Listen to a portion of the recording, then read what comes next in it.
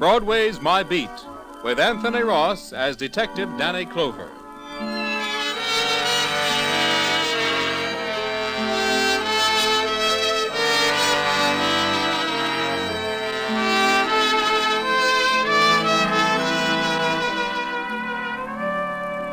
Broadway's My Beat, from Times Square to Columbus Circle. The gaudiest, the most violent, the lonesomest mile in the world. That's the street I'm walking.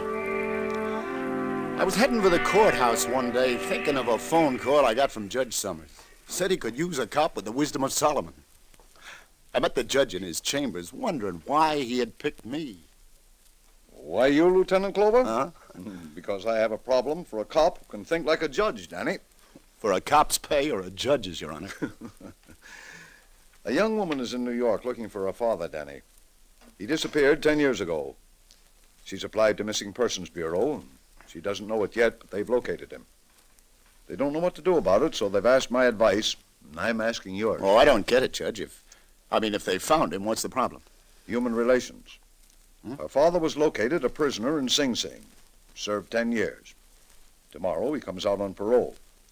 He insists that his identity be kept from his daughter, that she be told her father is dead. But, Judge, how does this... where do you or I... Where do we come in, Danny? Mm-hmm. Well, let's say through sheer sentiment. You see, I was the judge who sentenced him, and you were the arresting officer. Oh. Who's the prisoner, Judge? Nelson Jennings. Remember the case? Nelson Jennings? 10 years ago? Yes. A writer. Manslaughter. Got in a fight with a drunk at a nightclub. The drunk died of a heart attack as the result of the fight. Yeah, it comes back.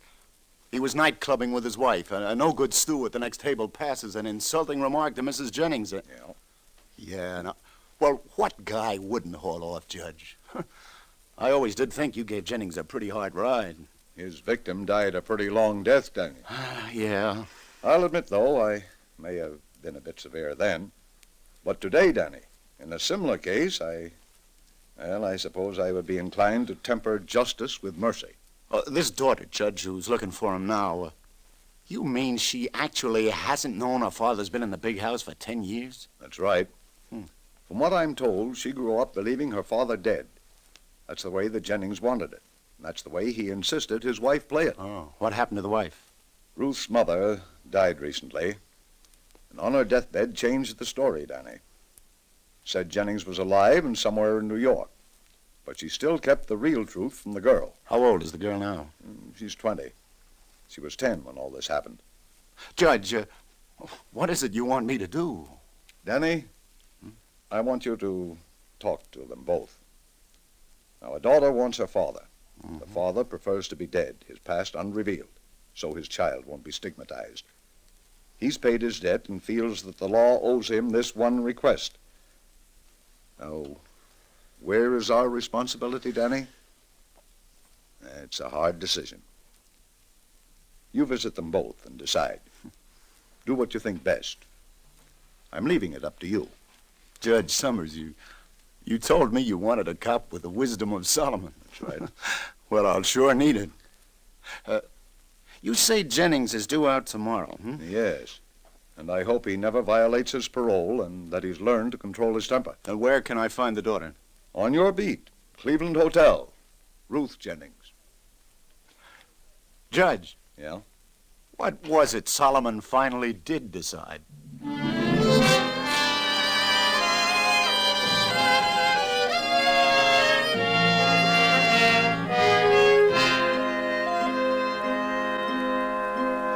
Lieutenant Clover, I beg you, let me have my way in this.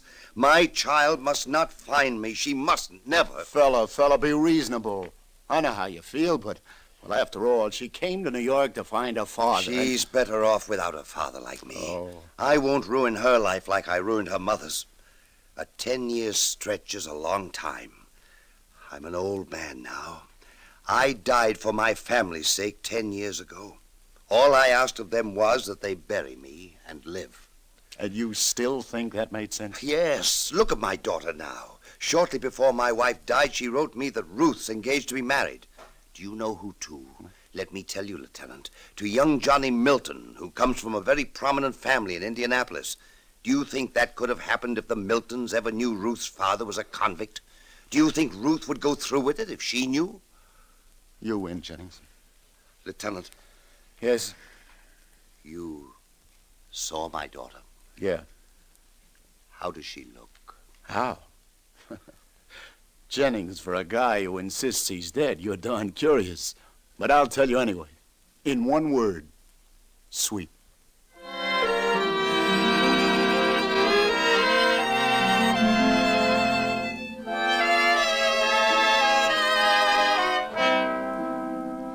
You're sure, Lieutenant Clover?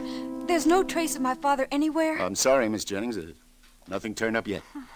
But, what made you think he was in New York? Oh, just a feeling. Mother used to take trips to New York. Never told me why. Left me with Grandma. And when she came back, she'd be crying. Mm-hmm. Well, then just before she died, she told me for the first time that Father wasn't dead, that he was somewhere, and that he still loved us very much. So you think your mother's trips to New York were to see him, hmm? Yes, there's some mystery about it all. Oh, Lieutenant, he's alive. Don't ask me how I know, but I know it. He's alive and he's somewhere in New York. Oh, please, please don't stop looking for him. What if I do find him, Ruth? And what if he isn't, well, everything you'd like to... I mean, that is, say that something's happened to him. Oh, Lieutenant, I'd love my dad no matter what's happened. He's my father, and well, even if he turned up with, with one leg... No, not in illness, I mean, but something even worse than that. What if you learned that he... Well, this couldn't happen to him, but you never can tell. What if you found out, say, that your father's been in prison? In prison? Yeah. I mean, would that make a difference? Would you prefer to return home without finding that kind of a father? Oh, of course not. I think I'd love him even more then, because he'd need me more. Oh, a father's a father. Oh, what about the man you're going to marry? What if he learned? And his folks? Maybe all your wedding... Johnny and I are in love, Lieutenant. Even if his parents would be shocked, it couldn't make any difference to him. And if it did, I'd never want to marry him because, well, then he wouldn't deserve my love. Oh, Ruth, you can't imagine how glad I am to hear you talk like that. You've got a right to know, Ruth. You mean he's alive? My father's alive? Mm-hmm. He's been in Sing Sing for the last 10 years. He got out just yesterday on parole. 10 years? Oh, poor Dad. No. Really, an accident. See, your father's no criminal, Ruth. He hit a man who insulted your mother, and the man died of a heart attack. Any real husband would have done just what your father did. You've got nothing to be ashamed of. He just got a tough break. You see, the judge... Then we'll be together. Something told me I'd see my father again. No, Ruth, I'm afraid you won't. What do you mean? Why not? He doesn't want to see you. He wants to keep playing dead. Begged me never to tell you. I promised I wouldn't. But after all these years, how can you even think of it? No, I'm going right to him. Wait. It's his life. And that's the way he wants to live it, for your welfare. But now that I'm about to get married, all the while I thought I had no mother or father to advise me. And now that I have a father, oh, if you'd only see my Johnny, give me his consent. Ruth, all I can say is that it would kill your father to know that you knew. After these 10 years, he's built it up in his mind. And you've got to humor his wish. Well, maybe someday he'll come to you on his own, but till then... How does he look, Lieutenant? Gray. Daddy, gray? Do you remember him at all? Oh, yes. How? How do you remember him? Young. Oh, if I could only see him again, if just for a moment. Lieutenant, isn't there a way somehow I can just get a glimpse of him without him knowing? Well, I don't see exactly. Oh, please, it would mean so much to me. Can't you arrange it somehow? Could be. I know the rooming house he's staying in. It's off Broadway. Please. I can look him up. I've got an idea. Listen, Ruth. Now look, if you'll just do what I say, I think I can fix something.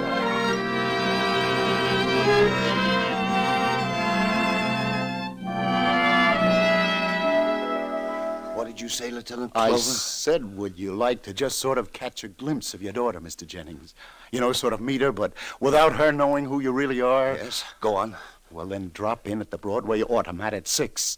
I'm having a bite with her there. Just stop at our table a minute. I'll introduce you as an old friend of mine. Make it Bert Freeling. I'm afraid... She's leaving town tomorrow. She's giving up the hunt for her dad. Here's your one chance. She might recognize me, but I don't think she will, do you? She was only 10 at the time. She's a young lady now. That's right, Jennings. It's been 10 long years. I have changed a lot, Lieutenant, haven't I? Yes, you've changed a lot, Mr. Jennings. So she'd never... That is, I don't see what harm if I was just to sort of bump into you two at the table for a moment and you introduced me as someone else. Exactly. I don't know. I don't think I could stand it. Let me think it over. My head's pounding. Let me think it over.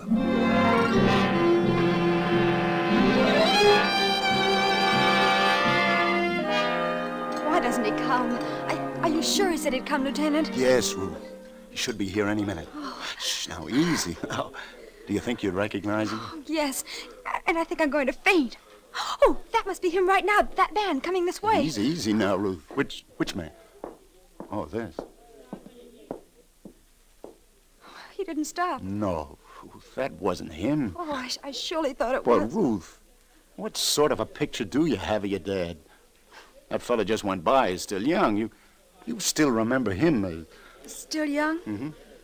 Yes, that's right. I couldn't imagine him as anything... There he is, Ruth, your dad. He's coming this way. Shh, now take hold of yourself now and play it like I said. Shh. Well, if it ain't Bert Freeling. Say hiya, Bert. Hello. Oh, come on over and join us, Bert. Well, if you two don't mind. Not at all, sir. Do join us. Well, Ruth, I want you to meet an old buddy of mine, Bert Freeling. He used to be on the force with me. This is Ruth Jennings.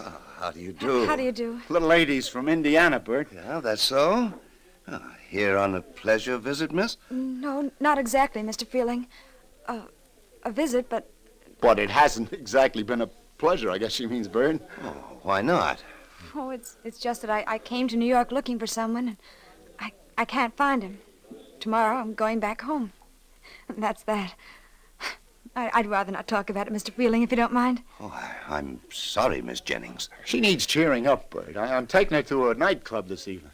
Nothing fancy. Hey, wait, what are you doing tonight? Why not come along? I'm sorry, Danny, Oh, yes, Mr. Freeling, why don't you? Why not the three of us? What exactly is troubling you, Miss Jennings? Who are you looking for? Well, come along tonight, and maybe I'll tell you. Why do you want me along? Well, because you're a friend of the lieutenant's, and he's been so kind to me. Because you've seen the type of gentleman that I'd like to talk to on my last night in New York. You can't back out after that now, can you, Bert? It's a date then, tonight. The three of us.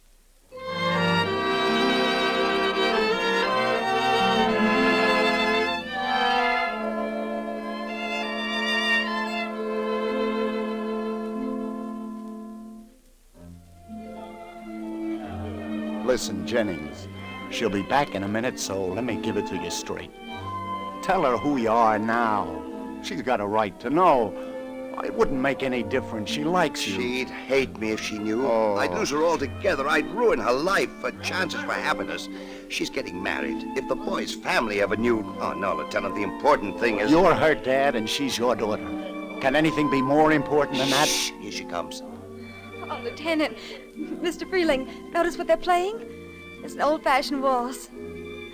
Mr. Freeling, I know it isn't a girl's place to ask a gentleman, but you haven't danced with me all evening. Well, I'm not a young man. I haven't danced in years, I'm afraid. All right, Miss Jennings, with great pleasure.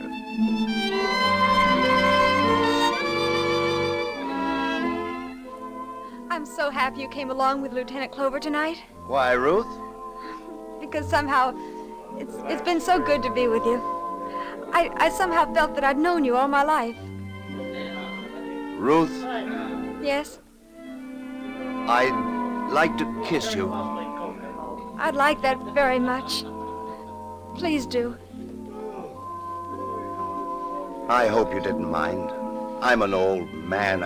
I could have had a daughter your age. I had a father your age. I'm sorry about your father, Ruth.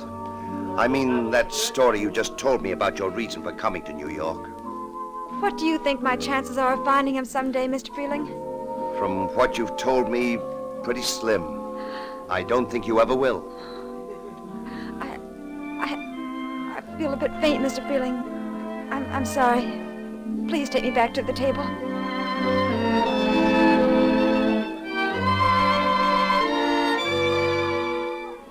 Hey, now what happened?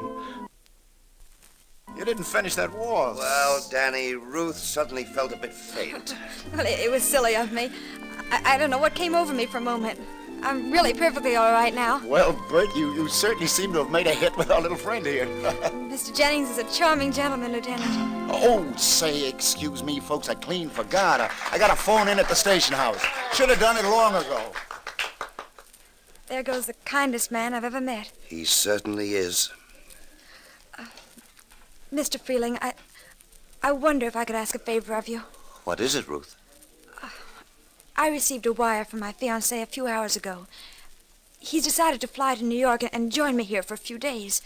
That means that I'll be staying on a while after all. Mr. Freeling? Yes, Ruth? I'd like you to meet my Johnny and tell me what you think of him. Me? But why me? Because I've taken such a liking to you. You see, I have no parents to advise me. You seem like such an intelligent man. You seem, well, everything that I'd like my father to be. I wish you'd see my fiancé when he arrives and tell me whether you approve. Yes, but see here, I'm hardly the one to do that, Ruth. It's not my place, after all. I see. I'm sorry if I imposed. Oh, not at all, Ruth. It's not that I'm not flattered. I do admire you so, the short time I've known you. Such a lovely young lady, everything I could wish a daughter of mine to be, but... But? Now, if you ask me anything else, I do wish you all the happiness in the world. And if there's anything else I could do... No, Mr. Freeling, I just wanted your opinion about the man I'm going to marry. But skip it. It's all right. Is he, this young man of yours, coming alone? That is, his folks won't be with him? Oh, he's coming alone. Oh, I see. Well, now, I'll tell you what, Ruth. Since, as you say, you have no mother or father to consult, and since it's only natural for you to want some friend whose judgment you rely on to... Then you will? Yes, I will.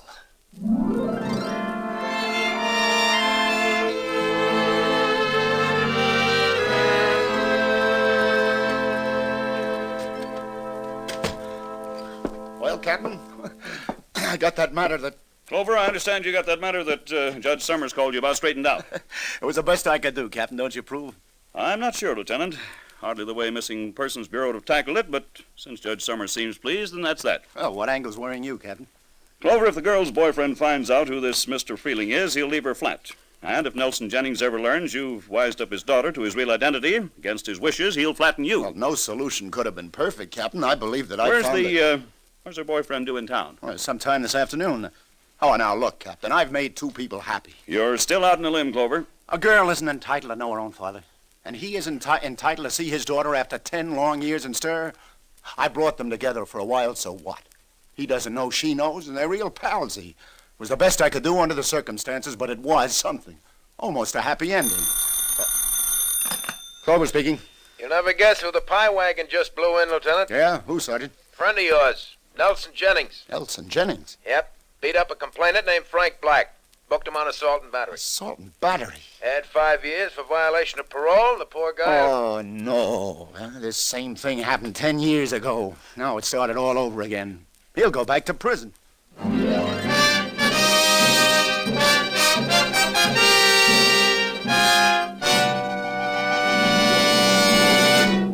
Tonight on CBS, you can hear about a man who believes you should never run to work when you can walk.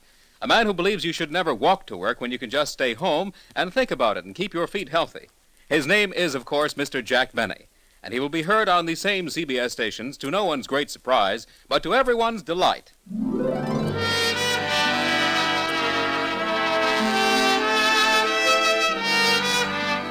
And now back to Broadway's My Beat and Lieutenant Danny Clover.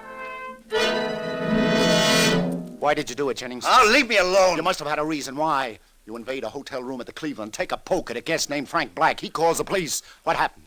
He claims he doesn't even know you. Why did you go there? What did you have against him? Who is he? What did he ever do to you? Oh, leave me alone. Leave me alone, Lieutenant. Do you realize what a jam you're in? It'll mean 5 more years for parole violations. Come on, talk, Jennings. Tell me for the love of heaven, and maybe somehow I can help you. Oh, everyone's at me. Everyone wants to know, but it's no use. Talking won't help. Send me back. Send me back.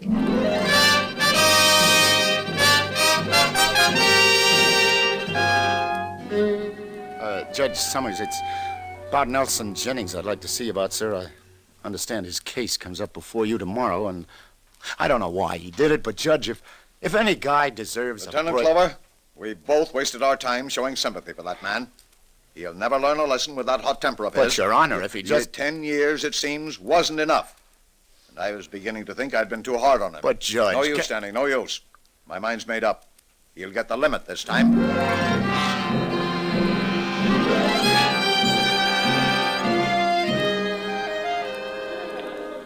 Couple of those perfectos, Sally. Right, Lieutenant Clover. What's up? You look low. No mood for conversation, lover. Get that gratitude. And just when I was just about to throw you a little dirt on that Nelson Jennings case, too. Well, then I love you very madly. Come on, give. Well, remember you were in here a little while ago asking me what do I know about a guy stopping here named Frank Black? Yeah, sure, I remember that. The guy who had Jennings arrested? Yeah? And I answered you, I didn't know anything about him. Didn't even know what he looked like. Go on. Well, when you described him to me, nothing clicked. Yeah, go on. Well, now something clicks. What? A man of that description bought a cigar off of me here yesterday, and he was very inquisitive. So? Well, I don't know whether this will help you any, Danny, or how it fits in, but, well, this guy asks me questions like, is Miss Ruth Jennings registered at this hotel? What? He did? Well, go on, Sally, I'm listening. Well, I tell him, yeah, she is. And then he says, is her father named Nelson Jennings? Naturally, I says, search me. Oh, and lover, then he I says, think I'm beginning to do a slow 2 and 2. hey, where you off to, Danny? What's up? I'll see you, lover, thanks. I gotta add it up at the station house, see if it comes out 4.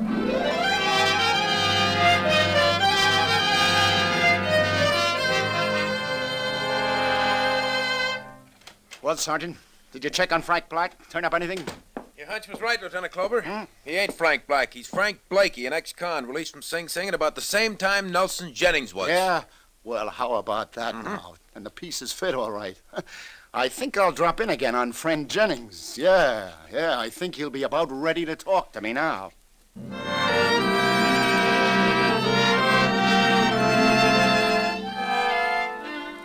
Come on now, Jennings, fella B, you may as well give now. I got a pretty good idea why you did it, but I want it from you. Jennings, if I tell you that scummy Blakey was asking around about your daughter, will that make you talk?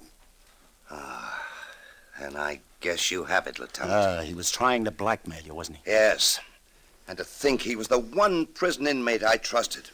He knew the secret I was trying to keep from my daughter. Well, this morning I got a phone call from him, threatening that unless I come across, he'll tell my daughter just who her missing father is and to expose my prison record. So I went to his room to argue him out of it. I saw red, Lieutenant. Will I be sent up again? I don't know, Jennings. I'm not the judge. You should have reported to the police, but I'm with you 100%. I'll see that all your evidence gets in. Who knows? Maybe the judge will temper justice with mercy anyway. Keep your fingers crossed.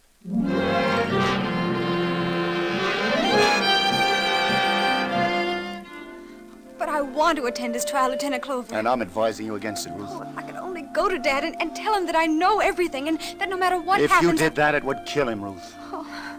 Do you think the judge will send him to prison again? I'm sorry, but I'm afraid that's in the cards. Oh. See, the judge is mighty disturbed about it all. Oh, your father had plenty of provocation, but he shouldn't have taken the law into his own hands.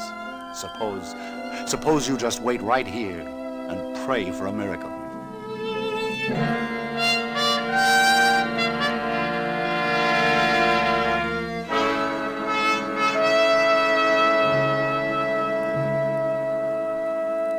And so, to sum up, Your Honor, in view of this felonious assault by Defendant Jennings against the person of this innocent complaining witness, the state of New York feels confident that Your Honor will remand the defendant to state prison there to serve his remaining 5-year sentence as fitting punishment for this vicious, this reprehensible violation of his parole. Is that the state's case? It is, Your Honor. Is Detective Lieutenant Danny Clover in the courtroom? Lieutenant Clover. Yeah? Yeah? Will you step up here to the bench a moment, Lieutenant? Oh, sure, Your Honor. Yes, Your Honor. Danny. Recently, I turned this man Jennings over to you for the judgment of Solomon. Yes, sir. You did a good job on that. Now, I'd like to know your opinion of this case before me. I'm inclined to discredit Blakey's story and to believe Jennings. To hold Blakey on charges, to view the whole act as just provocation, amounting to self-defense, as though a gun were being held at his head. And with respect to Defendant Jennings, Yes, Your Honor. to temper justice with mercy. What do you say, Clover? What do I say? You do that, Your Honor. You do that.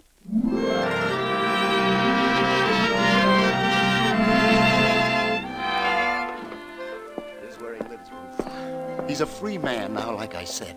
He asked me to bring you here. He wants to tell you something. Lieutenant Clover, what shall I say? I mean... Shh, now just let nature take its course. Shh.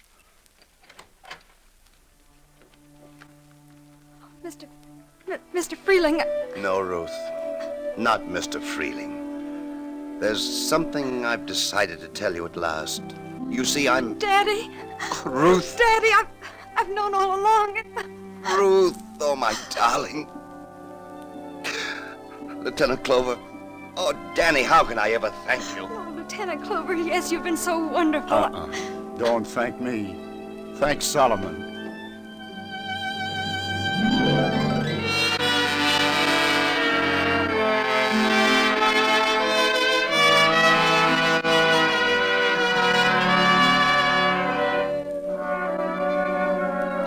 Like I said, I was betting on nature to take its course. It always has, and it always will. A warm May breeze now filtering down the side streets. Nah, you won't see May flowers growing anywhere along Broadway, but somehow other things do bloom once in a while, even here. Like, well, kindness where you least expect it. Yeah, even here along the gaudiest, the most violent, the lonesomest mile in the world. Broadway, my beat.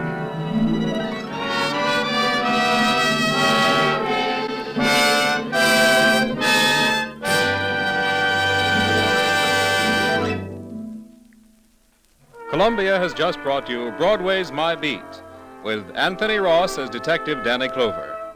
Jean Carson was Sally, Nancy Franklin was Ruth, Charles Penman was Jennings, and Julian Noah was Judge Summers. Others in the cast were Paul Luther and Art Carney. Today's broadcast was written by Joseph Roscoe, produced by John Dietz, and directed by Bruno Zerato, Jr. The musical score was composed and conducted by Robert Stringer. This is Bern Bennett speaking.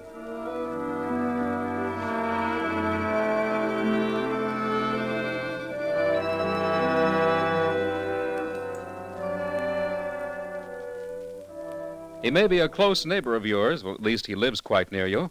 You go to the polls, you elect him, you bid him farewell, trusting him to represent you in Washington. From then on, what happens to your congressman in the nation's capital? What pressures are brought to bear on him? In how many hundreds of fields must he rapidly become an expert? Why does he vote as he does? Tonight on CBS, you'll hear Ralph Bellamy, star of radio, stage, and screen, playing a typical freshman congressman in the 81st Congress. His story will be a drama taken from interviews and talks with many regular congressmen, with Washington experts, with politicians, with voters like yourselves. This CBS documentary unit drama, The People's Choice, starring Ralph Bellamy, will come to you tonight over most of these same CBS network stations. Now stay tuned for the Family Hour, starring Miss Ginger Rogers, which follows immediately over most of these stations. This is CBS, the Columbia Broadcasting System. The FBI in Peace and War, ordinarily heard at this time throughout the year, is taking its usual summer vacation and will return to CBS 4 weeks from tonight on September 1st. Broadway's my beat. From Times Square to Columbus Circle. The gaudiest, the most violent, the lonesomest mile in the world.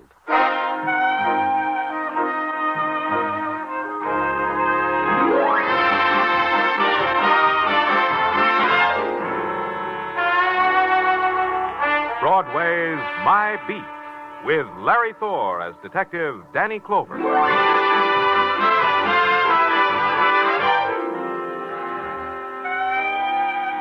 Broadway. It's a promise you make to yourself in some dismal part of your life, or it's a name you say like a curse.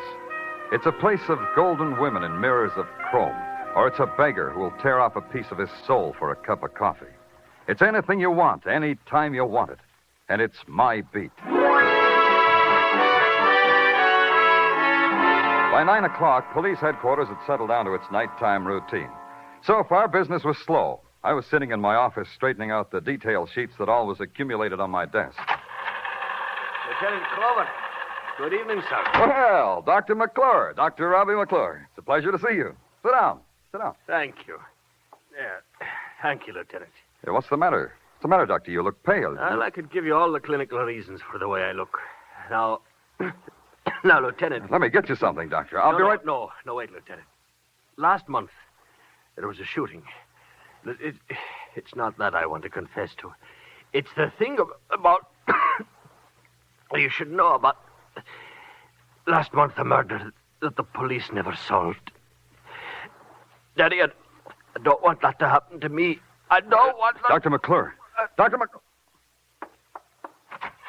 Sergeant Tartaglia. Yeah, Danny. Come here. Yeah. Well, what's the trouble, Danny? Close the door.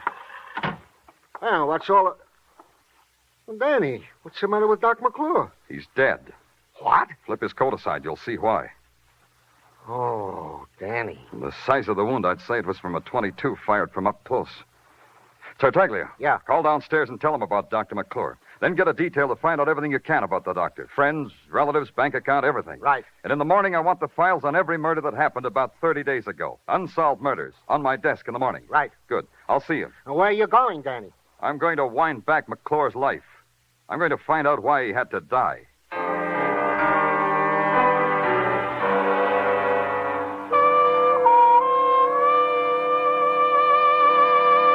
The great buildings of the city lean against the night in crazy, tilted angles, like lighted toys deserted by a sleepy giant. And there's the feeling that unless you walk carefully, you'll upset their insane balance.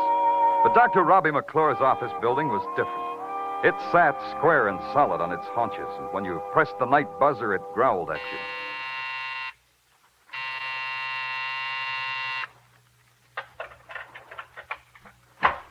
Well, sure, my mare, if it ain't Danny Clover the Torbert. Canter in, me boy, canter in. Same old Pippin. No, not the same, Danny. There are bald spots in me fetlock, and I ain't so quick to break from the starting gate like I used to. From a dashing, mounted policeman to a flabby night watchman. Ah, that's a bitter pasture, Danny, me boy, a bitter pasture. Maybe you're wrong, Pippin. Maybe it's sweet pasture, and you don't know it. Pippin, you know Dr. Robbie McClure, don't you? Sure I do. A great surgeon. But, what a waste, what a waste. How do you mean? Sure, he was a genius. Sure, should have been a veterinarian. What else would I mean, Danny? What else, of course. You know what time he left his office tonight? I do. I have it right here in my book. Now, let me take a look. Oh, yeah. Here it is. 8:40 in the p.m. Was he alone? No. He was in the company of the sleekest, prettiest, raciest-looking filly. It's been my pleasure since I cavorted in the mounted police. Did you have her signature? Oh, no. She was the doctor's patient. Or guest, or best bet for tomorrow. Night watchmen are discreet, Danny. Some ladies, they don't ask to sign out. Well, ask him from now on, Pippin. Huh? I mean it. Have you got any idea where they went? No, Danny, but they took a cab from that hack stand out there in front. Did you see whose cab they took? Yes, I did. I opened the door for them. They took Irv Newman's cab. If you want Irv, you'll probably find him at his home. I know those hackish skitters, you know. Well, thanks, Pippin. If you get a lump of sugar in the mail, it's from me.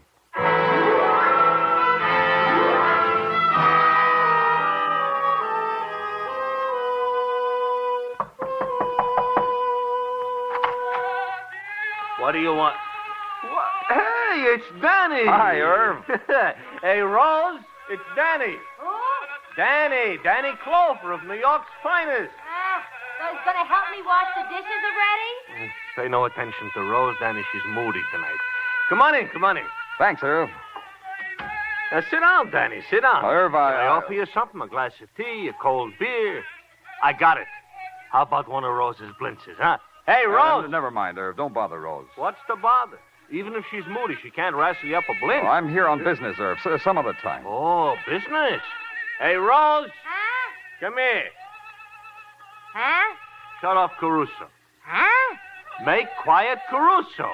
What's you, Caruso? Caruso. Now we'll talk, Danny. What kind of business brings you down here to Orchard Street, the land of the knish and the bagel? Pippet told me you drove Dr. McClure somewhere tonight, Irv. Where'd you drive him?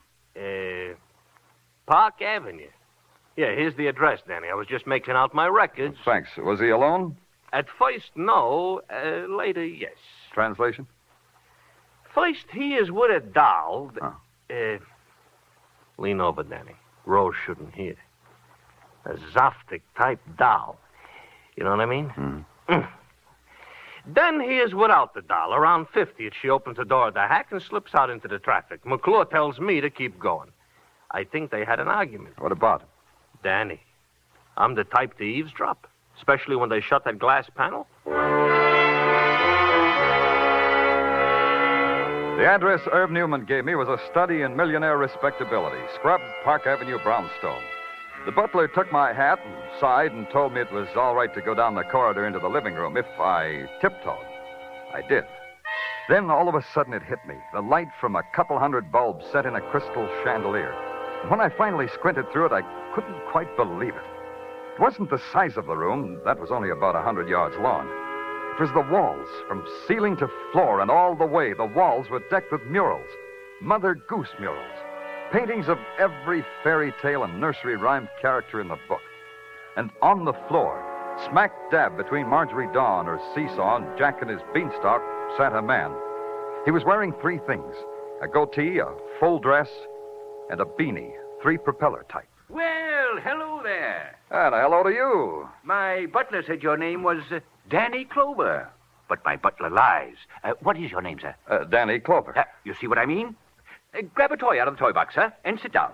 Mr. Fletcher. Here. Take my latest product. Child psychologists claim it's remarkable for improving the coordination and tactile responses of a 4-year-old. Really? Has it helped you? Immeasurably. We place the ball in the cup, so. Uh-huh. Then we squeeze this lever, so. Yep. Then we catch the ball. Oops, we missed. Oh, I guess we overestimated ourselves. Now, Mr. Fletcher... Oh, well, call me Fletch. Don't stand on ceremony just because I'm the president. Oh, does Margaret know? Huh? Oh, no. I mean the president of the Fletcher Toy Company. I make toys for children, sir. I bring gay bits of sunshine into their otherwise drab little lives. And, as you see, I test my products before I market them. Incidentally, sir, what is your business? Police. Police? Police? Stop your screaming. You'll wake up Snow White over there. Sir, what right have you to be in my house? Well, technically none, Mr. Fletcher, but there's a little matter of... A matter of invasion of privacy. What do you want? Was Dr. McClure here this evening? Dr. Robin McClure. In a word, yes. Why was he here? I'm his patient. Is that a good medicinal reason? Simply sterile. Are you a sick man, Mr. Fletcher? You don't look sick. Dr. McClure says I'm a hypochondriac, but he gives me pills. I take them. They make me feel better. Ergo, I must have been sick before I took the pills. One more thing, Mr. Fletcher. Who was with Dr. McClure? I beg your pardon? Or maybe she stayed in the cab that brought him here. Who was she, Mr. Fletcher? Oh, that one. Yes. I peeked out the window and saw her waiting in the cab. Oh, beautiful, isn't she? Oh, striking. One of the most striking women I ever saw.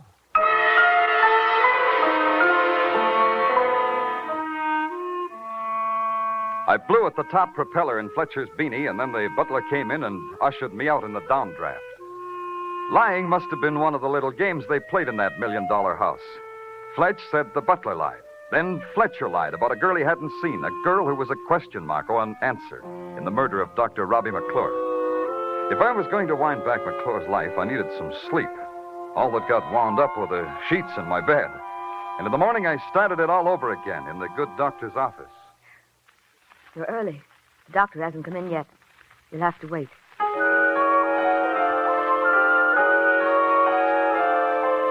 Everything about her was anonymous. The white shoes, the white stockings, the starched white uniform, the starched white face, and the mouth, scarlet and thin, that she wore like a ribbon of merit. You're a new patient? Fill out this card, please. Not a patient, police. Lieutenant Danny Clover, Broadway Special Detail. Oh. Did Dr. McClure ask you to come here? You could say it that way. I'm here to investigate his death. What? You mean something's happened to him? He died in my office. He was murdered. I don't believe it.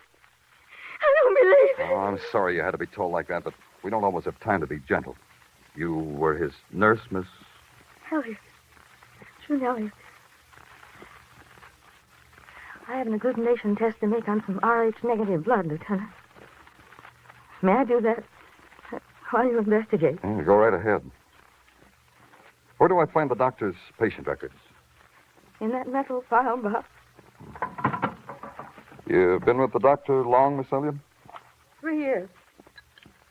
Pardon me, Lieutenant. I need that slide. It's the usual question. Did he have any enemies? You knew him. What do you think, Lieutenant? Doesn't matter what I think. He was a fine man. Generous and kind. I'll need that microscope. Oh, sorry. This is strange. In the patient's file? What's strange, Lieutenant? This card has a name and a date. All the other cards are filled with case histories. All this has is a name and a date. Dorothy Rivers, June 29th. Isn't that strange, Miss Elliott? The files were the doctor's responsibility. He had his own way of keeping. Then you don't know anything about a patient named Dorothy Rivers or this date. Nothing, Lieutenant. May I take this with me? You're the police. You do anything you like. I'll have to turn the lights out now, Lieutenant, for the test. Go ahead, Miss Elliott. Go ahead. This will do for now. And thank you, Miss Elliott. Goodbye, Lieutenant.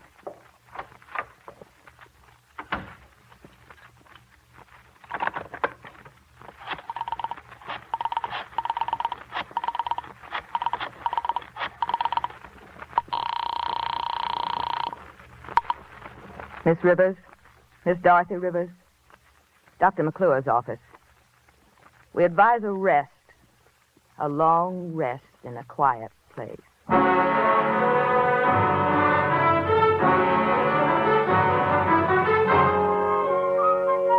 You are listening to Broadway's My Beat with Larry Thor as Detective Danny Clover.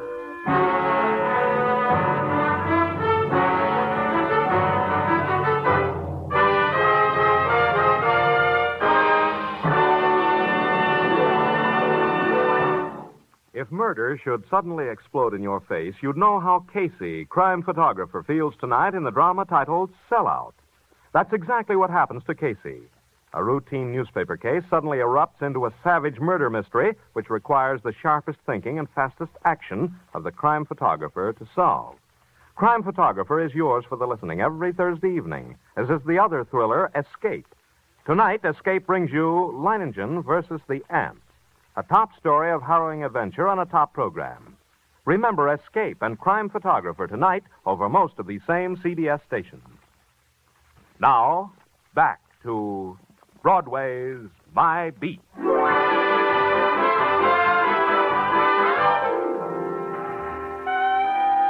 There's this thing about Broadway. It can tickle you under the chin and make clucking noises, or it can slap you hard across the mouth and laugh. Either way, you get hurt. Right now, the receiving end of the slap was the police department for various and sundry unsolved murders. And the laugh, the big laugh, the cold laugh was that a man named Dr. Robbie McClure had come to my office to die, and I didn't know who'd killed him. I sat at my desk at headquarters tearing the tabloids into a noose of paper dolls when Sergeant Tartaglia opened the door and with a fine Italian flourish lay a thick paper-bound file in front of me. For you, my lieutenant. Your memoir, Sergeant? What is it? Not only what you asked for. A file on one of our more recent unsolved murders. Get it out of here. Get it out of my sight. Huh? Hey, Danny, you sick or something? Oh, all right. All right, leave it. I also have here in my pocket the dope you wanted on Dr. Robbie McClure. Here, read it. Talk it to me, son. I'm sick of reading. There are some interesting items, Danny, about the good doctor. Item. Friends, numerous and friendly, all with alibis. Item. Relatives? None. The doctor was a lonesome man. Are your wife and kids, Tartaglia? Oh, great, Danny, just great. Hey, you should see the latest. Little Christina. I bet she's a doll. Go on with the items. Huh? Oh, yeah. Item. And this is the one I think will interest you, Danny. On June 30th, Dr. Robbie McClure made a deposit in the Corn Exchange Bank in Bronxville. 10,000 crisp, cool, clean dollars. June 30th, huh? Now you can talk to me about the recent unsolved murder. As follows. A man named Martin James was murdered in his Sutton Place penthouse apartment at a party, night of June 29th. Yeah? He was asked to step outside, and he was murdered. Martin had a gun. He fired one shot. The bullet from Martin James' gun was never found. We figured it took off across First Avenue. Tartaglia, there's a doctor's patient card over on the table over there. Tell me what it says on it. Sure, Danny, sure. Says Dorothy Rivers, June 29th. See a name like that on the James guest list? Wait a minute, Danny. Yeah, here it is, Dan. Dorothy Rivers. In an alphabetical list with a lot of other girls. Is your address there? All the girls have the same address. What?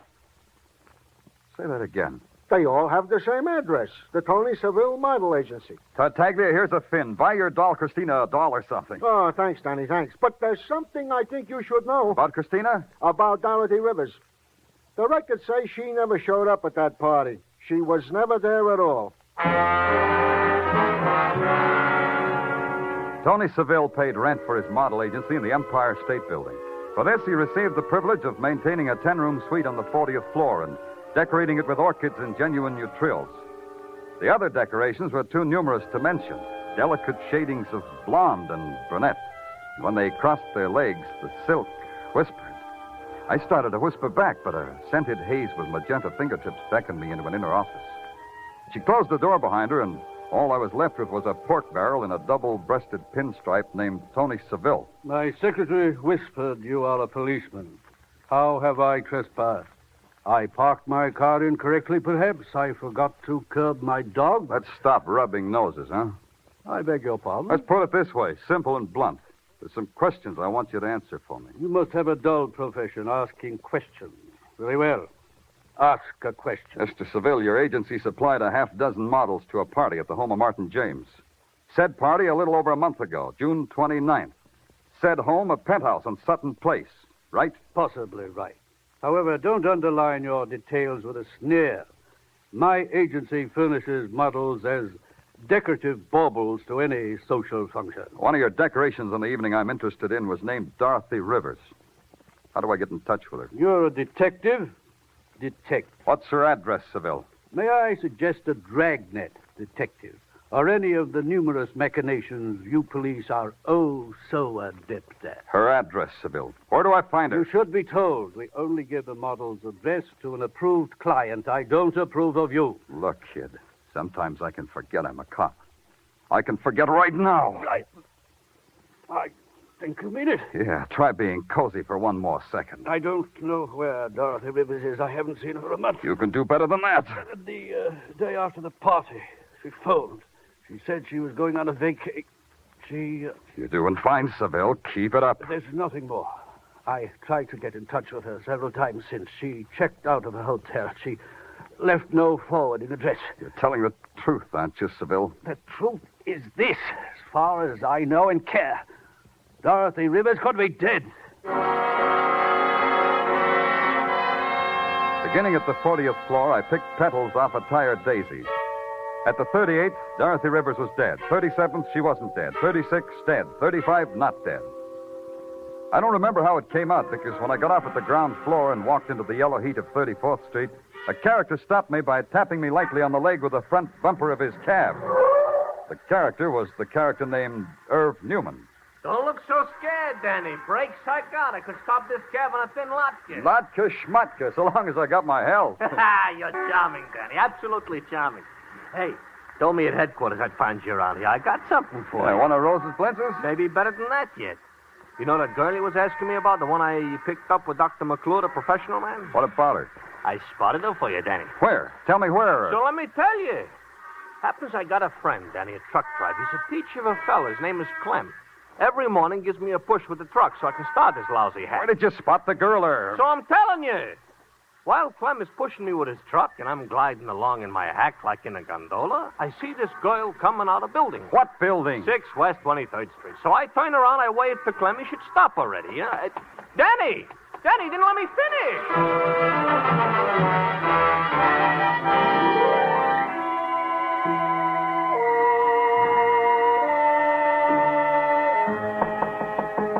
Yes, who is it? Miss Rivers?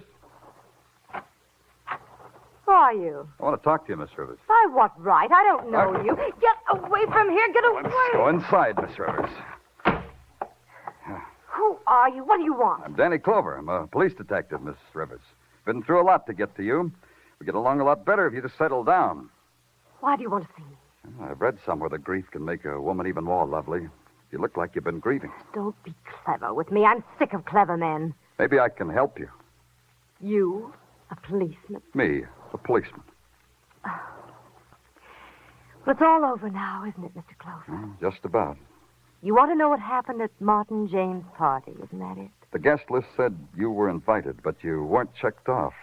That mean you weren't there? I was there. Through the back entrance, Mr. Clover, because he said that was the way it should be done. Who? What should have been done that way? Look, Mr. Clover, I'll tell you what happened. I owe it to myself to tell you what happened. I'm tired of paying. That's it, huh? Blackmail. Let me tell you from the beginning what happened. Perhaps you'll even believe me. You'd be surprised, Miss Rivers. Policemen can believe the truth. Martin James was a man who made investments in all sorts of deals, a kind of silent partner. One of the partners was a man named Fletcher. Man with a goatee? He manufactured toys, Mr. Clover. I went to the party with him. Mr. Clover! What's the matter? Mr. Clover! The window! He's gone. Who was it? Who dared you see? Oh, maybe you should have told me his name, Miss Rivers. Now you don't owe anybody anything.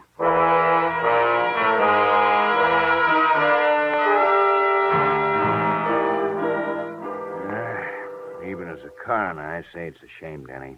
Such a beautiful girl. Shame. Yeah, it's a shame. What I've been waiting for is your report. Yeah, Dorothy Rivers. Age about 24. Bullet entered left sternum, pierced pericardium. That's the heart, Danny. Dead on arrival. That all? This girl was shot once before. She's got a healing wound that, well, it looks mighty like a bullet wound. It's right here, Danny. Yeah, that makes it all add up. That makes it add up just fine, Corner. Neat. Real neat. Oh, Fletcher? There's a friend, Fletcher. The payoff goes on just the same. Tonight, kid, 9 o'clock. So long, Fletcher. It took me 10 minutes to get to the Park Avenue Palace that Fletcher had built out of psychological toys for kids. Across the street, I took a plant behind a fat, uniformed doorman who kept looking at me out of the corner of his fat eyes as if he were terribly sorry a thing like me had ever happened under his gilt-fringed canopy. At 8:30, the lights in Fletcher's crystal chandelier began to go out in sections. In 5 minutes, he was on the street, hailing a cab. I tossed a nickel to my fat doorman, hailed a cab of my own, and tailed Fletcher to an office building I'd been in once before.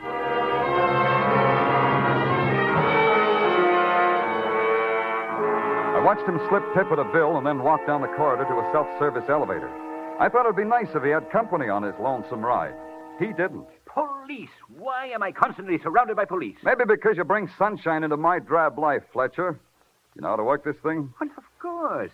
It's nothing but a toy. Allow me anyway. It's the 4th floor you want, isn't it? Well, no, not at all. Humor me, Fletcher. Let's make it 4.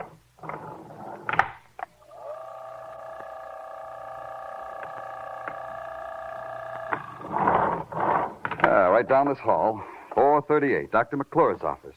That's where you want to go, isn't it, Mr. Fletcher? There are obviously some titillating gyrations going on in that mechanical policeman's brain of yours. You will reveal them to me, please? I was waiting for you to ask me that in just that way. Here we are. After you, Mr. Fletcher. Oh, thank you. Now I reveal. The payoff money, Fletcher. Give it to me. Ah, of course. I see. I thought it was curious that I should have to keep paying blackmail to a dead man. Dr. McClure is dead, isn't he? The money, Mr. Fletcher. It's hard for me to say please. But here you are. $1,000. You want it weekly, I presume, just as I paid it before? That's cheap, isn't it, Fletcher, to buy off the electric chair? It's quite a toy, too, I hear. Yes, quite. Then you know, of course, that Dorothy Rivers and I murdered Martin James. Uh-huh. Oh, he deserved it, you know. He swindled me out of a good deal of money. What was Dorothy Rivers to you? Oh, now, you're talking like a policeman again. Dorothy Rivers was a toy, expensive and fragile. It made her all the more desirable. That and the fact that I could make her do anything I liked. Could you bring her back to life? What? Hey. No, don't get up, gentlemen. As long as I was eavesdropping, it makes me less of a lady. That gun's not becoming either, Nurse Elliot. Put it away, my dear. Toys like that make me nervous. I prefer this pose. Now, what were you saying, Lieutenant? Now that you're here, I've got even more to say. As a nurse, I'm a humanitarian, Lieutenant. You've got a minute more saying time. A man should never lie under the circumstances, huh? And if I told you this, if I told you that you were the blackmailer instead of Dr. McClure, what would you say? I'd say you were telling the truth. What? Then I've been paying all that money to this... Temper, Mr. Well, Fletcher. Dr. McClure took the initial $10,000, all right, but the nurse here kept right on blackmailing you and Miss Rivers in the doctor's name. McClure found out, so he had to die. All through, Lieutenant. Not quite, nurse. After the blackmail, you had to kill Miss Rivers because she was about to talk to me. Now, Lieutenant. One more thing. If you kill me, the payoff stops. Consider it, Miss Elliot. I got $1,000 in my pocket. Half yours, half mine.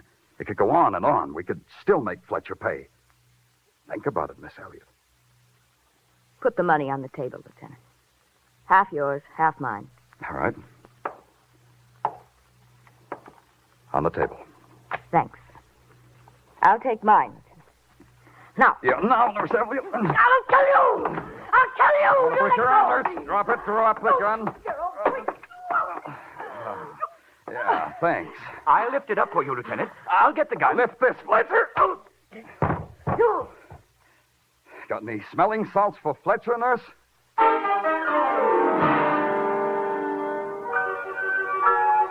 It took 3 police officers to carry Nurse Elliot away.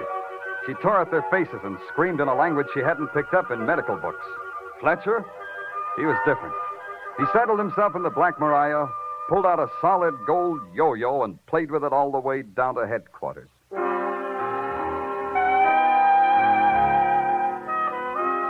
Broadway's happy now. It's got on the carnival clothes it wears every night, and the Midway boils with roustabouts and yokels and hurdy-gurdy sounds. It's a jack-in-the-box, and it's a clown. It's a shining girl on horseback, or it's a geek with no arms, no legs, and no heart.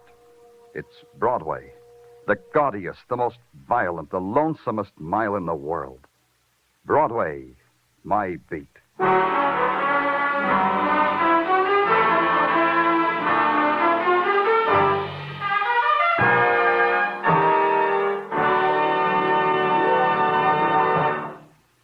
Broadway's My Beat, with Larry Thor as Detective Danny Clover, is produced and directed by Gordon T. Hughes, with script by Morton Fine and David Friedkin.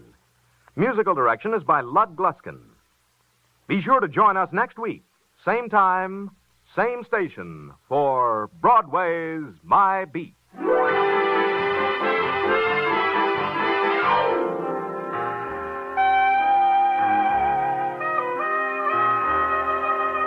America can be proud. America is proud of the young men of our armed forces. Painstakingly trained as specialists in many fields, these servicemen will be the leaders in tomorrow's civilian life. Educational advantages open to today's servicemen are unparalleled if you can qualify. Look into the volunteer enlistment program now. This is CBS, the Columbia Broadcasting System.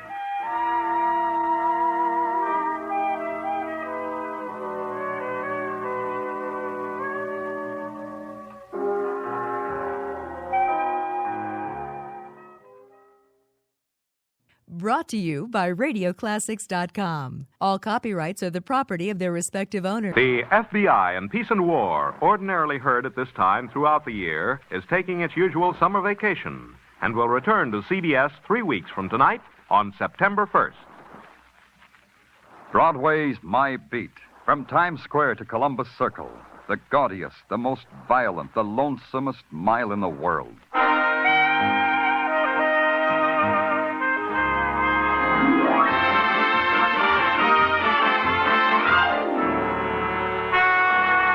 Broadway's My Beat, with Larry Thor as Detective Danny Clover.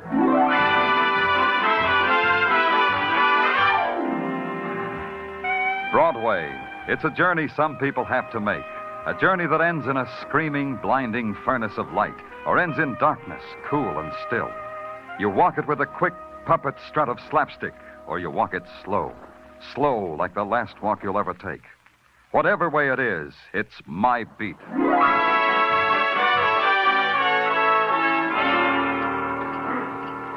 Broadway is full of people that are like pieces of a jigsaw puzzle. One of them, if you put them together right, will turn out to be Jed Stacy, scandal reporter for a rag that reports scandals. If it's a hot August evening and he's wearing his Hollywood shirt and yellow silk mohair pants, $90 the outfit, he'll buy you a free meal for a price. Jacques, bring us prosciutto with melon, vichyssoise, shrimp poulette, and a decent white wine. You got that? Oui, Monsieur Stacy. Yeah. Okay, Jed. Why the banquet? Ah, you know me, don't you, Danny? I don't give nothing for nothing. I don't get nothing for nothing. Yeah, that's life, like Jacques says. Yeah. Look, Danny, I got a note in the mail today. A typewritten note. I want to read it to you. Something you wrote? No, this has class. Here's what it says. Dear columnist, if you need a prophecy, here's a prophecy. A girl, Jane Darnell, will be found murdered tonight. That's a prophecy. Now, just checking, Danny, you got a corpse named Jane Darnell? No. Give me that note. Give it to me. Sure. Here, Danny, I'm through with it. It'll be in my column tomorrow anyway. It's all set up. Why didn't you give me this before? Ah, you know us scribes, Danny. We clutch things to our bosom. Besides, what good would it do you? If Jane Darnell is going to be killed, how would you stop it? You'd play nursemaid to a murder for a beat, wouldn't you, Jed?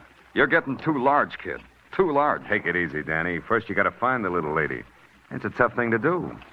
Even for a guy like you, it's a tough thing. There's a telephone call for you, Monsieur Stacy. No, thanks, Jack. Plug it in here, will you? Oui, monsieur. Excuse me, Danny. Yeah? Yeah, this is Stacy. Where? Okay. Yeah, you get a fin. Yeah, the same to you. Come on, Danny. We going someplace? Yeah, to the room of a Jane Darwell. She's asleep in it, Danny. Dead asleep. Just like I prophesy in tomorrow's column.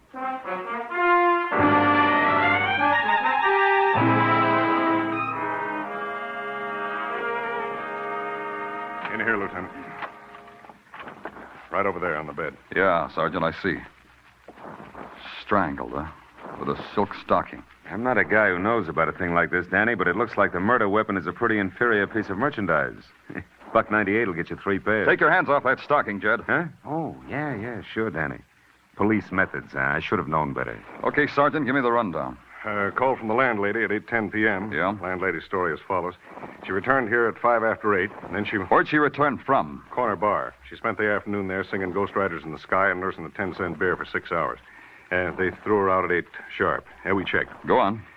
Well, the landlady knocked at the door of Jane Darnell, the deceased. Upon receiving no answer, she walked in and found the deceased thus. Like so. Okay. Where's the landlady now? I peeked across the hall when we came in, Danny. Yeah? There's a little old lady sitting in a rocker with a compress on a little wrinkled forehead and a little wrinkled nose on top of a big bottle. Landlady, huh? Yeah. Right in here, laddie. Come on, right in this room. Take your hands off of me. I've been walking a long time without your help. Who's this, officer? A man who says he lives here. A man who My says his name is... Mac Taylor. What's going on here? Okay, officer, that's all. What's your business here, Mr. Taylor? I live here. Now answer a question for me. What's this all about? Did you know Jane Darnell? Oh, my Shirley. She takes 2 hours every Saturday night in the bathroom. And she is the... Oh, that's her over on the bed there. What's the matter with her? She's dead. Murdered. Murdered? But who did it? Mr. Taylor, there's millions of people in New York. A little while ago, one of those millions of people came into this room and wrapped a silk stocking around Jane Darnell's neck. The person who did that was the person who murdered her. Do you know who it was, Mr. Taylor? Mr. Taylor didn't. She was just the other renter here in the boarding house as far as he was concerned. She never even smiled at him, he said. Man, you'd have to be mighty strange to kill a girl for that, he assured me. I assured him he'd better stick around. And then I went home and had indigestion all night from the meal Jed Stacy ordered that I never ate. The next morning, I spent the first 2 hours mulling over what I had in the murder of Jane Darnell. It came to 2 things. All I had was a girl in the morgue and a typewritten note saying she'd be there. Or, as Sergeant Tartaglia put it... All we got, Danny, is a girl in the morgue and a typewritten note saying she'd be there. Tartaglia, would you mind repeating that? Oh, sure, Danny. I said all we got is a... Never mind. Anything on that typewritten note Jed Stacy gave me? Kind of typewriter, stationery? Oh, typed on a Corona Portable. A new model. Cheap grade of stationery. 5 and 10 cent store stuff. Routine check, turn up anything? Not yet. I can't find a thing on this Jane Darnell. No friends, no relatives, nothing, Danny. Well, looks like this will be a tough one for us to crack. It'll take time, Tartaglia, but it'll crack. Danny Clover speaking. What? Who is this? Tartaglia, trace this call. Yeah.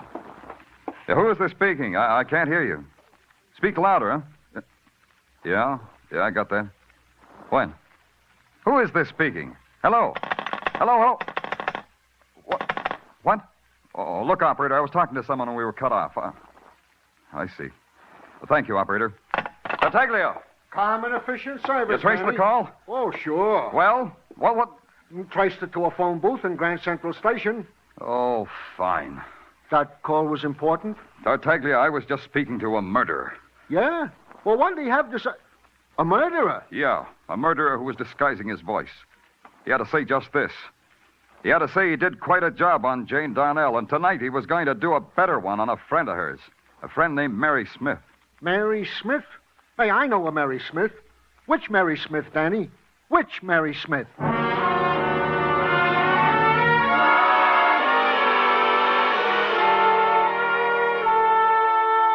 Tartaglia was right. In a city of 8 million, what chance do you have of finding a Mary Smith?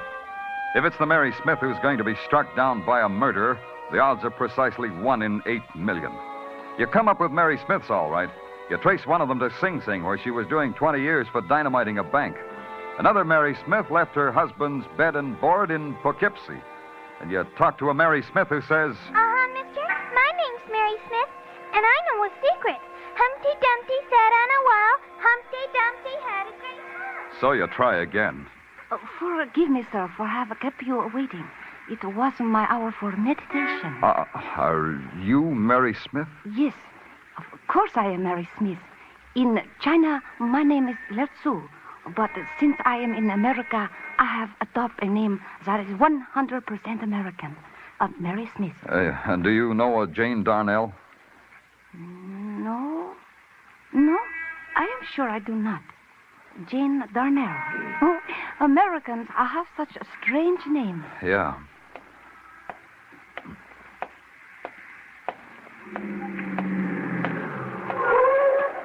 Danny! Hey, Danny, hop in.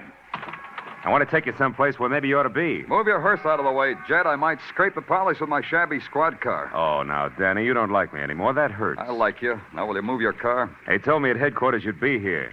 Now, look, if you checked with me, I could have saved you wear and tear, Danny. I'll make a note. Always check with Jed Stacy. He'll save you wear and tear. Or maybe I can buy it tomorrow for a nickel. You're fighting me, boy. You're fighting me. Get out of my way. You got nothing to say to me. Nothing I want to hear. You'll want to hear this, Danny. The Mary Smith you're looking for, I know where she is. Where? Well, if we're still friends, I'll tell you where. Cut it down to a number in a street. 10 West 16, Danny. A sordid walk-up, a scabrous How do dwelling. you know so much, paper boy? Anonymous phone call, Danny. Anonymous voice. Voice gives me address and particulars. Particulars? Anonymous girl named Mary Smith. Now we're friends again, huh, Danny? Huh?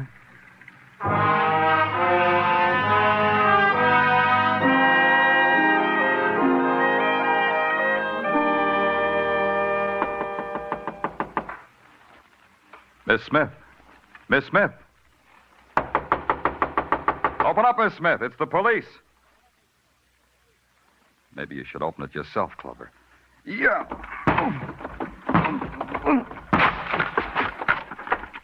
Miss Smith. The girl named Mary Smith was home. She wasn't anonymous anymore. The scrawl of blood on her clean cotton dress gave her an identity. And the ice pick thrust deep into her throat was like an ugly pin that held her in one place in one time. And death hadn't yet washed away the torture and the strain and the horror that was frozen in the carved lines of her body. The draft from the door I had crashed open moved her hair in gentle whirls away from her face. Then I saw her hand holding something tight, like a claw. It held onto it tight. It was a typewritten note. It said, "What girl next, police? What girl next?" I give you a riddle. There were two that will be three. Who will it be? Who will it be?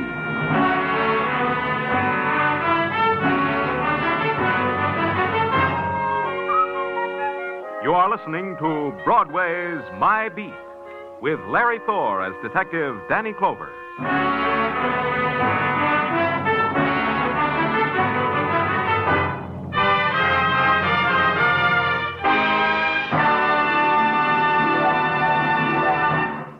Those two outstanding adventure shows, Escape and Crime Photographer, will bring you new thrills, new chills, just a little later tonight. Casey, crime photographer, will encounter a wealthy stamp collector, his two sons, and a strange murder in Death of a Stranger. Escape will present another Thursday thriller in Red Wine by Lawrence Blockman. This Thursday, every Thursday, hear Escape and Crime Photographer on most of these same CBS network stations. Now back to Broadway's My Beat.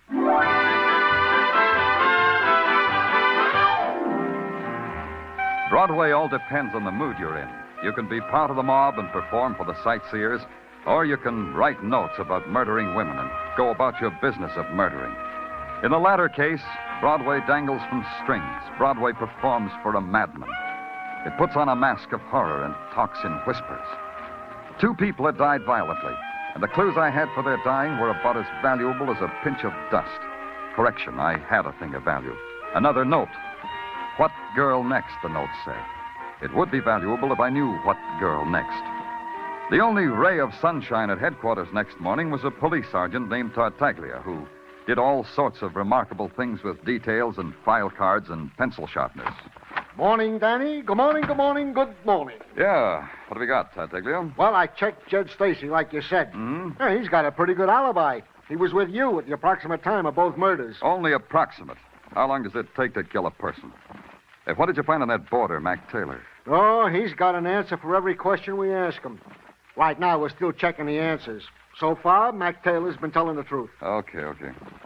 What's in that envelope? Oh, in this envelope, Danny, intelligence from the FBI. With Los Angeles still operating, it's a wonder they had the time. Let's see it. Yeah, sure. Here. You know, on account of we didn't have any data on Jane Darnell and Mary Smith, I wired their prints down to Washington like I... like you should have. Yeah. This data you're holding was wired back. Hey, those boys in Washington sure work... Hey, look at this, Tartaglia. Huh? A link. A link between Jane Darnell and Mary Smith. Washington had their prints because they worked in a war plant. That tells you something, Danny? Maybe. Maybe a lot. They both worked for the same outfit, the Westfold Tool Company, a manufacturing firm across the river in Jersey. Get my hip boots, Tartaglia. I'm going to take a boat ride.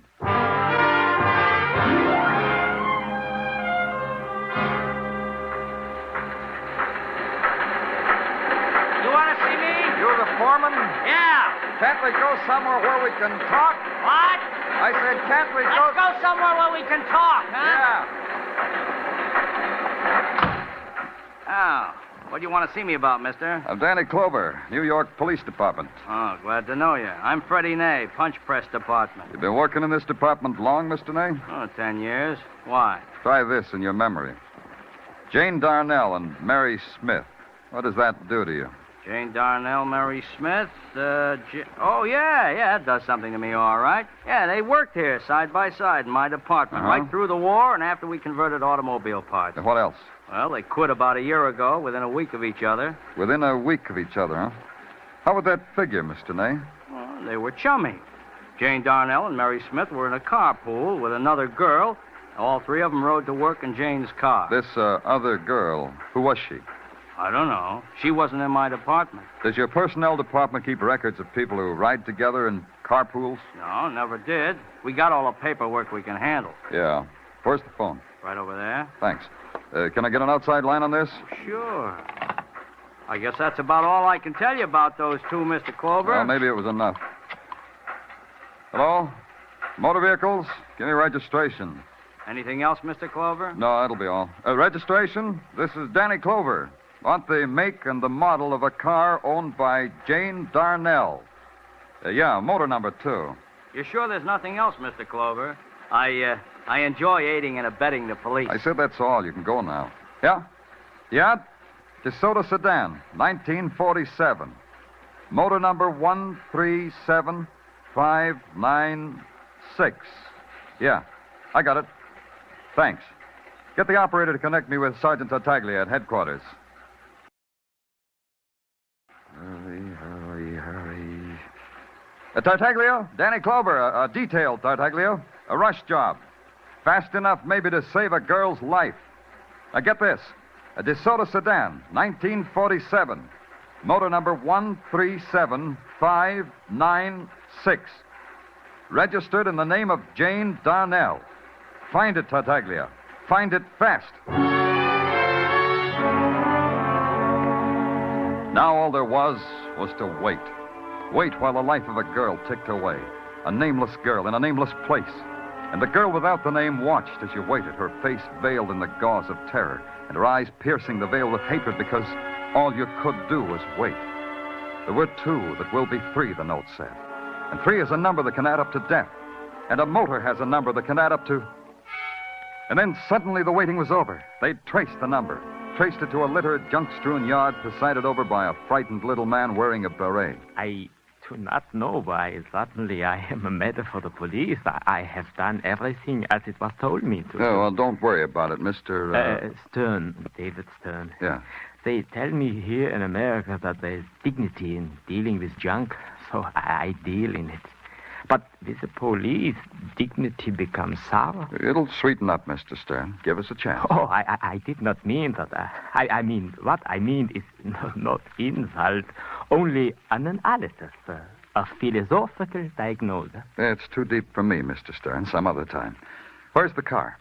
You mean the one that the policeman in the uniform checked its number and its internal anatomy? I mean the one... Yeah, that's the one I mean. Internal anatomy? It's right here to your left, you see? That heap of junk? The police are interested perhaps in buying some used parts. The hubcaps are still nice and the carburetor... When was this brought in, Mr. Stern? Oh, just about a year ago. I remember because, you see, I remember the personality of machines. Now, this one is the victim of complete nervous shock. It looks like it was in a wreck, a bad wreck. Exactly. That's what brought on this psychosis. But in good hands, with good treatment, this could recover, maybe. Yeah. Well, thanks, Mr. Stern. Thanks. Maybe I ought to start going to night school. You said something?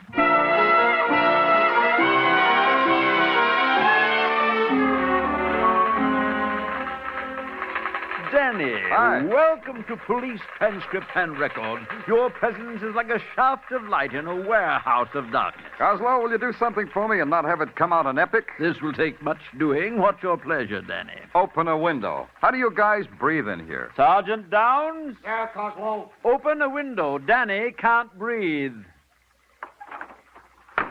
Ah, that was thrilling how you did that, Sergeant Downs. You may now go back to your typewriter. Anything else, Danny? I could fan you with this fan, courtesy Huxley's mortuary. Oh, thanks. A little closer, Coslow. Fine. Now get me everything you've got on an automobile accident. This car, about a year ago. Sergeant Downs? You get it, Coslow. I'll hold the fan. Your command is like a caress, Danny. Never mind, Downs. I shall get it. Oh, by the way, Danny, there's a gentleman sitting over there. Been waiting for you. Gentleman by the name of Jed Stacy. Shall I present you? Get the dope on the accident now, as in right now. Yes, sir, Lieutenant, sir. What do you want, Jed? Oh, it's not what I want, Danny. It's what my syndicate wants. You know, columnists, no life of their own. That why you're always around when people die, so you can gloat? I didn't hear you say that, Danny. I'll make like I didn't hear it. Now, Danny, my syndicate is curious whether you found out who the number 3 girl's going to be. I bleed for you and your syndicate. You told me about the other two, Jed. How come you don't have a private line on this one? Danny, I got it. All by myself. Brief it for me, Coslow. Just the words, without the hand. How well? Accident involving this car, May 10th, 1948. Crashed into by Mrs. Mildred Quimby. Mrs. Quimby was killed. Who was in the DeSoto when it happened? 3 girls, Jane Darnell, Mary Smith, and Sally Webb. You got an address on this Sally Webb? Most assuredly. 417th West 55th. We also got pictures of the whole mess. You may have them if you want them, Danny, without signing. Take back your fan, Coslow. You earned it. Sally Webb, eh? That's the girl my syndicate wants. Do they now? Print this, Jed. Print it, and I'll tear you apart. So long, Jed.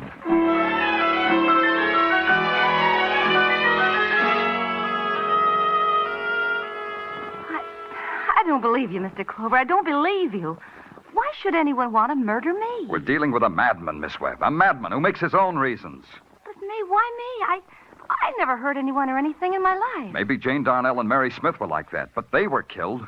I hardly knew them. I just rode with them to work. We had nothing in common outside of that. You had this in common, Miss Webb. You were in an accident in which a woman was killed. So she was killed. Can she rise from the dead to murder me for that? Someone who loved her very much might want to kill you because he holds all of you responsible for her death. Well, then why don't you catch him, put him in a cage, rip him into shreds, and, well, do something. Something. Miss Webb, that picture on your bureau. Who is it? My boyfriend. Why? How long have you known him? Oh, a few months. You expecting someone? No. Let him in. Let them in, Sally. Hi, Sally. I found this envelope addressed to you in your mailbox. I brought it up. Is it all right? Give it to me, little girl. Huh? Oh, give it to him, Mary, and you better go now. All right, Sally. Sorry I haven't time to be polite, Sally. Mind if I see what's in the envelope? Thanks. Here. Read it, Sally. And the third is Sally Webb. At 8 o'clock tonight, it's Sally Webb. Spin, Sally, spin till 8 o'clock. Then it's done. The same cheap paper, the same type, the same pattern. Now do you believe it, Sally? Oh, yes. Yes, help me, Mr. Clover. Please help me. If you'll help me. How? Just tell me how. Sally, I want you to spend the rest of the day as you would spend any other day. One of our men will be with you all the time. You'll never see him. You're not to look for him. But I want you back here before 8 o'clock, understand? Before 8 o'clock. Oh, I'm frightened, Mr. Clover. I'm frightened. It's the only way, Sally. You wanted him in a cage? That's where you'll be, just like you said. In a cage. So the trap was set. Sally Webb, the bait. New York Police Department, the hunter. The hunted? Somebody in that jungle city. Somebody crouching now in a dark corner until another time of killing. The man I had tail Sally Webb called in every half hour from a dress shop, a fruit store, from a laundromat, places like that. Then about 7 o'clock, the trap began to shape itself. A police cordon thrown around the block on West 55th Street where Sally lived. And a few minutes before 8, I was standing in a doorway next to the address, and the trap was ready to be sprung.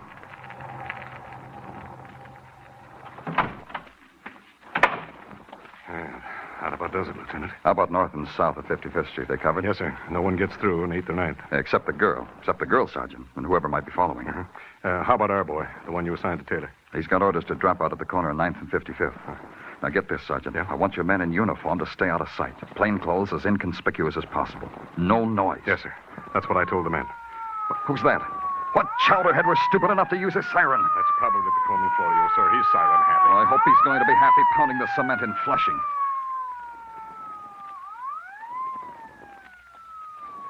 Hey, Lieutenant. That girl who just came out of the subway entrance. That's her. Sally Webb. What time is it? Just about 8. She's walking awful slow. She's scared. Scared.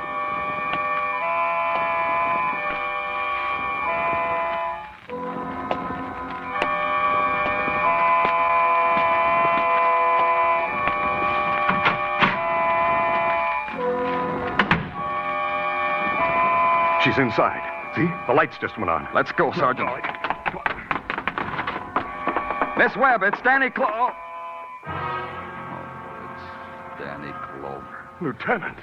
Yeah, she's dead. She's dead, Sergeant.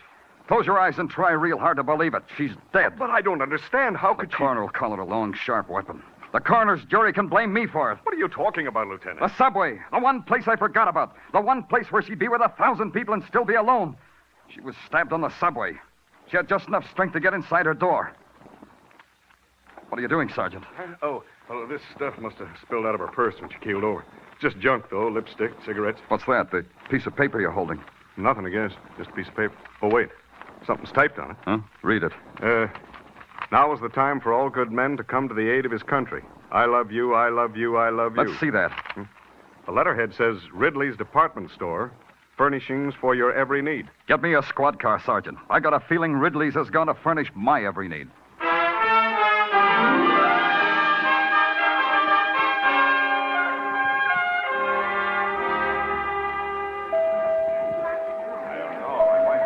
Interested in a typewriter, mister? Oh, I didn't know you worked here, Mac. Mac Taylor, isn't it? The indignant boarder who lived across the hall from Jane Donnell? Yes, this is my place of business, the typewriter department. Yeah. I've got a time card, employee's number, everything. I sell them.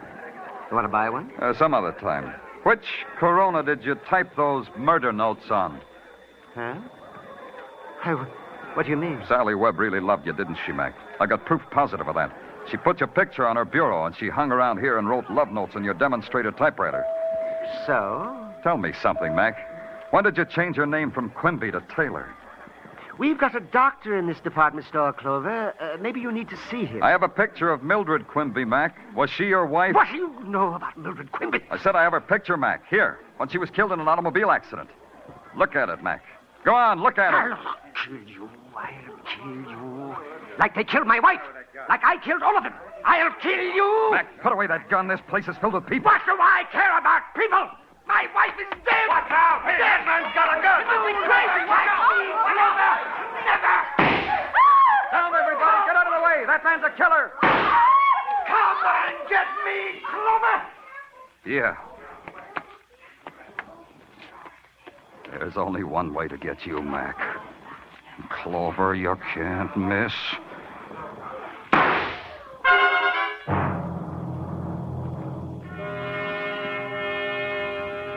A madman lying in the blood of his death isn't much different from any man who dies in violence. There was a kind of furious serenity on the face of Mac Taylor, or Quimby, as though all at the same time he rejected and embraced the peace that a tearing bullet had offered his brain.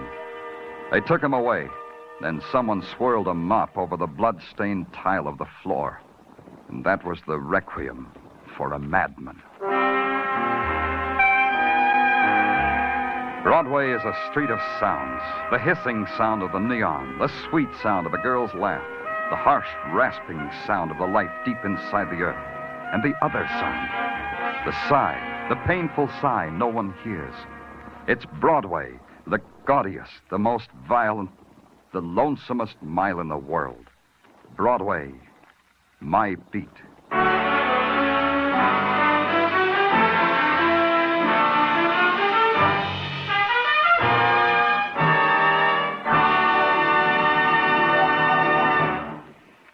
Broadway's My Beat with Larry Thor as Detective Danny Clover is produced and directed by Gordon T. Hughes, with script by Morton Fine and David Friedkin. Musical direction is by Lud Gluskin. Be sure to join us next week, same time, same station, for Broadway's My Beat.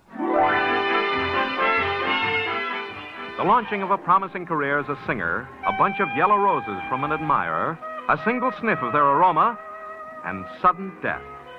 These are the events that launch Mr. Keene, himself a promising career man, as sleuth in one of his most fascinating cases tonight. Mr. Keene's latest adventure, the Yellow Rose murder case, follows immediately over most of these same stations. This is CBS, the Columbia Broadcasting System.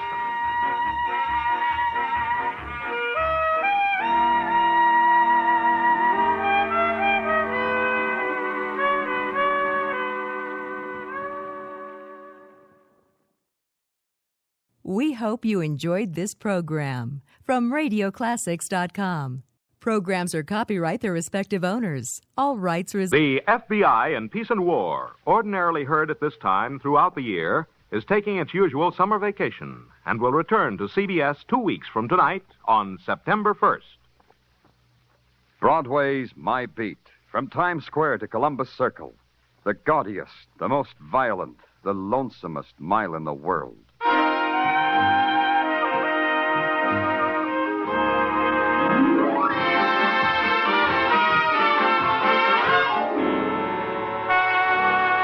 Broadway's My Beat, with Larry Thor as Detective Danny Clover.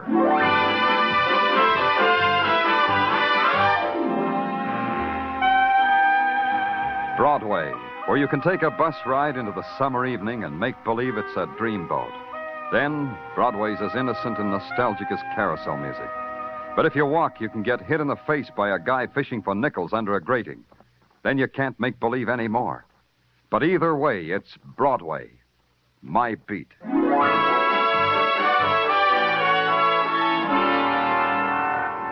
Danny! Danny, come in here.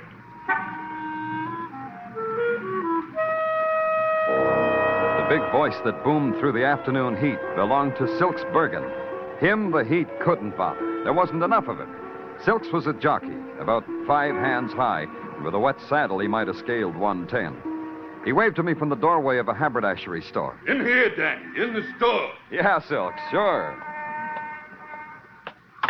I've been waiting. I said I've been waiting for you to pass by, Danny. What's the matter with your voice, Silks? You're down to a whisper. Laryngitis. Had it for a week. Hey, Danny, I wanted you should meet a friend of mine, Joe Murdoch.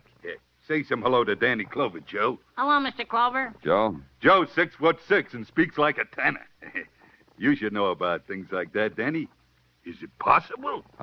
Joe, go buy me a shirt over there. I got to talk to Danny. Sure, Silks. The lavender or the polka dot? The dots, Joe, the dots. Can you hear me good, Danny? My voice has got so far to go from down here from me to up there to you. I'll listen close. What's on your mind? I want you to, I said, do me a favor, huh? About the key. Why didn't I think of it myself, about the key? What key, Silks? Well, I'm riding a race down to Maryland tomorrow. You see, I don't know how long I'll be gone. Now, you understand? Oh, that key. What key, Silks? The key for the locker at the LaGuardia plane terminal. Oh, now I know. That key for that locker. Huh?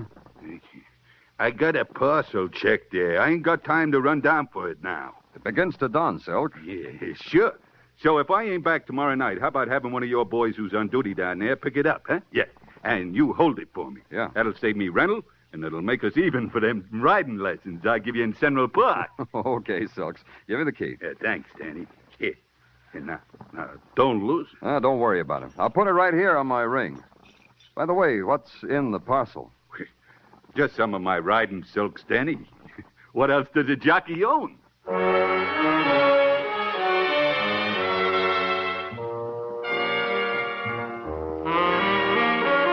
I patted Silks on the head, bit him a fond yoicks, and mushed back into the tropical heat of Broadway. Tropical was an illusion that wasn't hard to believe. The crushed pineapple and papaya stands, the coconut milk in real whiskered coconuts, the sly, grinning beat of the native drums heard through wilting loudspeakers, the girls, the luminous girls in their grass sandals and 14th Street sarongs. And then one whose lips looked as if they'd been painted with wild strawberries stopped me and kept me from my appointed rounds. I didn't mind. I'm so honest.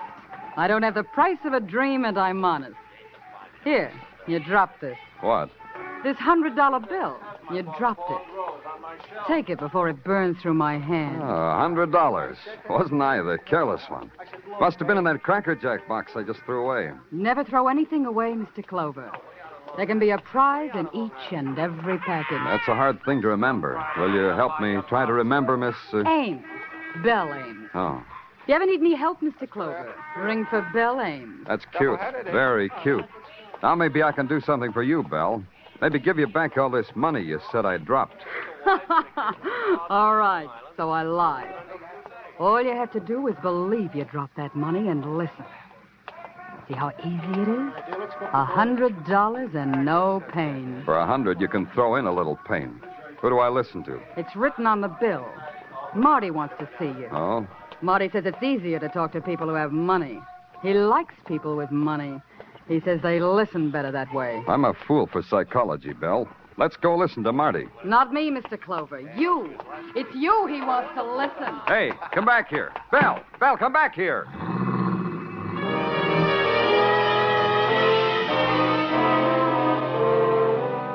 The heat melted her into the crowd and then into a cab. And I was left standing there with the after scent of a perfume I'd never smelled before and a $100 bill I'd never held before. I inhaled both of them. They added up to the acrid odor of a bribe. I had to find out why. 42nd Street, the address on the bill said. I decided to walk. Somewhere between Broadway and the number I was looking for, the honky-tonk started. And at the corner where women's high heels clack more slowly and the handouts become more frequent, I took a right turn into limbo. 2 blocks down was what I was looking for, the Last Paddock Hotel, room 16. Come in. Come right in. Your name, Marty? Yeah, that's my name, and these are my boys, Tinker and Dolly. Say a greeting to the police, boys. Police? Gee. Police. Golly day. Boys are from out-of-town police like me. The word don't impress us. You gonna give me some more money, Marty? Maybe. Maybe money, maybe trouble. Guy has a hard time figuring which is which these days. What you trying to buy, Marty? Talk. I'm buying words like I'm an editor. Marty's a kick, ain't he, Tinker? He's a regular comedian. Your floor show stinks. Well, they ain't really working, police. So let's stop playing footsie, huh? We got business, me and you. About an hour ago, police, a little guy hailed you into a haberdashery shop. He's got a message for you. What kind of message did he have? You should have heard. All you need, Marty, is a long, thin ear. Hey, the police is a kick, too, Dolly. A jolly boy, real jolly. What did Silksbergen tell you, police? Who? Now, look, I got time. Time, patience. Let's do it again. Silksbergen, what did he tell you? You looking for a tip on the horses? I got a tip. You're it. Only you look sad for a win. You look like hardly anything at all. Show him the gun, will you, Dolly? Yeah. Look, Mr. Police, this is a gun. Golly day. Let me have it, Dolly. Yeah. Here, Marty. Now, what did Silksbergen tell you, police? Marty, you go to movies to see how gunsels act in this kind of situation? Yeah. Yeah, in a movie. Now, how did you know? Dolly. Yeah? Show the police the second reel. Yeah, pleasure. A great big pleasure. You know the language better than that, police. You might say something. Your 2 muscles and your gun make me bashful. Stage fright, huh? Dolly. Yeah. Hey, Tinker, this is fun. Yeah. You can play too, Tinker. Yeah, such a jolly guy. Playing movies with a jolly guy. A jolly guy.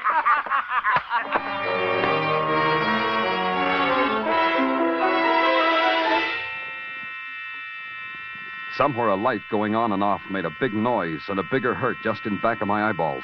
It screamed at me from across the street and through a window hung with grease-stained drapes. And I knew I was still in Marty's hotel room. I knew that hours had been torn out of my life and thrown away. Then the light screamed again, and this time there were words, big 1,000-watt words that said Pearl Club, delicious dancing girls, first one, then the other. And in between there was the creaking sound of a rocking chair. Then the rocking chair made words, too. Don't hurry. It's rather pleasant here, sitting rocking in the dark with that brazen sign throwing its naked, intermittent light. This gun gives me the right to introduce myself. I'm Gil Sherry. Oh, should I know you? Perhaps. I believe I'm in the class book of one of our more venerated colleges. That's my identity. A thesis on Gil Sherry would make lurid reading for the boys with the old school tie, don't you think? I wouldn't know. Read me a chapter. Oh, delighted. Chapter 1 begins. Early in life, I learned to love money. It was a symbol of the sordid life into which I'd fallen. Now, sitting in a bleak, villainous hotel room, my comrades, a detective and a corpse. The corpse and the detective. Is that all me? Not quite. You're the detective, true, and the corpse is the true corpse lying in the corner. Huh? And I believe he's a friend of yours, Mr. Clover. Silks. Silks. Rather fancifully named, don't you think? Silksbergen. Proud, colorful name. But pride and color seem to have drained out of him. Maybe he's ashamed of wearing bullet holes where his polka dots ought to be. He was a neat little guy. So? And he'll be pleased with death.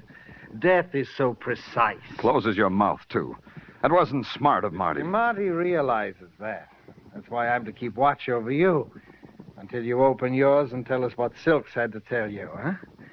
Oh, by the way, here are your meager belongings. Yeah. Your wallet, a key ring, your badge, and a $100 bill. Marty's orders. That's good of him. They're all there? Yeah. You said $100 like there were words that hurt you. As I suggested, money is beautiful, Mr. Clover. Money buys money. Money is an ecstasy of an exquisite pain. Oh. Gil, I dropped the bill. Huh? If you pick it up for me, I'll let you hold it for as long as you want. Go on. Touch it, Gil. Feel it. Oh, I'll get it. Yeah, Gil. And get this! I'm not going to send my boys to college. Their noses break too easy. Took 15 minutes for the riot squad to clean up room 16. I booked Gil Sherry as an accomplice to murder, and the morgue booked Silks Bergen. The thing I had to do now was break a promise to a dead man. I couldn't wait until tomorrow to use Silk's key, the key that Marty didn't even notice. A half hour later, I was in the big waiting room at LaGuardia Field. American Airlines DC-6 leaving at Gate 5 for Chicago and Los Angeles. Loading at Gate 4. Hiya, Lieutenant Clover. What brings you down here? Union officer. Had any trouble? Locker thieves? No, only trouble was a 3-year-old kid in a $400 cowboy suit screaming because he lost his nurse and chauffeur at the same time. Where's locker 147? 147? Right over here, sir. Let's go. Now, let's try this key. A suitcase, Lieutenant. Yeah, pretty heavy. Something you're looking for? Hold on a second. As soon as I get this open. Holy... all that dough. 10s and 50s and 100s. Yeah. What could be bought with that? It's been bought, officer. A lot of blood. Bought and paid for.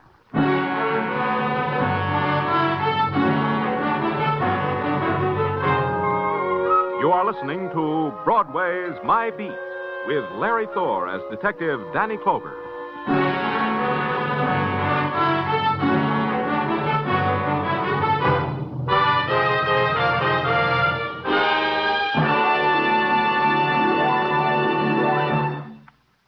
Practically all of Casey, crime photographer's adventures are summed up in the title of tonight's show, Big Danger. If you haven't met this ace newspaper cameraman, his pretty assistant, and Ethelbert, the merry bartender, if you're looking for a top-rating thrill show, be sure to hear this latest of crime photographer's adventures. Along with Escape, which tonight will present Irvin S. Cobb's Snake Doctor, crime photographer is heard on most of these same CBS stations. Now back to Broadway's My Beat.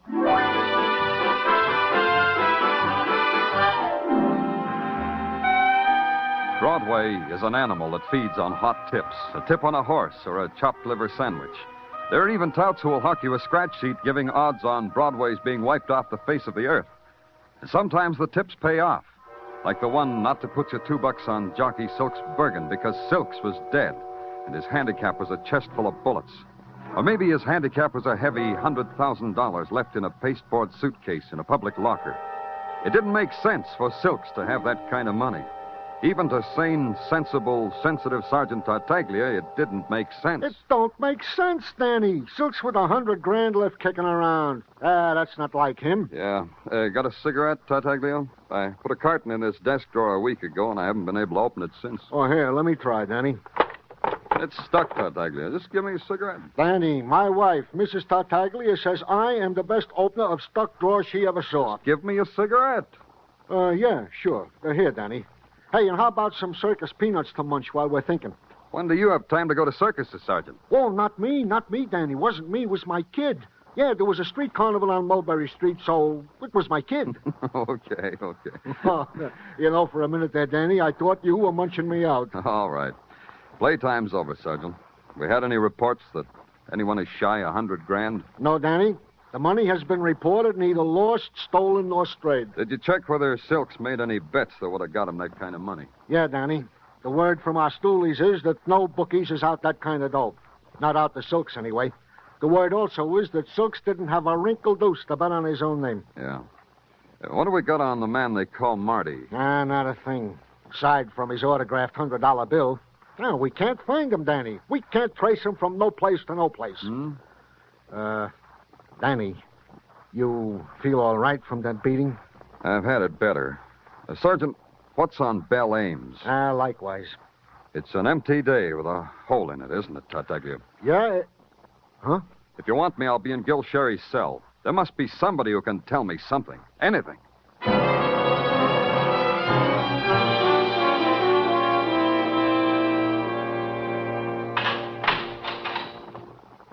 There's no need to humiliate me further, Mr. Clover. Being forced to talk to you is humiliation enough. Murder doesn't bother you, huh? As long as it's not mine. Dying can come to a man a lot of ways, Sherry. You could die as an accessory to Silk's murder. And there are so many things to prove, though, before I die, aren't there, Detective Clover? If you told us some secrets, you could maybe keep on living. That's as good as money sometimes. True. That's why I keep my mouth shut. I'll breathe longer that way. You mean Marty will kill you if you talk to us? I'm not brilliant like you, Sherry, but it seems to me you'll lose either way. Man has few choices, but the destiny of Gil Sherry will spin itself out as Gil Sherry chooses. That's what my class book said about me. Yeah. Real prophets, your classmates. Real prophets. Here's the envelope with Sherry's belongings you asked for, Danny. Thanks. I return your meager possessions, Sherry. Your cigarettes, an empty wallet, a fraternity pin, and... This is interesting. Roll of tickets to Pelagus Shooting Gallery. You know Pelagus, Sherry? Pelagus, the ex-bookie? You shoot at his shooting gallery? Yeah, that's what I thought. Happy destiny, Sherry. Happy destiny.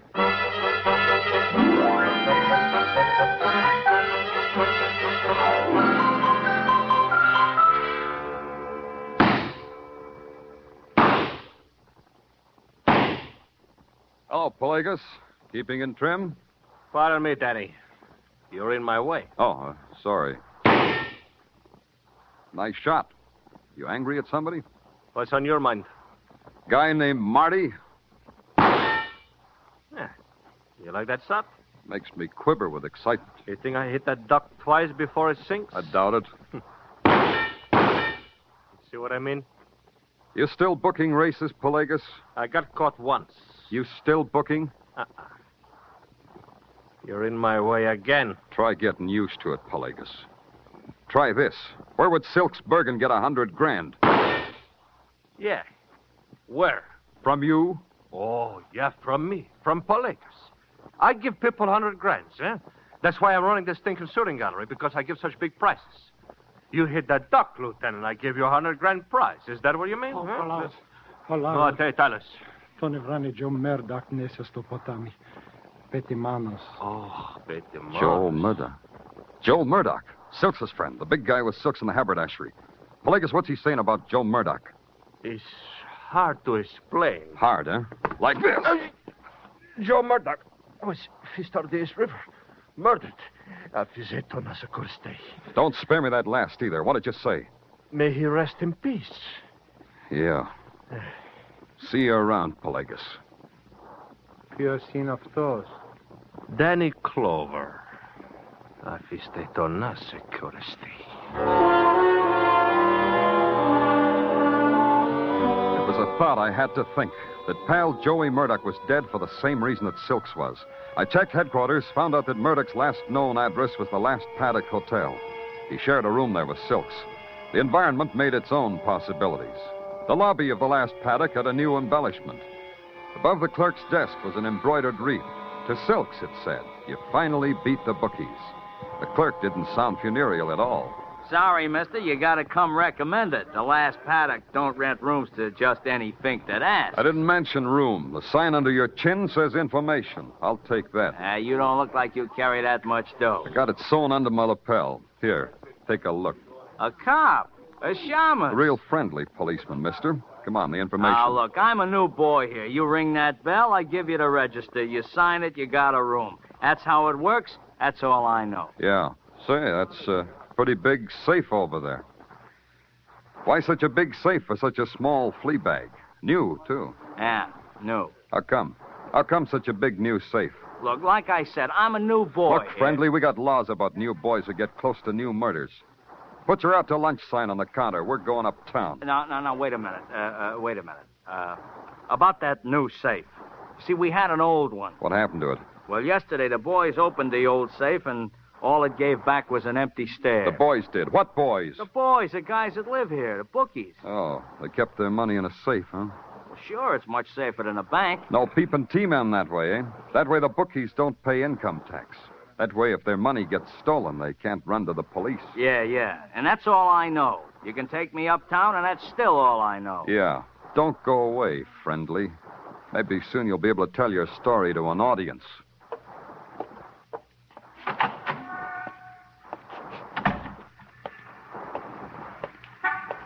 Get in the car, Clover. Well, Marty. Good seeing you, Marty. I've been looking all over for you. Get in the car, Clover. Dolly's looking at you with a gun pointed to where your badge might be. Now just get in the car.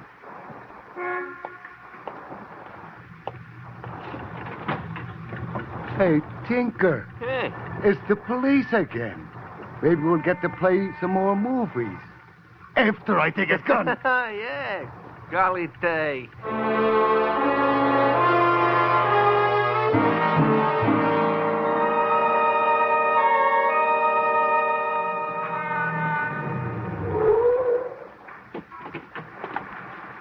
You'll play later, boys.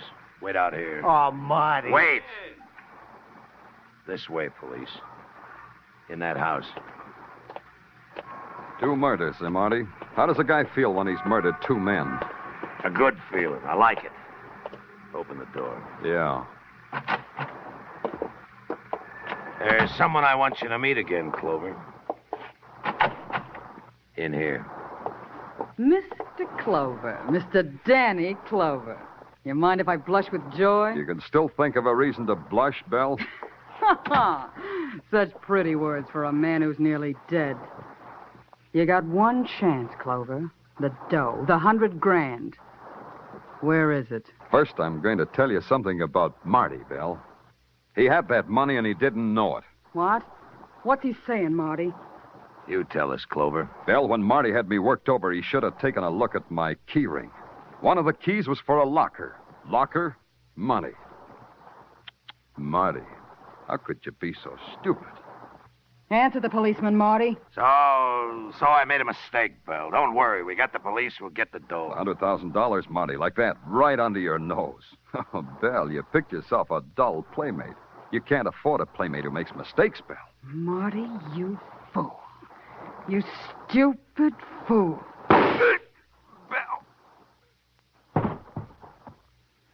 I've got to ask you, too, Belle. How does it feel to kill a man? Where's the money, Mr. Clover? At police headquarters, in my office. Get on that phone, Mr. Clover. Get on that phone and have one of your flunkies bring it over. No tricks, Mr. Clover. Just tell them... Hard to kill from up close, huh, Belle? Oh, Pelagos. It's me. Pelagos, of Pelagos Shooting Gallery. You see, Clover, how well they learn from Pelagos? You always teach them with a gun in your hand? Yeah, one needs something to rap one's pupil across the knuckles when she is bad. No, Belle? Belle deserves it, Pelagos. She tried to double-cross you. That makes 2, Belle and Marty. Didn't know you were so much alike, Belle. You and Marty. Don't listen to the policeman, Pelagos. No, it's just you and me. Nobody else. It's you and me and $100,000. Oh, sounds good. To me, that sounds good. How would it sound to you, Clover? Speaking strictly from a personal point of view, I wouldn't believe it. From a personal point of view, that is. Uh-huh, but Pelagos point his view different. Then it's all right, Pelagos. It's all right, isn't it? Oh, it couldn't be better. Just show me you mean it. Throw away your gun. Huh? On the floor, Belle. Throw away. Oh, sure. Anything you say. You're a good girl, Belle. Nice, good girl. Oh, Pelagos. Yes. Belle was a nice girl. She had nice, good ideas, Clover. How did she say? Get on the phone and have a flunky bring money over. No tricks. That's how she said. The flunky comes alone, Clover. I tell you in English, not in Greek, so you understand. He comes alone in 20 minutes. Yeah. Tartaglia, this is Danny. Silk's dough. Yeah, the $100,000. Bring it here to me. Yeah, to 8 West 63rd. In my desk drawer, Tartaglia. It's in my lower left-hand drawer. Yeah, right away. Come alone, Tartaglia. Alone. You did good, Clover. Nice good. Now we wait 20 minutes. 20 minutes, the man said. Just Pelagus and me. There was no one to play him off against. No Marty, no Bell. Just me. The fall guys I'd set up, Marty and Bell, all gone. It all belonged to Pelagus now. 2 new fall guys, Tartaglia and me. A few more minutes, the man said. Mostly, the man watched the clock. Ah, sir. You're lucky, Clover. In 2 minutes, you could have died. Open the door. Hiya, Danny. Well, here it is. I brought the dough just like you said. Hey, you know, it's good to get away from the office. Put a suitcase on the table. Huh? Hey, it's Pelagos. Hey, and he's got a gun. Hey, Danny, what Give the man the goes? suitcase, Tartaglia. Oh, whatever you say, Danny. Clover. You're a nice, good fool. I get the money, you still die, huh? You and the flunky. Huh? Talk to us before we die, Pelagus. I like to talk. What do we talk about? That was your money. Silk stole it from the safe at the last paddock. Thought he could get away with it. He thought you couldn't do anything about it. But you crossed him. You had Marty kill him and his friend Murdoch. You talk all by yourself, Clover. You didn't let me say a word. Now fold your hands behind your head and stand facing the wall. You both. Good. That's nice, good. Now I want to look once more at my money. It's too long since I looked at the money. Yes, the money. Something wrong, Pelagus? This money is... It's what, Pelagus? It's nothing but paper. Lousy torn-up strips of dirty newspaper. Paper is nothing but... Hit the floor, Tartaglia. I'll take him. Oh! Nice good, huh, Pelagus? Yeah. Nice good.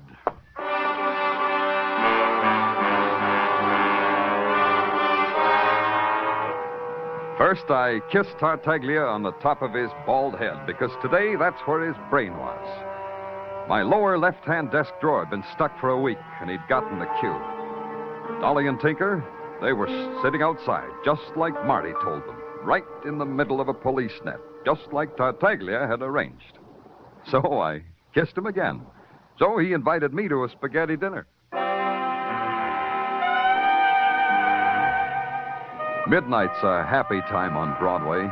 It's crowd and it's laughter, and it's a trumpet that screams.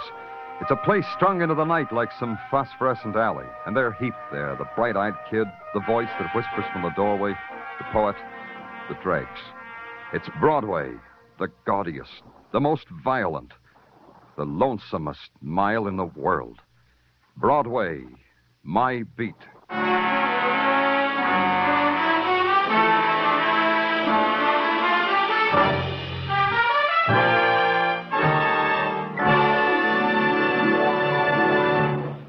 Broadway's My Beat, with Larry Thor as Detective Danny Clover, is produced and directed by Gordon T. Hughes, with script by Morton Fine and David Friedkin. Musical direction is by Lud Gluskin. Be sure to join us next week, same time, same station, for Broadway's My Beat. This is CBS, the Columbia Broadcasting System.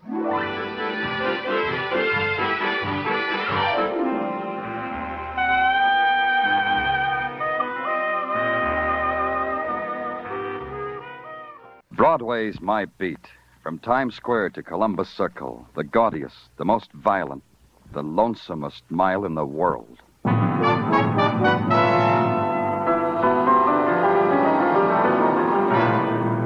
Broadway's My Beat, with Larry Thor as Detective Danny Clover.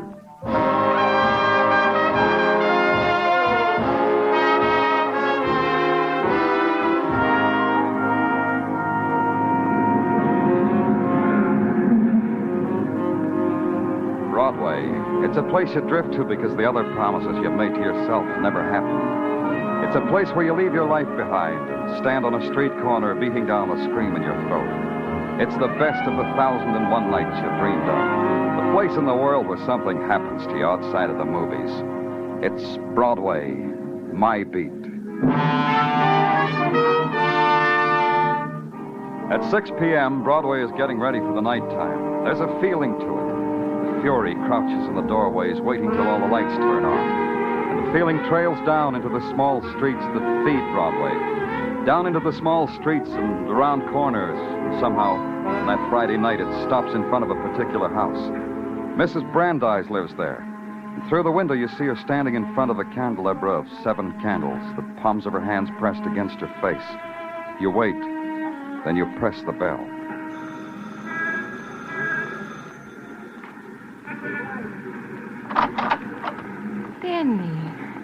Danny Clover. Oh, it's good you came tonight, Danny. Good Shabbos, Mrs. Brandeis. Thank you, Danny. Please, come in.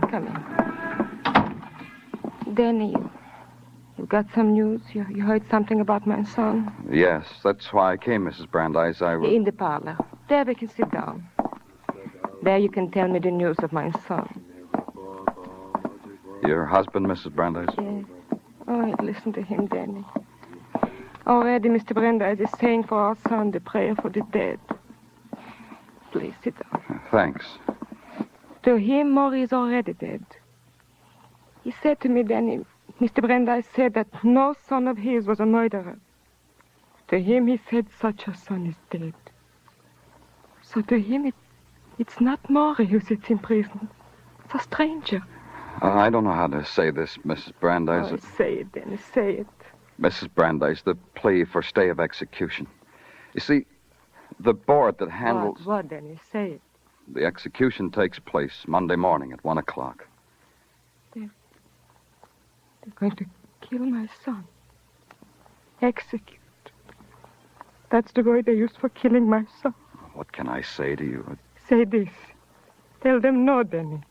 Tell them they can't do this execute. Tell them, Danny. Mrs. Brandeis. Tell them this is a notion they've got that my boy is a murderer. This board, these people who think such a thing, what do they know of Maury? There's nothing I can do. Maury didn't kill anyone. You tell them that, Danny. If Maury was innocent, I'd tell them. Oh, Danny. A mother who has looked into the heart of her son tells you this. Maury didn't do this thing. A mother tells you this. I'd better go, Mrs. Brandeis. Yeah, Danny, go. Good night.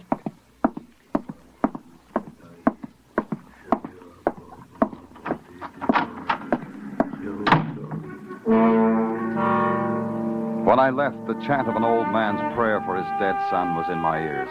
But rising above it was a twisted melody all mixed up with lament and hope and desperation. And that would be Mrs. Brandeis. And that would be all I had to go on. The instant of a man's dying had been written down and sealed and approved, and all I had to do was to tear it all up like it had never happened. And that could be the mission of a fool. So I'm a fool. So I went back to my office headquarters and waited for Sergeant Tartaglia to bring in the file on Maury Brandeis. And when he brought it in, it was 10 o'clock of a Friday night. It's 10 o'clock, Danny. That means something to you? Oh, yeah, Danny. What did you bring me on Maury Brandeis? Oh, everything, the works. But I could sketch it for you, Danny. This way we could all go home earlier, you and me. All right, sketch it. A sketch, to wit. On May 22, 1949, at 11 o'clock of the same evening, May 22, 1949, one Maury Brandeis did hold up the jewelry shop of one Charles Gilbert. He did, in process of hold-up, shoot one Mary Gilbert in the back. Said Mary Gilbert being the daughter of aforesaid Charles Gilbert, jewelry shop proprietor. What says he did all that? What says is 2 witnesses. One, Phil Alexander, male, and one, Nicky Thomas, female. They saw the killing? Yeah, Danny, yeah. What they seen goes like this. Phil and Nicky was walking home from a dance. They see Brandeis with a gun in the girl's back. The girl has got her hands in the air. They hear the shot, they run to call the police. How did they know it was Brandeis? Oh, they didn't, Danny, they didn't. They had presence of mind to note down the license number of a new Nash car standing on the street in front of the store with its motor running. In this car was found the gun, the loot, the ownership tag of one Maury Brandeis, which was found asleep drunk in his house 2 hours later by one of our boys. Can I go home now? Yeah. Tartaglia, go home.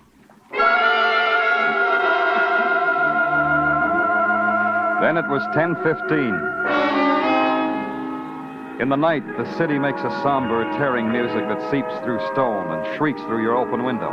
So you slam the window. And it's still there. You try to memorize the details that will bring death to a man on Monday morning at 1 o'clock. And finally, when your eyes feel as if they'll crack, you've memorized them. Then it's dawn and you grab some sleep. Then you waken and it's something to eat. Then you wait for a man named Charles Gilbert to open his jewelry shop. You watch him move slowly out of the curtained shadows at the rear of his shop, and slowly walk and slowly unlock the door.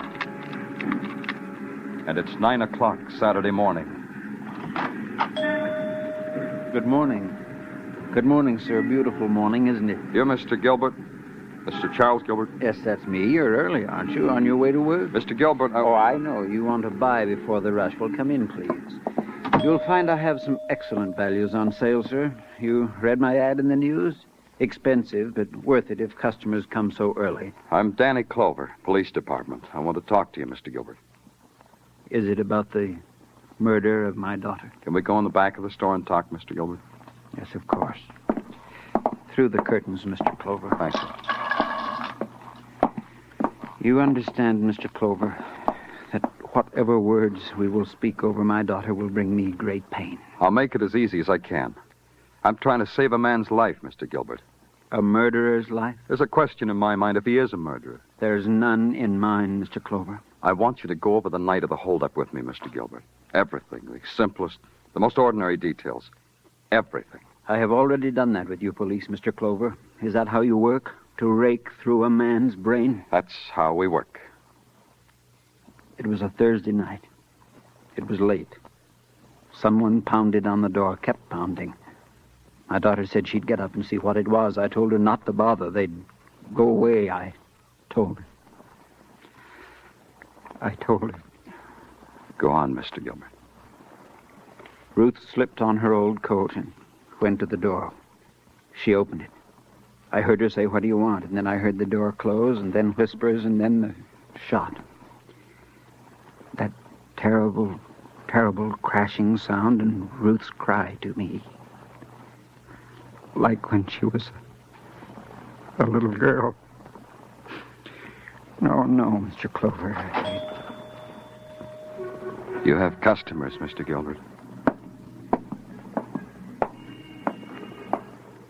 Good morning. Well, you mind if we look around, Dad? My wife and me are in the market for a bauble. Nothing's too good for my wife. Isn't that right, wife? Please go ahead. I'll be in the back of the store. Just call me when you're ready. Yeah, sure thing, Dad. Do you want more, Mr. Clover? All of it. All of it.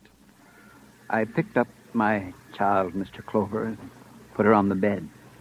She was still alive then. I took off her coat. He shot her in the back. I held her like a baby in my arms. And she died. You want to save a murderer's life, Mr. Clover. Save it and my curse on you. Coat. No coat was mentioned in the transcript. Why wasn't it mentioned, Mr. Gilbert? How would I know, Mr. Clover? Where is that coat? I gave it away. To whom? To a boy who comes in Saturdays and cleans my shop. A boy by the name of Robert Shaw. Do you know where he lives? In Harlem, Mr. Clover, 1229 West 117th Street. I know because I have to send him postcards to reach him. The coat is important? I wouldn't know. I'm sorry, Mr. Gilbert, but I'm sorry. Thank you, Mr. Gilbert. Saturday afternoon, 2 p.m. Standing there in front of a house in Harlem and trying not to look like a policeman. But somehow the people who lean from the windows and stare at you, the over-the-shoulder glances you get from passers-by, you can't hide it. So you pat a kid on the head and smile and look around, but nobody smiles back at you, not even the kid. The man you're waiting for acknowledges your greeting with a short nod. Yeah, I'm Robert Shaw. I'm Danny Clover, police. Well? I need some help from you, Shaw. From me? Help? It's about a coat, a woman's coat. I've been lucky. I've found an honest job. I don't have to steal. I didn't say anything about stealing. No, you didn't. You just said it was about a woman's coat. The coat that belonged to a murdered girl. Mary Gilbert? That's right. Where's that coat? Her father gave it to me. I didn't ask him. He said, here, Robert, here's a coat. He said maybe I could use it. But a coat for a woman? Yeah, for a woman. For my sister Ethel. I gave it to her. Where does your sister live? 1115 West 138th Street, apartment 3, but you won't find her there. Where is she? Well, try the Harlem Hospital, mister. I got word this morning early that that's where my sister was, in the hospital. Saturday afternoon, 3 p.m. You walk slowly up the worn sandstone steps. Slowly because somehow you never hurry when you can walk into a hospital. And a nun accepts your question quietly and tells you to wait because the girl's asleep. And you wait. And your eyes dart through open doorways in the hospital corridor, and you wait. And it's 4 o'clock, and it's 5, and still you wait. And the smell of the hospital melts into the furtive sounds and the quiet footsteps, and you doze. And then there's a gentle tap on your shoulder, and it's 8 o'clock, and you're shown a ward and a numbered bed, and a tired girl who tries not to be frightened. But I've already been questioned by the police, Mr. Clover. I know. This will only take a moment. What do you want to know? About the coat, Ethel. About the coat your brother gave you. I told him. I told him all about it. Tell me. I was walking home, Mr. Clover. It was late. When? Last night. It was very late, about midnight. That's when it was. Tell me just what happened, Ethel. As soon as I stepped down from the curb, the alley curb, Mr. Clover, he came out of the alley. It was dark. And you don't know who he was? I still don't, Mr. Clover. He stood close to me and whispered in my ear. He said he would give me $10 for the coat I was wearing. The coat? Yes. Then he hit me. He started to tear the coat. Tried to tear it off of me. But I screamed and the man ran. And a policeman was standing over me. I see. Where's the coat now? It's over there, Mr. Clover. It's in the closet. This one? Yes.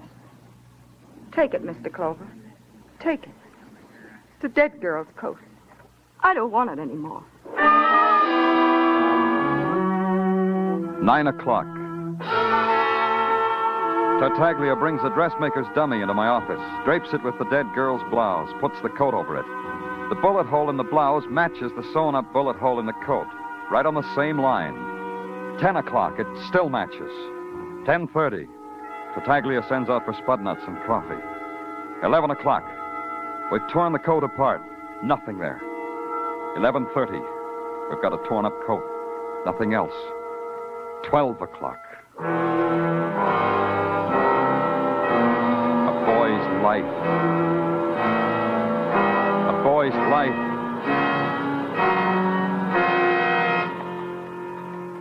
And it's Sunday.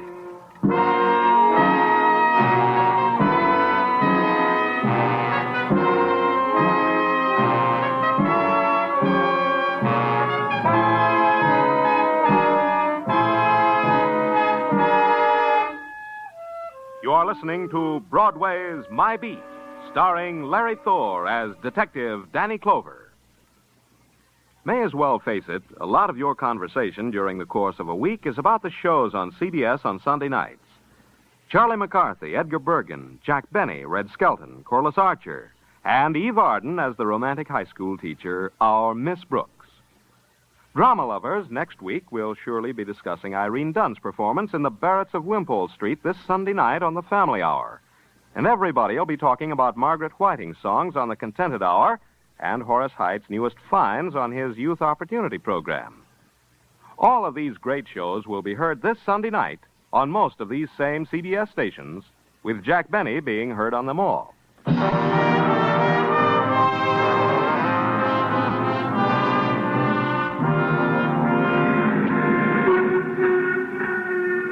There's this about Broadway. It's a place of waiting. It's a place of clocks, because you're nothing if you don't know what time it is.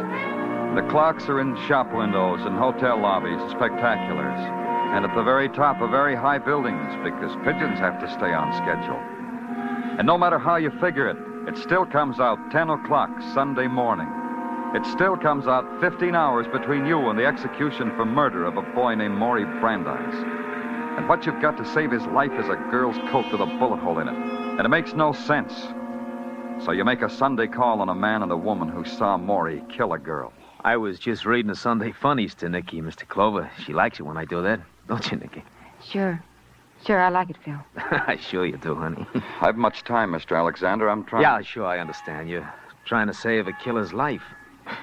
This is a twist for a cop, isn't it, Mr. Clover? Phil, please. That's all right, Nicky. Clover understands I'm only kidding, don't you, Clover? I want you to tell me exactly what you did and what you saw the night of the holdup. Oh, this is on the record. You didn't look it up? I want to hear you tell me. We were at a dance.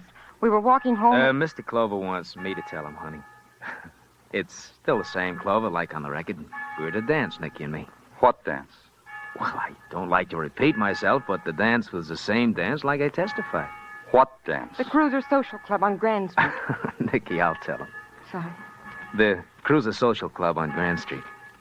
I was walking Nicky home because that's romantic to walk with your best girl. And then we see through the window Maury holding up the girl in the jewelry store. How could you tell it was a holdup? Oh, such a simple question, Mr. Clover of the police department. The girl had her hands up in the air. How did you know it was Maury? Because we saw a car parked at the curb with a motor running. When we heard the shot, we took the license number and called the police. It was only the next morning we knew it was Maury. I marry a girl, and now I find out she likes to talk. Mrs. Alexander, was the girl wearing a coat when she was shot? May I? The girl was wearing a coat. Anything else, Clover? No, Phil. That's all, Phil. Now you can go on reading the funny paper, Phil.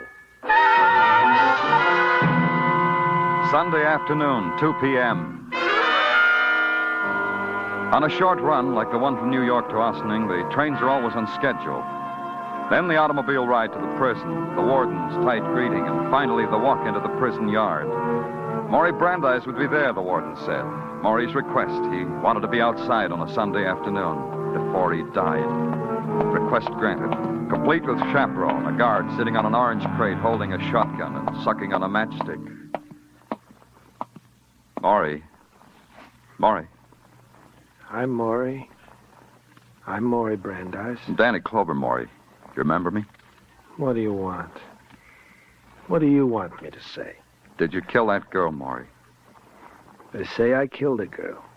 They say I shot her. Did you? Yes, I killed her. I believe I did. They told me I did. They keep telling me I did. I believe it.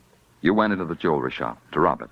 When Mary Gilbert came downstairs, you made her turn around and you shot her in the back. Is that what you did, Maury? What? Listen to me. Yeah? You're sure of it, then, that you murdered Mary Gilbert? I was drunk. I was at the dance, and I got drunk. Why did you get drunk, Maury? I did it before.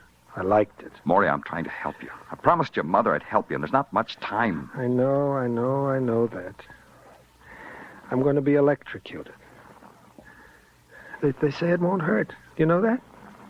Did you know they can electrocute a man, kill him, and it's painless? I can't help you when you talk like that. Think, Maury. Think of something to tell me. Something I can go on. Some place it'll take me. Someone I can talk to. What happened that night when you were drunk? Why did you leave the dance? I was drunk. Did you have the gun when you left the dance? Drunk. Why did you tell her to turn around before you shot her? Almost the way I feel right now. Drunk. And you really don't remember. You don't remember a thing. I killed her. They keep asking me to say so. They say a man always confesses before he's electrocuted. It makes a man feel better. So I'm saying it.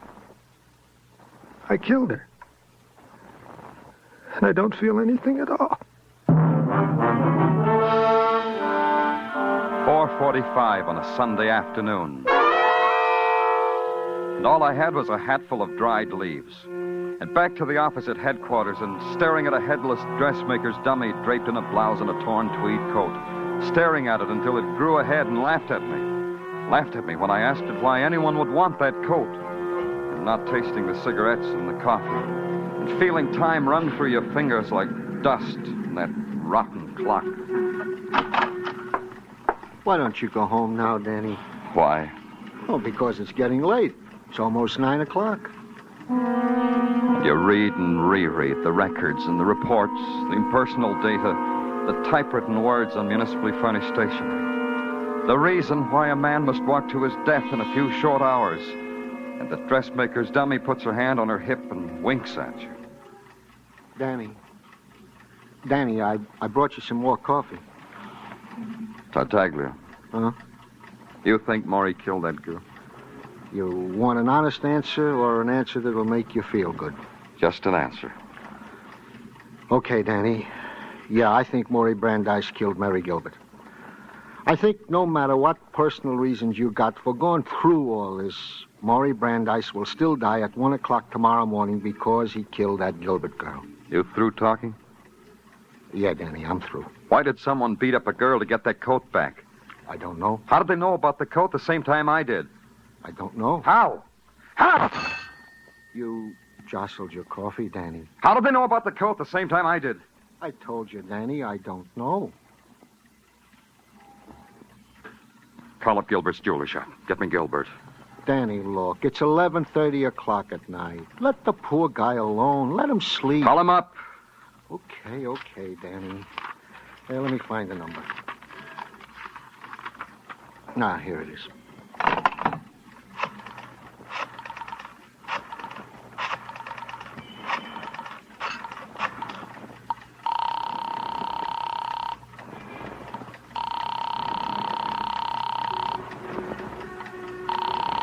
Give me that phone. Okay, Danny. Don't bite my head off for a lousy phone.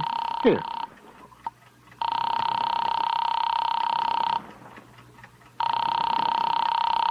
Come on. Hello? Mr. Gilbert? Yes, this is Mr. Gilbert. Who is This is Danny Clover, Mr. Gilbert. Have you no consideration at all, Mr. Clover? One question, Mr. Gilbert. Who was in your shop when I was talking to you? Really, Mr. Clover? Who was in your shop? Let me think. Oh, I remember now. It was Phil and Nicky Alexander. Thanks, Mr. Gilbert. Something, Danny? Something. Give me a squad car, Tartaglia. Midnight and Sunday was over. And in 1 hour, Monday would be over for Maury Brandeis. The siren gouges a path through the city swiftly like a wild saw trailing across the dark. And you ride it. Inside of you, you're screaming with it. There's a light in the window of the house you're looking for, and the odds get better. From 1,000,000 to 1 to 1,000 to 1. Just a minute. Come on. We'll be ready in just a... Going someplace, Nicky?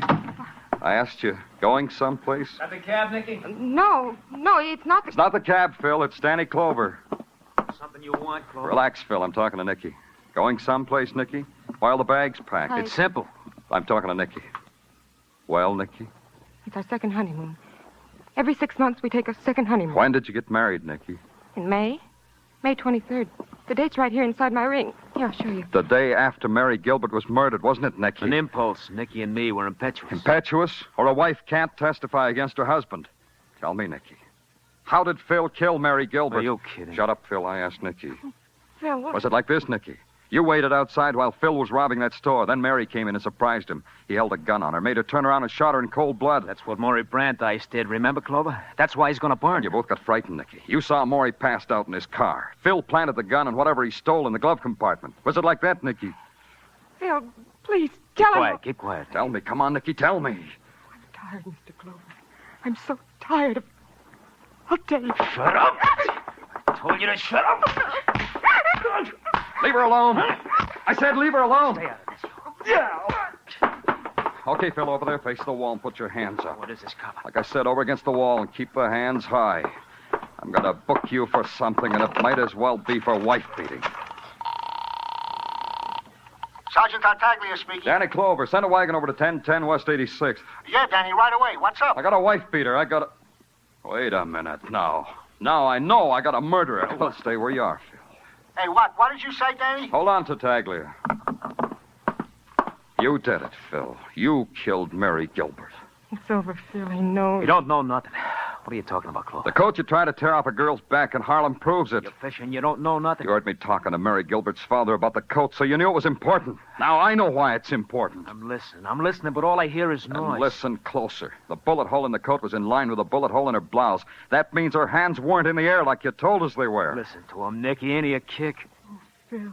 The coat rises when a person holds his hands in the air like yours is doing now, Phil. If I shot you in the back, the bullet hole in your coat would be a couple of inches lower than the one in your shirt. So? So you lied. So you committed murder. So you're both under arrest. Tartaglia. Danny, are you all right? Yeah, get off the phone, Tartaglia. I got to put through a call to Sing Sing.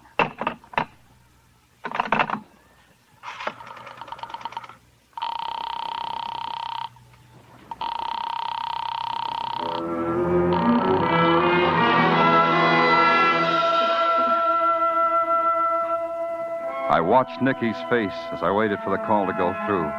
And it was the face of a woman who was dead, without tears, without bitterness. Only the final, the desperate rejection of life. And then I was talking to the warden. Then I hung up and made another call to Mr. Brandeis to tell him his son was back from a journey into shadows. To tell him he need no longer pray for the dead.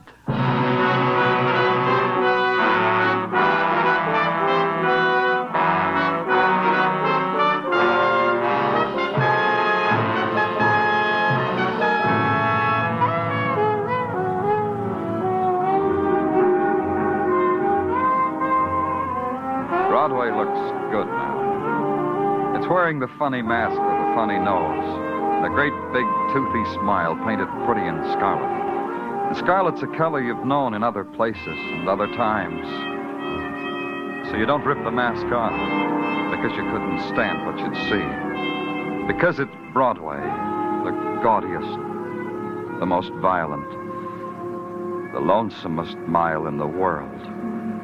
Broadway, my beat.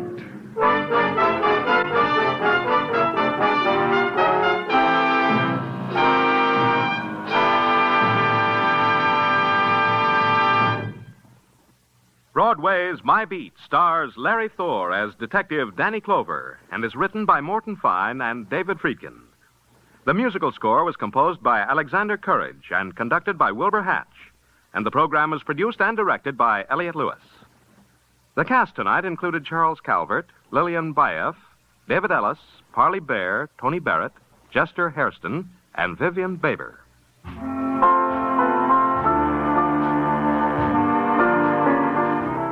Some people go to the Caribbean, some go to the Klondike.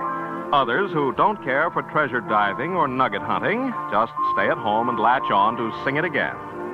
You don't have to barrel barracuda, you don't have to grow a 5-foot beard. With Sing It Again, all you have to do is tell Dan Seymour when he phones who owns the Phantom Voice. It's $53,000 in prizes and cold hard cash in that Sing It Again jackpot this week. Sing It Again follows immediately on most of these same CBS stations.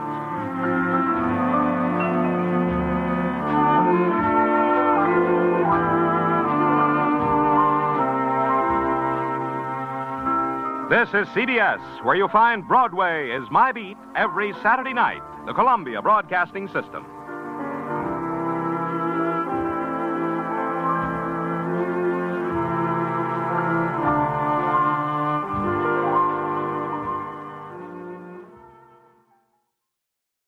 A presentation of RadioClassics.com.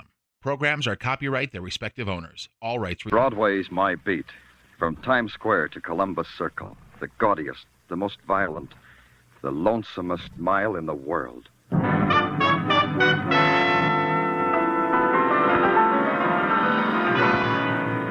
Broadway's My Beat, with Larry Thor as Detective Danny Clover.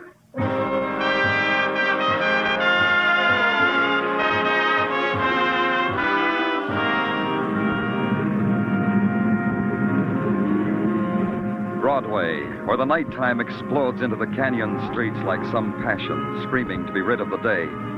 And the night is a backdrop for a million fragments. Neon and roar and melting shapes and shocks and the clots of crowd. It's a fury that sweeps you up and holds you close, then throws you in the gutter of your own choice. It's Broadway, My Beat. At 2 o'clock in the a.m., Broadway is laughing itself to death. It's a time for doing either one of two things. You nod to the bartender for another one, or you buy the papers and go home. Me, I bought the papers, but I didn't go home. Back to headquarters and write out a report on a visiting convention delegate with a wayward buzzer. It had to be done. I owed it to the taxpayers, because the taxpayers had supplied me with a sergeant named Tartaglia. Them convention delegates never give up, do they, Danny? Nope, I never do. You know, I never forget what happened 3 years ago, the time I went to a convention. Tell me later. Was... Answer the phone. Yeah, Danny. Sergeant Tartaglia speaking. What? Wait a minute, I can't understand you, lady. Well, What? What is it? Some dame on the phone, laughing, crying all at once. I can't make out heads or tails. Well, let me have it. Yeah, here. Danny Clover speaking. I'll be dead. I'll be dead. Who is this? Dead. Oh, hurry, please. Please, hurry, Well, please. pull yourself together. I can't understand what you're trying to say. All right, I'm trying. You see, I'm trying. Well, sure you are. Now, talk to me. Tori Jones, that's my name. Tori Jones. Good. Talk slowly. Yes. Tell me where you live, Miss Jones. In the village. Greenwich Village, 1112 Bank Street. Please. Don't say it again, Miss Jones. I'll be right there.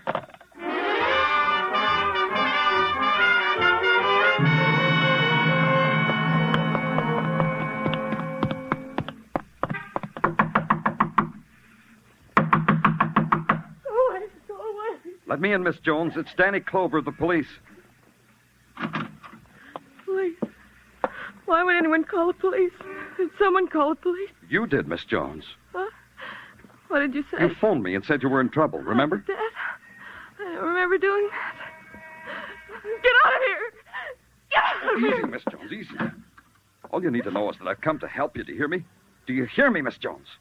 Why do you do that? I didn't mean to be rough. I didn't mean that. I mean, why do you call me Miss Jones? Aren't you Tori Jones? No, I'm in there. The beautiful Tori Jones. The girl most likely. She's in there. Behind that door. Oh, want her now.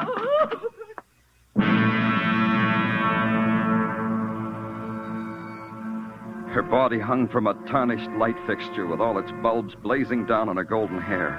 And the thing that held her suspended and moved her like a puppet in a slow, waltz-like circle was a scarlet sash of silk wound once, twice, 3 times about her throat. A draft from an open window somewhere ruffled her dress, and it was a dance you watched, a slow, dignified, stately dance to the rhythm beat of horror.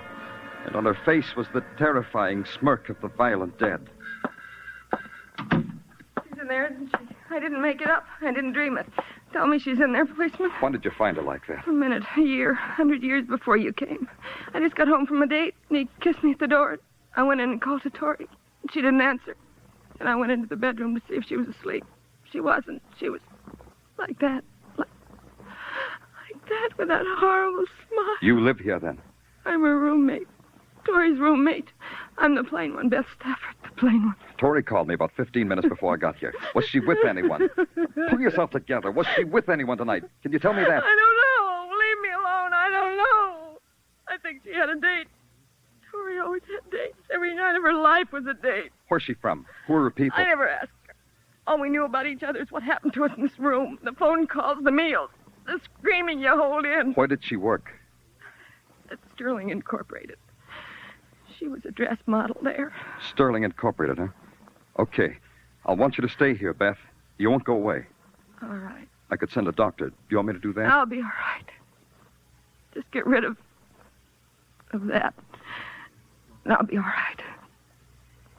Mr. Clover, Yes?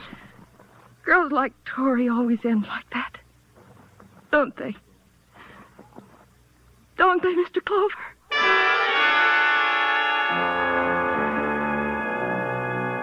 You can call it an advantage that a policeman has.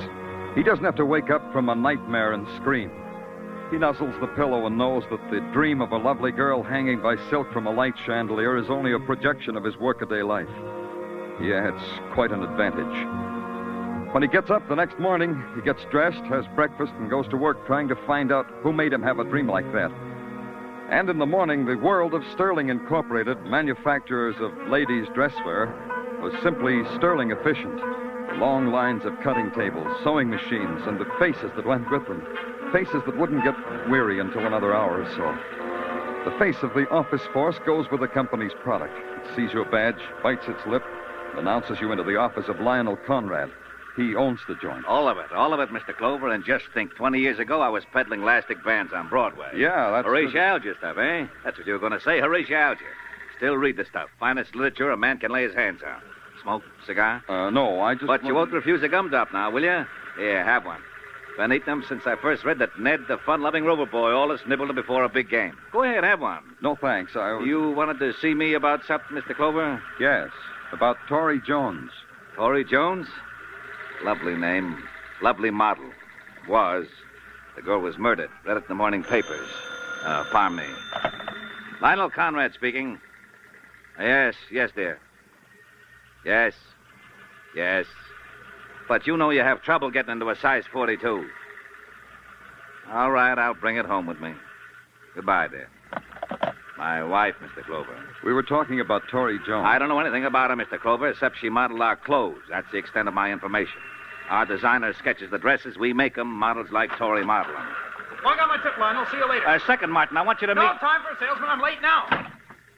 Who was the racket man? My shop manager, Martin Driscoll. Only he don't spend a lot of time in the shop. I gotta talk to him about that. It worries me. You got worries? Plenty. Somebody's stealing my designs, Mr. Clover. Somebody's stealing exclusives and peddling them to two-bit mass production dressmakers. Yeah? How could that be done? I wish I knew. Ira makes the sketches. I okay them. They turn up in basement stores at $12.95 per line. Who's this Ira that sketches? Ira Getz, my designer. Uh-huh. Where do I find him? In the village. That's where his studio is. You'll get the address from the girl at the desk. Will there be anything else, Mr. Clover? Nothing. Thanks a lot. For what? I don't know. Maybe a motive for murder?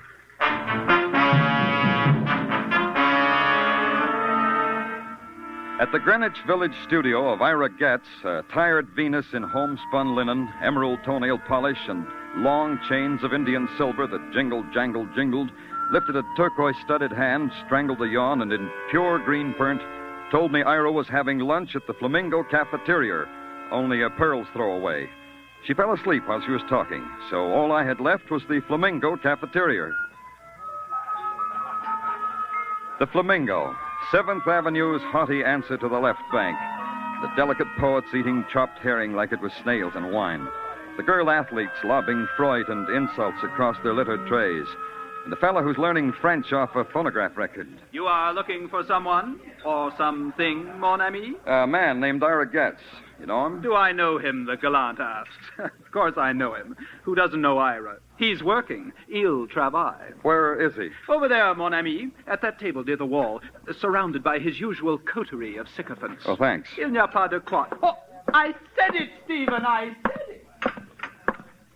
It's abysmal what Dolly is trying to do. Can you imagine acting like that about Picasso? Oh, that's ridiculous. Pardon me, are you Ira Getz? Don't interrupt while I'm talking. Dolly, stunning craftsman, but by what right... I'm Danny Clover of the police, Mr. Getz. Maybe you want to talk to me, Police? Fair weather sycophants, Mr. Getz. They needn't have left on my account. Maybe it's because we have nothing in common with the police. Nothing to talk about, Tori Jones, we could make conversation about her, couldn't we, if we tried? All I know about Tori is that I sketched her in things I created. This creating, it pays well? Well enough. What are you getting at? Your boss tells me your designs are being stolen. Does that bother you? As long as I get paid a living wage, nothing bothers me. Isn't that how it is all over? You could add to your income by selling your drawings twice to a competitor of Sterling Incorporated. Tori could have found out about it, and you could have... Murdered her? I don't think so. No. Converse some more, Mr. Clover. Were you ever out with Tori? No. It can be checked, Mr. Clover, was it? Who passes in your drawings at Sterling? Lionel Conrad? No, Martin Driscoll does that. As a matter of fact, I gave him my spring collection only a little while ago. Oh? Where is he now? Philadelphia, probably. Business trip. Don't look so sad, Mr. Clover. He'll be back in time to dress for the opera tonight. Anything else? No. Tell your coterie to come back, Ira. They'll love it. Now you're a martyr. It became a matter of routine. I grabbed a loose detective named Muggavan and gave him a detailed description of Martin Driscoll, planted him at Penn Station, and had him check all the incoming trains from Philadelphia. Muggavan was conscientious. He called in every 40 minutes with no word. He got sadder all the time. But at 5:40, there was a lilt to his voice. Driscoll was back in New York. In fact, he was in his apartment, and Muggavan was waiting outside. In 10 minutes, I was outside, too. Hi, Danny. Hi, is he still upstairs, Muggavan? No, that's him getting in that cab over there. The guy in a top hat, white gloves, and tails. Well, he's a little early for the opera. Mr. Driscoll! Mr. Driscoll! He didn't hear you, Danny. Maybe not. Thanks, Muggavan. Go home. I could have stopped him with my siren. I could have, but I didn't. If Mr. Driscoll were going to the opera, he was going too early, and he was going by way of the third act overture. His cab headed downtown and east toward Greenwich Village, so I followed. It swung into 8th Street. Me, too. Then it stopped in front of the studio of one Ira Getz. I passed it, parked a half block further down, and waited. A 2-minute wait, enough time for Driscoll and Getz to have a long handshake. Then I entered the doorway of the apartment house. It was that 2-minute wait that ruined everything. The shots came from Getz's apartment.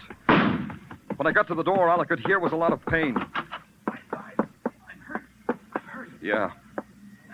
Not too bad. Help me. What happened? I don't know. Ira and I were talking, and someone... See, through that open window. Somebody shot through. Yeah. Where's Ira Getz? There, at the piano. There. Aren't you going to call an ambulance for me? For Ira? We need help. Not Ira. Not anymore. He's dead.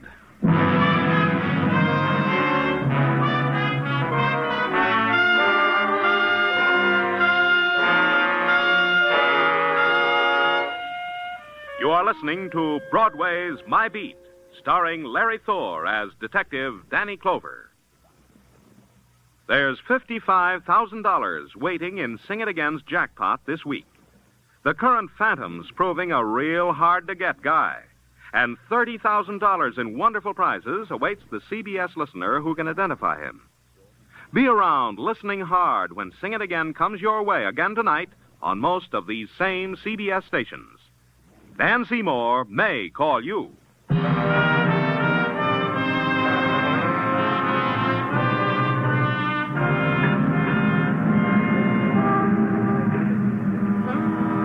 There's this about Broadway. It wants everything neat and in place. A word misspelled on a spectacular can stop traffic. A girl with a run in her nylons, likewise. The scream of the loudspeakers has to be adjusted, just so. And the deep, anguished weeping in a darkened doorway, not too much. Even death and violence have to meet Broadway standards. Broadway weighed the death by hanging of a golden girl named Tori Jones, balanced it against death by bullets of a designer named Ira Getz. Found they measured up and gave it its seal of approval.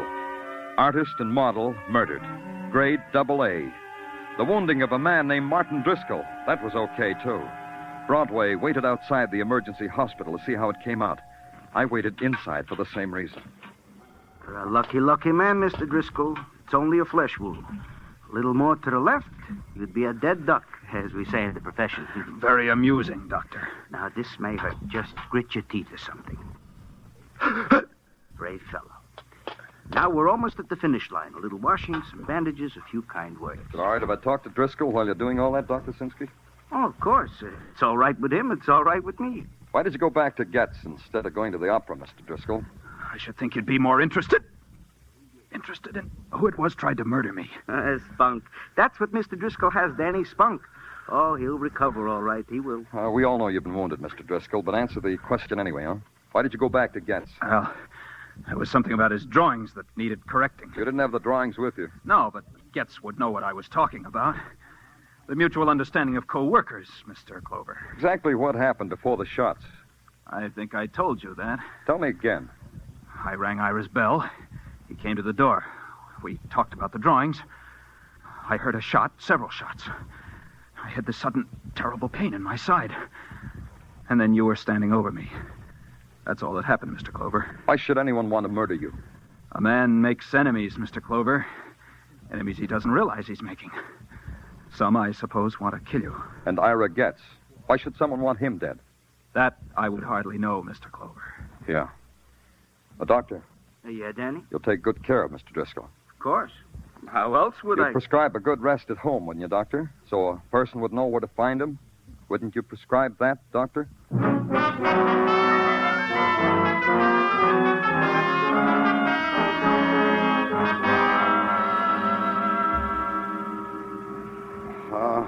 confusing, huh, Tartaglia?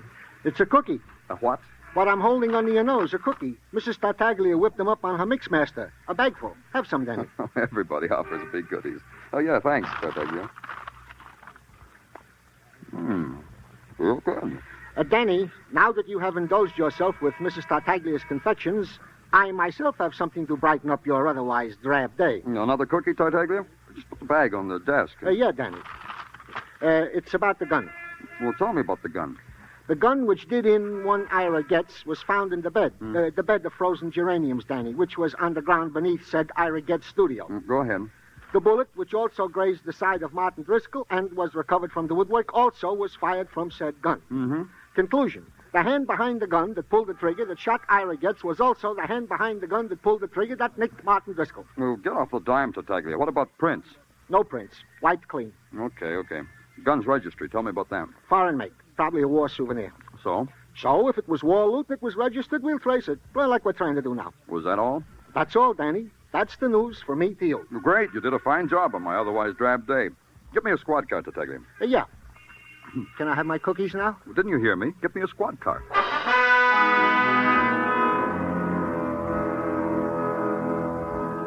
You drive slowly back to Greenwich Village. Slowly, because you want to think. But the images of violence dance in your brain, and you can't think. You breathe a sharp December wind, and it cuts a pain in your lungs, and it brings you back. And you know that violence walks the streets of the city. And the shape of violence is weird and grotesque. Stolen designs. A man lying near a piano and the blood flowing out of him. A girl with a scarlet sash deep in the flesh of her throat. And finally you're there to talk to a hysterical girl. And you hope the hysteria is gone because something has to make sense. It's good to have someone to talk to, Mr. Clover. I haven't talked to anyone since Tori. How are you, Beth? Are you all right? Sure, I'm all right. I want to ask you some questions, Beth. Try to answer them as simply as you can. Don't I always, Mr. Clover? I even did the night. What questions? You knew Tori maybe better than anyone else. It's the way I knew her, Mr. Clover. Who would want to kill her? I can tell you that. I wanted to kill her. Over and over. How many times I've wanted to do that. Over and over. Why, Beth? Look at me, Mr. Clover. Look at me. Isn't it plain? Isn't it? Go on, Beth. Let it spill out, all of it. Everything I ever wanted, she had. It's like in the movies, isn't it? The Princess and the Ugly Duckling. Clothes, presents, men. Men who called for her, took her out, showed her a good time. What men, Beth? Oh, big men, important men. Like who? I'm not going to keep it back any longer. I don't owe him anything. He never even looked at me. He called for Tori, and I might as well have been the rug or the floor. He never even looked at me. Who, Beth? Why, Lionel Conrad, president of Sterling Incorporated. Even the night Tori was... He hardly spoke. Conrad took Tori out the night she was murdered? Yes. It's all right if I tell you that, isn't it, Mr. Clover? I don't owe him anything now, do I? Where's your phone, Beth? Over there, under the doll. What'll they do to him, Mr. Clover? Sergeant Tartaglia speaking. Danny Tartaglia. Get Lionel Conrad. Bring him to my office, quick. Got that? Yeah, Danny. Lionel Conrad, your office. Quick. Got it.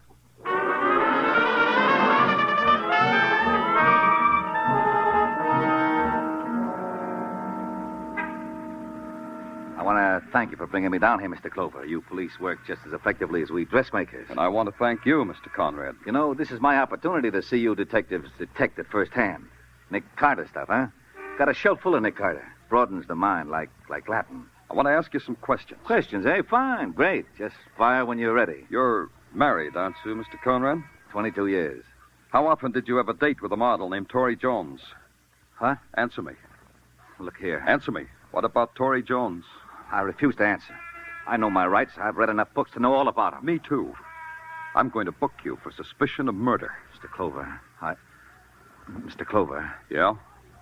I gotta get out of here. Come here. Sit down. Sit down and talk to me. I said talk.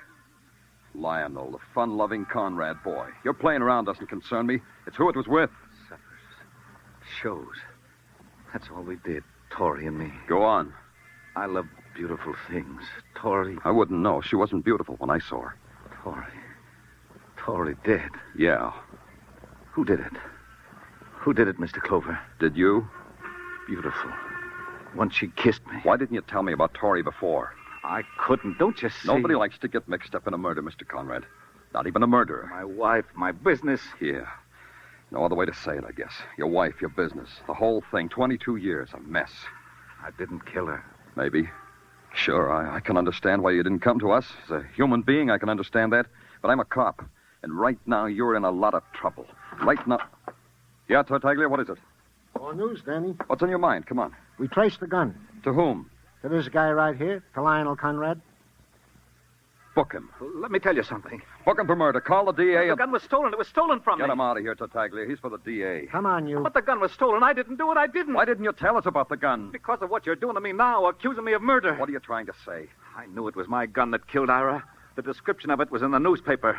Why shouldn't I have kept quiet about it? My fingerprints were on it. I haven't got a chance. Come on, mister. Let's go. Hold it, Tartaglia. What? Bundle Mr. Conrad up and put him in a cab. Send him home, Tartaglia, and charge it to the police department. Now get out of my way.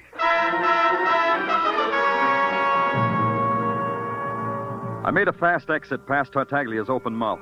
Conrad had confessed that his prints were on the gun. His confession saved him. The gun had been wiped clean before the murder, because the killer didn't have time to do it after the murder. And that added up to my last call. When I got there, Detective Muggerman was being part of the street scene. He was heaving snowballs at a snowman. I brought him inside the apartment house where it was warm. Danny, I've been watching him all day like you told me. He just came in a little while ago. Yeah. Open up, Driscoll. He's in, okay. I saw him come in a little while ago. Yeah. Come on, Driscoll, open up. Who is it? Danny Clover, I want to talk to you. You've already talked to me. Go away. Come on, open it up before I break it down. Should I? Wait a minute. What about it, Driscoll? You seem anxious, Mr. Clover. Is it about that murder? About exactly that. Just a second. Hey, watch it, Muggerman. Yeah, he ain't playing. Me either. Driscoll. Maybe you got him, Danny. Let's go, Muggerman.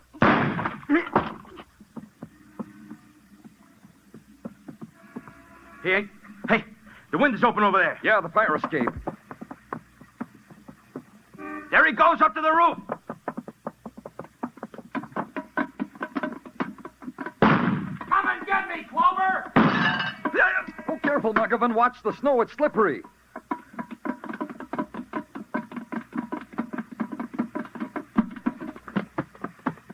There he goes, Danny, near the chimney. I missed him.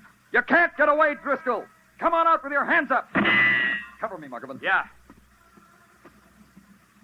I'm coming after you, Driscoll. Come on! You coming, Driscoll? You coming? Well, Driscoll? Okay, Mr. Clover. Okay. Okay, Driscoll, now we'll talk. Talk away, Mr. Clover, talk away. It isn't finished between you and me.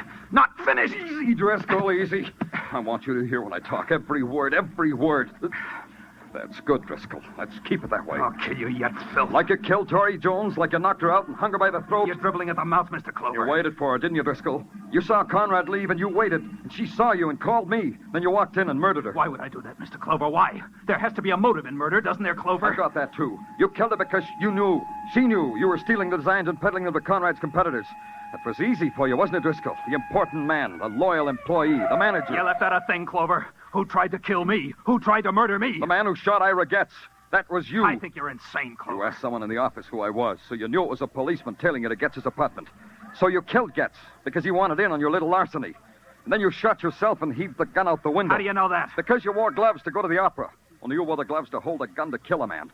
That's why there were no prints on the gun. None at all. It's a tricky one, huh, Danny? Yeah. Yeah, that's how it was, Mr. Clover. Exactly. Put the cuffs on him, Muggerman. I don't want to hold him anymore. He makes my hands dirty. Okay, Danny. Hey, let go of me, Driscoll. Let go. If you try to shoot me, officer, you'll kill your detective, too. Danny, he's right. I can't get at him. Driscoll. All right. I'll let go.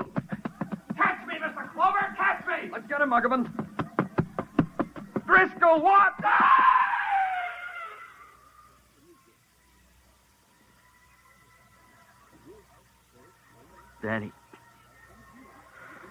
Danny, he slipped right over the edge. Snow. Yeah. Let's get off the roof, Muggerman.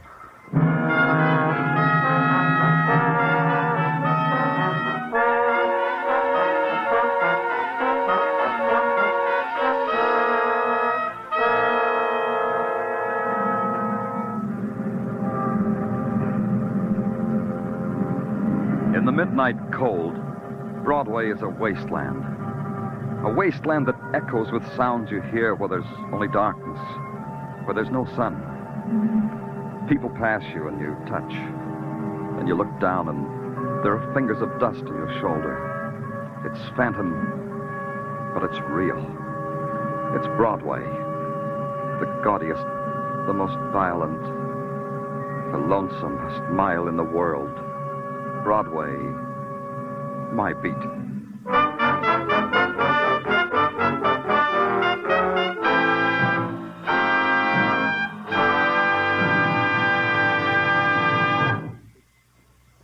Broadway's My Beat stars Larry Thor as Detective Danny Clover and is written by Morton Fine and David Friedkin.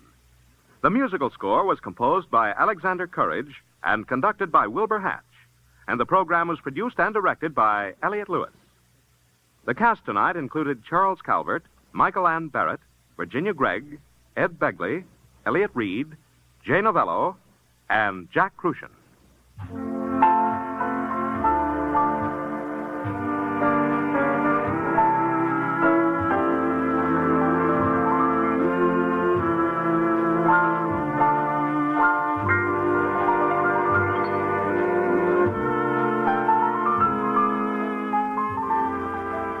Looking for new fields to conquer, Jack Benny will take a look at Notre Dame football tomorrow night.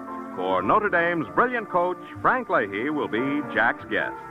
And who knows, Jack may end up as Nickelback next season. Mary, Dennis, Don, Phil, and Rochester will also be in the lineup. So don't miss Jack Benny's show with Frank Leahy as guest on all of these same CBS stations tomorrow night. Stay tuned now for Sing It Again, which follows immediately on most of these same CBS stations. The Sing It Again gang will be here with famous tuneful riddle songs that total up to $55,000 in prizes.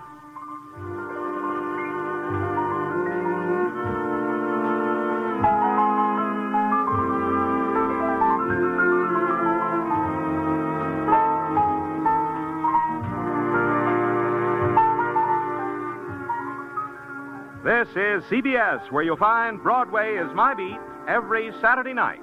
The Columbia Broadcasting System.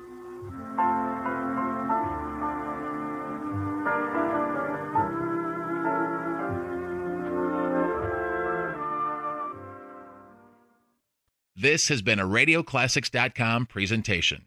Programs are copyright their respective owners. All rights. Broadway's My Beat, from Times Square to Columbus Circle, the gaudiest, the most violent, the lonesomest mile in the world.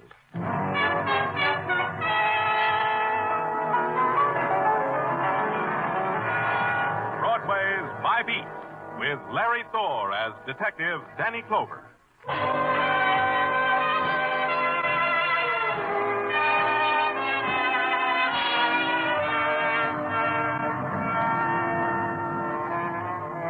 Broadway. It's a bet you make against the dealers at night, on the blood red of neon, on the black of the searching wind. And the circle spins, a whirlpool of gleaming laughter and splintered whispers, of shrieking steel and the silence of stone. You pray for a win, but it's no good. The red pays off in stained hands, and the black with dust in your mouth. That's how it falls on Broadway. My Beat.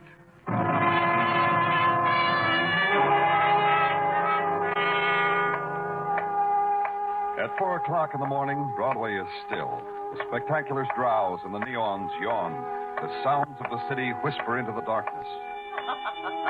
And last night's headlines fight a losing battle with the wind. Then, it's a burglar alarm from the flower shop, and it's tearing its heart out.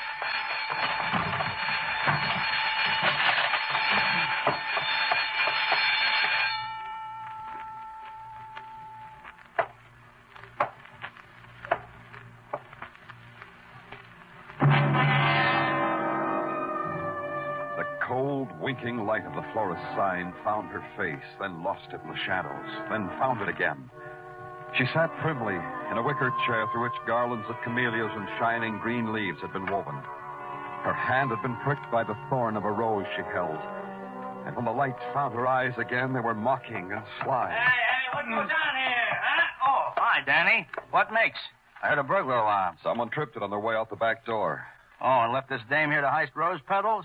Patrolman Meshikoff, do something for me. Sure, Danny. Want me to book her? Call homicide. Tell them there's been a murder.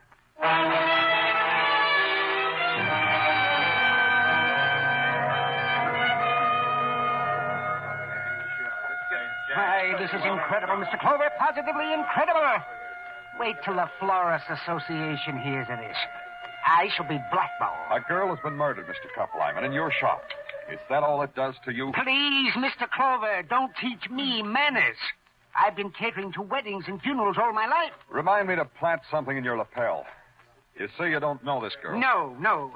Can't you do something about her, Mr. Clover? Move her or something?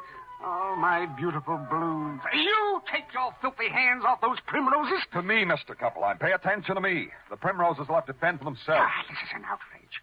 Making a shambles of my garden. All because you can't solve a stinking murder of some burglar of a girl. Don't press me, Kuppelheim. I could forget it says in the book I'm a gentleman. I know nothing about this, Mr. Clover. Why don't you inquisition my clerk? He closed the shop. He was here all evening. I've never trusted him, never. Nice boss you got, huh, Mr. Austin? The feeling mutual? There is mistrust and fright and kindness in all of us, Mr. Clover. Has it not been written in the book? Yeah.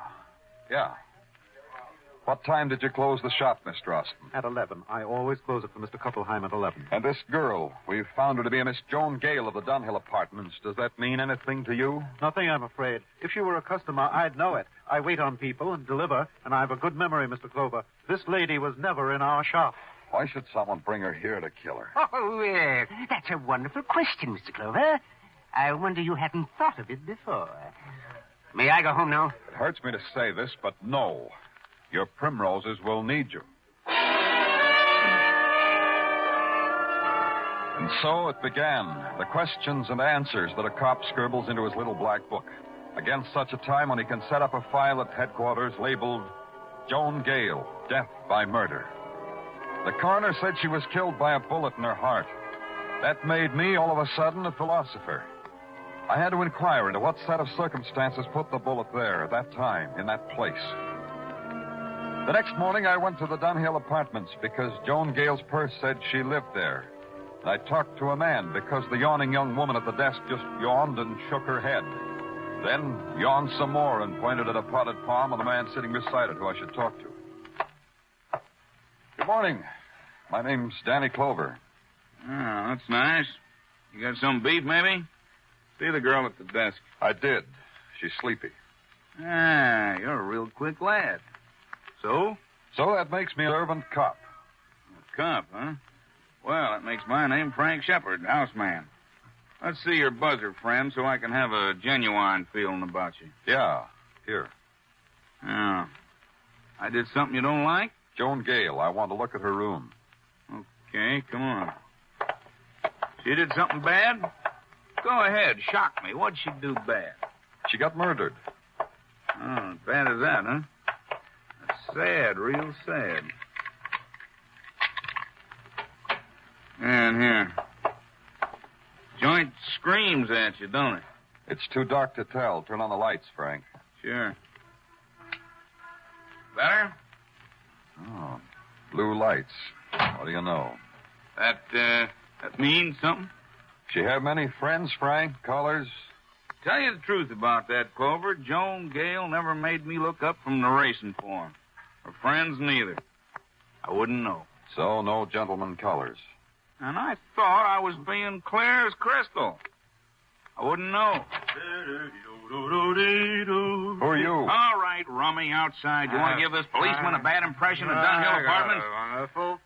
Wait a minute. Who's this guy, Frank? Refugee from 109 down the hall. He greets the gladsome day with a crock. Yesterday, he stumbled into Mrs. Stutman's room while she had her hair in a henna.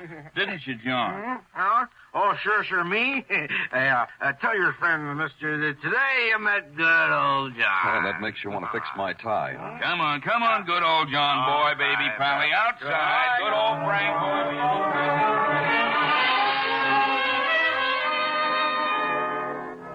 I watched old Frank boy push his pally on his face into Pally's home in 109.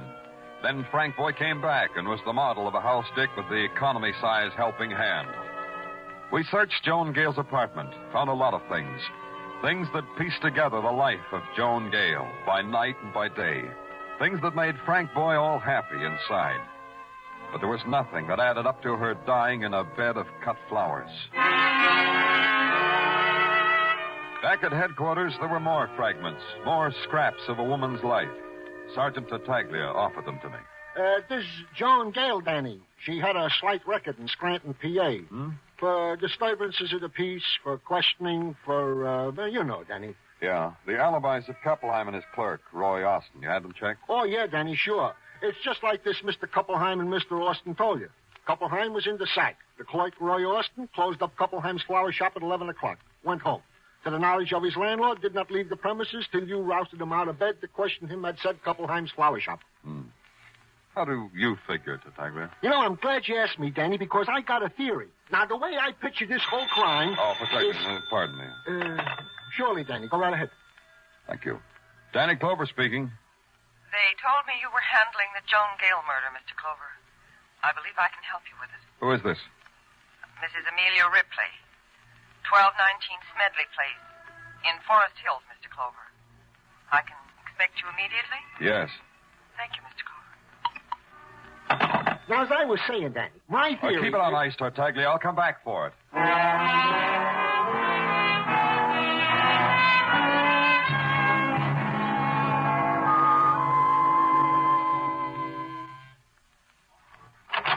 Yes? What is it? I'm Danny Clover. I'm from the police. Mrs. Ripley of course, called... I'm Mrs. Ripley. Please come in. Thank you. You won't mind... Well, that is, I hope you won't mind if we sit in the kitchen and talk. Not at all. This way. You see, it's the maid's day off, and I'm cooking. A hollandaise sauce on the stove, batter in the mixmaster. Oh, looks about done. It's the sauce that needs attention. Sit here, Mr. Clover. Thanks. You said something about Joan Gale, Mrs. Ripley.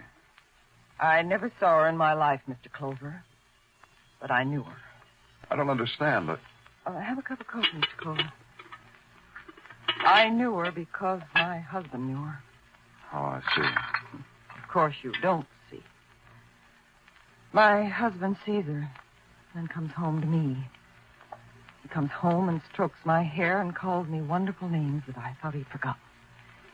And he kisses me. Mrs. Ripley. I found out about Joan Gale months ago. I've always known it was a woman, but I just happened to find out her name was Joan Gale. Why are you telling me? Revenge is a funny word to be coming out of a housewife's mouth, isn't it?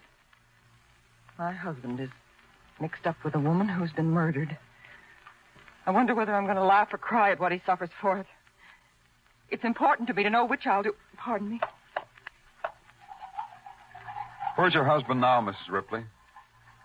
He called a few minutes ago. He said he was at his place of business. The Ripley shoe distributing business on East 37th. Well, thanks, Mrs. Ripley. I'll talk to him. Well, I'll show you to the door. I think I'm glad I talked to you, Mr. Clover. Oh, you did the right thing. Is this your husband, this picture on the bookcase? Yes, that's John. Good old John, he likes to call himself. Why, Mr. Clover? Does he drink? Why do you ask? But, no, he doesn't drink. I'll say that for him. He doesn't touch a drop. Mm-hmm. Miss Clover, it looks bad for John, doesn't it? It's possible that he killed the girl, isn't it?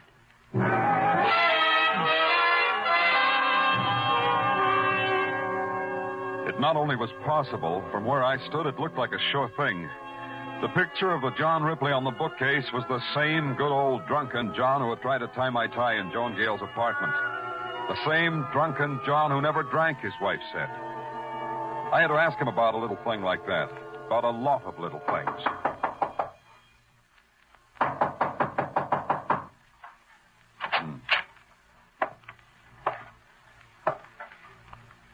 Ripley? Ripley?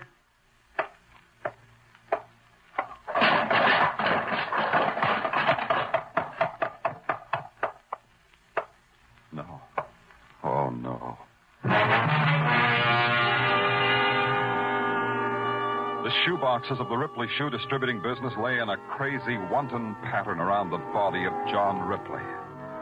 On his face was a loose, embarrassed grin, as if he were ashamed of his clumsiness, ashamed of not knowing how to handle shoeboxes, ashamed of his torn coat, his torn body, of the blood that crowded through the bullet hole in his chest.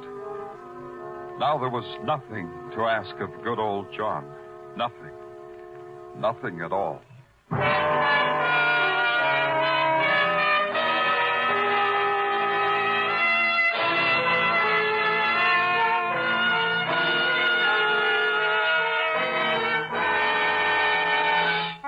You are listening to Broadway's My Beat, starring Larry Thor as Detective Danny Clover.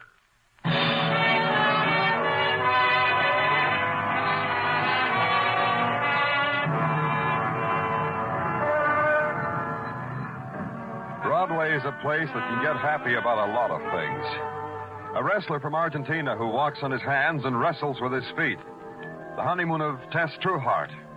And a couple of murders served piping hot for dinner reading. It's the diet Broadway likes. It's a fine way to get fat. My part of it was serving up a few crumbs to the gentlemen in the press room. An arrest is expected momentarily, I told them, and dared them to make 6 paragraphs out of that. They did, and it came out saying the police had no idea who the killer was. Or, as Sergeant Tartaglia phrased it, Danny, I don't have no idea who the killer is. well, the last time I talked to you, Tartaglia, you said you had a theory about who killed Joan Gale and Mr. Ripley. Danny, I got a confession to make. Confession, huh? You killed him? No, Danny. I had a theory, and I put it down on paper and added and subtracted, and the answer comes out that they killed each other. Only they died 12 hours apart. That's interesting. How did you arrive at that? Well, you see, Danny... you got company, Danny. I've got to see you right away, Mr. Clover. Oh, come in. Roy Austin, isn't it? Have a chair, Mr. Austin. Thank you. Thank you very much. Danny... don't go, Tartaglia. This is Mr. Austin. He's the clerk at Koppelheim's flower shop. Hi, Mr. Austin. How do you do? What can I do for you, Mr. Austin? I want you police to protect me. Yes, I demand it. Why, are you afraid of something? You would be, too. Here, read this. It was slipped under my door at my rooming house. Uh-huh. Dear Roy Austin, make no plans, Mr. Austin, because you will die within a day. Who'd want to write you a note like this? You know? Of course I don't. That's your job, Mr. Clover. Doesn't that note tell you something? Not much, except that whoever wrote it tried to disguise his handwriting. That's pretty obvious. Well, that may be, but it doesn't make me any the less frightened. Mr. Austin, the department will give you all the protection you need. How? One of our men will follow you wherever you go and will... That's not enough. I refuse to leave this building until you apprehend whoever wrote that note. Mr. Austin... I refuse to leave this building. Okay. Lock him up, Detective. Sure, Danny, sure. Hey, Mr. Austin, you play canasta? Idiot's Delight. Oh, a new game, huh? Well, maybe you can teach me. Where you going, Danny? To the Dunhill Apartments. There's a house detective there I got to see. Maybe he can teach me.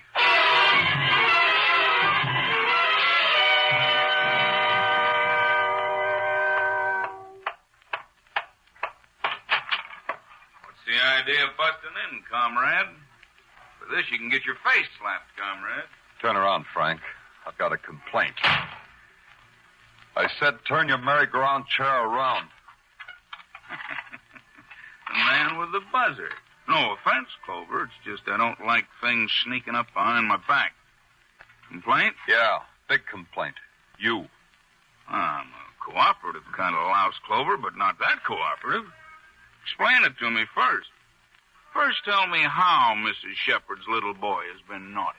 Maybe you ought to stand up when I talk to you, Frank. My words won't have so far to go.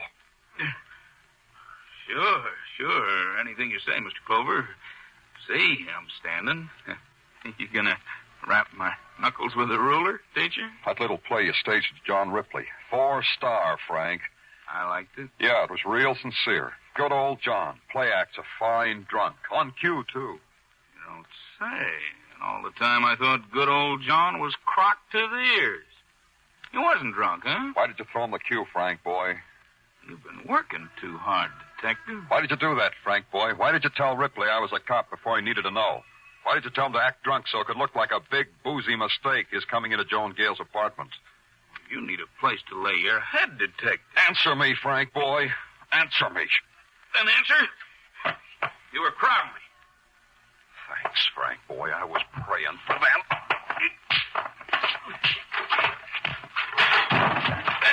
That's enough. That's enough. You didn't ask me my question, Frank. You saw a chance for blackmail, didn't you? Big, fat blackmail. I told you Joan Gale had been murdered. You knew John Ripley was her boy, so you arranged the act. Did he pay off before he was murdered, Frank, because you were so nice to him? Ripley murdered? News to you, Frank? Cross my heart. Hope to die. I didn't know about it. Had nothing to do with it. What you had to do with Frank. Tell me about that. It was like you say.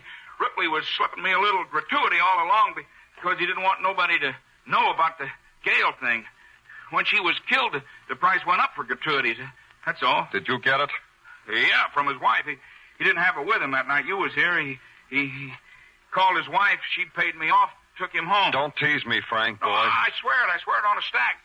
She took him home. The last time I saw Ripley, his wife was scratching his eyes out, and he was crying. On my honor, Danny. Yeah. Get up off the floor, Frank. I want you to look nice for the boys at headquarters.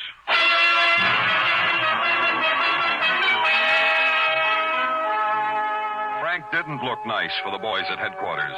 A guy like that could spend 3 hours with a barber, then dress in custom-tailored clothes, and still he wouldn't look nice. Before I left headquarters, I looked in on the canasta game between Tartaglia and Roy Austin, then took a ride out to the housewife, Mrs. Ripley. I couldn't make up my mind whether to be sorry for her. I wasn't sure whether she had anything to be sorry about. I suppose you expected to see me in tears, Mr. Clover. I wasn't sure. Just how do you feel about your husband's death? Relieved, I think. Clean. If you've got any conscience about lying to policemen, you've got to feel some remorse, too. And you lied. You didn't tell me about paying blackmail and bringing your husband home. I didn't tell you, so I didn't lie. We can group it under the general heading. Maybe this will do something to you, Miss Ripley. You're in a lot of trouble. How? How am I in trouble? You're a murder suspect. Oh, you'd be surprised, Mrs. Ripley. We've had other coffee drinkers murder people. Even a file on murderers who made fine hollandaise sauces. Well, but why should I... Why do murderers kill? You had the motive. Joan Gale, because she got along so well with your husband. Your husband, because he got along so well with Joan Gale. Mr. Clover, listen to me. All right. Mr. Clover, I first suspected my husband when he made an unnecessary trip to Scranton. Scranton, huh? Yes. John's business interested me. I knew all about it, so I knew he didn't have to go to Scranton on business. Go on. When he came back, he suddenly started to send me flowers. Just like that, flowers. Several times a week. That way I knew exactly when he saw Joan, by the flowers. Flowers, huh? I suddenly make a stab in the dark. Flowers from Kuppelheim. Yes, that's right. Then, when my husband was in trouble at the hotel, I went there and did what you said I did. Simply because once I married John. You did that, then? I brought him home. He told me everything that happened between Joan Gale and himself. Everything. Uh-huh. Then he left. Then I called you. I called you because there was the matter of my self-respect. You're telling me you didn't shoot either one? I didn't. There's a grocery store on the corner, Mrs. Ripley. You can go that far so you can get your coffee. I'm going where there's flowers. There might be an unfilled order there. Maybe you'll get some.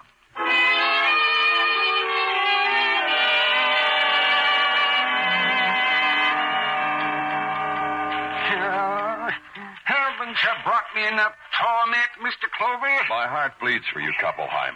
Put those prattles down and talk. Gosh, it's no good. You've upset me so. A coming out cassage. Just massacred. How long have you had John Ripley for a customer? John Ripley? The shoebox murder case? Oh, yeah. See, that is a thrilling thing. How long was he your customer? And he began coming in about the time that clerk of mine started working for me. Roy Austin? Yeah. Oh, they got along famously, those two, always whispering about something or other. Then Mr. Ripley would place a very big order. I didn't really mind their whispering behind my back. When did Roy Austin come to work for you? Why, Mr. Clover? Why do you ask? Is he in trouble? I told you I didn't trust him. Don't drool at the mouth, Kuppelheim. Just answer my question. When did Austin come to work? It was about 3 weeks ago. He came to me with a letter of recommendation from some queasy little shop in Scranton. I took the chance anyhow because I needed help so desperately. Scranton. Do you have the letter? Yes. Yes, of course I have. Wait a minute, I'll find it here. Let's see. Yes, you did. Here you are. I've seen this handwriting before. Where's your phone, Capeline? It's right here in the counter. It's a business phone, Mr. Clover. Yeah, all right, I owe you a nickel. Yeah, what? All right. Not too long. Sergeant Tartaglia. Danny Clover, keep Austin happy, Tartaglia. I'm coming up to talk to him. Oh, you can't do that, Danny. I'm not here. I finally persuaded him it was safe he should go home. What? Sure, Danny, sure. I talked him into he should go home. Took a lot of my most clever ruses, but I finally convinced him.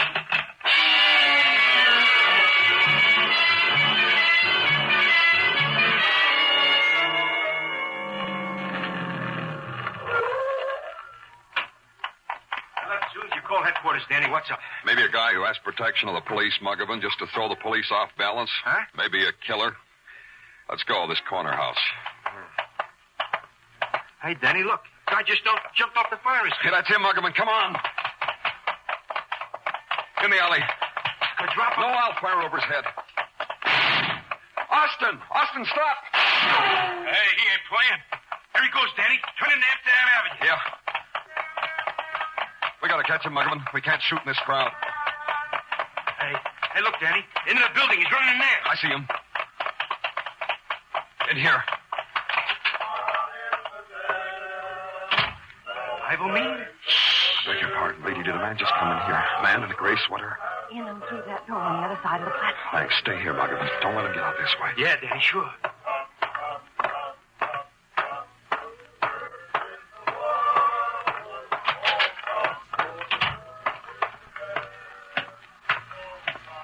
Austin! I'm up here, Mr. Clover. Somewhere here in the darkness. Think you can find me before I kill you?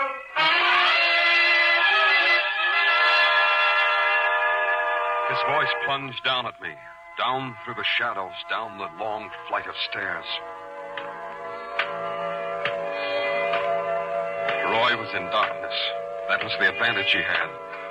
Every other step I took was lit up by the screaming light of a big electric sign flashing, "Revival tonight." It shouted through the window, "Revival tonight." Still alive, Mr. Clover? I'm still alive. All in one piece, Mr. Clover. For how long, Roy?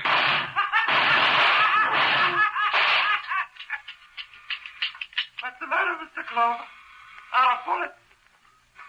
Not a trick, is it? Because it'll do you no good. Come down, Roy. My gun's empty. Come to me, Mr. Clover. Up these stairs. Come to me. Pray, Mr. Clover. Pray for salvation. Because I'm going to hasten your death with this gun. Because you're a sinner. Joan Gale was a sinner, too, wasn't she, Roy? Yes, she was. She was my wife, Stratton. Did you know that? No. Yes, she was. She was good. Until Satan came for her. That would be John Ripley. Satan? He took her away from me. And then he came back. And he told me where she was. Because he knew I would kill her. Because I am just. And the wages of sin are death. And you killed Ripley. Satan. And now you, Mr. Clover. But you must accept death with innocence. Like the lamb. Throw your gun on the floor, Mr. Clover. Yeah, I'll do that, Roy. Here. My leg!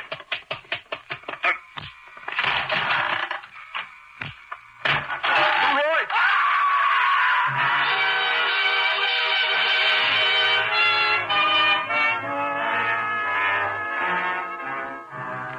When I got to him, he was dead. His body lay crumpled and broken at the bottom of the stairwell. On his face, the last drop of ecstasy. The ecstasy he'd reserved for his own dying. When they came for him, it was still there. But frozen now, different now. Like some leering mask of evil.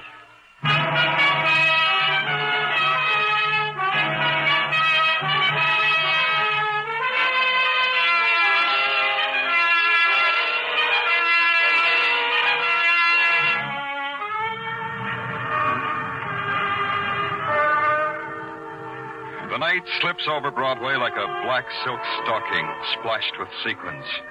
And Broadway is as flashy as a showgirl on an after-theater date.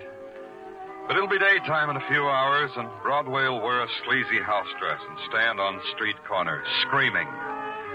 Day or night, it wears any face you look for. It's Broadway, my beat.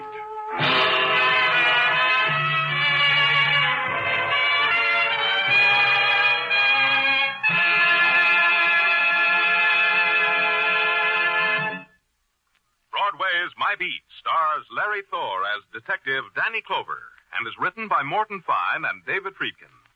The musical score was composed by Alexander Courage and conducted by Wilbur Hatch, and the program was produced and directed by Elliott Lewis.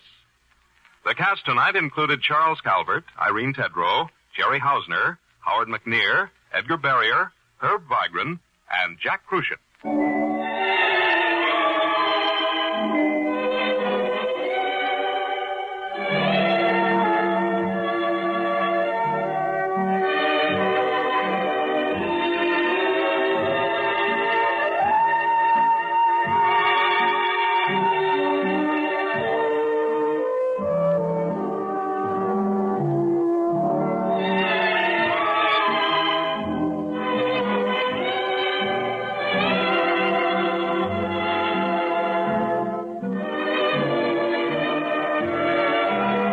This is the United States Armed Forces Radio and Television Service.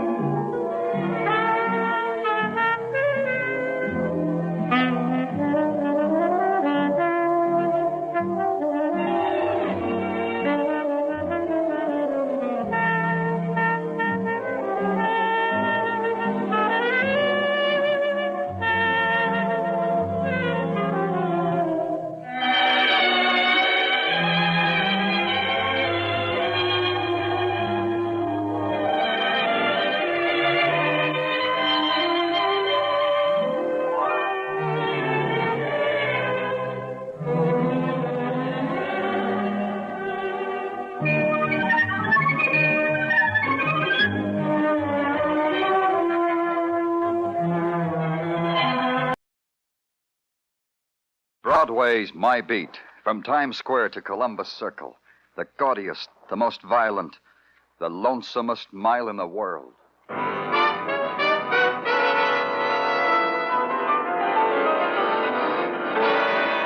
Broadway's My Beat, with Larry Thor as Detective Danny Clover.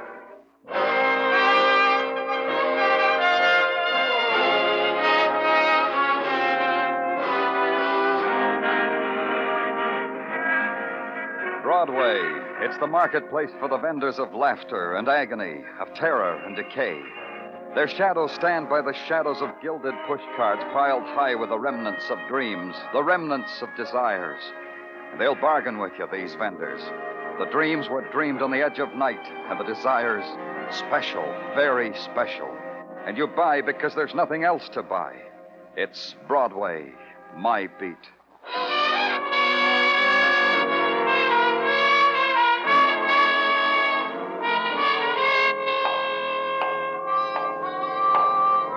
At 1 o'clock in the morning, the tunnel that leads you from Grand Central to the Times Square shuttle is deserted and bleak and almost clean. You notice these things because the tiled walls, dirtied with a film of yellow light, stretch out in front of you, and somewhere ahead of you seem to close in on themselves. And suddenly the sickness is inside you, the feeling that there's no exit anywhere. And you hurry against it. And you see the back of a man that looks familiar, and you call out to him, even if the man is Joe Quito. Joe? Joe Quito. Huh? Thought it was you, Joe. Back with us, huh? Yeah, I'm back, but not with you, policeman. I'm back alone by myself. Free and easy. You're going to keep it that way, Joe? If you keep out of my way, policeman, I'll be a good boy. If you spread your lousy wings over me like a mother hen, I don't know what I'd do. Something ugly, maybe. The loose mouth, Joe. Watch it. For 12 years, I've been watching it. For 12 dirty, rotten years. Now I'm free and easy like you, policeman. My mouth talks how it likes. You weren't happy in Sing Sing, huh, Joe? You should have been. I hear they treated you real polite, like maybe you were worth treating that way. You know what it takes, you polite. You just got out, Joe. Don't make it too hard on yourself. Hard?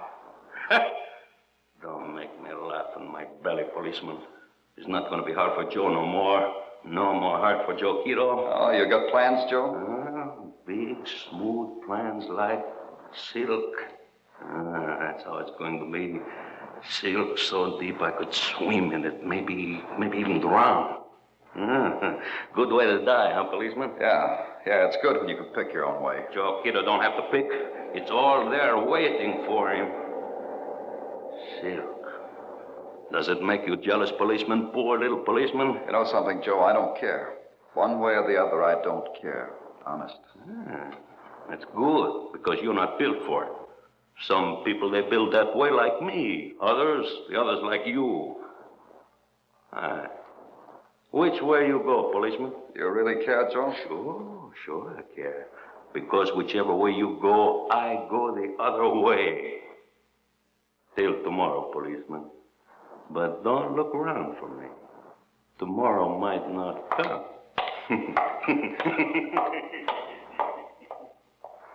Like silk, huh, Joe? What? What's the matter, lady? They're over there on that corner in the dark. Two men, one pulled a knife. He stabbed him over and over and ran away. Joe.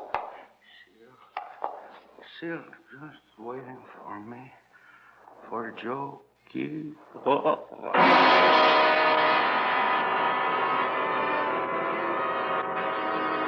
Then the world folded in on Joe Quito. It broke step and veered into his direction and considered Joe Quito and his dying in a subway tunnel. The police came and observed him, photographed him, cataloged him. A man in a Homburg stared. A man in disintegrating clothing hurried by without pausing. A woman stood on the fringes of the little crowd and bit a knuckle. Finally, 2 interns carried him away with a stretcher and intern-type jokes. I went home.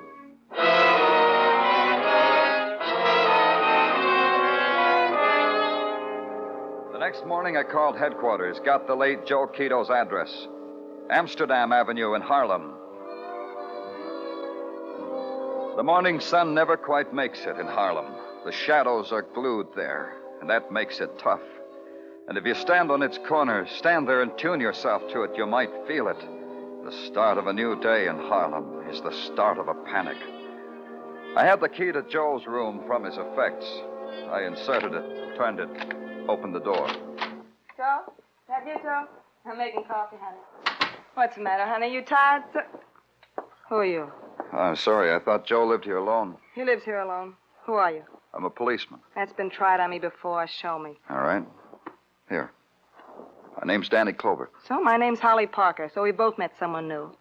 You're a slough, huh? Plainclothes detective. You like making a living that way? You're a bitter, bitter girl, Holly. I react to people by laughing at them. I got taught that. Did you laugh at Joe? What do you mean, did I? What's the matter with Joe? What are you doing here, Holly? We've got an arrangement. I make coffee for Joe. It's been going on for 2 days. I come down from my room upstairs and make him coffee. Thanks for not smiling. It's the truth. It's over. Joe did that again. He said he wouldn't. Last night when he went out, he told me he wouldn't have to do anything. Nothing good or bad for a long time. Where'd he go? Oh, so you're looking for Joe. You don't know where he is and you want me to help you find him. It's not Write that... down in your book Holly Parker. Then write down she doesn't know. We know. Joe's dead. He was murdered, Holly. You better sit down. No, I'm all right. Go ahead, Holly. Go ahead. Not Holly. Once when I was 12, a thing happened to me, and I ran out of tears. Who killed him? He had a burden, but I don't know who killed him. Tell me about it. In that chair by the window. And that newspaper on the floor. He sat there and stared at that newspaper. Oh? This one? The Times? Yeah. It's pretty old. January 27, 1938. What's in it that makes it a burden? You tell me. Joe wouldn't. Joe was in trouble once. You know that. I know. He told me. He told me about a 12th sentence he got and about a lawyer who said he'd only get 1 year. The lawyer said that, huh? What lawyer? Joe said his name once and broke a beer bottle against the table. Joe said Ralph Ferguson. I've heard the name. Maybe Joe wanted to kill this Ralph Ferguson. I don't know. Maybe he did. Do you think things could have gotten themselves reversed? Things could have. I told Holly Parker to drink her coffee, then go back upstairs and stay there. Then I phoned the law offices of Ralph Ferguson. He was not in, a happy young voice told me. He was taking his 3-hour break, it said, at the East River Athletic Club. I went there.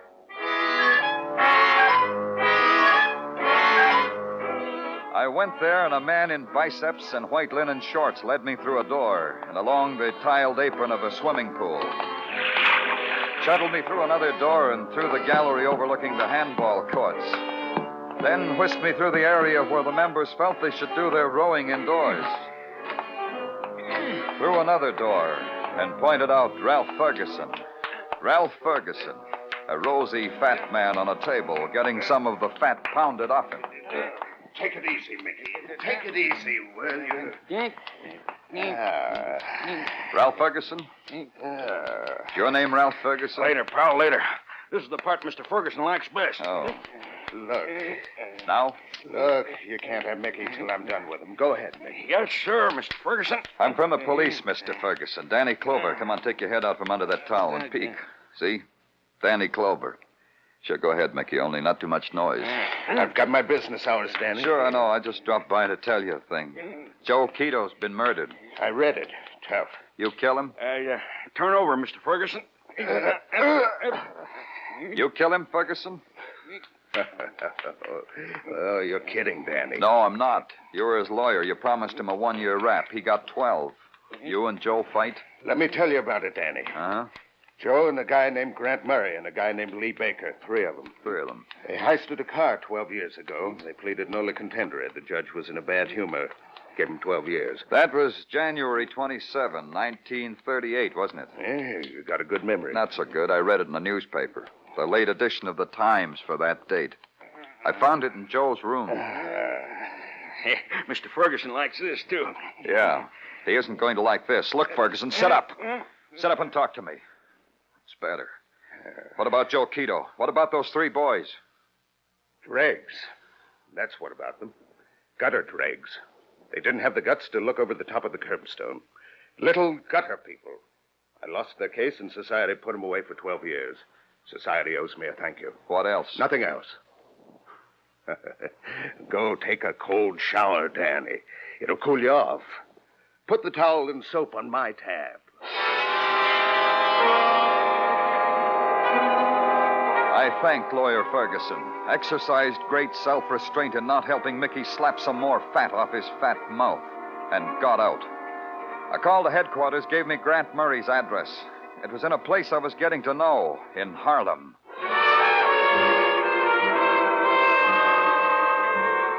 In a rotting, pockmarked cold water tenement in Harlem. Up a flight of stairs where rats had gnawed at the decaying wood. In Harlem. And to a door, its paint peeling and scarred as if fingers had clawed at it to get in or out. Come on in. There ain't no lock on that door. Light the candle, mister. Then we can see each other.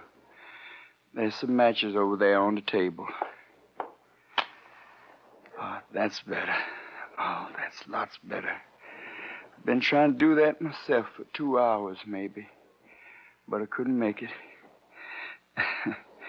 Ain't it funny? Man wants a little light in his room and ain't got the strength to pick up a little old match. What's the matter with you, Grant? You know my name? That must make you the rent collector. Well, I got news for you, rent collector. I ain't got it. And you ain't never gonna get it, not from me. Now what you gonna do, rent collector? Throw me out? Grant. Stay away from me, rent collector. Just stay away, that's all. Grant, I'm Danny Clover of the police. What's the matter with you? Are you sick? Sick? Yeah, I'm sick, mister. But it's the last sickness I'm ever gonna have. I've been trying to get to that door to call you, Mr. Police, but I just haven't got the strength. What are you talking about? I'm talking about how a man came in here and took care of me. Good. So I could never open my mouth again. He stuck a knife in me. That's what that man did right here. See it, Mr. Police? Grant. Grant. Oh, I'm awful glad you came, Mr. Police. Oh, Mr. His body twisted off the iron cot, and he sat. Then he shuddered and lay still. And the thing that fell from his hands and covered his wound like a shroud was a blood-stained newspaper. I picked it up. It said the New York Times. The headline said, Japanese stalled by Chinese troops. The dateline said, January 27, 1938.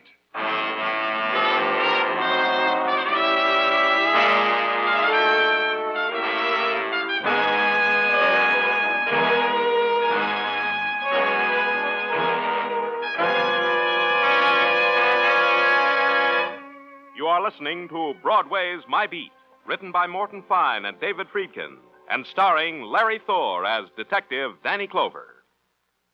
That red-headed circus, Arthur Godfrey, is now on hand to entertain you Saturday nights on CBS. Godfrey puts together the cream of the jest from his daytime shows on CBS, mixes in the best songs of Bill Lawrence, Jeanette Davis, and the Mariners, and turns out a top half hour of Saturday night fun. Listen to the Arthur Godfrey Digest this Saturday night on most of these same CBS stations.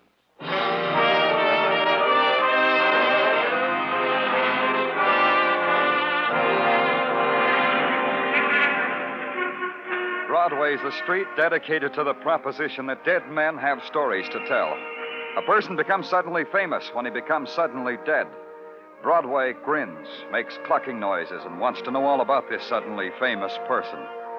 Right now, it had a double feature to get gay about. A man named Joe Quito, murdered. A man named Grant Murray, murdered. At headquarters, Sergeant Gino Tartaglia thought about it, gave it expert consideration, and thereby coined a phrase. Yeah, they're dropping like flies, Danny. That impresses you that way, huh? Yeah, and you would have nothing to worry about if you was just Frisbee Novotny. Tartaglia? Frisbee Novotny, Danny, the guy whom I've been trying to tell you about. You know, the hero of my favorite detective stories, the one who solves crimes and mayhem with a slide rule and formulas. He does that. How? Well, this Frisbee Novotny does like this. He makes X the corpse, Y the room the murder took place in, Z the time of the murder, A Here, Danny, here's some paper. My pen, the gift of the ever-grateful Mrs. Tartaglia. What's she got to be grateful about? Oh, Danny. Oh, I'm sorry, Tartaglia. It's these newspapers here on my desk. They've got me confused. These 1938 newspapers. Oh, 1938, huh? Hey, ain't that the year little orphan Annie celebrated her 40th birthday? Yeah, that confuses me, too. Tartaglia, I've got a feeling the reason why those two boys were murdered is right here in these papers. Ah, that's my Danny. Huh? Nothing, Danny. I've read these papers from headline to shipping news, and the only thing I can see that's interesting is this item right here on the bottom of page 3. Huh? Police today arrested 3 men in connection with car theft. The men gave their names as Joe Quito, Grant Murray, and Lee Baker. They are being held without bail pending hearing. That's all it says, Tartaglia. Well, this is information that the police department is already fully aware of. Uh-huh. The thing that bothers me is why the two boys kept these newspapers. For their scrapbook, maybe. Something else, Tartaglia. Something else. Something that's in these papers. Something that's staring me in the eye and begging to be understood. You got what I asked you for? Oh, sure, Danny, certainly. Straight from the parole officer. The third boy, Lee Baker, is employed at the moment as a garage mechanic. Mm-hmm. Yeah, ain't it wonderful the trades they teach up in Sing Sing? Where's he employed? At the garage in back of the Mobile gas station on 125th Street. Maybe Lee Baker's got a newspaper, too. Get me a squad car, Tartaglia.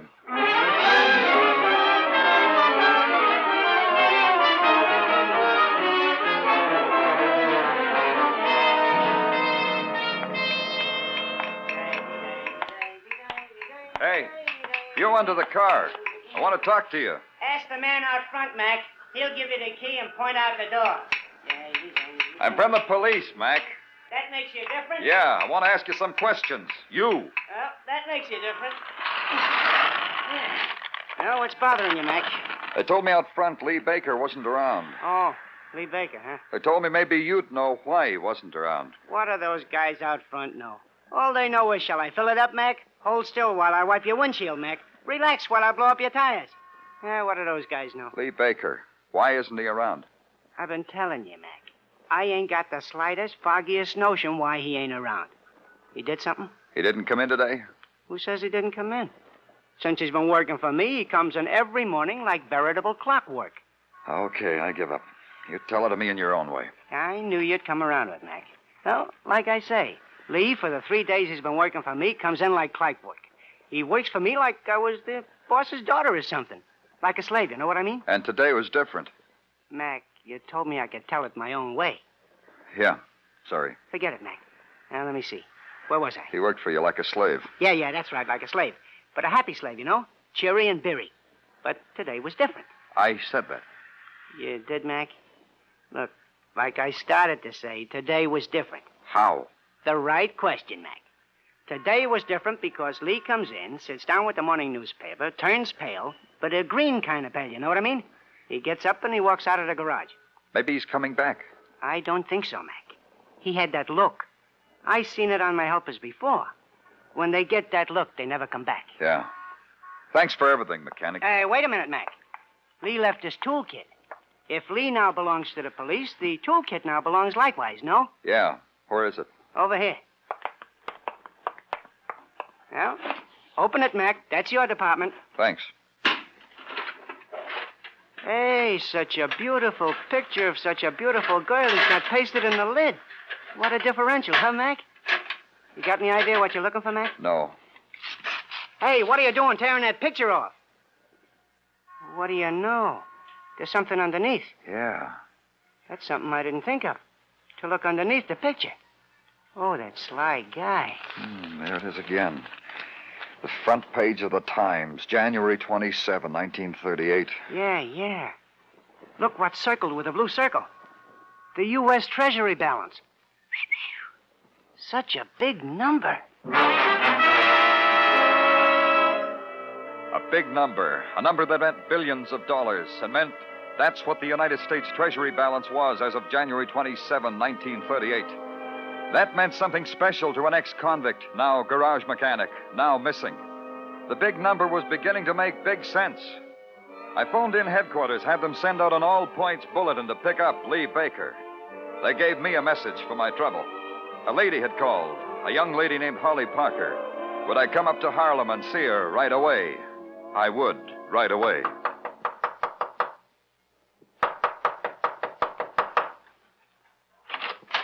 Oh, come in. Come in, Mr. Clover. Thanks, Holly. That chair over there is comfortable, Mr. Clover, but don't lean back in it. All right. You're going someplace, Holly? That suitcase on the bed. You were packing? Unpacking. Something changed your mind? I was going back to Michigan. Then I got to thinking, why Michigan? Why any place? You tell me. I read about Grant Murray's being murdered and Joe Quito. Grant and Joe were friends. I was a friend. Police. Something to run away from. I'm good at it. We'd find you, Holly. If we needed you, it wouldn't be too much trouble. We'd bring you back. I told myself that. That's why I unpacked. You're trying to tell me something you didn't tell me before. That's right. Maybe it means something, maybe it means nothing at all. What is it? This. A piece of paper Joe gave me the other night before he went out. He said keep it for him. He said don't let it get away from you. Here, take it. It got away from me anyhow. Thanks. There's nothing on it except a number, Mr. Clover. A number. 646. And a date. January 27, 1938. It all fits now, Holly. Why didn't you give it to me before? On account of the way I was educated. You're a policeman. My school motto was, don't trust policemen. You might have saved a man's life if you did. You're clear now, Holly. You can do what you want, even go back to Michigan now, if you want to. Why, Mr. Clover? Why should I go anywhere?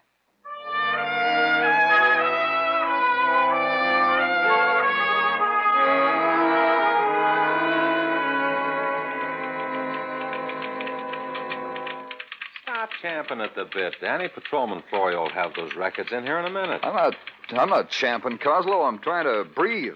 Why do you guys in the record department live in here? Well, the grapevine from the city hall says we're getting an air conditioning unit right after the next election. Thanks, Florio. Well, here are the records, Danny. Mind if I read over your shoulder? I couldn't live without it. Hey, this Benny Fane kept interesting type books, huh? Mm-hmm. Benny Fane, the numbers king. These books he kept to do credit to the Chase National Bank. I understand Benny's now head librarian in charge of overdue fines at Sing Sing, Danny. Ain't it wonderful the trades they teach you up in Sing Sing? Huh? Yeah, wonderful. Hey, okay, Coslow, this is what I'm looking for. Oh, yeah? The number that hit on January 27, 1938 was 646, taken from the last three numbers of the Treasury report of that day. Mm-hmm. One ticket held on that number worth $100,000, bought by three men, Joe Quito, Grant Murray, and Lee Baker. According to the books, the payoff was made next day. Like you said, Coslow, these books do credit to the chief. They got Lee Baker, Danny. Good. Where? Just spotted him going into the Muncie building. Squad car just phoned in. Phone him back, Tartaglia. If Baker leaves the building, tell him to pick him up. Well, suppose Baker stays inside. Then he'll be where I want him. Exactly where I want him.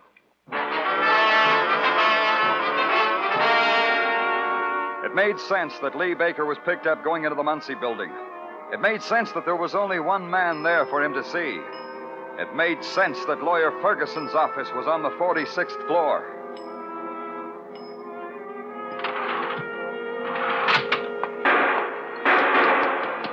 The shots that screamed down the long marble corridor made the most sense of all.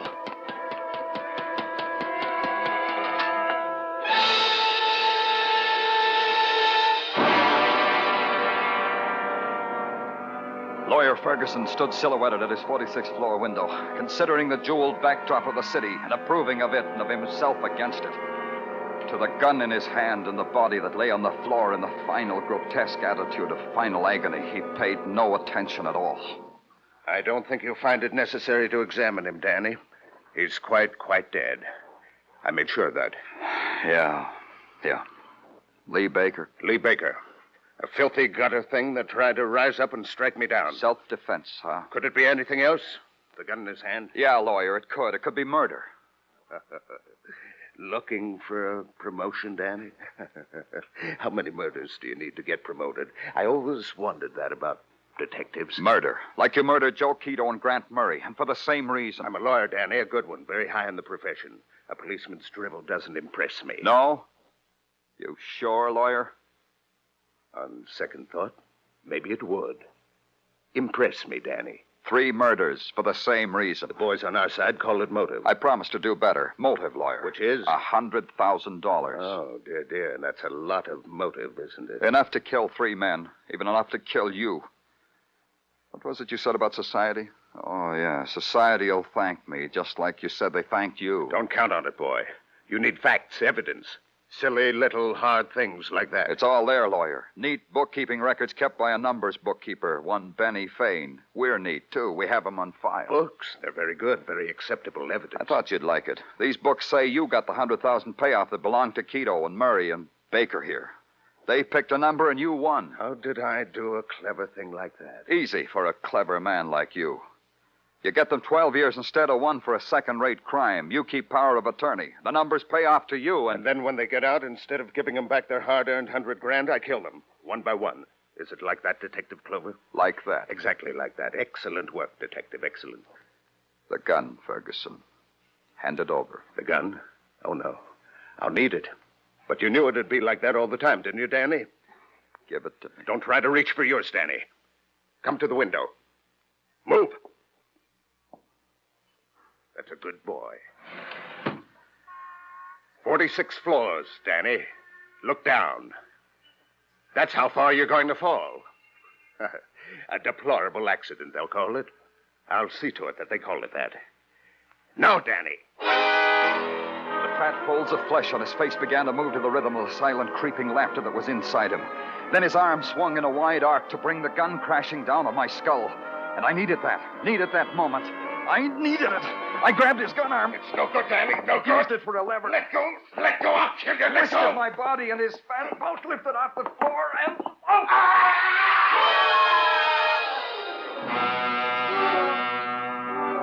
He fell, twisting into space, a part of it. His fingers exploring it, gouging out handfuls of it. Then, far below, the crowd gathered and made a circle. And the world folded in on Ralph Ferguson.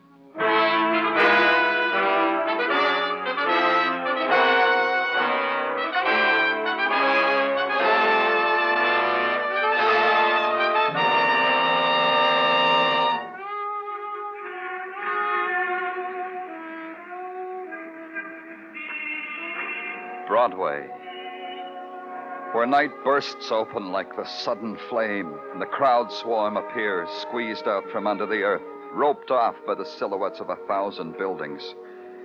And they dance their fury away against the time of morning until the sky soaks up the sound and pain and color and turns it into dawn. That's Broadway, the gaudiest, the most violent, the lonesomest mile in the world. Broadway, my beat.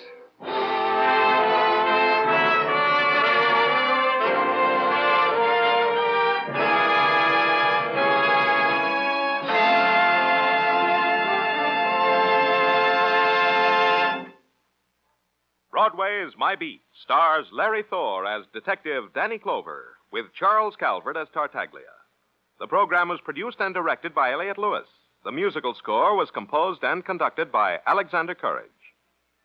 The cast tonight included Stan Waxman, Ann Diamond, Bill Gray, Lou Merrill, Chester Hairston, and Jim Bannon.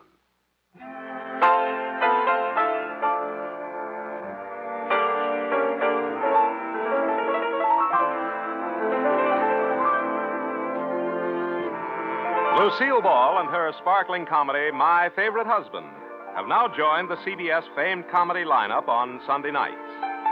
You used to laugh with Lucille on Friday nights. Now she's moved to Sunday. So be listening this Sunday night on most of these same stations when Lucille joins Jack Benny, Amos and Andy, Eve Arden, Charlie McCarthy, and Edgar Bergen, and Red Skelton on CBS. This is Joe Walter speaking.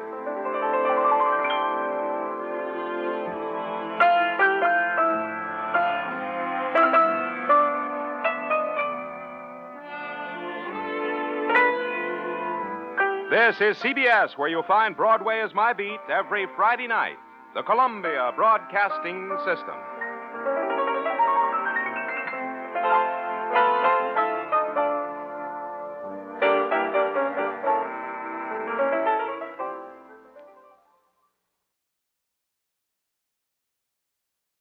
Broadway's My Beat, from Times Square to Columbus Circle, the gaudiest, the most violent, the lonesomest mile in the world.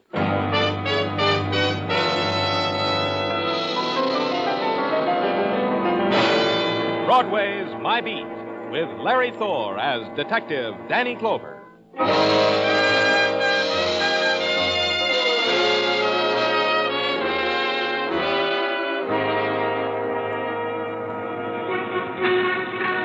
In the sunlight of April, Broadway shimmers like an enchanted garden. It's the place where golden women glide past mirrors of chrome. And you're happy because the reflection of all their smiles were for you.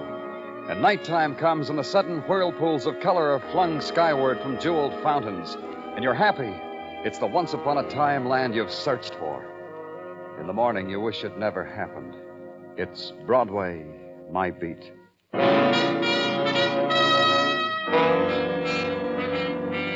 It was 11:30 at night, and I was on my way home from headquarters. I didn't make it. A squad car picked me up at 43rd Street, and a man told me my working day wasn't over. They were from the technical lab. They were on their way to the scene of the crime, which was on Coney Island, which was where they were taking me. Which is where I went, to Coney Island, through a crowd gathered around a roller coaster, and to a man who was waiting for me. Hi, Danny. What's up? The guy there in the third seat of this car. Dead, Danny. Uh-huh. Stand. Who stabbed him, Muggavan? Out there in the faceless crowd. You don't know, huh? Not an idea. Except that somebody sat behind him and pushed a knife into him. Witnesses? Nope. And maybe this guy screamed. Who pays any attention to a scream on a roller coaster? Who found him? Him. Yeah, me. I found him. And you're who? Frank Curcio. I run this ride. Here's what, mister. This dead guy sitting there, he had a half a dozen tickets in his hat band. End of each ride, I just went over to him, took a ticket. Didn't disturb him. Didn't you notice something was wrong? Oh, people react different to roller coasters. To him, I figure it's restful. I didn't disturb him till he ran out of tickets. Then I disturbed him. Uh-huh. And I found out I couldn't disturb him. And I yelled police. That check, Muggavan? He told me just that, Danny. Identification on this man? Uh-huh, yeah, his wallet. Name, Thomas Stafford, address, here, rooming house in Brooklyn. Employed as a bonded runner for one Gerald Fuffman, jeweler. Gerald who? Fuffman. We turn it over to the technical boys now, huh? And as we performed the rites that come after violent death, the great amusement park wound down and became still, and the distant song of the carousel was washed out to sea. And the crowd shivered against the rising mist and against the memory that death had walked the carnival, that somewhere on the midway its wing had touched them. In the morning, I had a call to make to the place of one Gerald Pfuffman, Esquire, jewels, etc. That's what it said on the window. Inside, Gerald Pfuffman, Esquire, was very elegant, very etc. Welcome to my establishment. Make yourself comfortable, browse, indulge, etc., etc. Thank you, I will. If you permit me, I could be of rather remarkable assistance. What you had in mind, was it for an amant, a girl, a mother, a wife, a souvenir of 20 years' splendid service in your splendid factory? That would be nice. Could you make a replica of this in diamonds? Dear boy, I can make a replica of anything in anything. Baby shoes, a lover's broken heart, a suit of armor, etc., etc. Take another look. I have. It's a badge. A police badge. My dear boy, I don't know quite how to put this, but I'm afraid my establishment is quite beyond a policeman's means. You put it very neat. That leaves us nothing to talk about except maybe Tommy Stafford. Tommy? But how could you have known? Known what, Mr. Pfuffman? I was just on the verge of reporting it to the police. Tommy has absconded with $100,000 worth of jewels, a pearl necklace, priceless baubles. Oh? Oh, yes. Last night at 8 o'clock, he was to deliver them to Madame Sybil in Coney Island. He and his co-messenger, Ed Drosco. They never appeared at Madame Sybil's. They vanished. Tommy Stafford is dead. What? Dead? Tommy? Tommy. Stabbed to death on a roller coaster. Oh, that's horrible. So unnecessary. It makes everything so desolate, so... etc., etc. You say Tommy and this Ed Drasco were to deliver the jewels to Madame Sybil? Yes. She had already paid me a $10,000 deposit. Last night she was to pay me the rest on delivery. She phoned me that the messengers hadn't come. I told her to be patient, that they would most assuredly make the delivery. I didn't know. I didn't know. Ed Drasco, do you have his address? He roomed with Tommy. You think Ed killed the boy? You think he killed him and stole the jewels? I don't know. What do you think, Mr. Pfuffman? I called headquarters and told them to bring in a man named Ed Drasco. Then it was back to Coney Island again.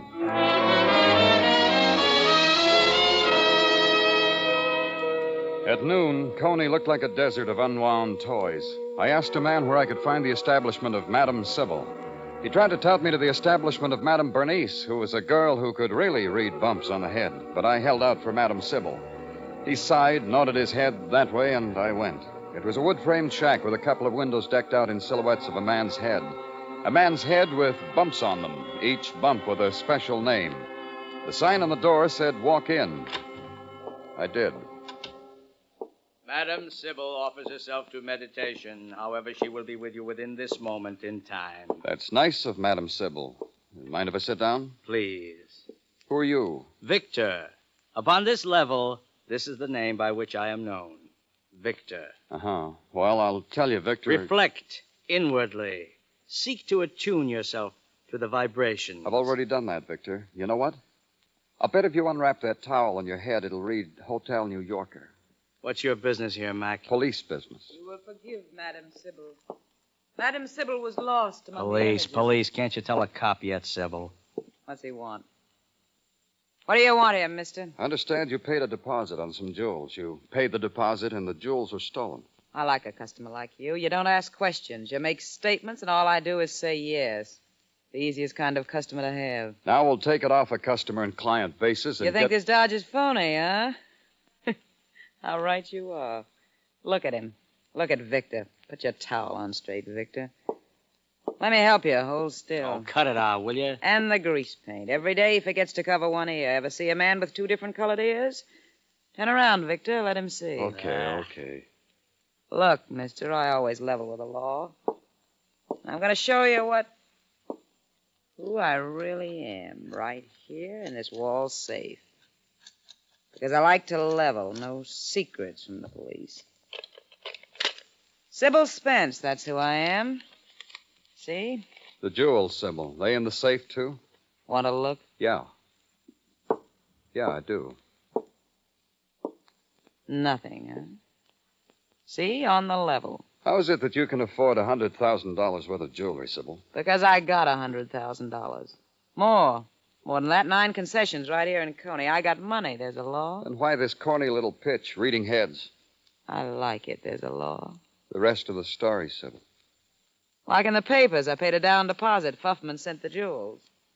Fuffman says, I didn't get them. Tell him, Victor. Tell the police. She didn't get them. Then neither Tommy Stafford or Ed Drasko showed up. Tell him, Victor. Neither one showed up.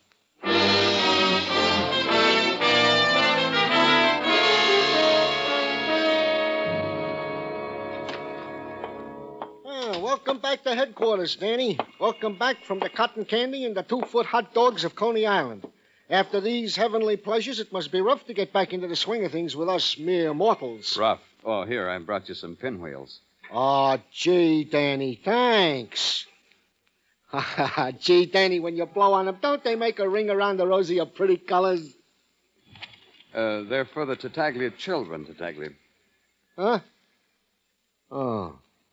Well, of course they're for the Tartaglia children. Whose else children? For a minute, you had me. Well, Tartaglia? Well, leave us lay aside our childish pleasures and get down to the affairs of the moment, huh, Danny? If you insist. Yeah. This matter of bringing in this messenger, Ed Drasko, it has not been accomplished. Why? For the simple reason that this aforesaid Ed Drasko has taken unto himself a powder. He is not in his rooming house, nor in his appointed haunts, nor Send out an all-points bulletin on him. I want Ed Drasko. Well, naturally. Number 1 suspect, huh, Danny? Such an open and Anything else, Tartaglia? Case. No, nothing to bother our pretty little brains about. This Frank Curcio, owner and ticket taker of the roller coaster on which was found the body of the deceased. What about Curcio? Oh, airtight alibi. When he was not taking tickets, he was in a rendezvous with a dancing girl whose blue jay corn plasters had come awry. All checked. Airtight. For a mere mortal, Tartaglia, you... Oh, excuse me, Tartaglia. Oh, naturally. Thank you. Danny Clover speaking. You and me, Clover, we got a date. Victor Amalfi and you. Oh, have we, Victor? You'll wear a fresh towel? I like that. Yeah. You and me and Ed Drasko. He wants we should come to his dance. Ed Drasko? Yeah, he wants to make a deal about the jewels. He said I should come alone, but being law-abiding like Where? I Where's am. the dance, Victor? Hall of Mirrors, back entrance, 12:30 tonight. I can count on you then, Detective Clover?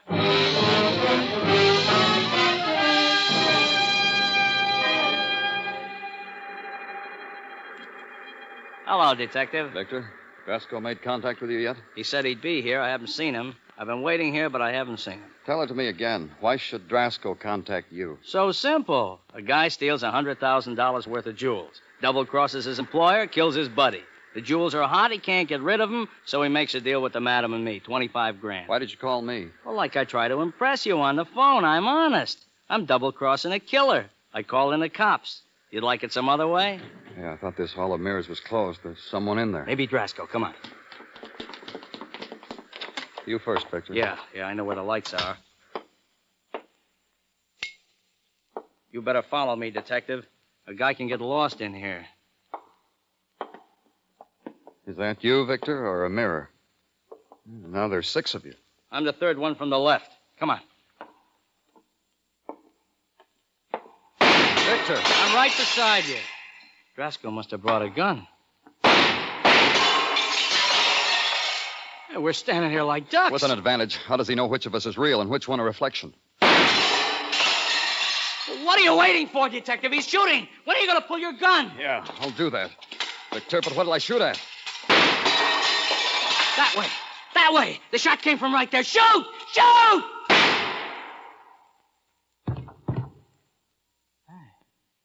Hey, you're good, Detective. I think you got it. Wait a minute. Okay, let's go. Over there, through that broken mirror. Someone lying on the floor. Yeah. Drasko. Yeah, that's Drasko, all right. How do you know? I saw him at the jewelry store. Hey, you're really good, Detective. One shot, and you kill a man. The case is over, huh? Wait a minute. I'll see. Oh, what's to see? Oh. Looking for the jewels. They on him? They're on him, huh? It's all over, huh? For Drasko. But he lied to you, Victor. No jewels, huh? No jewels. How do you figure it, Victor? A man dies for a lot of jewelry he didn't have.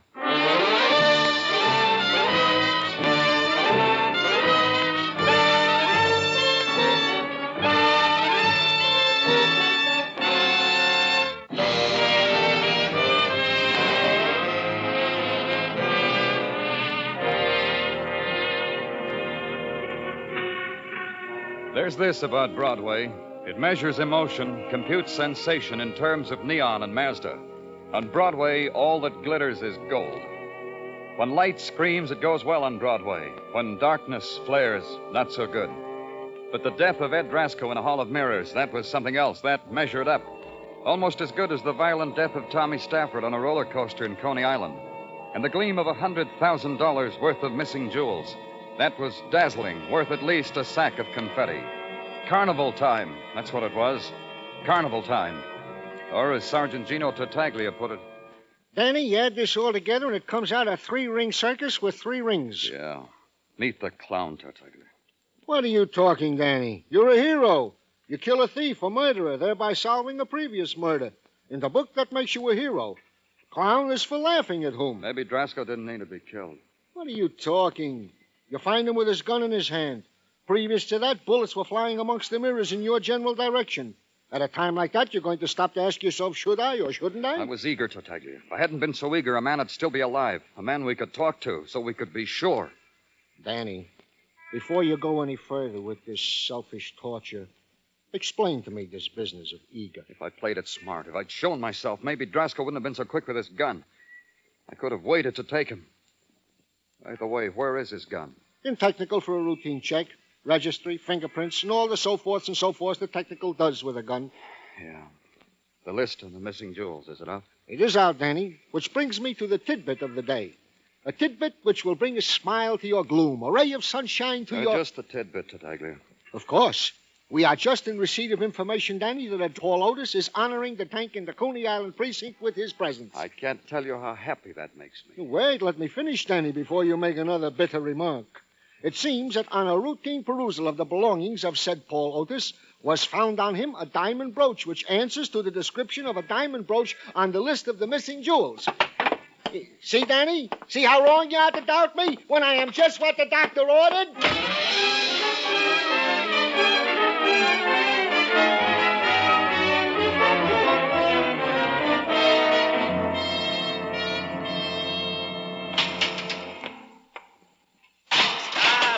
In the cell door. The hangover hurts, huh, Paul? You got to give me time to get used to being in jail. You'll close the door gently next time, yeah? Sure. My name's Clover, Danny Clover. Clover. You're telling me that because you're going to third-degree me, huh? So when you rubber hose me, I can yell, "Stop, Danny Clover!" Yeah? All we're going to do is chat. Yeah. Yeah, I know. Chat. You want a cigarette, Paul? Yeah. Your kind, with truth serum in it? Yeah.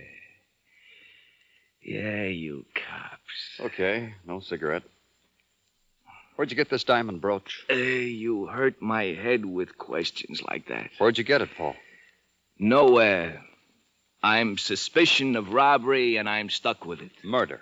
Let me out of here! Let me out of here! Paul! Let me out! Paul! Let me out of this dream! I got a crazy man! Listen to me, Paul. Listen to me. Okay. I'll listen. But don't get close to me, yeah? Don't touch me. Paul, a man was supposed to deliver this brooch and some more jewelry. A man named Tommy Stafford. He never showed up. He was murdered. I'm listening. I'm listening real good. Go ahead. Go ahead. Tommy Stafford. You know him? No. How about a man named Ed Drasko? Ed Drasko. You know Ed Drasko, Paul? No, I don't know Ed Drasko, but I'm listening. Look, last night you were picked up in Coney, not too far from the scene of Tommy's murder. You had this brooch with you, a brooch that Tommy had a little while before he was killed. What's the story, Paul? After work, I was in a bar with a girl and drinking. And I opened my eyes and I come upon this dream. I'm all of a sudden in the tank with Brooch, without girl. What girl? Who is she? B. Morris, hula type. The type that hulas on the Midway show on Coney. B. Morris, huh? Okay, Paul. No, wait a minute. Wait a minute, you're getting too close. Open the door! Let me out of here! I'm crazy, man! Let me out of here! I had to pull him away from the cell door. When he was aware that my hands were on him, he screamed again, ran to a corner, and with his finger drew a symbol on the air. I took it as a symbol to keep the evil beasties away. It worked. Someone opened the door and took me away from Paul Otis.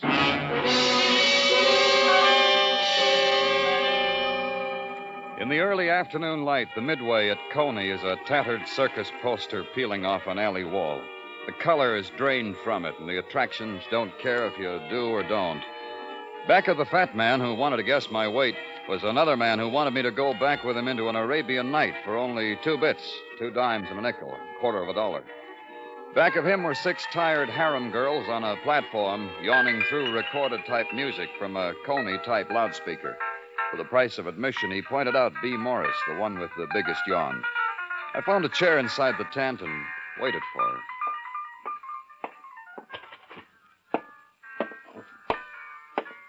The shield tells me you were asking for me. Well, now that you see me up close, you can run along, huh, sport? Here. Sit down, B. I want to talk to you. It thrills you to talk to an artist like me, huh, sport? Go on, sniff my perfume. Go on. Just talk, B. Let's talk about Paul Otis. Him? What's the matter, sport? You jealous of Paul? Tell Auntie B all about it. Go on. Just talk, B. Let's talk about Paul Otis. Him? What's the matter, sport? You jealous of Paul? Tell Auntie B all about it. I'm a policeman. I want you to talk to me about Paul because we're holding him for murder. Murder? Paul? You must be kidding. Paul hasn't got enough protein to raise his voice, let alone murder. Murder. The murder of Tommy Stafford. The messenger boy on the roller coaster? Why would poor little Paul want to kill a poor little messenger boy? For a diamond brooch, maybe? To impress you, maybe? Those would be good reasons. Except Paul hasn't got it in him to think him up. Maybe you ought to know, B. We found the brooch on him. Along with the bottle tops in his pocket, we found a diamond brooch. You know him so well, B. Where would Paul get a thing like that? I'll tell you. I'll tell you for free. Maybe he got it the same place I got these diamond earrings. Look at him. Go ahead. Bite into him. Go on. Real, genuine 14-carat diamond. Yeah. They're on the missing list, B. The earrings and the brooch. Missing from 2 murdered men. Where'd you get them? This'll make you open your mouth real wide. They were left on my dressing table in a dirty little white box. Eerie, the whole thing, ain't it, Sport? You didn't wonder where they came from? Who asks where diamonds come from? We do, B. Policemen do that. Let's go where it's cool and quiet and official and talk. Like at headquarters.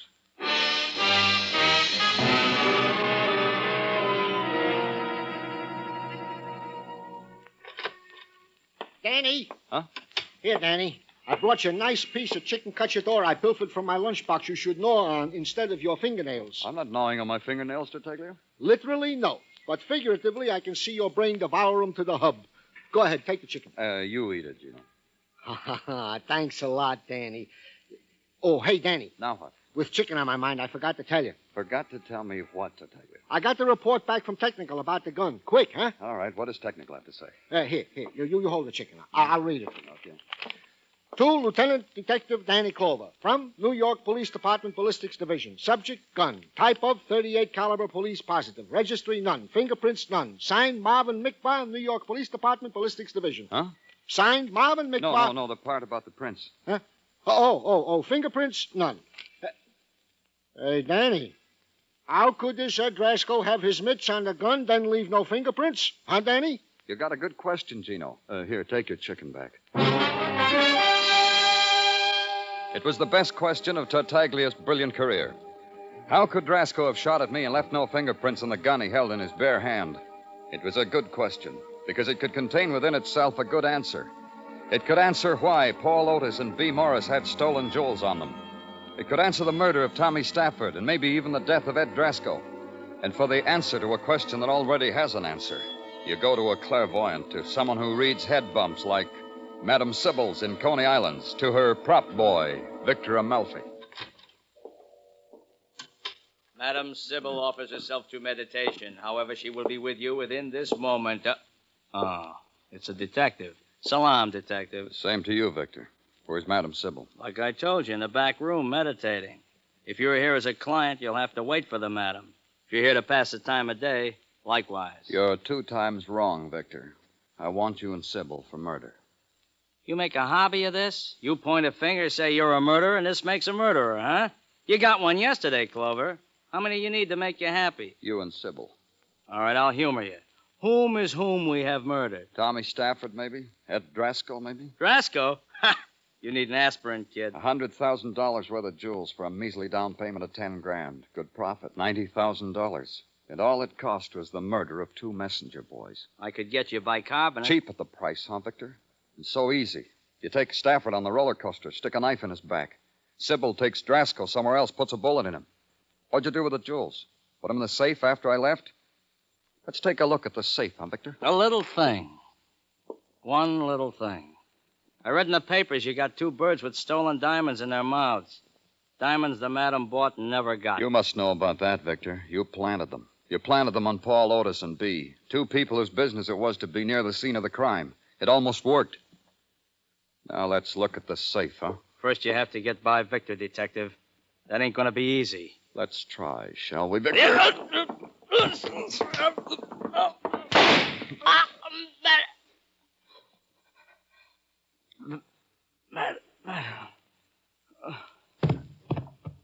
you all right, Mr. Clover? Yeah, real fine. Welcome from the beyond, Sybil. Tonight the Zodiac said kill Victor. I'm glad it was Victor. I'm glad it wasn't you, Mr. Clover. When I pointed the gun, I never pointed a gun before. Lucky. Yeah. Okay, Sybil. Give me the gun. What for? Ballistics will want to match it against the slugs in the body. But you saw me shoot Victor. The gun. All right. All right, here. But you saw me. I killed him. What do you need the gun for? Ed Drasko. I'm not real sure, understand, Sybil, but I'm waving a finger at you. This is the gun that killed Ed Drasko. What are you talking about? You killed Drasko. The paper said you killed Ed Drasko. You did, Sybil. It figures that way. Drasko was dead even before I walked into the Hall of Mirrors because his fingerprints weren't on his gun. You can't make fingerprints by resting a gun in the open hand of a dead man. You're not trying to trick me. So it figures, Sybil, like I said it did. It was you shooting up the Hall of Mirrors.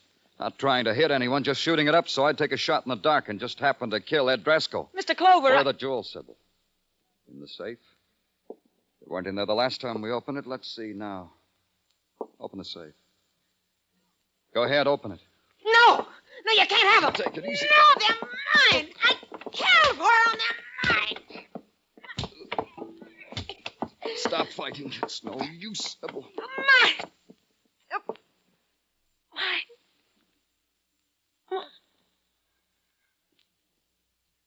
They're not mine, are they? Let's go, Sybil.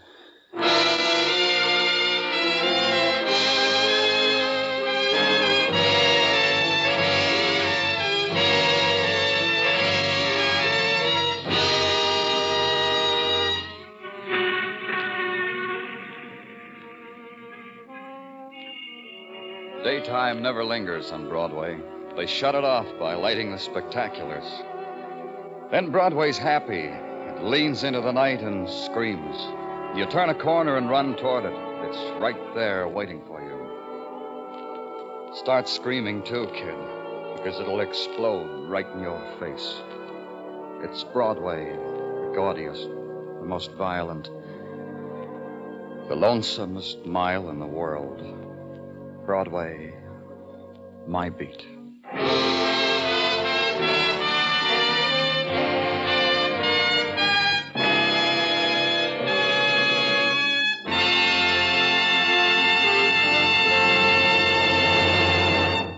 Broadway's My Beat stars Larry Thor as Detective Danny Clover with Charles Calvert as Tartaglia. The program was produced and directed by Elliott Lewis. The musical score was composed and conducted by Alexander Courage. Included in the cast tonight were Byron Kane, Betty Lou Gerson, Sylvia Sims, Jerry Hausner, Jack Crucian, and Peter Lee.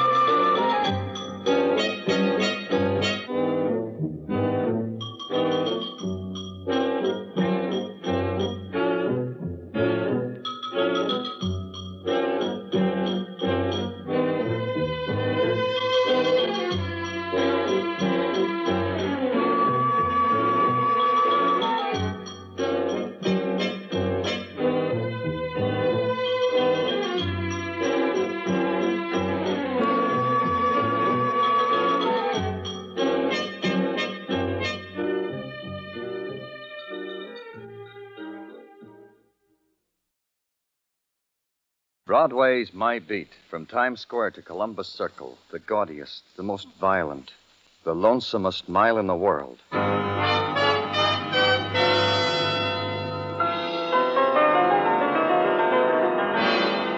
Broadway's My Beat, with Larry Thor as Detective Danny Clover.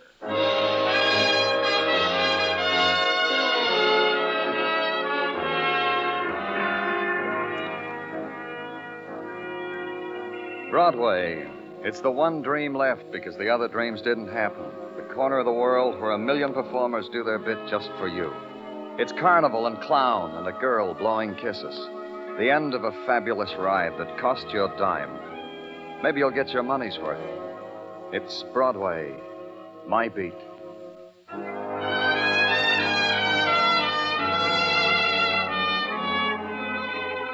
The month was April, in the year of the zither.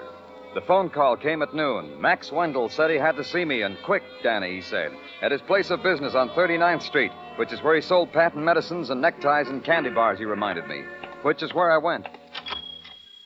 Danny, brother, am I glad to see you. You sounded worried when I talked to you on the phone, Max. Worried? Oh, brother. What's the trouble? Brother. Don't do that again, Max. Say regular words and tell me the trouble. Sure, I was going to. Wait a minute. I'll turn down the radio a little. You know, you got to be tuned to this type of music to be in style. Not to the trouble. Look at me, Danny. What do you see?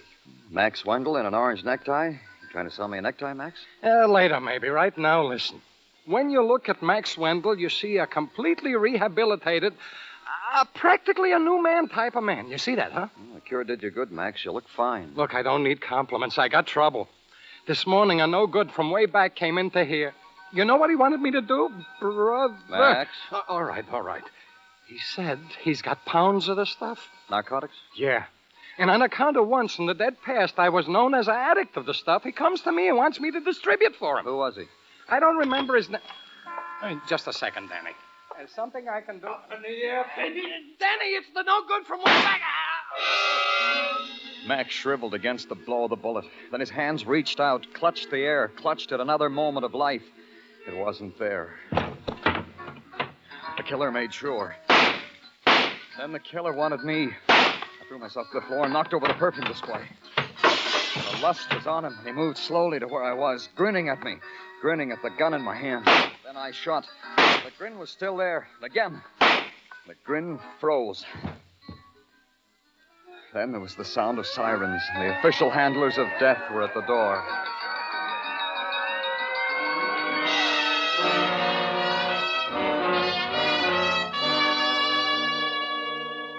All the way back to headquarters, all I could remember was a kid's face pressed to a drugstore window, his eyes big with a spectacle of violence and death.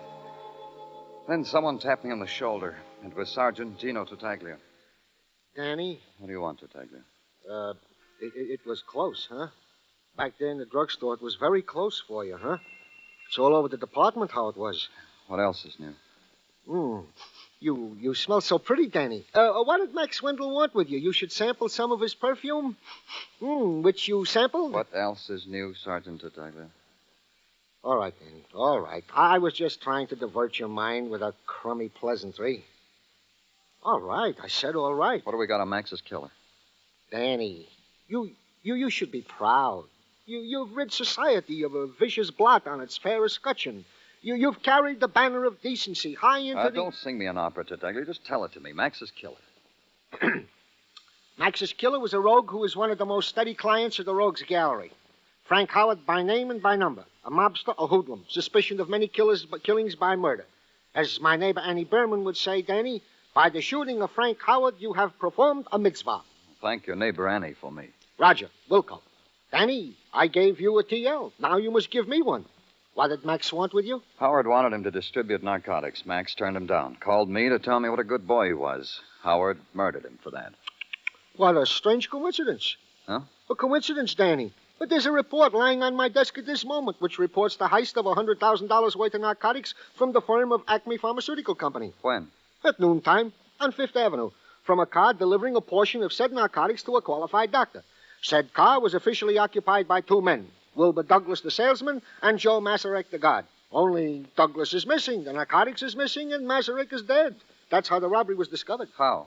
A traffic policeman came over to tell him to move his car, but Masaryk, the sole occupant, wouldn't, because he was occupied with a bullet hole between his eyes. What company? I told you, Danny. Pay attention. The Acme Pharmaceutical Company.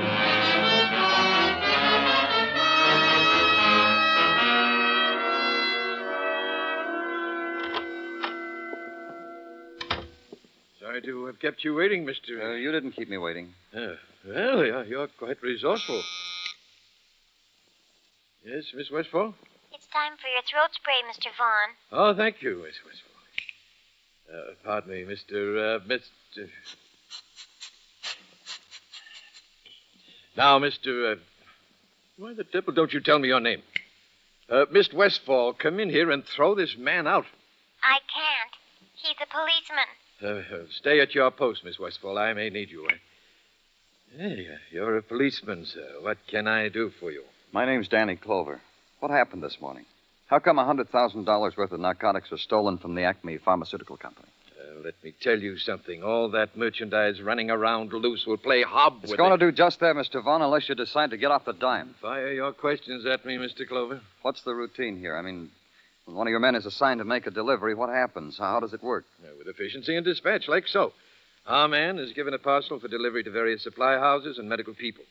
At the same time, he is given a route card. Then he doesn't know the route until immediately before he leaves here. Precisely. He goes downstairs to the garage. The dispatcher gets his car. The attendant hands him his keys. He drives out of the garage, picks up a guard at the corner, and proceeds. I see. Now, what's your opinion as to what happened earlier today about the robbery? One needs no great perception to know that. Wilbur Douglas shot and killed the guard Joe Masaryk and absconded with the narcotics. Yeah, disgraceful. And Douglas with a wife and 4 little... Yes, Miss Westfall?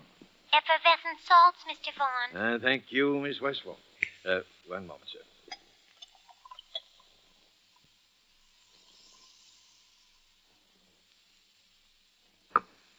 Yeah, now, that'll teach my stomach to behave. Now, we were saying, kids, Douglas, with a wife and 4 little kids.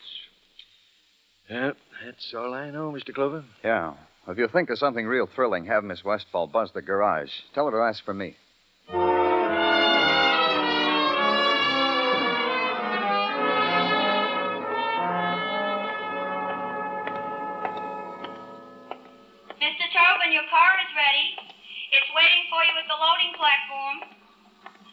Tobin, your car is ready. It's waiting for you at the loading platform. What are you doing in here? What do you want? Danny Clover, police. You're the dispatcher? Don't they ever run out of you guys? You're the 10th cop today. I'm so popular all of a sudden. Not that I mind. I like it. I really like it. Then you know why I'm here, Miss... Peg Toohey. Sure, I know why you're here, Mr. Clover. The robbery. It takes a $100,000 robbery to make me popular with the fellas. Tell me about it, Miss Toohey. Peg. We have to be formal just because a crime is committed. Call me Peg. Run it down for me, Peg, from the beginning. I already opened my heart to 9 other policemen, Mr. Clover. You'll make the 10th. You dispatched Wilbur Douglas's car? Permit me.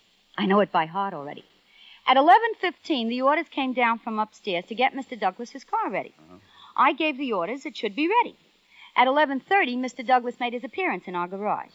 At 11:32, I spoke over the loudspeaker like this. Mr. Douglas, your car is ready. Excuse me. I'm so excited. I don't know what I'm doing. You talked to Douglas? Only over the loudspeaker here. You know, you're the first one to ask me that question. Did you see anyone else talk to him? A stranger, a visitor? No. Did he go out of the garage at all, even for a minute? No.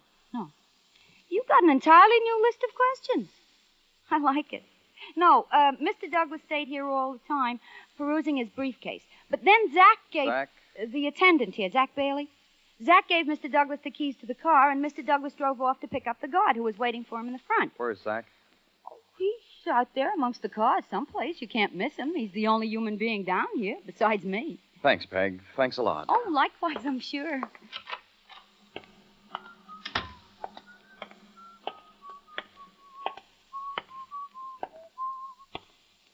Zach? Yeah. Another cop, huh? Another one, Zach. But Douglas, How long does this go on? I already told everybody everything I know. The general manager, the assistant manager, the detectives, the cop on the beat, the cook across the street, the barking dogs. How long does this go on? As long as we want, Zach. Did Douglas talk to anyone while he was here? When I handed him his keys, he said, "Thanks, Zach." Besides you? Nobody. Who else is there to talk to? He pasted the route card on his windshield, tooted the horn, and drove off on a mission. Zach, get Mr. Lister's car ready. Excuse me, Mr. Detective. I also got to work for a living. From here on, it looked open and shut. Find Wilbur Douglas, the salesman with a wife and 4 children, who suddenly discovered there was more joy in $100,000 worth of narcotics. It's happened before. Men have killed men for that. So it looked open and shut. Wilbur Douglas had killed Joe Masrick for that. But the teaser was not so simple. In another part of the city, another murder had happened. A little hoodlum had killed Max Wendell. The link? Narcotics. At headquarters, Sergeant Tartaglia shook his head and looked at me as if he were bewildered. I'm bewildered, Danny. Yeah, me too. Even with outside help, I'm bewildered. You got some talent on the outside, Tartaglia? Yeah, where I eat across the street at the lunchroom. And today being Friday, Pinky McWatney is in town to have lunch with me. And Pinky is talented. I discuss such things as this with Pinky. Oh, who's Pinky? A truck-driving fellow who drives trucks. An upstanding prince of a youth who hauls produce and the goodies we eat from yon into the here, along highways and byways, who... Yeah, hey, the phone rang, Danny. Thanks. Danny Clover speaking. Oh, this is Peg Toohey, Mr. Clover. You know, the dispatcher. What is it, Peg? I forgot to tell you yesterday. I forgot to tell you that... Well, what? What did you forget to tell me? Sure, honey. You call for me tonight. Peg. No, you let me talk. Sure, honey, it's okay for tonight. Of course, I'm home now. Pick me up right away. Honey, right away. Goodbye, honey. Peg, what happened? Peg. Please. It took me 20 minutes to wheedle Peg's home address out of personnel at the Acme Pharmaceutical Company. They finally favored me with it. It was a brownstone on West 18th Street, 4 flights up, room 6. Peg, it's Danny Clover. Peg. Yeah. Peg. What happened? Let me lift you up. No. Nothing will help me now. Nothing. I don't want to die. I don't want to Who did this to you? Who shot you, Peg? I don't want to die. I don't want...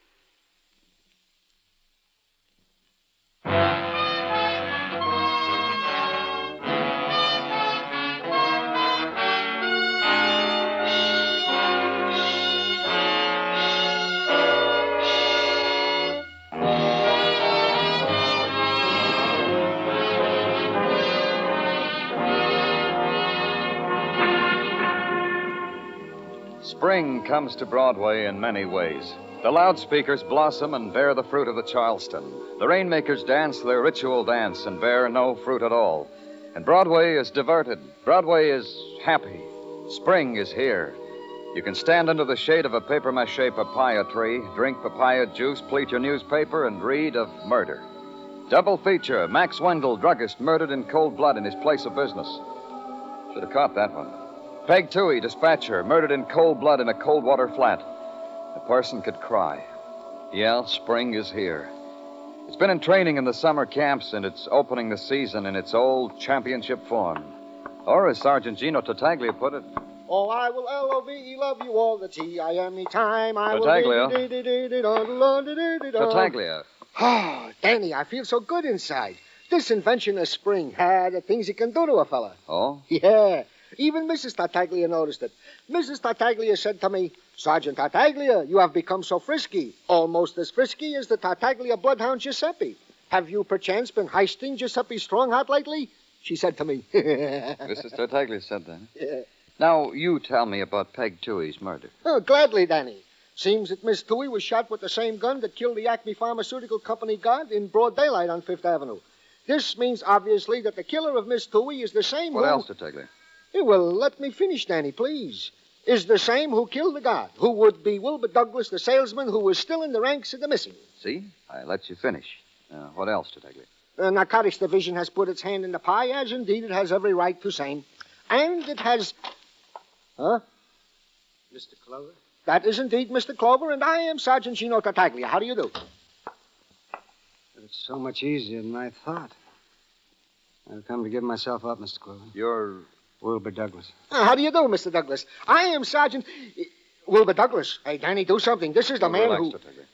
You're giving yourself up, Mr. Douglas. That means you stole the narcotics, committed the murders. No. It only means that I'm tired and I'm sick. I'm sick of hiding, sick of running away. I'm a family man, Mr. Clover. Man gets used to a family, to a pattern. If you didn't do these things, why did you run away, Mr. Douglas? Why does anyone from anything? I was scared. I came out of a building and found the guard dead. He was sitting in the car, dead. It scared me, so I ran away. It was stupid, Mr. Douglas. Oh, was it? Was it? They all believed I did it. The management, you, my family. Yes, newspapers are wonderful, Mr. Clover. I read them all the time. People open their mouths, it's printed, and the man's life is measured and thrown away. Peg Toohey, how well did you know her? Only enough to say, I'm sorry she's dead. Suppose we believe you, Mr. Douglas. Will you cooperate with us? I mean, cooperate. Will you let me talk to my family? Yes. Thank you, Mr. Clover. It means Let's go on the premise you're innocent. Then someone knew you handled narcotics for your firm. Someone knew you were to make a delivery. Someone knew your route. Who could that be? No one. Only the general manager and myself. Someone else knew. Someone who made contact with you without your knowing it. A stranger. Someone who asked for a light or a handout. Someone you talked to about yourself, about your job. Well, think, Mr. Douglas. Think. No. There was no one. Well, there was only this. There was someone. Who, Mr. Douglas? Tell me who. A girl. I was having a drink in a bar. She came up to me and talked to me. She liked the way I looked, she said. I've never done that before. Do you know her name? Yes, Evelyn Wade. At least that's what she told me. We were talking and the bar closed, so she asked me to come up to the hotel for a nightcap. And I went. Where is it? It's the Grant Hotel on West 67. Can I call my family now, Mr. Clover? Yeah. Put it through for him, Tartaglia. Then lock him up.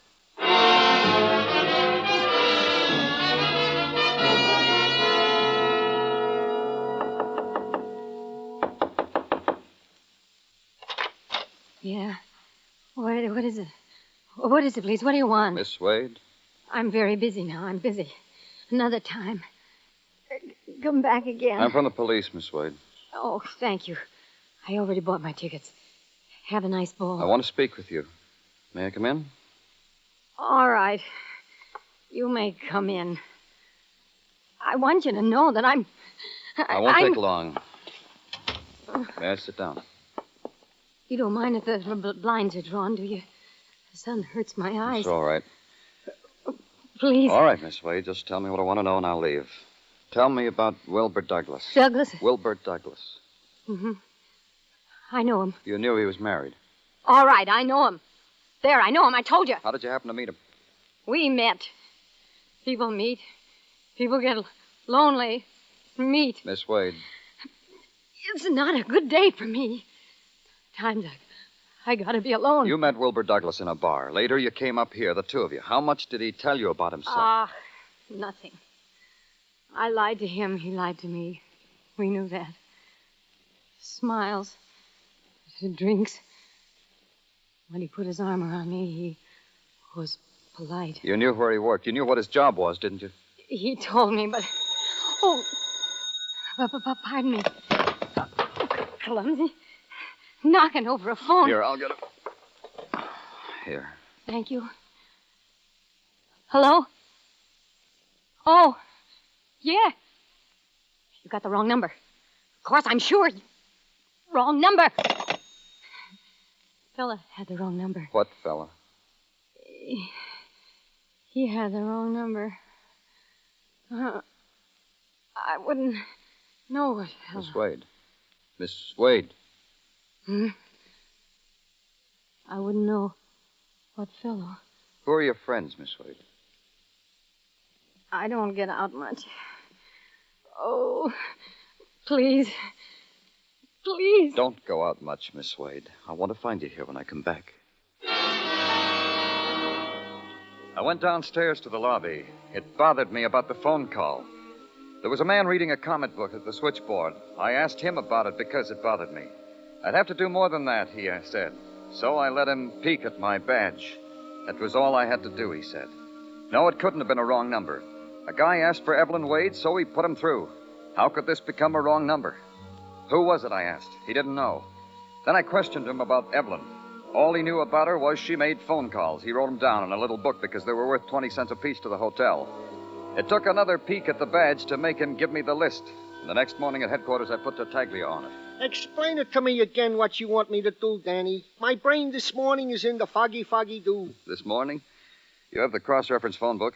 Yeah, that I have. You gave it to me. Take these telephone numbers. Cross-check them against a name and an address. I'll phone them as you give them to me. Oh, is that all you want? Why didn't you say so? Okay, Danny, will do. Now. Oh, yeah, now. Pennsylvania 60599. Pennsylvania. John Ainley. Business.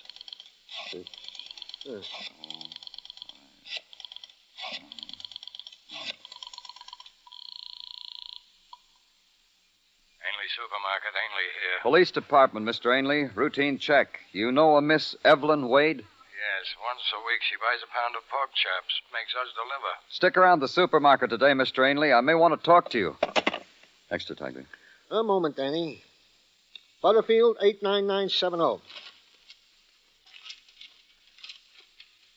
Pierre. Pierre what? That's all, Danny. Just Pierre. 1976 East 70th.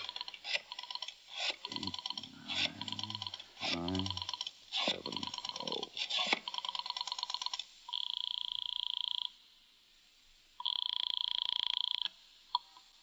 Pierre? Pierre, at your service? Police Department, Pierre. Routine check. Evelyn Wade. Do you know her? Evelyn? Of course. I would know Evelyn anywhere. The texture of her hair is a dream, and she would have... Stick around, Pierre. We may want to discuss it. Gramercy 38099. Myrtle Lance.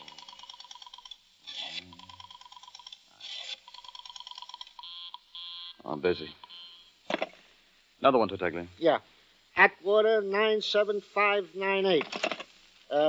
Acme Pharmaceutical Company. What? Atwater 97598. Acme Pharmaceutical Company. Yeah. Danny? 8. Acme Pharmaceutical Company, garage. Hello? Hello? Sorry. Hello? Wrong number. Plaza 4396. That's all, Tartaglia. You did good.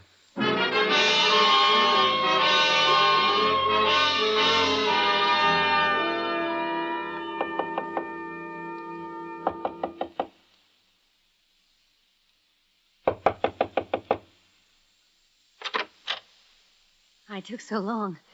I know. But please come in. I was in the kitchen. Look at me with a towel in my hand. Please, have a seat. Thank you. You said you'd come back. I feel better now. A little. Would you like some coffee? No.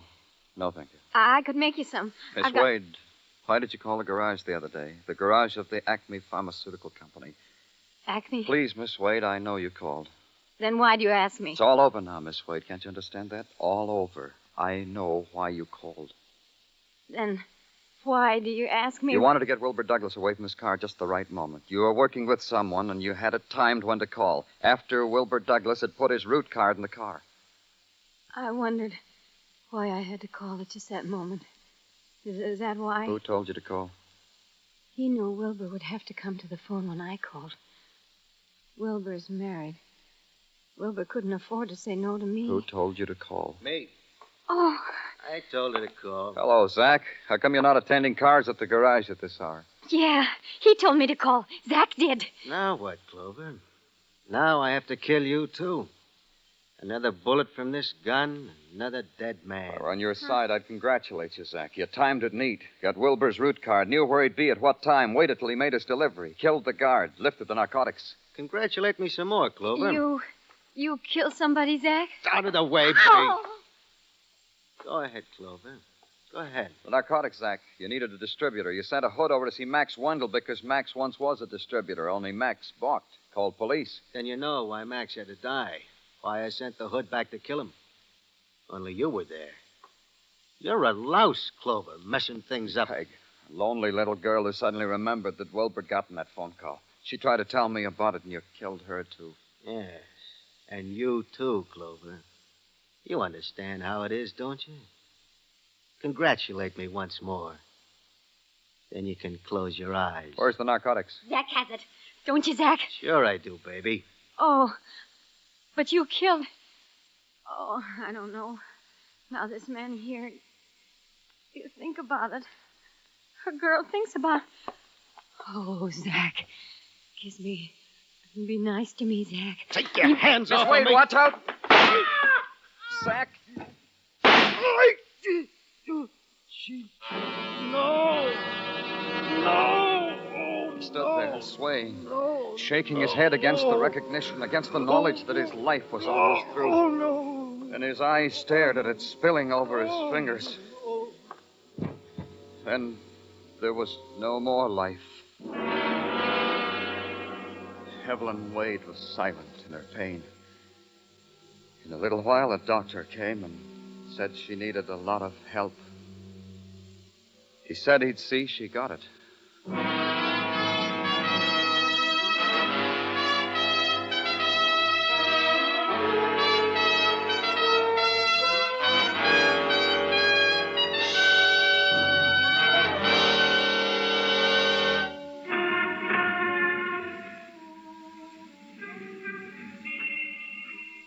Broadway's deserted now.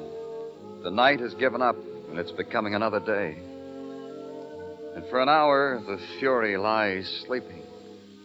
Then an engine will start, and a horn will blow, and people will run out from under the earth to awake the Fury. And it starts all over again. It's Broadway, the gaudiest, the most violent, the lonesomest mile in the world. Broadway. My beat.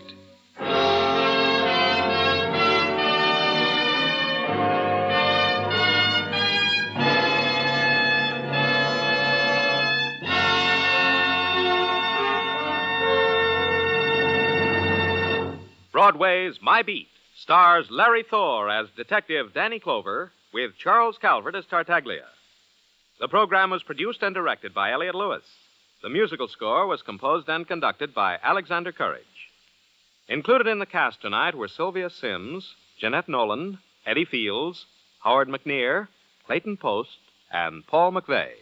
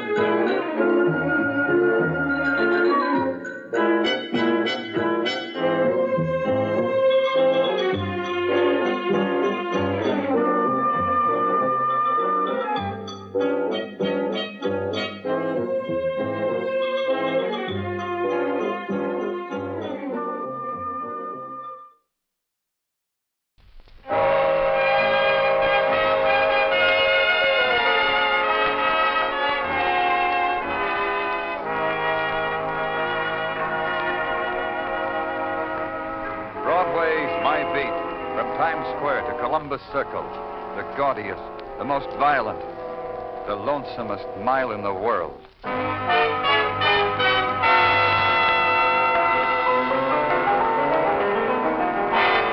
Broadway's My Beat, with Larry Thor as Detective Danny Clover.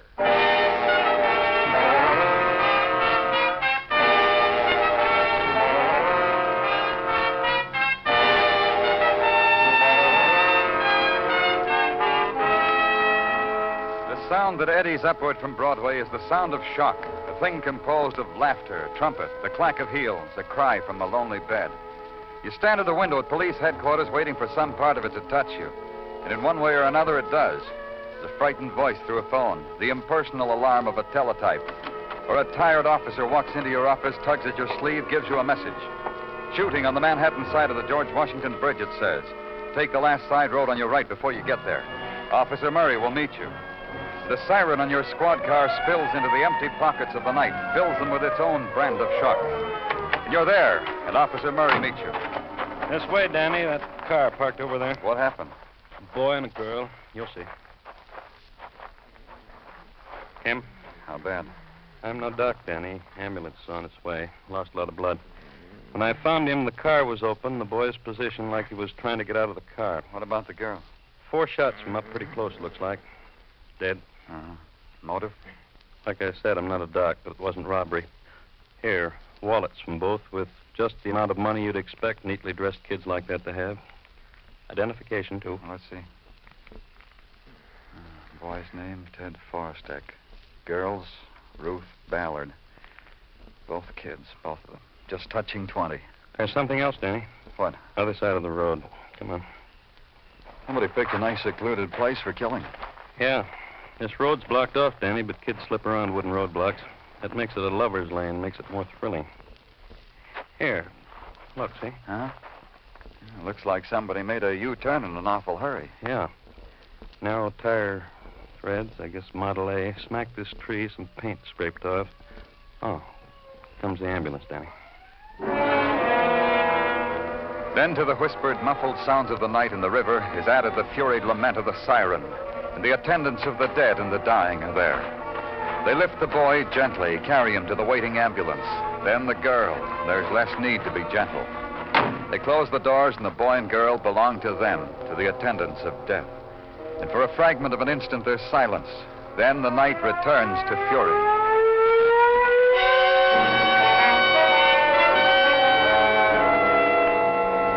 At headquarters, you make your initial report. You leave orders to trace a car that left tire marks and paint scrapings across the road from the scene of death. You look for duties that will delay you, and there are none. And you know you must go to an address and tell whoever is there that a girl has been murdered. A man is there, a man who's been watching the fights on television, drinking a glass of beer. Just a moment, Mr. Clover. I'll turn the sound down. There.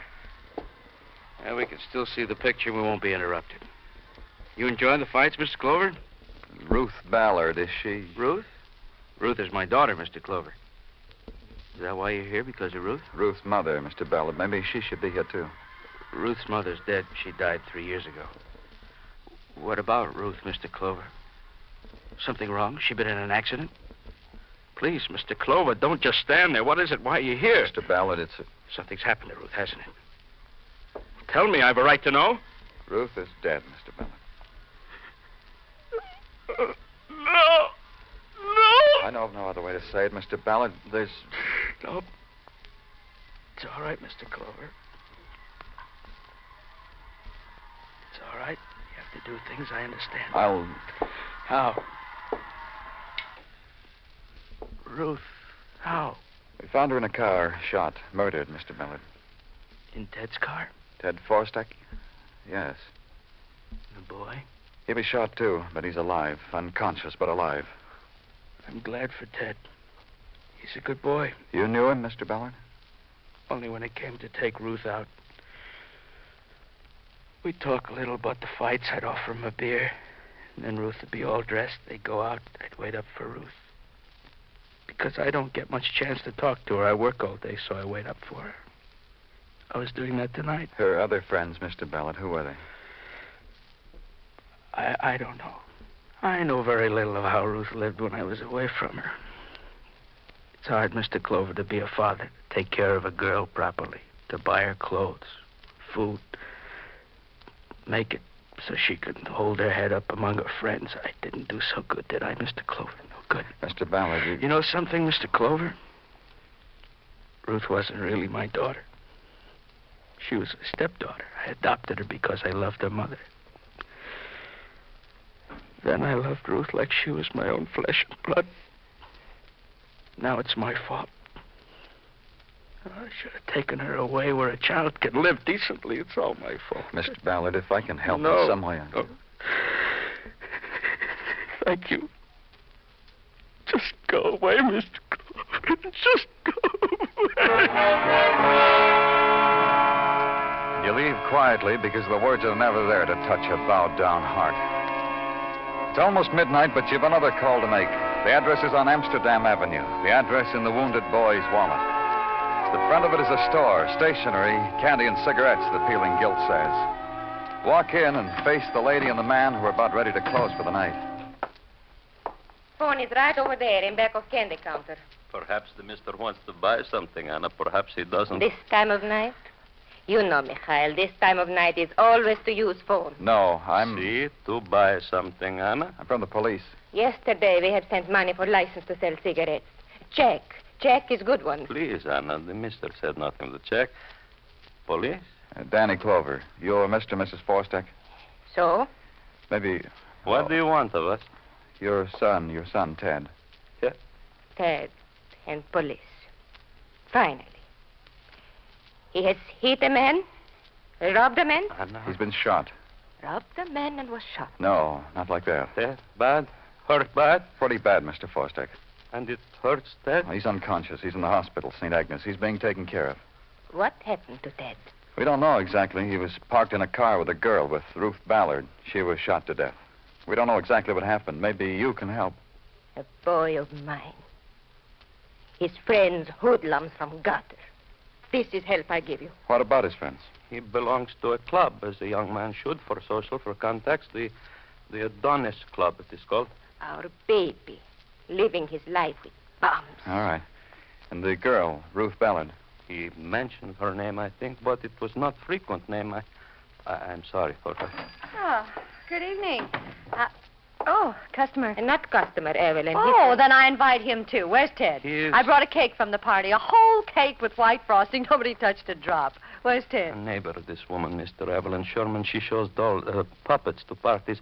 Sometimes she brings something to us from party. I'm from the police, Miss Sherman. What's the matter with Ted? He's been shot. Liar. Show me you're from the police. Evelyn, the man... Show me. All right. Here. But he's a baby. Ted's a little baby. I watched him grow up.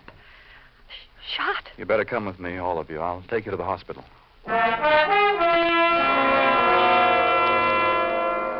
At the hospital, a nun told us softly that we couldn't see the boy. He was still unconscious. Dr. Sinsky was with him, had left orders no one was to be permitted to disturb him, not even a Mr. Clover. We'd have to wait until Dr. Sinsky said it was all right. So we waited. Then a nun walked through the dark corridor and ushered the shadows of night away, and it was daylight. The city yawned and began its day-long scream, and we waited. Then a voice whispered to me that there was a phone call for Lieutenant Clover in the office. This way. Thank you, sister. Danny Clover speaking. Danny, this is Sergeant Gino Tartaglia. How's the boy? He's not out of it yet. What do you want, Tartaglia? We traced the car, Danny. That car that left its fingerprints at the scene of the crime. We tracked it down, Danny. Where is it? It is a delivery truck in the alley back of Kilbert's Cleaning and Dyeing Establishment, 1845 West 125th Street. Registered to George Kilbert. On the ball, huh, Danny? Yeah, you can paste a gold star in your notebook, little Gino.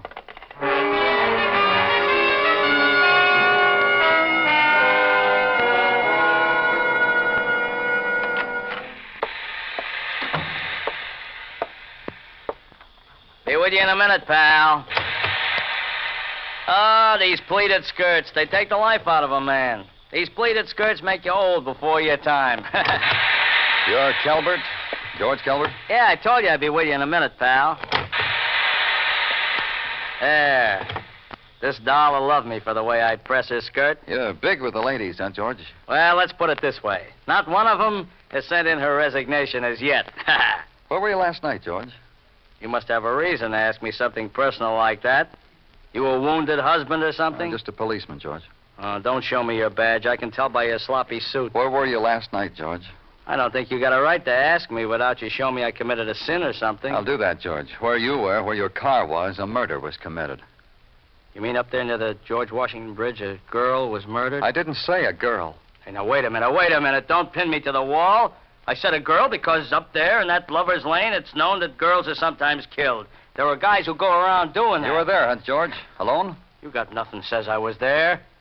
You're trying, policeman. That's all you're doing. Trying. There was a tire mark off your delivery truck. Your fender scraped on a tree, left paint. What was the matter, George? Were you in a hurry to get away? No, I wasn't in a hurry. She just wanted another kiss. She likes to cuddle up and kiss me while I'm driving. This is bound to make me lose a little control. See? Who, George? The once-a-weeker. We date once a week. June Leonard.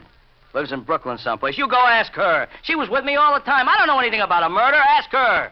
And fix her so she don't lie. June Leonard, huh? We'll ask her. While you were up there, George, with June Leonard, did you hear shots, a series of shots? We heard nothing at all, except each other. That's how it is when you're in love. You should know, George. Let's go. Go? Go where? What are you talking about? Booking you for suspicion of murder. Are you crazy? You're crazy, you stinking rotten cop! You walk into my place of business and take me away from me! He was scared and protesting when I took him with me. At headquarters, I had a thing to do. I called the hospital and told Dr. Sinsky I was on my way down. And Dr. Sinsky said room 302. He'd wait for me by the elevator door. It took 10 minutes to get there. And Dr. Sinsky was waiting. Danny. Dr. Sinsky, how's the boy? Danny, why is it that our conversation must always open on sorrow? Can I see him? This way, Danny.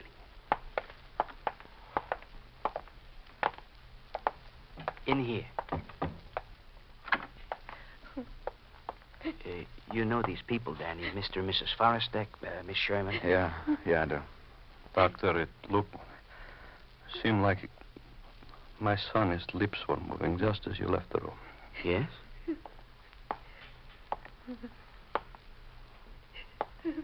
Danny. What? Quietly, Danny, please. The stethoscope on the table. All right. Here.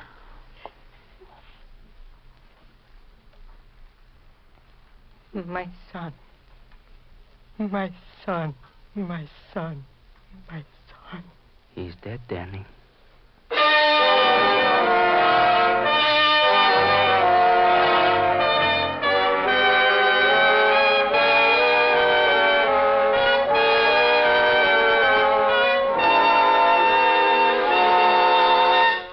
You are listening to Broadway's My Beat, written by Morton Fine and David Friedkin, and starring Larry Thor as Detective Danny Clover.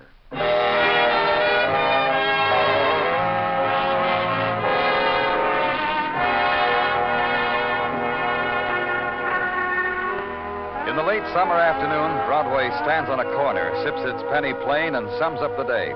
Some days are better than others. Some days you break even. The horse don't come in, but you don't get fired that day either. You get to play and you don't get hurt. But take today now. Here's a day. DiMaggio miracled with bases loaded. The Rainmakers worked up a due.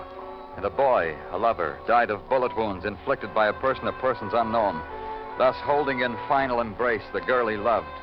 The girl who was also shot to death in Lover's Lane. Here's maybe a tragic day, but here is a day. Or as Sergeant Gino Tartaglia presented it to me. Danny, I give you the end of a perfect day. When you come to the end of a perfect Tartaglia, day. you're singing again. Oh, Danny. Danny, you are like my wife, like Mrs. Tartaglia. You deny me and yourself the pleasures of life. Oh? Yeah. At home, every time I start singing, Mrs. Tartaglia turns on the Hoover. She says it's to vacuum clean the Tartaglia rug. But all the time, I think it's because she's jealous of my vocal cords. Well, Danny, what progress have we made? No, you tell me, remember? Oh, yeah. Item. The boy, Ted Forrestek, like a million other kids in our city. Too tough, too smart, from a poor family, consorted with others of his type in a club called the Adonis Club. I know. The girl, Ruth? Nah, no connection with the Adonis Club. No close connection with anybody except her stepfather and the boy, from what we can find out. Nobody wanted her dead, from what we can find out. Anything else? Yeah. We have picked up June Leonard, that dry cleaning man's girlfriend. Why didn't you tell me? Where is she? We're right outside, Danny. Should I bring her in? Miss Leonard? Yeah. Hi, Miss Leonard. Come in. Sit down, Miss Leonard. Why was I arrested? Why was I brought here? I never done nothing. Last night, Miss Leonard. Where were you? I was home. I was sitting at home listening to the radio. You're lying, Miss Leonard. George Calvert says you were with him. Promised me. All right, so I was with George. Is that wrong to be with a fella? You arrest girls for that? We do, and there's been a murder. 2 murders. What are you talking about? Murder? I don't know nothing about a murder. All I know is I work and try to have a little fun. All of a sudden, murder. Ruth Ballard. Did you know her, June? No, I didn't know any girl by that name. Oh, please, let me go, will ya? My father will throw me out if they find out I got mixed up in Ted Forstek. Did you know him? No, I never heard of him. George Calvert. Did he know them? How do I know who George knows? All I know is he thinks he shows me a good time sometimes. I ask him no personal questions. Ruth Ballard and Ted Forstek were shot to death near the George Washington Bridge last night. You were there, June. No, I wasn't. You were, June. George says you were. How long were you there? I don't know. An hour, maybe 2 hours. Did you hear shots while you were up there with George?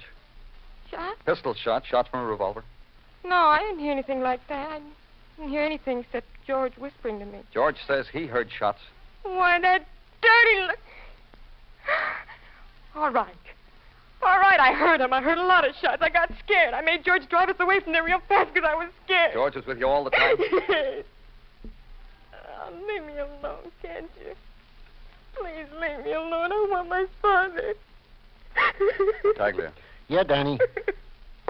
Yeah. Come with me, Miss Leonard. Come along. Sergeant Tattaglia was gentle when he took her away.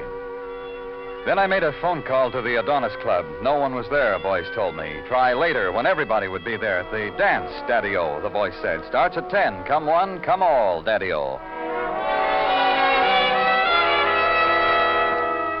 Daddy-O got there at 10:30 to the basement clubhouse on 3rd Avenue. Got pointed out the chief Adonis, a youth who leaned against the barn, was having fun looking at the dancers through a beer bottle held by like a telescope. I ruined it for him. You're in the way, Buster. I want to talk to you. Huh? All right. What's your big need, Buster? I'm from the police. Oh? Well, make me think so. You're hiding your buzzer under the lapel? Let me look, huh? See? Huh. I'm Dolly Nersio, you? Danny Clover. All right. We got no back room here, if that's what. About Ted Forstek. He was a member here. A cub, an apprentice. We were breaking him in. You celebrating his memory with this dance? No. Life goes on, the book says. The dance was scheduled before Ted's dying was. Poor Ted. Who killed him, Dolly? Who killed him, Mr. Clover? Look, Dolly. What do you want me to say, Mr. Clover? I don't know who killed him. I knew Forstek. Sure, played cards with him, hoisted a glass with him, exchanged phone numbers with him. That's the thick and thin I went through with him. So now I'll never talk to him, so. Nothing else, huh? He was a fortunate boy, Mr. Clover. He's dead, but when he wasn't that way, he was fortunate. So let's not pop a tear. Fortunate? Girls. He was a boy girls were happy with. And? Happy girls are generous girls. One of them was real happy. One of them was real generous. Give him nice things. Shirts to wear, wallet stripped from alligators, money stripped from who knows where, expensive watches to make his wrist look pretty. What girl did that? He never said. That's a number we never exchanged. But real expensive stuff, Mr. Clover. You'd never believe it. Not an idea. Who? If I did, I'd take over. None of our girls could afford that stuff. Hey, go look at that loot, Mr. Clover. It's still around, I guess. You'll see what I mean.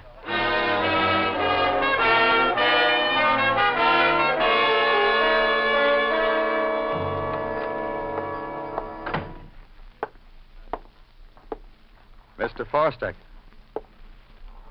Mr. Forstek, wake up. I was not asleep. Oh, it's you, Mr. Clover. The messenger of death. Who died today, Mr. Clover? Mr. Forstek. Look at my little store, Mr. Clover. Look at how it's covered with dust. I don't take care anymore. All my life I build something, keep it clean, gets covered with dust. My boy, too. Mr. Fosdick, I came to... To grieve with us, with me, with my wife, Anna. It is hard to understand Anna sometimes, Mr. Clover. Her mouth says to you she hates our boy, but now he is dead, and Anna lies on our bed and does not speak, does not weep. But in the night, she cries out our boy's name. Thank you, Mr. Clover. Goodbye. Your boy's room, Mr. Fosdick. There may be something in it that'll help us find Ted's murderer. It will not bring our boy back. It will not make him answer his mother's cry. I have to get into that room, Mr. Fosdick. If not me, someone else, but we'll get into it. You will be quiet. You will be very quiet. You will not say a word to Anna. Where is it? In the back. What is left of our life hides in the back. Come, Mr. Clover. Mr. Fosdick. Quiet. I told you, Anna's not to know you are here. This is Ted's room. Where'd he keep his things? What things? All over the room are things that belong to my boy. Personal things, jewelry, wallet, things like that. Oh. Here in the dresser drawer. Here they are, Mr. Clover. Expensive things. This watch, this wallet of alligator money. Where'd he get them? I do not know. Anna thought he robbed them. What do you think, Mr. Fosdick? They are rich. I never knew things like these. I could not get them for Ted. Ted could not for himself. What do you think you got him, Mr. Fosdick? I told you I do not know. I asked Ted. I beat him to tell me. I beat him. He could have broken me. He said, it's none of your business, old man. I want to take these with me. All right. But you will return them, Mr. Clover, before Anna knows they are gone. You will return them. Please, Mr. Clover.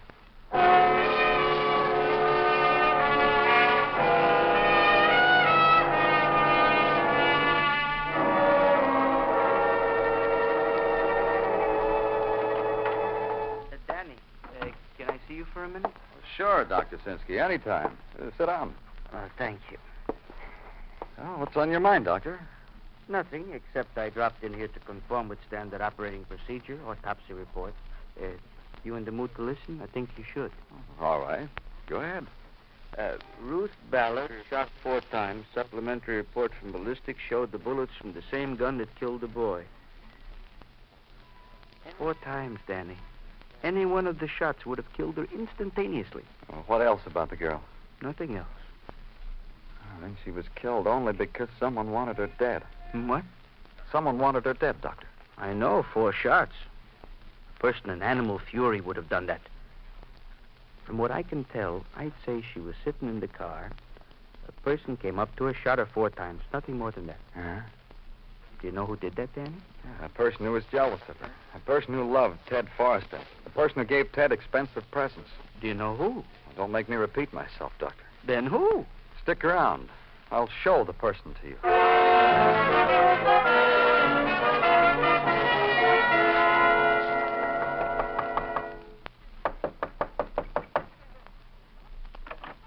Yes? Oh, it's, Mr. Clover, isn't it? May I come in, Miss Sherman? Well, I was just practicing my puppets for a party tomorrow, Kitty's party. May I come in? All right, come in. What do you want, Mr. Clover? It's about Ted. About his murderer? Maybe. Then why are you here? Go ahead, Miss Sherman. Practice your puppets. I'll just look around. But I don't see why we'll be... Go ahead, Miss Sherman.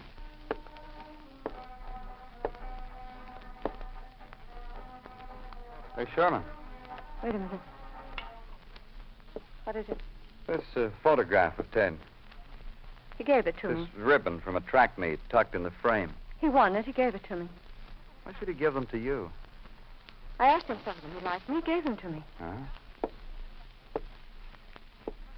These, too? Put them down. Man's gloves. Ted's? Put them down. All right. Ted's gloves, huh? If you're through, you can get out. Not yet. I want to show you some things. You've got nothing to show me. Get out. A wallet. A wristwatch. You gave them to Ted. Look at them, Evelyn. Give them to me. You've got no right to touch Presents them. to Ted from you, Evelyn. Give them to me. Because you loved the boy. Really loved him like a woman loves a man. All right. Yes, I loved him because he was someone a woman could love. And be jealous of. Yes, yes. But he didn't love you? You're lying. He didn't. That's why he was with Ruth. Ruth was nothing to him. He always came back to me. For the rich presents. He didn't love you. You lie. You're a liar. So you killed the girl, shot her 4 times in your fury. And Ted, why did you shoot him? Because he tried to stop you? Because you knew he didn't love you? He didn't love you. He didn't, Evelyn.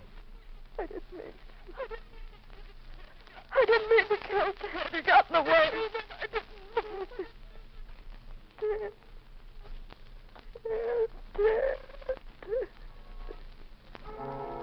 She stood there, her body swaying, her fingertips pressed into her cheeks.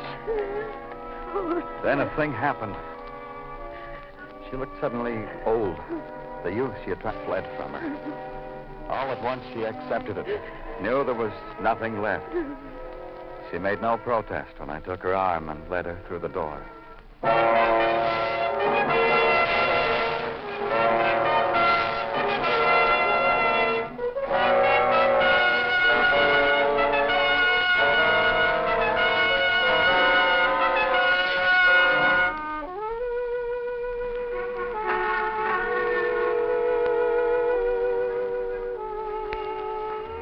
Broadway, where the people of the swarm race against the fugitive night.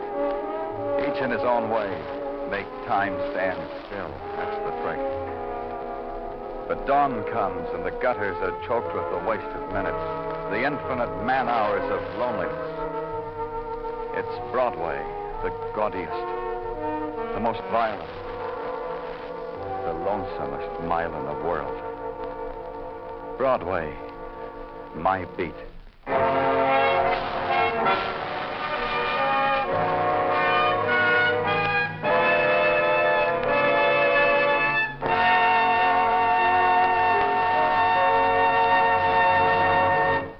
Broadway's My Beat stars Larry Thor as Detective Lieutenant Danny Clover with Charles Calvert as Tartaglia.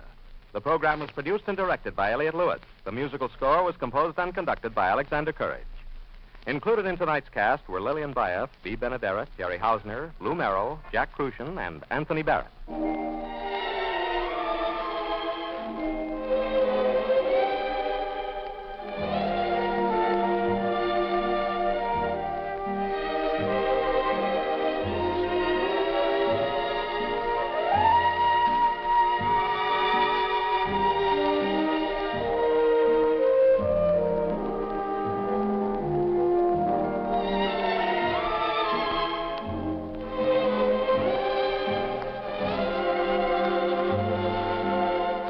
This is the United States Armed Forces Radio and Television Service.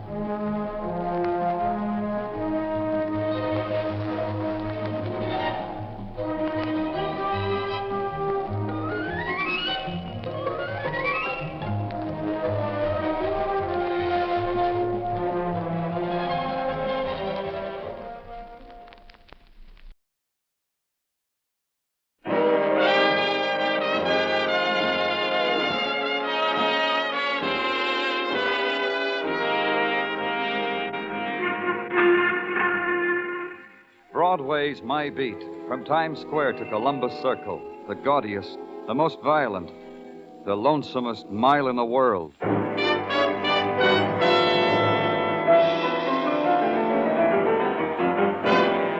Broadway's My Beat, the thrilling drama of murder and mystery and the people who walk the Great White Way, starring Larry Thor as Detective Danny Clover.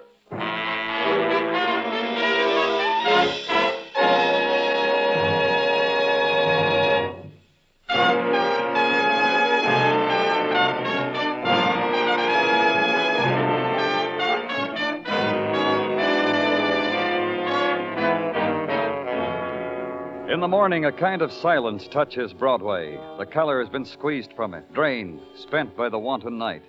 The neon is still in the spectacular sleep. The scavengers walk soft, grubbed furtively in the refuse of the night.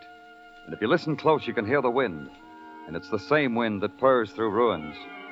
At headquarters, you welcome Broadway's silence, but you know it'll splinter in your face. And it does. Its shape is a slip of paper tossed carelessly on your desk. On it are written the words, Homicide, Olympian Hotel, room 312. And Broadway is awake now. It's starting a new day.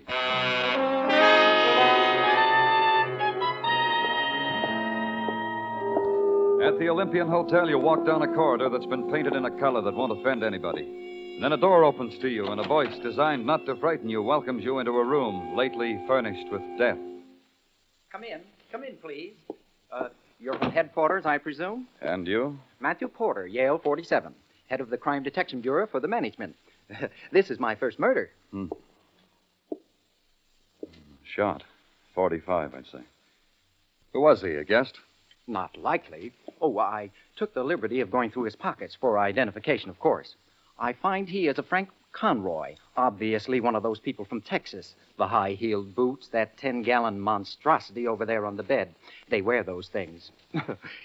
Died with his boots on, eh? Classic. And this? Courtesy of the management? The roulette wheel? Of course not. Gambling in the rooms is positively forbidden at the Olympian. But this is a roulette wheel, I'd swear it, Mr. Porter. Maybe the Texan brought it with him. You know Texas millionaires. Oil, steers, women, roulette, the black and the red. You say he wasn't a guest? Never saw him before. How he got in without my notice, I don't know. Whose room is this? Oh, Mr. Henry Sherwood, Stocks and Bonds. Inoffensive chap. A moment, please. Yes? Oh, thank you. Strange. A telegram addressed to an Eddie Donald, care of this room. Open it. But, Open it. Read it. Aloud. Dear Eddie, stop. Arrived flight 12 from Cleveland. Stop. 11:15 this morning. Stop. Hope you had good rest. Stop. Ha ha. Stop. Signed, Henry Sherwood. What time is it now? 10:03 on the nose. Well, that gives me an hour. You'll be courteous to the public servants when they come for the dead Texan, won't you, Yale? It took just about that hour to get to LaGuardia. 4-engine plane from Cleveland made a storybook landing, and the people who walked through its door made storybook exits. Pause at the door, smile, wave, and walk down the ramp. The stewardess stood there checking off each performance. I asked her who was Henry Sherwood, and she pointed out a little man with a briefcase who was just going off the field. Sherwood! Henry Sherwood! Hey! Sure name Sherwood? Who are you? Police. You Henry Sherwood? Police? Say, what is this? You're registered at the Olympian Hotel, room 312? Yes, I am. Who's Eddie Donald? Eddie Donald? What's he got to do with the police? We're looking for him. What's he got to do with you? I lent him my suite while I was in Cleveland. I called him and told him he could live like a king in my suite for the week I was away. He acquiesced. All right. Where does Eddie Donald usually live? In a hotel. On West 59th. Let me think of just where... You do that, Mr. Sherwood, on the way down to headquarters. It didn't take Mr. Sherwood all the way down to headquarters to think of it. He thought of Eddie Donald's address just as I was lifting him into the squad car. He wriggled and said I could let him go now. I said they'd point a finger at me if I did. At headquarters, Mr. Sherwood said he'd take up police brutality with the stock exchange, the governor, the State Department. When he got to Drew Pearson, I walked out.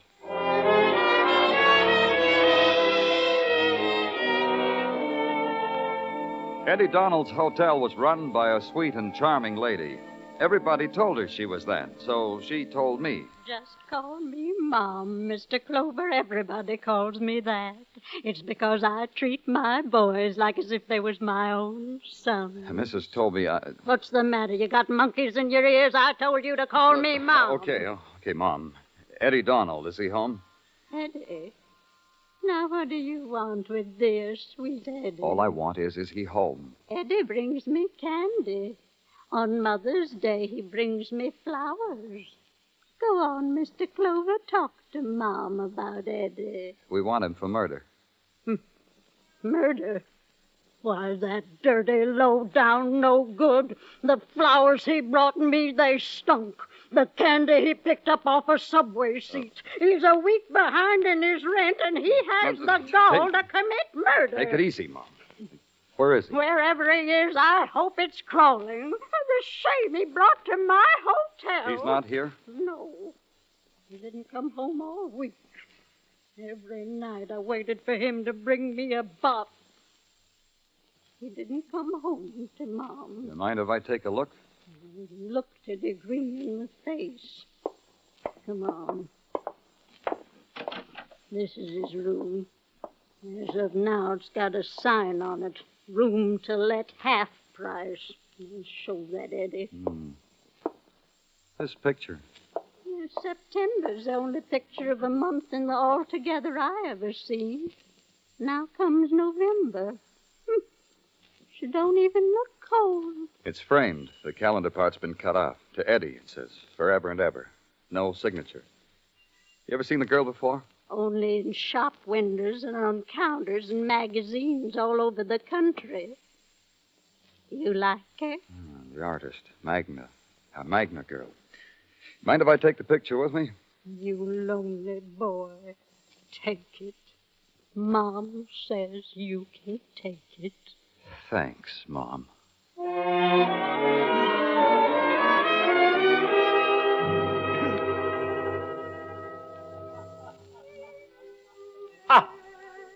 I beg your pardon? Whose name is Magna around here? But I am. My studio, my artistry, my cocktail party for my one-man show. But I am. A joke. A joke? No. I was just asking. You have taken the tour? Come, I will show you Magna. Here, on this pedestal is the trunk of a small tree on which Magna first carved I think you misspelled a word there. You saw it! You saw it! How Magna extracted the essence of the word and set it down for the world to applaud. Oh, you primitive! You saw it! Just stop jumping up and down, Mr. Magna. I want to ask you a couple of questions. You don't understand my art? I understand your calendars. You are not a primitive after all. Yeah, take a look at this one. I brought it along. Magna does not autograph reproduction. Who is this girl? Who modeled for this painting? As it is printed on top. November modeled for it. Yeah, but what's her name? November. I forgot to tell you I'm from the police, Mr. Magna. November posed for the painting. A touch of gold, a sniff of sorrow, the dying days, all embodied in a woman I found one... You're a cop? I found November one day at a model agency. Who is she? Nelson. Liz Nelson. A pedestrian name for November, yes? No? Where do I find her? Liz Nelson? Her address? Her address. I will write it down for you. Don't extract the essence for me, Mr. Magna. Just the number and the street. What else?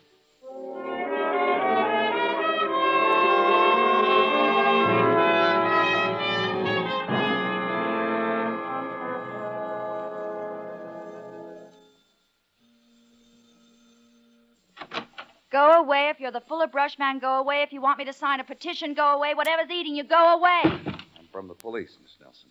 Oh, yeah. Now I can tell. I can tell by the way you put your foot in the door. Police or a mature college boy working his way through a mature college. Let's go inside, Miss Nelson. All right, let's go inside. The bed, it looks like that because I live in it. When I'm not working that at it, every minute. That way I stay bewitched. The police want me to pose to improve their public relations. That's why you're here. Eddie Donald. You know him, Miss Nelson? Uh-huh.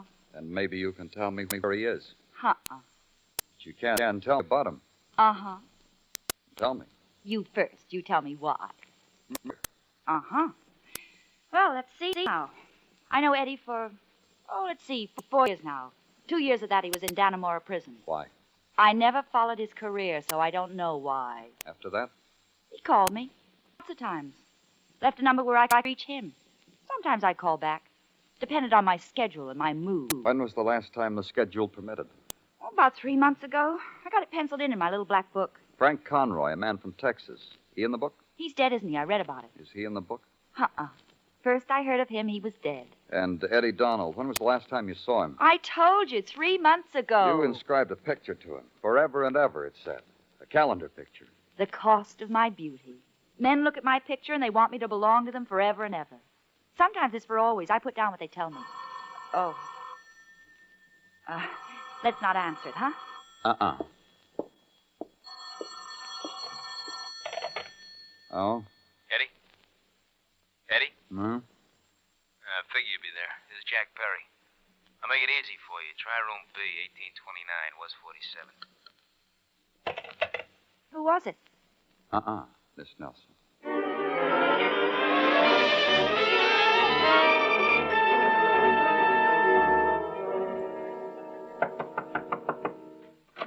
Hey, you came real early. Who are you? Police, Danny Clover. I did what? Can I come in? No. Your name, Jack Perry? State your business right from there. All right, so your muscle got you in.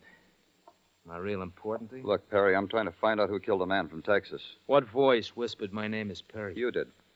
What else did I do? Over the phone when you called Liz. Spare me the method, police. I got it figured already. Your muscle lifted the phone, said it was Eddie Donald. You're real anxious to talk to Eddie, aren't you? Real. Why? I'm that way. Mind if I sit down? Let's go, Perry. I got a squad car outside. All for me? The police are looking for Eddie. Maybe you'll help. Let's go. Yeah, sure, I'll help. I'll help you from here. All right. Eddie's got a lot of money that's mine. It's a reason for a man wanting to see a man. How much money? What's the difference? A lot. You know what, police? Someone's in backup. Yeah, I know. Let's go. Someone is. Let's... His laughter mixed well with pain. It came in tides and swelled and rolled over me. The thing that pounded at my brain was the thing that exploded and showered down like a million nickels, bright, colored red and green and black. And then everything stopped. It came back again later. And I opened my eyes. The color, the pain, the room was the same. The pattern of frayed furniture and dust. And Jack Perry was still there. Only he was different. He wasn't laughing anymore. He couldn't. He'd been shot to death.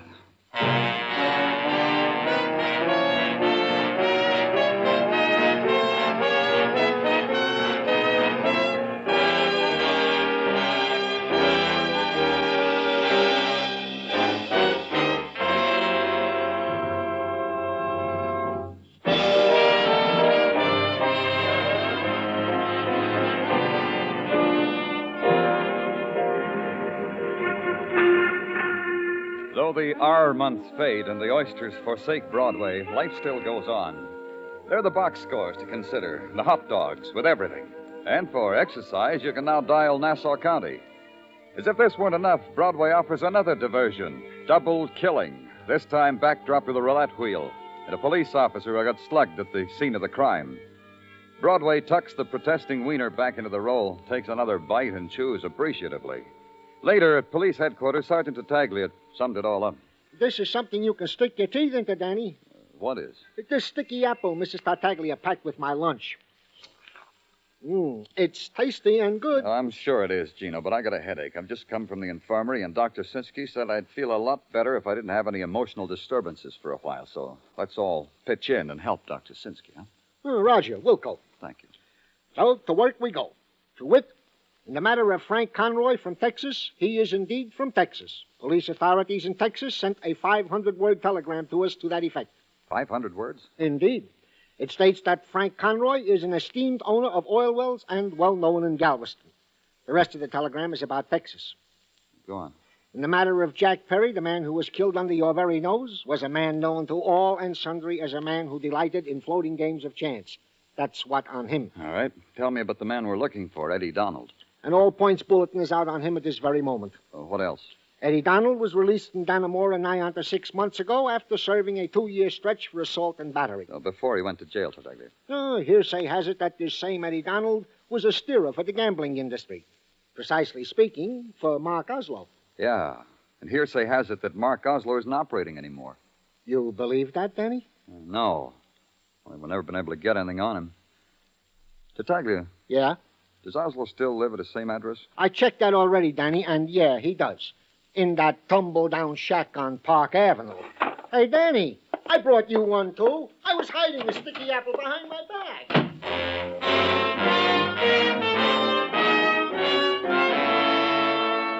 The shack of Mark Oslo occupied 5 floors of a gilt-edge apartment house where dogs were walked by student psychiatrists. On the first floor of his hovel, something in silk, knee breeches, and epaulets held a candelabra to your badge, sighed profoundly, adjusted its wig, and ushered you into a private elevator. On the second floor, you caught a glimpse of a library with real books, thousands of them. On the third floor, a girl with ashen hair and leg slits in her mandarin robe waved joy to you as you floated up. On the fourth floor, a chef sniffing a chafing dish took time to consider you as a potential sauce, rejected you. And then you were on the 5th floor. The mate of the thing in silk knee breeches led you through a luster of elegant men and women in silent prayer at a roulette table. Then Mark Oslo extended a glittering hand to you. You didn't take it. No, Danny. You don't shake my hand, and it sets up a melody of sorrow in my heart. Cry a tear, Mark. I'd like to see it. You'd be the first. You want a tear, Danny? I could arrange it. You could. Having a party, Mark? You mean my friends at the table? They're playing for matchsticks, Danny. Literally, matchsticks. Come along, Danny. I'll show you. Don't bother. No? Your pleasure, Danny. I should get back to my guest. State your pleasure. Eddie Donald. Eddie Donald. Mark Oslo knows such a man? Yeah, Mark Oslo does. Shall I freshen it up for you, Mark? No need, Danny, thank you. It'll come back. Eddie Donald. Oh, yes. You want him for murder, and you come to me for help. For Eddie Donald, not for what you said, Mark. He was a good boy. Came to work on time, conscientious. Stuffed the suggestion box with suggestions. I read a few, not bad. I sent word down for him to keep trying. Where is he, Mark? My chef baked some delicacies for him. I had them sent to Eddie at Dannemora. After that, we lost touch. Not even a thank you note from Eddie. It goes. A man named Frank Conroy. What does that do to you, Mark? The dead Texan, nothing at all. Someone pointed it out to me while I was having a rub, and it didn't do anything at all. Jack Perry. Try him. Some of my friends sent a wreath. I paid for it. Should I have done more? Oh, of course. You were hurt in that one, weren't you, Danny? Name your favorite charity. Eddie Donald, Mark. That's all I want. Send the word around. Get him to me. You're ordering me, Danny? Yeah. Surprise you? No, I find it rather delightful. I'll tell you what, Danny. Mark Oslo will see what he can do, and the footman will show you out. Goodbye, Danny.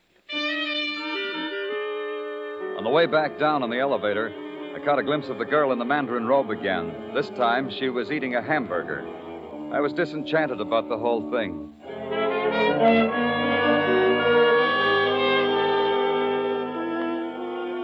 I called headquarters. Nothing on Eddie Donald. Phoned cab garages. Nothing. Spent a few more hours dropping in on back rooms and dropping the name of Eddie Donald. Blank stares. Then I went home and slept on it.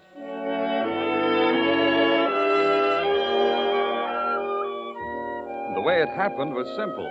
The next morning, I walked out of the door. There was a hand on my sleeve by the time I stepped onto the pavement. Hi, Danny. Benny Fane. You're looking good, Benny. Yeah, I am. I'm on my way to work. Yeah. How do you like that? I like it. What happened? I kicked it, Danny, off the stuff. Got a job. Look at me. $50 suit, suede shoes, watched by Lon Jean. Beautiful, huh?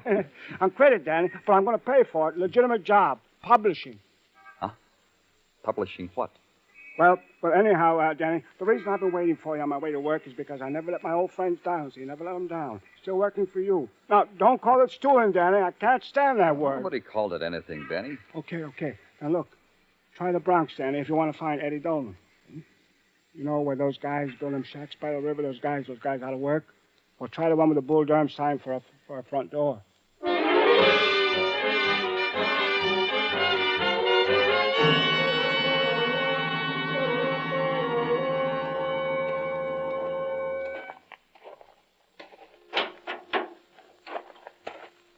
Come on in, pal.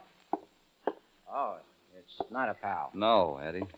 I'd appreciate it if you tell me your name. It slips the memory. Danny Clover, police. That's right, Danny Clover. You are the slough who wants me for the murder of, let me think now, Frank Conroy from Texas and Jack Perry from Stinkville, right? Uh-huh. Let's go, Eddie. Gladly. Huh? I said I will go with you gladly. However, if you should care to listen to my side for a minute, I think this courtesy will not go unrewarded. You haven't got much time, Eddie. Not even enough to give you the for real murder of those two? The real murderer, Eddie? For real. Interested? Maybe. A story goes with it, Mr. Clover. That Texan. He shouldn't have died. It wasn't planned that way. No? No, Mr. Mind if I call you Danny? Go ahead. It was like this, Danny. I took a rap in Dannemora. I know. Yeah. Then Perry put salt in the wound. While I am in the crib, he purloins my girl. Go on. Well, look at me, Danny, how little I am. Can't knock over a mosquito. But one night in a bar, I meet a Texan. He wants to fight. I figure who better he should beat up than Jack Perry from Stinkville. This can be so easy arranged. By that roulette game in the Olympian. Exactly. This is a game rigged by Perry. The same night he tells me go get a sucker for old time's sake. No hard feelings. I got a hotel room courtesy of a friend, so get a sucker. The sucker I bring him is the Texan. And? And I play Perry for the sucker. While the Texan loses, I bet against him and keep winning. Then when I got it all, I tell the Texan he's been taken by a rigged wheel. I figure this will make him mad at Perry. It didn't? No, the Texan turns yellow just because Perry pulls a gun on him. I quick turn out the lights, there's a shot, and I flee with the dough, 50 grand. So for the murder of the Texan, you should have talked to Perry. I was talking to Perry, and somebody killed him. You. That's what I've been trying to tell you, not me. Look, all you got to do is let me go for a little bit, and I'll lead you to the for real murderer. Sorry. Let's go. You got it, Danny. You got it. I'll get the murderer for you. Let me go. I'll make you let me go. The little man took a swing at me, flicked my chin, and I pretended he'd knocked me cold. How I kept from laughing out loud at his surprised, bewildered, then proud face, I'll never know, but I did. And I let Eddie go, because I believed him. To follow him, to get a for-real murderer. Or maybe to make an idiot out of Danny Clover. It was the chance I took. I watched him while he made a phone call. I watched him while he had some coffee. Then I watched him while he hailed a cab, and I hailed one, too. He stopped at an address I'd been to once before. I let him go in, and I waited 5 minutes. Then I went to the apartment where I knew he'd be. I'm telling you to get out of here, Eddie. You don't get the money. You don't get anything. You know, I figure it different, Liz. How do you figure it, Eddie? The policeman. Look, Eddie, they caught up with you. Oh, Danny, you recovered. There's your murderer, Danny.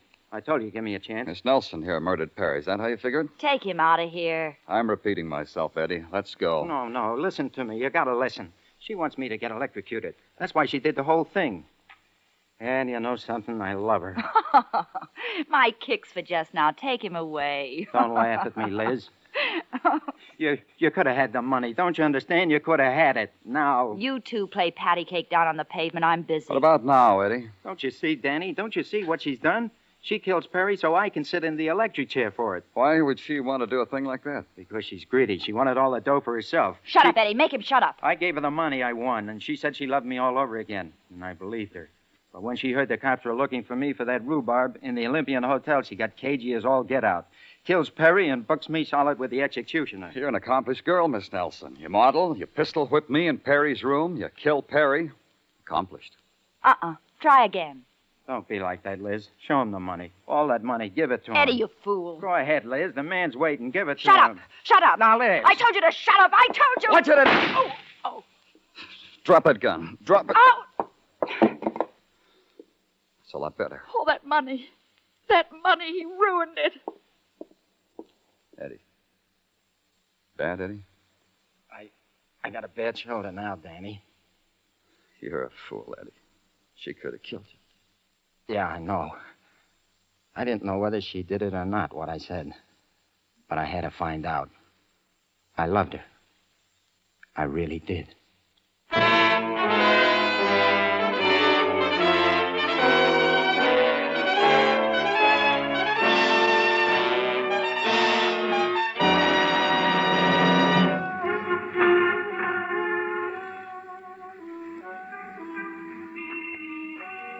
Broadway. It's an 8-beat revival meeting, and the lost souls wail to a hot trumpet and sax. It's a hunger, complete with syncopation and spinning neon. grab your dream and dance a while. Then try to look it in the face. You can't. It's a mask of terror.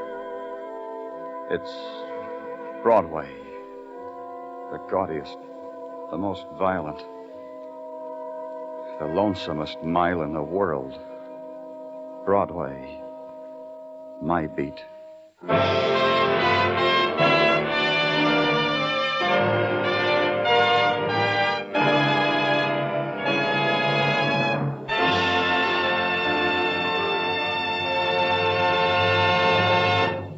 We invite you to join us next week at this same time when Detective Danny Clover returns again with Broadway's My Beat.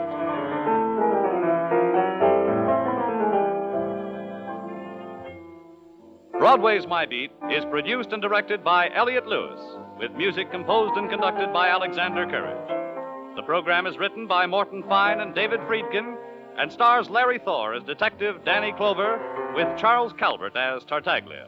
Included in tonight's cast were Peggy Weber, Francis Robinson, Eddie Quillen, Herb Butterfield, Jay Novello, and Anthony Barrett.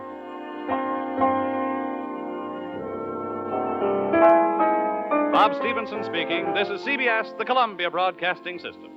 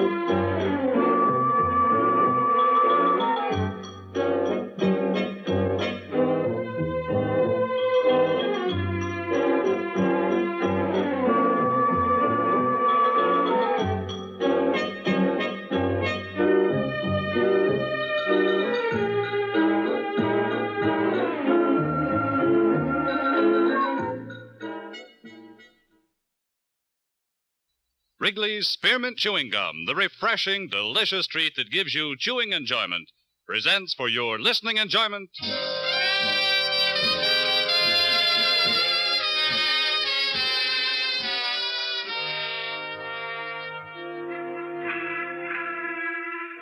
Broadway's My Beat, from Times Square to Columbus Circle. The gaudiest, the most violent, the lonesomest mile in the world.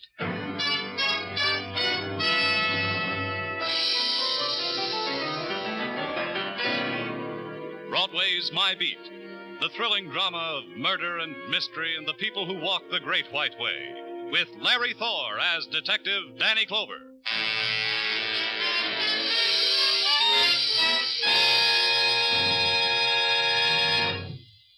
To make every day more enjoyable, treat yourself often to refreshing, delicious Wrigley's Spearmint Chewing Gum. Here's a taste treat you can enjoy indoors, outdoors, at work, or at play. The cool, long-lasting mint flavor refreshes you. The smooth, steady chewing helps keep you fresh and alert. Adds enjoyment to whatever you're doing. Wrigley's Spearmint Chewing Gum. Healthful, refreshing, delicious.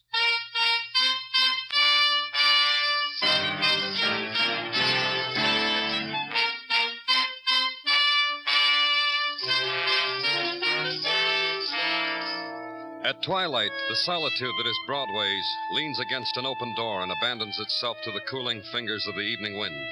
And in that moment, in the scalpel light of dusk, Broadway stands revealed. The languid preening, the slow smoothing away of the day's wrinkles, the invitation, not whispered, not spoken. At headquarters, the image blurs because a slip of paper has been laid on your desk. And this is how violent death announces itself. In the barrio, it says, in Spanish Harlem, a man knifed. And through the window, you can see Broadway smile. In the barrio, death is no stranger. It calls often. But this time it danced a variation. It chose to perform in a storefront, in a place of worship. There are many such in the barrio. The rented store, the rented wooden chairs, the bare platform draped in black banners, lighted with candles of many colors. And this is the altar. Here women in black mantillas kneel with their men in supplication. And the music of their prayer, primitive. But now it's a lament for the man lying dead in their midst. They kneel in a circle about him, and the light of the candles caresses his face. A man leans against the wall watching them. It's a man you know, Johnny Parada, detective on the barrio beat. He sees you, walks over to you, speaks gently, quietly. This is a new kind for you, isn't it, Danny? Yeah. Yeah. This is how it goes here in the barrio. You grub, you pray, you die. The dead man. Know him? No, I do. Before that, he was just another face you said Buenos Dias to. Now there's a knife in his back that makes me know him better. Who was he? Emilio Ramirez, a kid, lived in a tenement on 99th. Well, here's the address. I found it in his wallet. Yeah. How? These people tell me they were having their evening prayer, like Vespers. Emilio staggered in from the street, cried out for his mother, and died. Any ideas? A few, maybe. Some leads, maybe. You'll work this with me, huh, Johnny? Sure, but maybe it'd be better if I took it alone for a while. They know me up here, Danny. I grew up in this. Maybe if you... Yeah, it's okay. You go ahead. Thanks. I'll keep in touch. If I get anything, I'll get you right away. Good. These people... You'll have a hard time getting anything out of them, Danny. Who kills, who murders, it's a secret they keep to themselves for their own. They have to keep on good terms with death. Yeah. So long, Danny. After Johnny Parada left, there was nothing to do but wait. Wait and watch the small island of light in the room define itself against the darkness bleeding in from the streets. Then the siren and the men from police headquarters, whose job it was to measure time and method of death. And later, the two men with the basket. They were skilled workers. They didn't need me. The tenements on 99th Street were special only by the special arrangements of garbage cans at the curb. But the dogs that sniffed at them had the universal quality of hunger, red-eyed and ribbed. They moved slowly. The people sitting on the steps gave this moment of their lives to complete the pattern of quiet despair. They watched their kids wink at each other and slink into alleys. One of the watchers at number 8812 could speak English. Si, senor? My name's Danny Clover. Si? From the police. I'm Contuarius from this place here. And so? There's some questions, Mr. Contuarius. Questions? Por favor, what questions? A boy that lived at this address, Emilio Ramirez. Emilio? And so? He's dead. He died a little while ago. Did you... Si, senor, I heard what you said. Emilio is dead. I want you to tell me what you can about him. Muerte. Muerte. ¿Qué? Emilio Ramirez, muerte. Oh, yeah. Muerte. It's important that you tell me what you can. Oh, Emilio is of all of us. From Puerto Rico on a plane to here is what of Emilio? I'll need to know more than that. What more? What is there more? How long have you known him? A year. That long, I think. He lived with the 6 of us others in the 2 rooms. Hidalgo, Pablo, Quesada, Bianco, Flores, and myself. What else? Sometimes we eat together. Sometimes we talk together. Sometimes we drink together. And the others who lived with you, would they know more? No, senor. I doubt. What can we know of each other? To eat and drink, as I say. More time than that we must spend looking for what we came here to look for. You said Emilio came here by plane. See. Like all of us. For $40. That was arranged by the Travel Bureau. By Senor Clark. You know, senor? No, what? In the barrio, Senor Clark arranges everything. Ay, Senor Clark.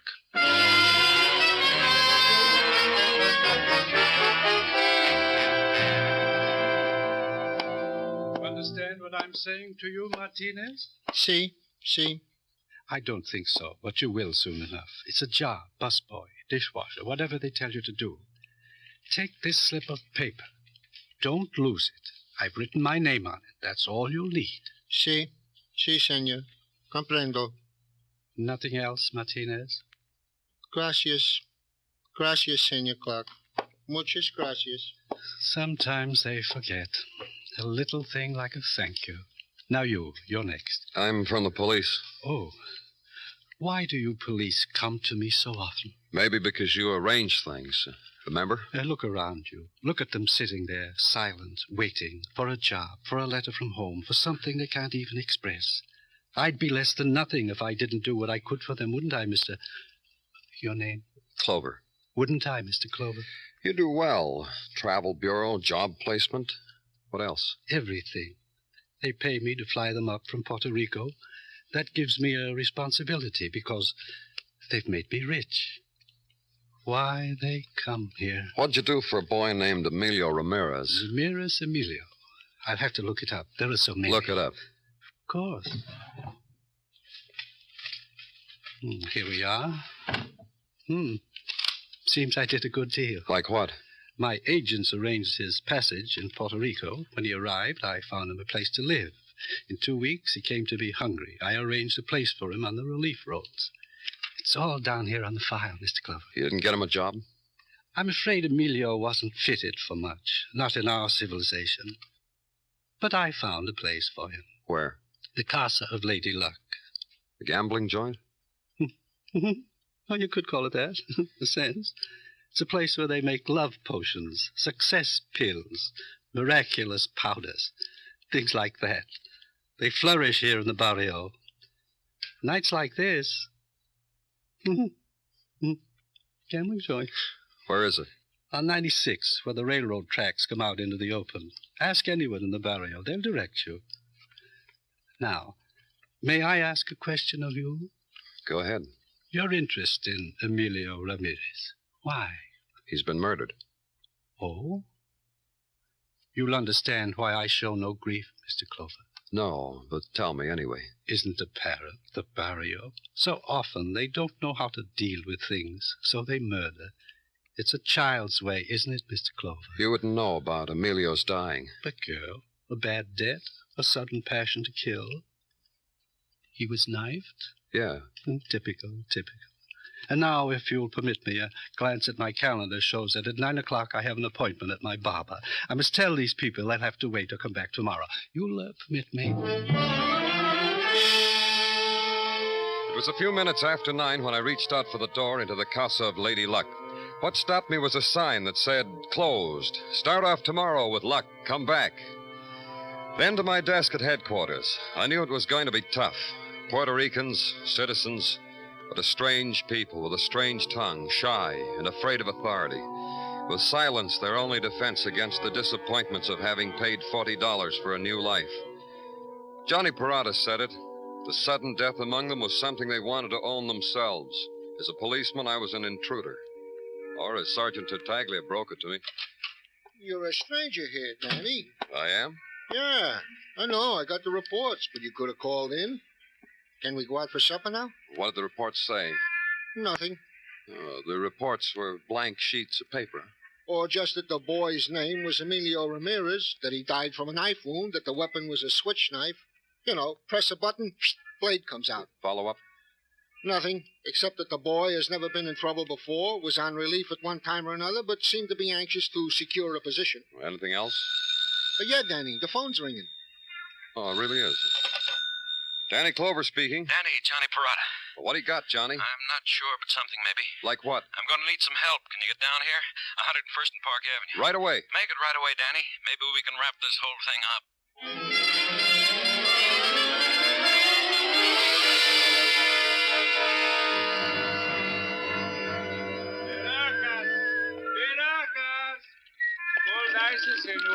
No, thank you. Sí.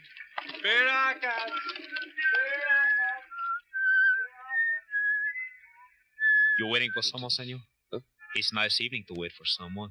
It's such an evening for the wine, for the muchacha.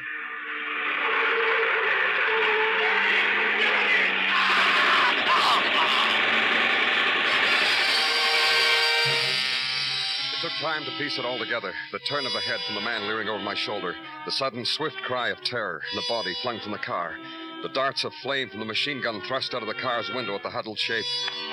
I ran over to him, to Johnny Parada. The bullets had torn a frantic design in his body, left it lifeless. When I looked up, the people, the sounds had fled. There was only the emptiness, silence, and the street of the barrio. The street of the long darkness.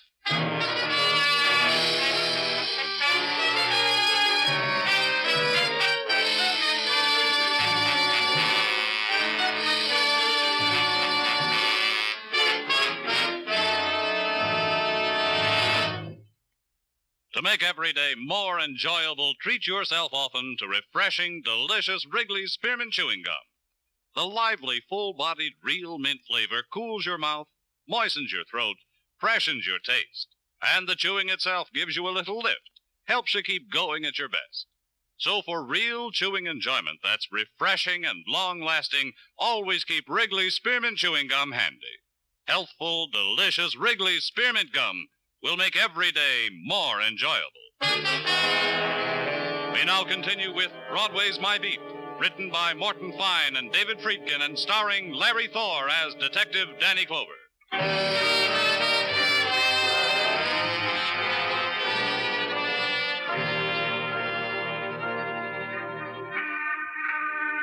In the heat of July, Broadway is a shimmering mirage. It's the time of the big wish. The Catskills and Coney are the dreamlands at the cooler end of the thermometer. And Jones Beach and Rockaway stand just over the horizon and beckon. And you linger under the marquee of the theater that's 20 degrees cooler inside, or dawdle over the potato in your cold plate of borscht, and wonder what it was about the summer that you wished for in December. Everything sweats on Broadway. Even the newspaper turns moist in your hands. Murder in the barrio, 2 of them, Emilio Ramirez and a cop named Johnny Parada. And there was another cop named Danny Clover who'd been nearby at both of them, me. The next morning I went back to Spanish Harlem, and death still hung heavy. Yes? I leaned close to Maria Parada and whispered to her. Oh, it's you, Danny. Please come in. Thanks. Maria. Oh, there's nothing, Danny, thank you. Nothing you can say or do. My husband's dead. Last night I gave him my tears. The touch of them will last a lifetime. Please sit down. I just want to know. Please. There's only one thing to do now. Find out who murdered Johnny, who threw him in the street to die. Did he tell you anything about yesterday? Where he was going, what he had to do? Yesterday was a day like any other day. Kiss in the morning when he left, and the hours in between of waiting until Johnny... I'll get it. Where's Maria? Who are you? It's all right, Vincent. Mr. Clover's my friend. By what right a friend? Johnny was... Mr. Clover's a policeman. Johnny's brother, Vincent. Hello. As a friend, we accept your condolences. As a policeman, you're not welcome here. Vincent. Simply to explain myself, Maria. Simply to give Mr. Clover and myself a basis for talking. Don't you want to know who killed your brother? That's not an intelligent question. I got one thing to ask you, Vincent, as a policeman. What about Johnny? Did you see him yesterday? Talk to him? Once, toward evening. He was in a hurry. On some foolish police business. To the casa of Lady Luck. Oh? Now, I ask one thing of you, since you come as a policeman. Get out. Leave us alone. Maria detached herself from us, moved silently about the room, pulled down the shades, cut off the flow of dust-heavy sunlight. Then suddenly there was a black shawl on her head and the rosary beads in her hand. She knelt before an image of the Virgin Mary with the bleeding heart. Vincent moved quickly to her side, knelt too. There was silence. There was the click of the beads, and I left them.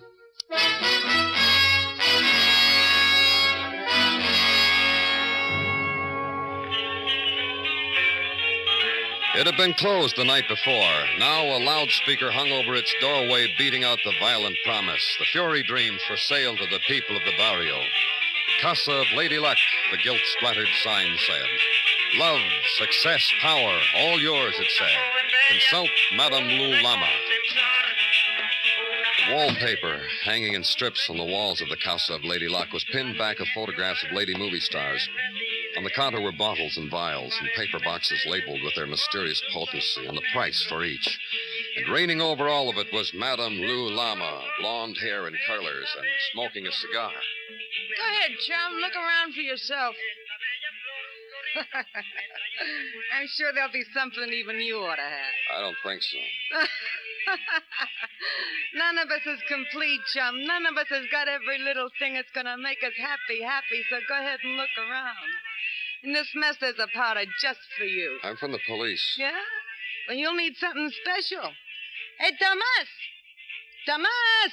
Si. Bring in a bottle of that stuff we got in this morning. We got ourselves a policeman. Told you not to bother. No bother, honey. Tomas likes doing little things for me. Don't you, Tomas?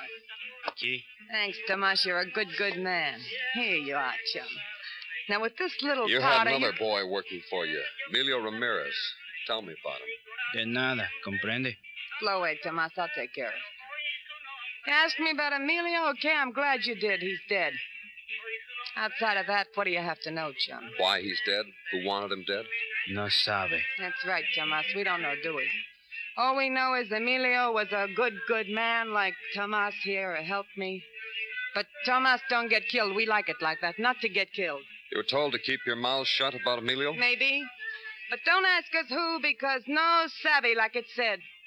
Many smart things are said in the barrio, chum. Johnny Parada was here last night.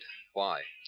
Like you, questions, don't buy nothing. Kept us from closing for a while and blew away.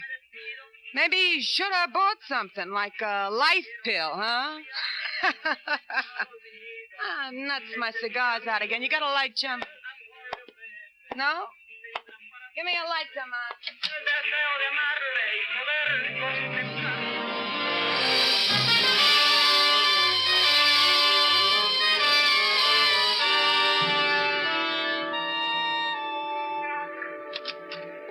Hi, Danny. Hot, huh?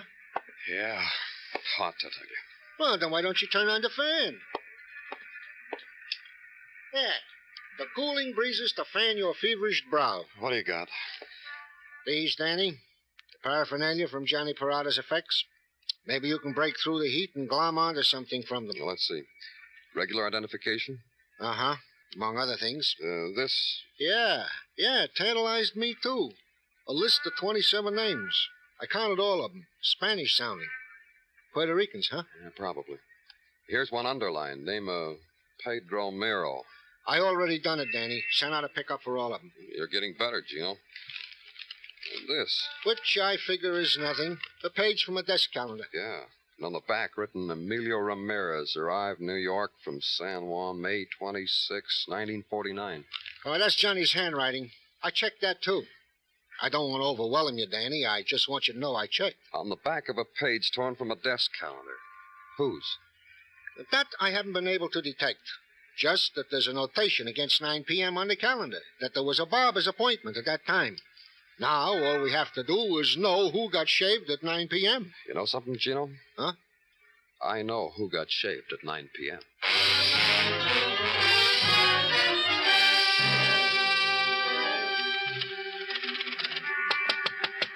Open up. Open up.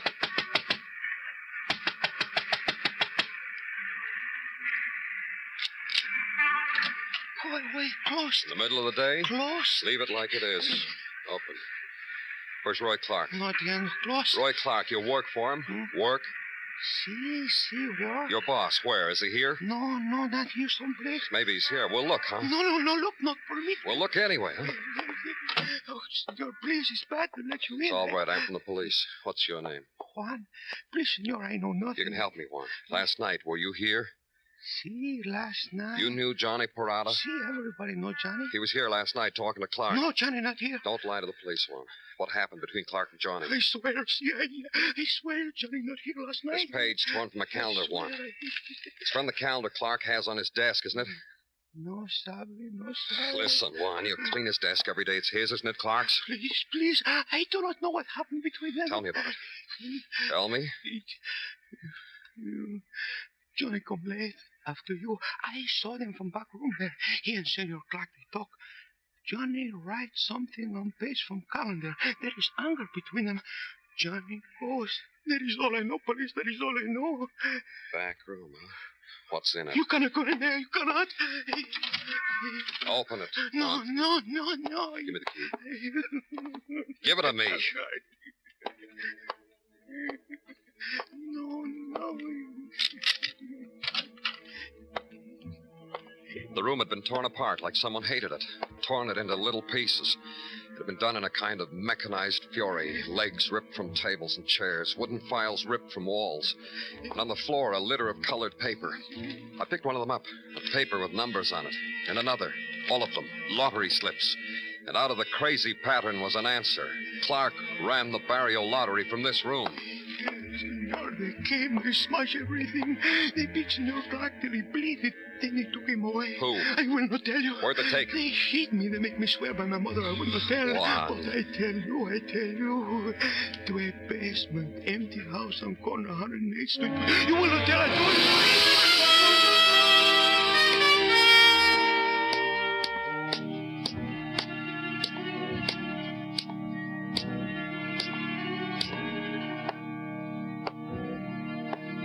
Fold your hands behind your neck, Mr. Clover. Do it.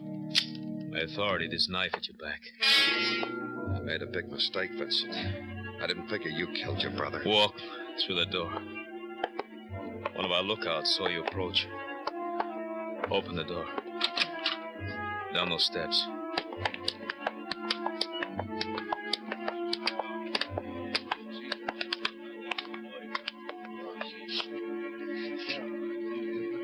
What do you think of it, Mr. Clover?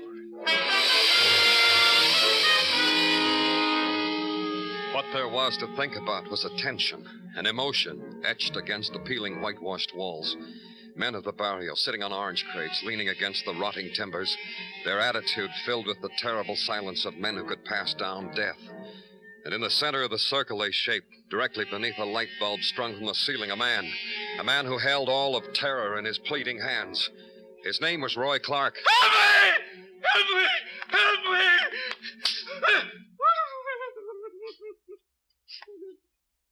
You know what this is, Mr. Clover? Yeah, a kangaroo court. Precisely. Now you'll understand why I didn't want to place me into Bala Maria. We handle such matters in our own way. There have been enough killings, Vincent. Just one more. We can hold you for murder. I know. You're a policeman. You have a gun. Get me out of here. If you make a move, Mr. Clover, this knife will find your heart. You're crazy. You don't know what you're doing. We know. Putting man on trial. Miro, come here. Take my knife, Miro. Hold it on Mr. Clover. If he moves... You people, I've helped you. I'm your friend. Weep, Senor Clark. Weep the tears you never shed for Emilio and for my brother. Listen to me. We've listened. We own our lives here in the barrio. Our jobs, our marriages, our pleasures. It gives you no right to own our dying. You're wrong. I was Johnny's friend. Emilio's, Vince, too. It's wrong to do it like this. If you make a move, then Miro will kill you. Miro, you won a great deal of money in the lottery. See? You never got it. Let me explain how Silence!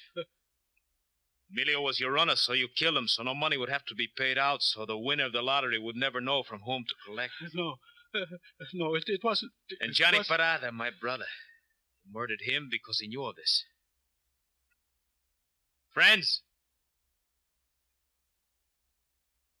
muerte. You have to die, Senor Clover. No!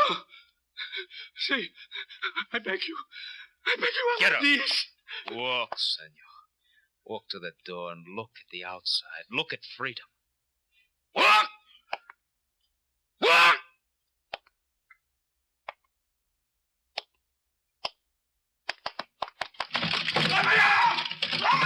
Vincent!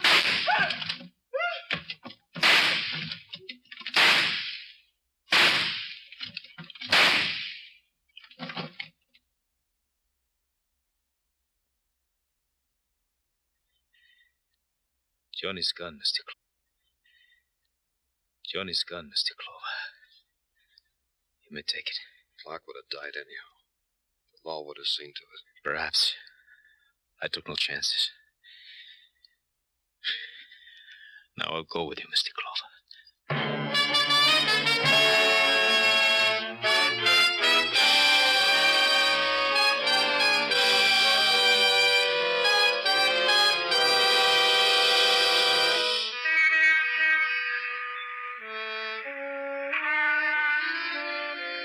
Twilight touches Broadway now. It's the hour of going home, the subway hour of the tired faces, the time of the blue plate special. But soon is the instant when a man will dart from a doorway, beckon over his shoulder to another. Then the mob will gather and scream its heart out at the night. It's Broadway, the gaudiest, the most violent, the lonesomest mile in the world. Broadway, my beat.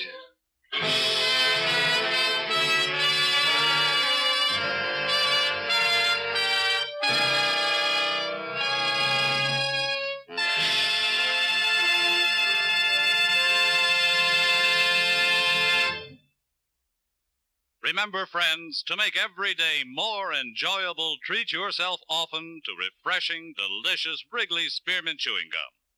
There's lots of cooling, real mint flavor in every stick. And chewing Wrigley's Spearmint helps keep you feeling fresh and alert.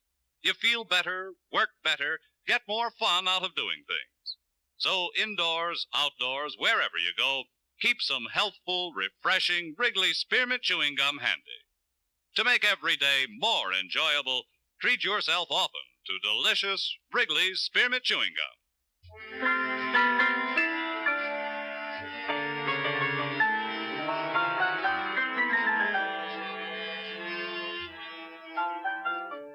The makers of Wrigley's Spearmint Chewing Gum hope you've enjoyed tonight's story and that you're enjoying Wrigley's Spearmint Gum every day.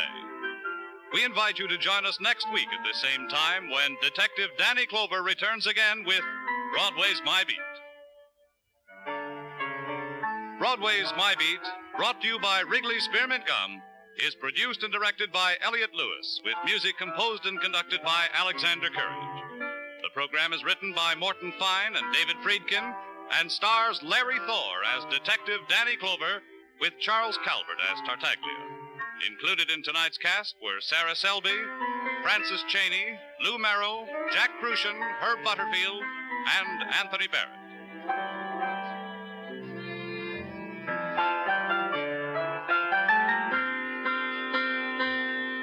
Bob Stevenson speaking. This is CBS, the Columbia Broadcasting System. Wrigley's Spearmint Chewing Gum, the refreshing, delicious treat that gives you chewing enjoyment, presents for your listening enjoyment.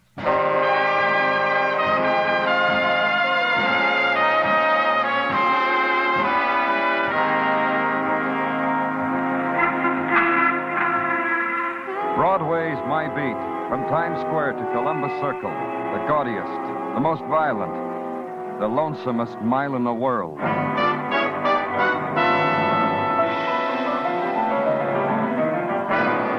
Broadway's My Beat, the thrilling drama of murder and mystery and the people who walk the Great White Way, with Larry Thor as Detective Danny Clover.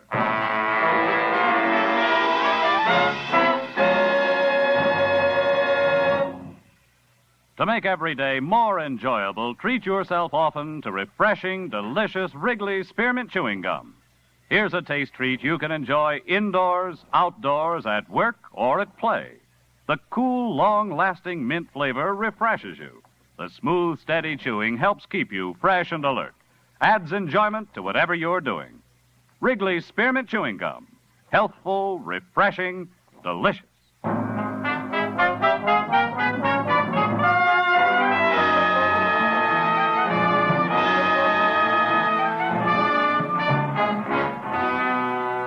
Time comes finally to Broadway when the emptiness is big, when solitude walks the street, arrogant and brazen.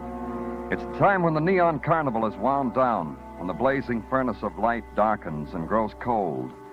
And on the pavements, glistening with the tears of despair, the stragglers walk. They plead for a door to open, for a light to be turned on. Solitude is at their heels. Please, kid, for a friend. But it's no good, kid. Broadway's closed for the night.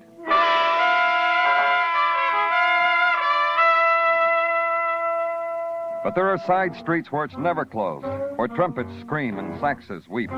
In the 50s, for instance, in a little joint called the 34 Club, for instance, where I was, where death was. And this time it was a circular platform raised above the bar with a piano on it, and a dead man resting his head on the keys, and all of it defined in the darkness by a spotlight that changed colors, and all of it revolving like a big toy, slow, round and round. And the man tries to explain to you why it wasn't turned off. It isn't that we were sitting here enjoying the spectacle of it, Mr. Clover. It's just that in cases of murder, I read someplace you're not supposed to touch nothing, but nothing. It was going around like that when... Before, during, and after the murder. Hey, you got yourself a puzzle. How to figure out from where the shot came from with that platform going round and round and round. Turn it off. I'm glad somebody finally came through with an order. There. I'm a man who doesn't function very well, Mr. Clover, unless somebody gives me an order. Spineless, that's me. Still, you manage this place, Mr. Darby. You own it, too, huh? Sure. But what courage does that take? The decisions are made by Kay. She hires the musicians, pays the salaries. That's my wife, Kay. You ever heard her sing, Mr. Clover? Like a dream you don't talk about to nobody. She hired the man up there? Absolutely. Heard him playing piano in some forlorn joint. Hired him on the spot. He was very great, that boy, on the piano. What else about him, Mr. Darby? What else about Harry Brett? He's dead with a bullet hole in him. Maybe you can tell me why. Maybe I can. Want to hear, Mr. Clover? Uh-huh. I got a good why. Harry Brett was singing siren songs into the ear of my wife, Kay. That could be motive, couldn't it? Yeah. Uh-huh. It could. Did your wife listen? My wife, Kay? You won't mind asking her yourself. You won't mind at all. Now tell me how it happened. I wish I could, Mr. Clover, but I just can't. Try. Oh, it's no use. Because I was out on the sidewalk at the time, communing with something or someone. It has no name, this something? No. But I can give you a list of witnesses on the street who witnessed me communing. They know the look that comes over me. That's how they know. You want the list? Yeah, but later. You'll stick around so you can give it to me later. I got no place else to go. Just no place. Who can tell me how it happened? Jack over there. Jack Gage, the boy sitting at the bar crying because his friend is dead. He's sorry the pianist is dead. Sure. Somebody has to play a dirge at a funeral, don't they, Mr. Clover? Don't they? Harry, you were too good to die, kid. Too good. Mr. Gage, I'll have to ask you some questions from the police. You have to? Tell me what happened. We were on the platform up there, turning round and round, playing good. Harry was playing so good it hurt you inside. I still hear it. It still hurts. Just you and Harry were up there? Me on clarinet and Harry on piano and the trumpet. The trumpet? Charlie Walker. Charlie the trumpet and I the clarinet were out. Harry took it away from us. Nobody could play against what he was doing. It hurt. That's when he was shot? Yeah. There was a shot. At first, I thought it was a drum, but then I knew it wasn't a drum because there's no drum in the number. The drum's out with the rum. Who talks about me? Who talks about me when my back is turned? Out of my way. It's burning. I gotta put it out. Take a minute. Who are you? You don't know. Ray Richard. I beat out heartbeats for the people on the drums. What are you, an agent? Hey, Jack. Why the tears without tears? Oh, go die. Beat out your own march and go die. I'll do that. It was burning me up and I didn't know what. A death march, that's what's inside me. A jazz time death march. Hey, who died beside me? Harry Brett. He was murdered. I gotta play him into the other world. I gotta. Hey, you kill him, Jack? You kill him because you love him so much? Oh, that dirty, rotten Leave him alone, Jack. He's drunk. That don't give him the right. Listen to him play. Listen to that crazy, crazy man. You haven't told me yet how it was, Jack. Huh? Oh, about Harry? Well, there was this shot. And Harry goes, oh, like that. Oh. And he puts his head on the keys and dies. And nobody cares. Everybody runs away. Harry dies and they run away. Where did they run? Where did who run? Be specific. It's the time to be specific. The trumpet. Charlie Walker. Who knows? Kay Darby. To her apartment, I bet. Right down the street, number 16. Call on her. Tell her I sent you.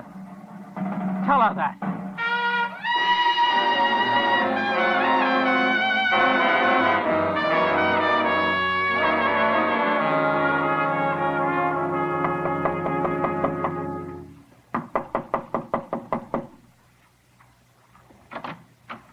Yeah?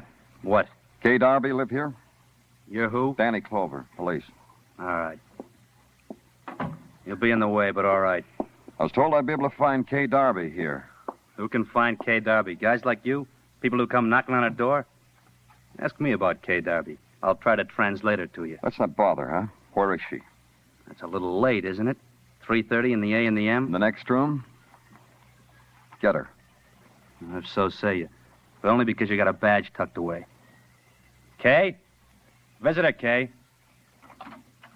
Man from the police, Kay. He wants to find you. I'm Danny Clover. There's some things I want to ask you. Yes? About Harry Brett. Don't mind him, Mr. Clover. Charlie here thinks anyone who doesn't play a trumpet might as well be making music with a comb and tissue paper. You feel that way, huh, Charlie? Charlie who? Hey, what's the matter with you, Mr. Clover? Been away from the world for 6 years? I'm Charlie Walker.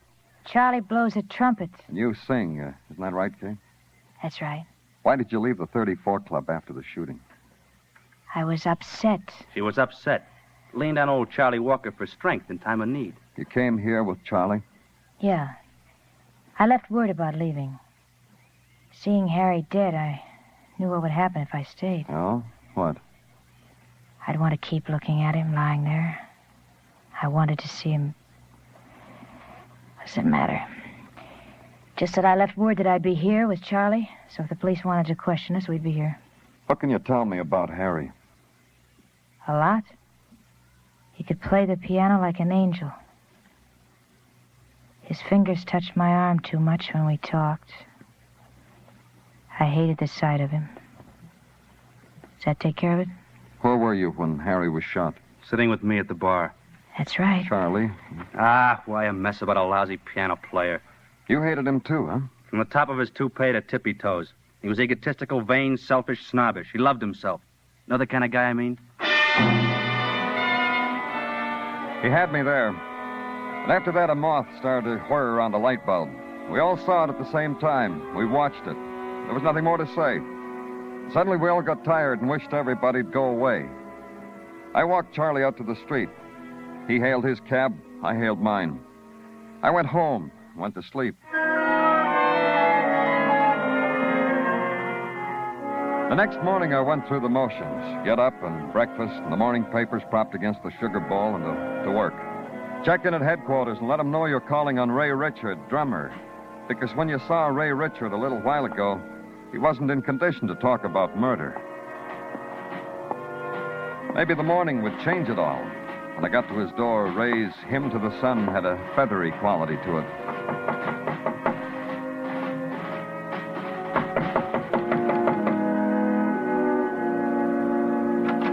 Ray looked better. Hi. Come on in. Thanks. Did I interrupt? No. Sit down. Me too. I'm woozy.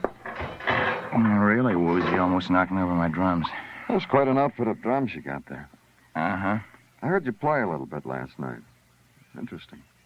Interesting. Why was it interesting? I don't know. I'm grateful you remember me because of my drums. Just that it was strange. A man gets killed and you react by... By doing this?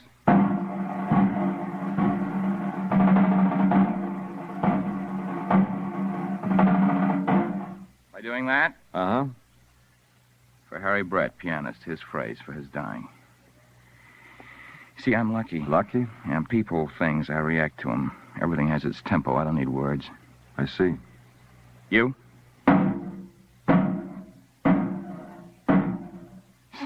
You. A policeman. Look, Ray.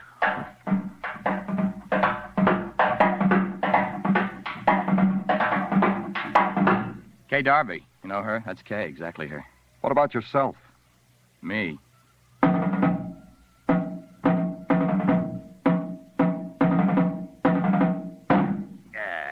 it works out. End of show. Not really that, Ray. I'm trying to find out whether you killed Harry Brett. Not me. You're wrong about that. I mourned for him. Yeah, I heard. When you left the club. Later, after that, I took a walk. A Skid Row type walk. Because the night and the thing that happened to Harry needed that. You can't leave death quickly. You can't have it touch you and go home and forget it. Ray. You got to do it gently, so I went back to the dying and the half alive. And I came home and tried to hold the feel of it, the tempo of it, with my drums. And I could let it go, but I couldn't work that out either. I was trying... When I came up here? Yeah. Where were you when Harry was killed? I can't give you addresses. What do you mean? I had a half-hour break from the bandstand, boozed it up, and a couple of joints around. Why didn't you stay at the 34 Club? They got a liquor license. It's enough to play there. I don't have to live my half-hour breaks there. Are you glad Harry's dead? Doesn't make any difference. I'll hire another piano player. Did you kill him? No. I'd be afraid to kill. You've got a tempo for that, too? Yeah, I have. Would you like to hear it? Not now, Ray. But stick around your drums, in case the yen suddenly hits me.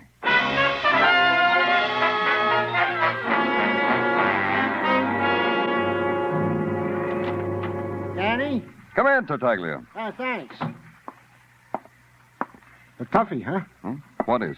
This murder of this piano player. It isn't fair to the ballistics department how this murder of this piano player was performed. Got them worried, huh? Yeah, indeed.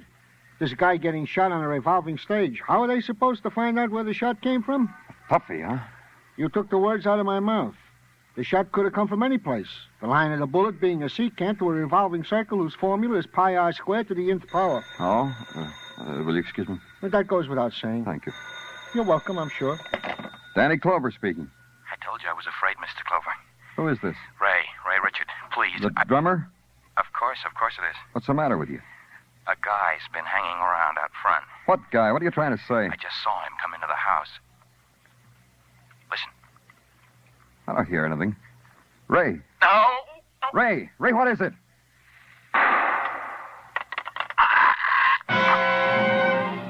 The shots and the scream held the tight blend of terror. And I rode it, followed it behind the siren, gouging a channel through the streets. It took 6 minutes to get to Ray's room. The room was empty. No Ray, nothing. Correction. The room was flooded with music coming from a phonograph. That and a streak of blood on the rug, lending its own touch to the shrieking room. But most of all, it was the music. A record. I looked at it. Tempo for timpani, it was called. The room didn't need it. It needed another quality. The quality that came after violence. The tempo of silence, maybe. Of death. And wherever Ray Richard was right now, I had a feeling he was covered with it.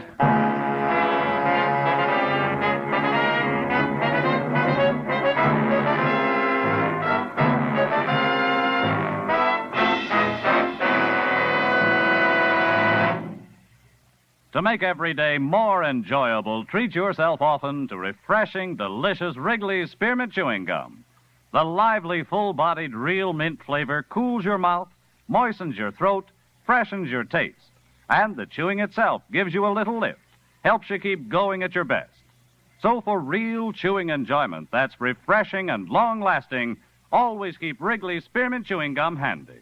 Healthful, delicious Wrigley Spearmint Gum will make every day more enjoyable. We now continue with Broadway's My Beat, written by Morton Fine and David Friedkin and starring Larry Thor as Detective Danny Clover.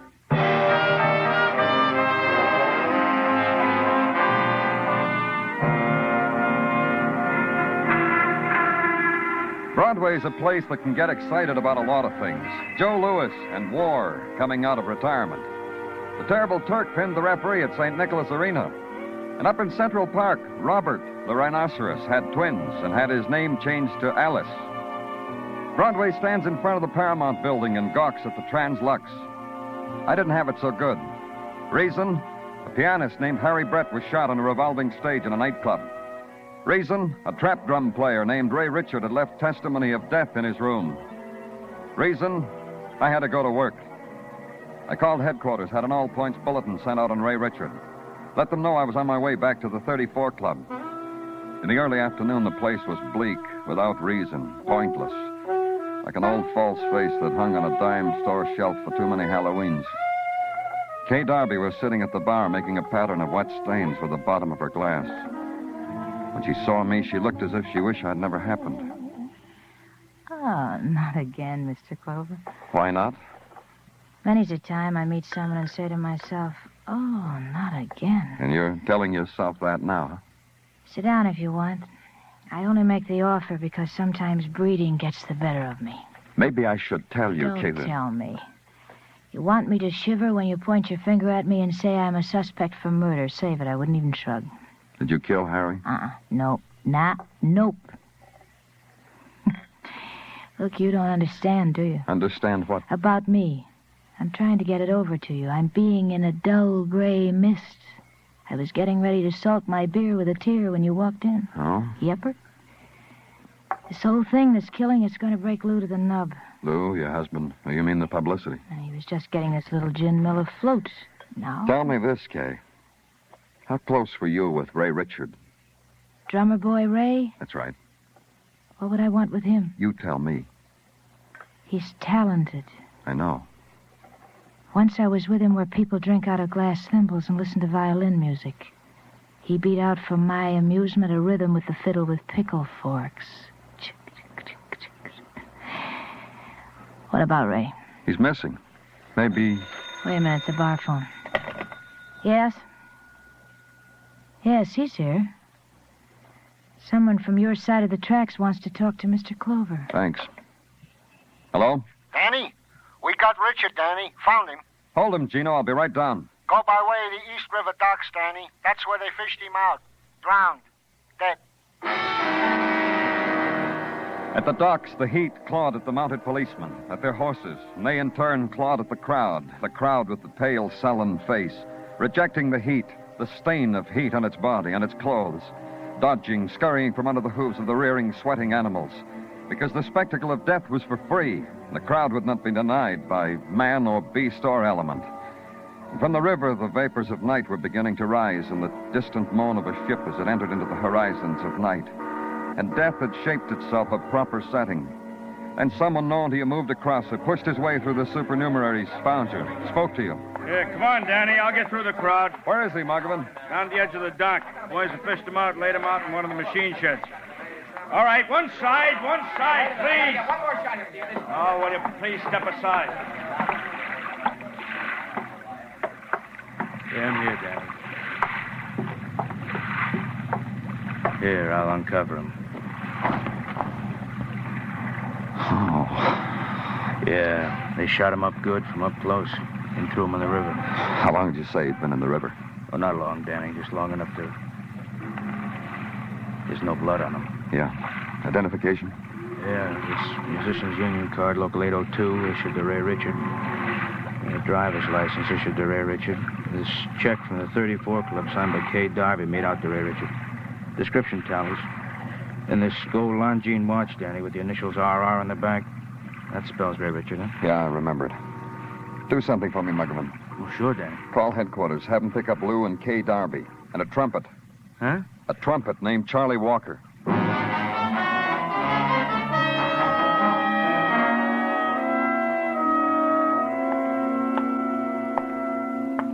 Next time you invite a trumpet player, Danny, pick a spot with better acoustics. This offends the ear, this hole. Listen how it echoes. Hey! See what I mean? Uh-huh. Reminds me of a dance crib I played once in Selma, a la BMI. Same acoustics, same type of studio response. I was playing the trumpet in a manner unknown to this world. And those yokels just lay there, like these stiffs. Stop it, Charlie. You're disgusting. What's the matter, Lou? You develop a set of taste all of a sudden? No. Just that with all these dead around me gives me the feeling I should commune with something. Why did you bring Charlie and me here, Mr. Clover? I want you to identify a body we found in the East River. Someone we have pleased, or vice versa? That's a good question. Take all the time you need. I want you to be sure. The shape is familiar, but the face, it's hard to tell. Mr. Darby? I recognize the suit. Uh-huh. I recognize him. Uh-huh. You know who it is? Of course, don't you? I've seen him wear it many times. Therefore, the body belongs to Ray Richard? Of course, Ray Richard. I only hesitated because a man doesn't rush into a thing like this. What do you say, Charlie? Ray Richard. Recognize this ring? Of course I do, Mr. Clover. That's Ray's, all right. He pawned it with me many times when he needed more money for more booze. All right, that's all. He was murdered, huh? Uh-huh, Charlie. What makes Lou and me your darlings? Other people could have killed Ray, tossed him in the water. Like who, Charlie? Like the clarinet, Jack Gage. Like Kay, the Song of Songs. By the way, Mr. Darby, where's Kay? I've been waiting for you to tell me why she isn't here. She was at the club the last time I saw her. Why? She's not there anymore. Upstairs, they say she's not anywhere. Where is she, Mr. Darby? You mean Kay's disappeared? You mean you can't find her? You gotta find her. I'm nothing without Kay. You gotta find her, you hear? I hear, and we will, Mr. Darby. Honest, we will.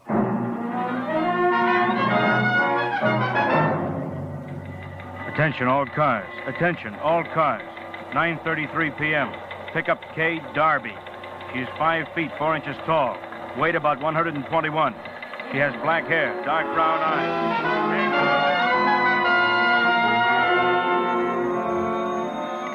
Danny Clover speaking. You fellas looking for Kay Darby? Who is this?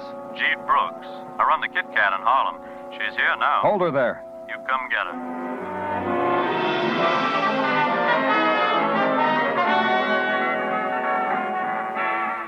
You're late. She's gone. She's a long time gone. Where'd she go? She said she wanted it where the music was real secret. I told her where. Where? Brick Wall Club, Lenox Avenue.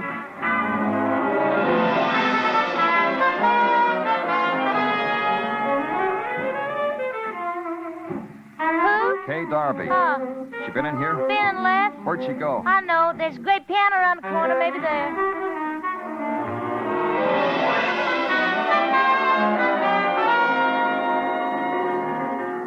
I said Kay Darby.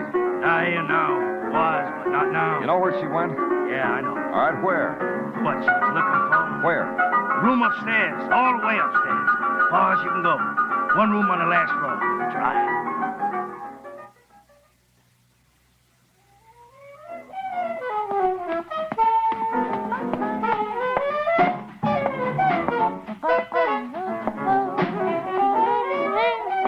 Kay.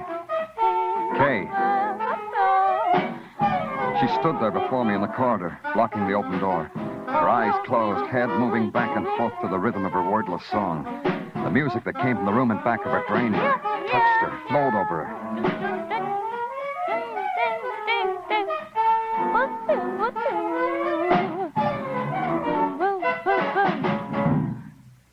What do you want here? You found him, huh, Kay? He won't let me in. He and the other two. Uh-huh. They're worshiping something in there. They won't let anybody in. But I'll wait. Get out of the way, Kay. No. Get out of the way.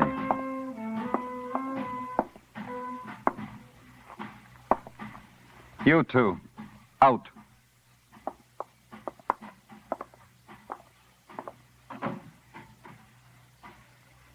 Hello, Ray. Hi. Hi, Mr. Clover. We've been looking for you, Ray. That's funny. I didn't think you would be. You made a mistake, Ray. Me? Uh-huh. Man shot up like that. So little blood in your room. A mistake. Sure. Who was he? Nothing. I looked for a man who was nothing. I found him. On that walk you took in Skid Row. Yeah, that's when. A derelict of the same size and build. You switched clothes with him. Watch, ring. Kill him and threw him in the river with your identification. Yeah. And didn't fool you, huh? That leaves the pianist, Harry Brett. Did he need killing, too, Ray? Uh-huh. Kay hated him. He bothered her. I like Kay around me. She likes it, too. Loves it. Let's go. Loves it.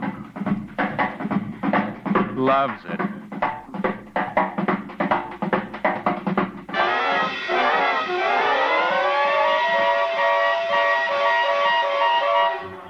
I didn't stop it. Ray's frenzy.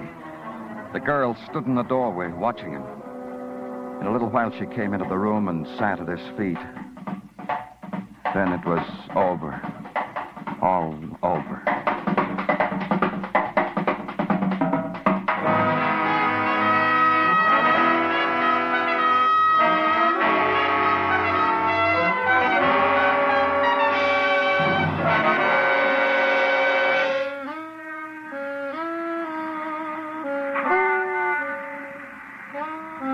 The nighttime leaps down on Broadway. The revelers swarm the streets to embrace it. Laughter pours into the shadowed places.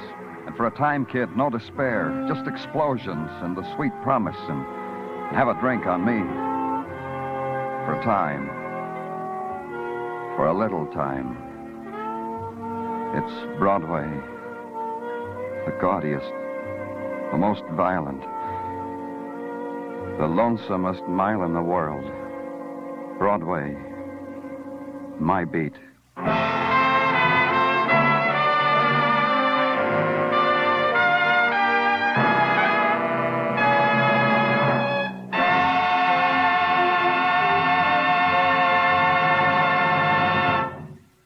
Remember, friends, to make every day more enjoyable, treat yourself often to refreshing, delicious Wrigley Spearmint Chewing Gum. There's lots of cooling, real mint flavor in every stick. And chewing Wrigley Spearmint helps keep you feeling fresh and alert. You feel better, work better, get more fun out of doing things. So indoors, outdoors, wherever you go, keep some healthful, refreshing Wrigley Spearmint Chewing Gum handy. To make every day more enjoyable, treat yourself often to delicious Wrigley's Spearmint Chewing Gum. The makers of Wrigley's Spearmint Chewing Gum hope you've enjoyed tonight's story and that you're enjoying Wrigley's Spearmint Gum every day. We invite you to join us next week at the same time when Detective Danny Clover returns again with Broadway's My Beat. Broadway's My Beat, brought to you by Wrigley's Spearmint Gum, is produced and directed by Elliott Lewis with music composed and conducted by Alexander Courage. The program is written by Morton Fine and David Friedkin and stars Larry Thor as Detective Danny Clover with Charles Calvert as Tartaglia. This is CBS, the Columbia Broadcasting System.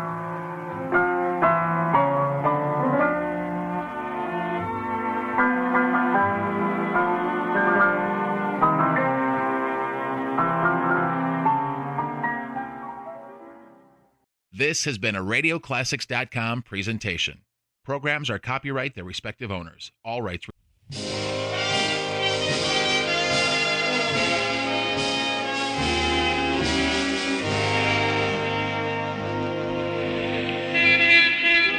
Broadway's My Beat, from Times Square to Columbus Circle, the gaudiest, the most violent, the lonesomest mile in the world.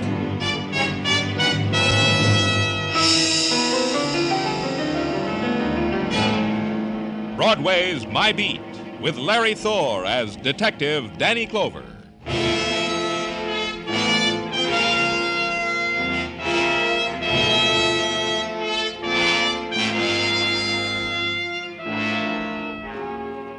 In the mid-afternoon light of Maytime, Broadway shimmers and languor walks the street. The dream walk, rhythm to the pulse of the sleeping neon, to the sun-warmed blues yawned out of loudspeakers, to the slow, erratic dance of the litter of night, held close, thrown away by a gutter wind.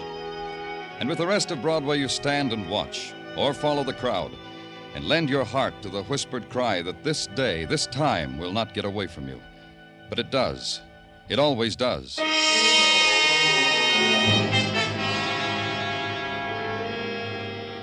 The web of blood in the alley was already dust-heavy, its threads leading you to the man huddled in a forgotten anguish against the flaking brick of an alley wall.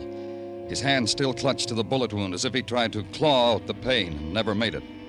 And the other man leaning over him, being gentle and polite as he searched the dead man's pockets, then finding something and looking at it, then making the only observation left to him. It's a nice day, wasn't it, Danny? What did you find, Muggavan? Found him like that, all broken up about the bullet in his chest. Tried to tell me why it was there. The word never got out. It was phoned in? Yeah, from the back room of a bar down the alley. A friendly chap wandered out for a breath of fresh air, saw this, ran back to the bar, made his phone call. Bought drinks for the house. He's still celebrating if you want to talk to him. You talked to him? Yeah, friendly lush. Invited me to a cold beer. I didn't take it. He knew this man? Never had the pleasure, he told me. All the citizens of the alley never had the pleasure. I checked. Uh-huh. What's that in your hand? This? Oh, I almost forgot. It's a ticket for parking made out to a Charles Crandall. Overparked in the loading zone. He can snap his fingers at it now, huh? This your witty day, Muggavan? I tried, Danny. Days like this, I guess I don't make it. Oh, anything else? Oh, not a thing, nothing. Except that expensive watch on his wrist. You have to listen awful close to even hear it ticking. Very expensive. It's running, but in this alley you can't hear it ticking. No wallet, no identification, just the parking ticket, is it? That's all. A wristwatch and a parking ticket. Not much for a grown man to leave behind him, is it, Danny? Then the alley, formerly known only to the chalk writers, the garbage collectors, and the shortcut homers, then the alley became cluttered with new faces, mostly scrubbed. The girl in the picture hat and the Pekingese, a maid in the baby carriage, the dad and his son. Mostly these, interspersed with enough men from the police department so that I could leave. I did.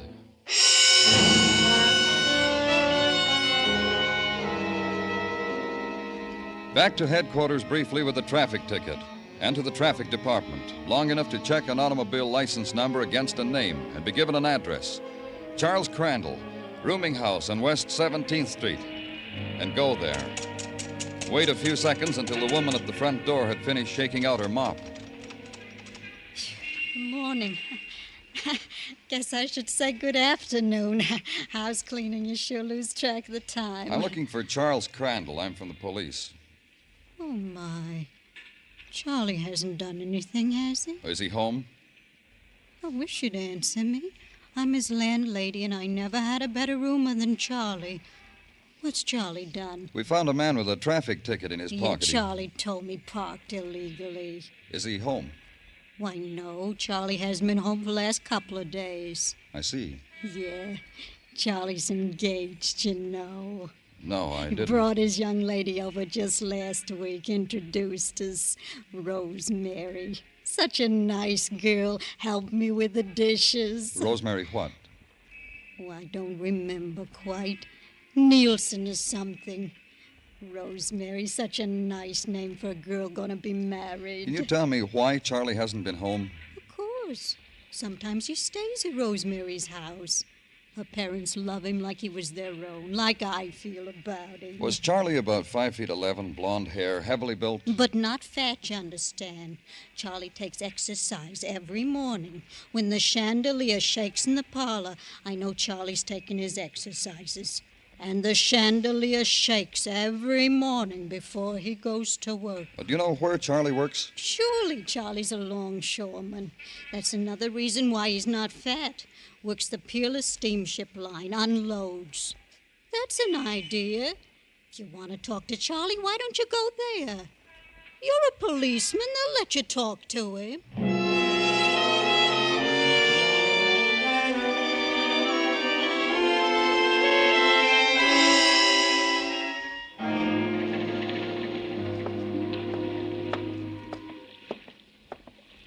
The foreman said your name was Charlie Crandall. Yeah, that's right. I'm from the police. Oh, the parking ticket, huh? I'm not surprised. I am. I didn't think you were alive, Charlie. Come on.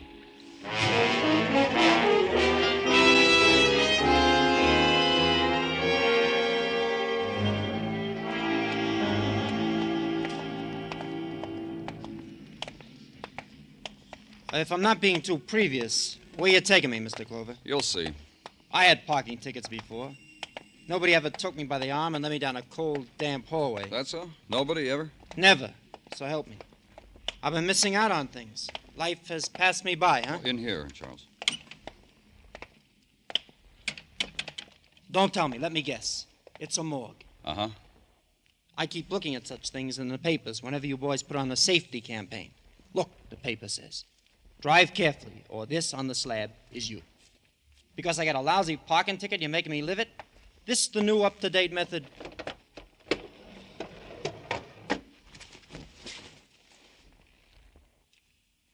There's a chill in the air here. How come I'm sweating? Take a good look, Charles.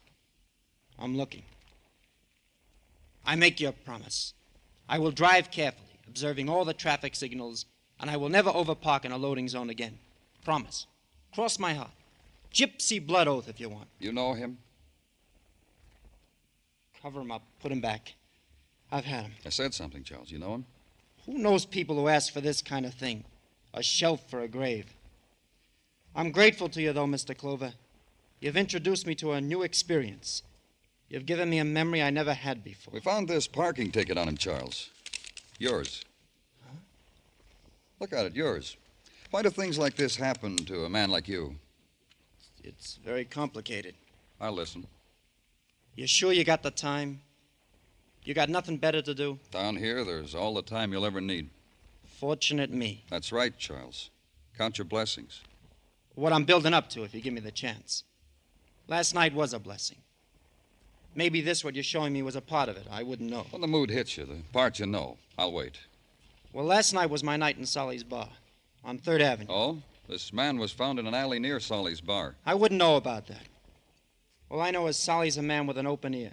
I cried into it. Yeah, you'd had a tough day. That, too. I'm a longshoreman, remember? That, too. So you cried a glass full of tears into Solly's ear. Yeah, about the engagement ring I needed for my girl. Or my betrothed, I call her. About the engagement ring I couldn't afford to buy for her. Because a man like me don't lay away for things like that. Must have been very dramatic. Yeah, I put it on. Maybe more than it needed. Because a girl walks over to me, runs her fingers across the beard on my cheek, tells me she has heard the whole thing, well, the big trouble I'm in with my betrothed. And she stopped your weeping. You could say that. She told me there was a jewelry store, Scully's jewelry store, down the street, to come with her, to pick out any ring in the window I wanted. Like a fairy tale. Yeah, you could say that. So I went with her, pointed to the fattest ring in the window with the fattest numbers, a star sapphire. She says, meet me again tomorrow. I'll get it for your half price. Good girl to meet in a bar. You'll never dream how good. After that, she takes me back to Solly's, lets me exchange my other sorrows with her. You had more? Only one more I could call to mind, at the time. The parking ticket. Well, she says, give it to me. I know where to fix it. You believed her. I hear it's been done. And that's the last you saw of the ticket. The gypsy blood oath, if you still want it. Who was the girl? Helen, address Solly's bar on 3rd. Go to her, Mr. Clover. A girl like that can ease many sorrows. Just ask for Helen. They'll know. Don't thumb through any travel folders, huh, Charles? Why should I? I found a home here. Cover him up, huh, Mr. Clover? It's chilly in here. Solly's bar on 3rd Avenue, the boy had said. Go there and ask about a girl named Helen, because Charlie had given her a traffic ticket, and the ticket had turned up on one John Doe, dead on arrival. 3rd Avenue is a tenement 5 stories high and miles long. At 9 o'clock, the night is going full blast. The open-air card games for juveniles only, the doorstep trysting places. And every 7 minutes, the elevated screams.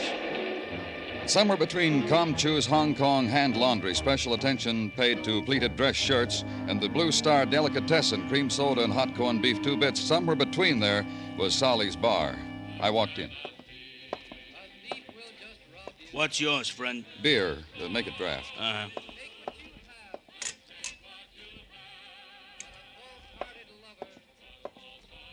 $1 dime. Thanks. Your name's Solly? You own this place? Yeah, so? You work here every night? Yeah, why? Skip any nights this week? Hey, what's with you, Buster? You spent a dime, drink your beer, listen to the music. I'm looking for Helen. Who? Helen, tall, blonde, you know. Look, Buster. You're here every night, aren't you? You ought to know Helen. I want to show you something, friend. See this? A ball bat. I bought it from a kid who swiped it from the Yanks' dugout. I sawed it off. You want to hear how it goes? That's the way it goes when I slap it on a bar. You want to hear how it sounds otherwise? You want to... Cop, huh? Why didn't you show me the badge before? What about Helen? I get it. Don't be a cop. You figure I'd tell you about Helen, huh? What about her? I told her to stay out of here.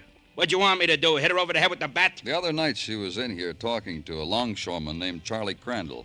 You know anything about that? Who's in trouble? She or this Charlie? Charlie Crandall was talking to you about an engagement ring. You remember that? Who remembers for what reason my ear gets bent? Helen, I know. You want her, huh? Where do I find her?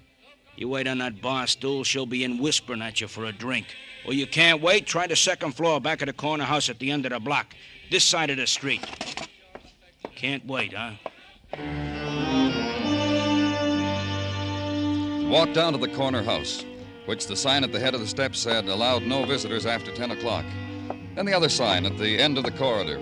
Do unto others as you would have them do unto you. Wash out the bathtub. And the door that was swinging open briefly, then closing, opening. Helen? Helen? Get no answer. The tenement draft swings the door open and presents a room, a torn-apart room. Nothing was in its place. Nothing was undisturbed, except the girl on the bed. The strangled girl with the tumbled blonde hair.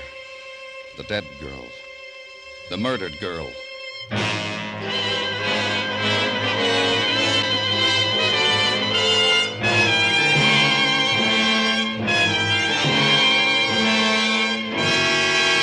You are listening to Broadway's My Beat, written by Morton Fine and David Friedkin, and starring Larry Thor as Detective Danny Clover.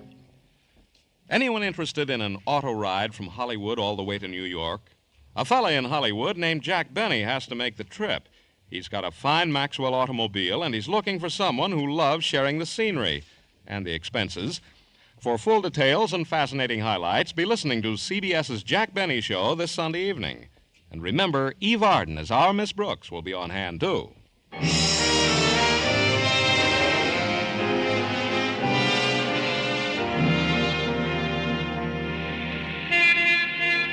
Springtime on Broadway is like springtime on 1,000 other main drags, except for one thing. Mother Nature doesn't function on Broadway. Nothing grows. It gets constructed. But nobody bothers.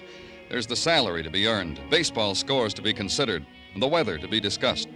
However, as in all times and places, there are the crackpots. Some even delirious enough to give you odds that Broadway's liable to get blown off the face of the earth. You waste a shrug on that one and flip the newspaper over another page and scan the quarter column on the right-hand side. Girl murdered in tenement house. Police seek link with death of unidentified man, which was straight reporting. I know because I was the policeman directly concerned. Next morning, open the notebook and scan the personal brand of shorthand. See now an item. Charlie Crandall had been taken by the hand and led to the window of Scully's jewelry shop to pick out an engagement ring. Go there, look in the same window, and walk into the store. Good morning. Oh, good morning. I'm Danny Clover from the police. Yes? I'd like to see the manager. Well, I guess I am, until Mr. Scully comes in. What did you want to see him about? I'm his wife, and... Take a look at this picture, Mrs. Scully. Have you ever seen this man before? I might have, but I don't know him. Personally, if that's what you mean. Maybe I've seen him someplace. Who is he? The man we've got in the morgue. Now, take a look at this picture. A young girl, also in the morgue. How terrible. Do you know her? She could be anybody. Somebody's sister or sweetheart. In the morgue. In a police morgue. Oh, what happens to people, Mr. Clover? What? My. Look at him. Hello, honey. Like it? Blue coat and brown pants. Well, it's different, George. I took my brown coat to the cleaners on the way to work. It got soiled. Oh, sorry, dear. This gentleman... This is Mr. Clover, George, from the police. And this is my husband, Mr. Scully. Oh, Mr. Hello. Something I can do for you, Mr. Clover? Yeah, just take a look at a couple of pictures. Here, this one. Never saw him. Take a look at this. No, her either. Dangerous characters, huh? George, they're dead. They're in a police morgue. No, I don't know either of them, Mr. Clover. George. I'm talking to the gentleman, Louise. But I'll forget if I don't tell you now. My wife is forgetful, Mr. Clover. That's a good kind of wife to have. What is it, dear? Mrs. Reed was in here for her diamond brooch. I couldn't find it. Why not? Why couldn't you find it? Mrs. Reed was furious. You promised her you'd have the catch repaired by this morning. Well, it's ready. Why couldn't you find it, Louise? I looked. It's not there on the repair rack. I looked all right, but I couldn't find it. Call up Mrs. Reed and tell her your husband's here, Louise. Tell her to stop in for a brooch. Well, do it, Louise. You're not missing anything from this shop, are you, Mr. Scully? Missing what? I don't know. I don't understand what you're talking about. A robbery, anything like that? You're joking. If I had a robbery, I'd know I'd been robbed, wouldn't I? You want anything else, Mr. Clover? No? Then you'll pardon me, won't you? Sure you will.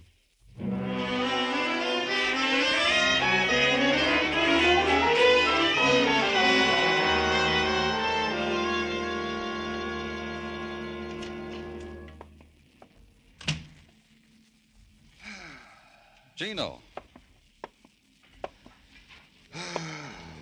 What's the matter, Tartaglia? You got a big sadness?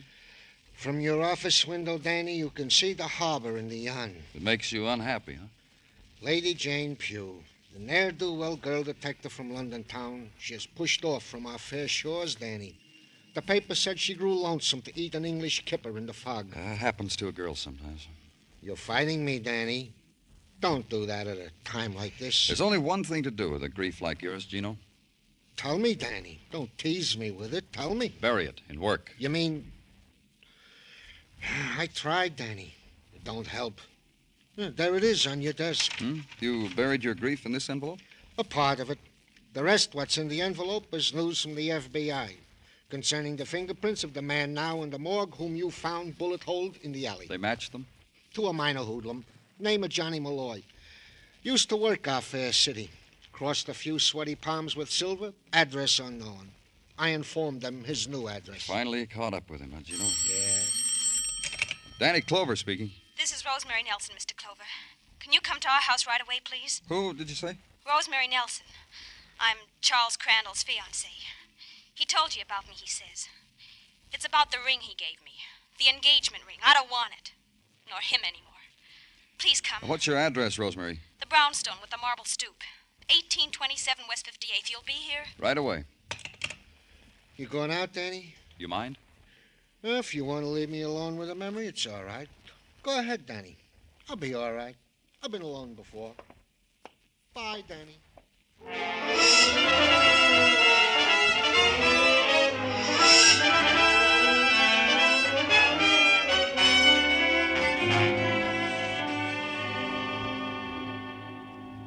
Don't pay any attention to her, Mr. Clover. She's upset. A lover's quarrel upsets a girl like Rosemary. I know. We've had them before. And that's all it is, Rosemary? Just a quarrel that needs a policeman to referee it? Look at this ring, Mr. Clover. Beautiful. Star sapphire, huh? Take it. I don't want it. Give it back to whoever Charlie got it from. You know where I got it from, who I got it from, how I got it. Don't make a tear-stained production out of it. I'm not crying, Charlie. Not anymore. That's one thing I used to like about you. You never gave me a reason to cry. You got a star sapphire, didn't you? Is that what eats you? Because you never had a thing like that before? Because the star shoots pains through your head? Leave me alone. Just you leave me alone, you hear? Rose, honey. Where'd you get the ring, Charles? Honey, Rose, baby, listen to me. I told you I'd tell the police. I dropped into Scully's jewelry store a little while ago. I noticed a little square, clean place in the window, like where a ring box had been. This the ring, Charles? Yeah. You need an engagement ring, lonely man. Take it. Looks like I don't need it anymore. Helen Griffith get it for you like she said she would? Half price and everything? Half price and everything. You could go ask her. Except I read in the paper she's dead. So you'll have to take my word for it, huh? You were with her. You were with her. And she sold you the ring. And now she's dead and you want me to wear it. Get him out of here. Get him out. Yeah. Why don't you do that, Mr. Clover? It ain't the same between Rosemary and me anymore. So why don't you do like the pretty girl asks? Let's go, Charles. I'm sorry, Rosemarie. Oh, leave me alone. Just you leave me alone, you hear? What are you waiting for, copper? What is it? Come on.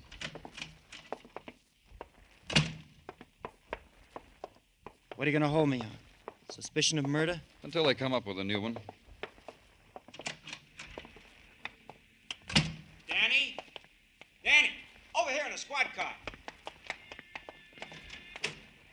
Woman down at headquarters, Danny, turning the air blue with complaints about Scully the jeweler. Says he... Tell us about it on the way down, Muggerman. It'll pass the time for all of us. You, me, and our boy, Charlie.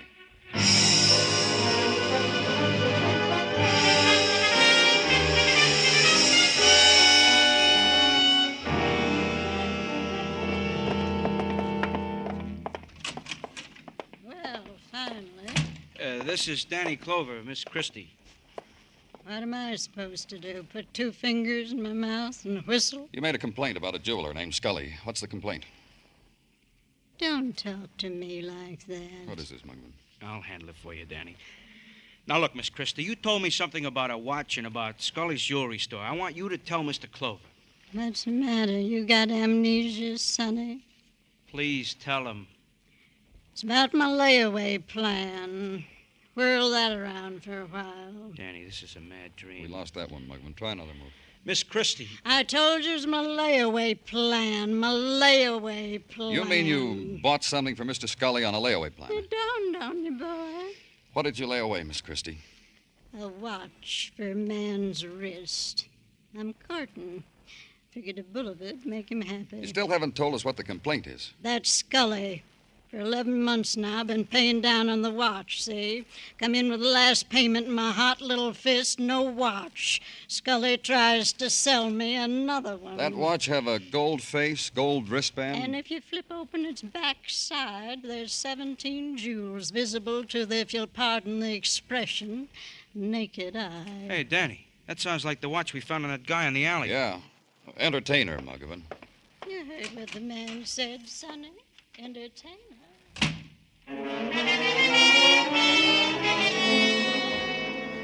Then a squad car, and on the way to Scully's jewelry shop, the gathering together of the after images of 2 people's dying. Item, Miss Christie. The fact that her wristwatch had disappeared from Scully's store had turned up on a murdered man's wrist. Item, Helen. The fact that she had gotten a star sapphire from Scully at a big saving. The fact that she'd been murdered. Conclusion, Mr. Scully had been robbed, or he'd been giving away merchandise. Anyway, it was a conclusion that needed Mr. Scully.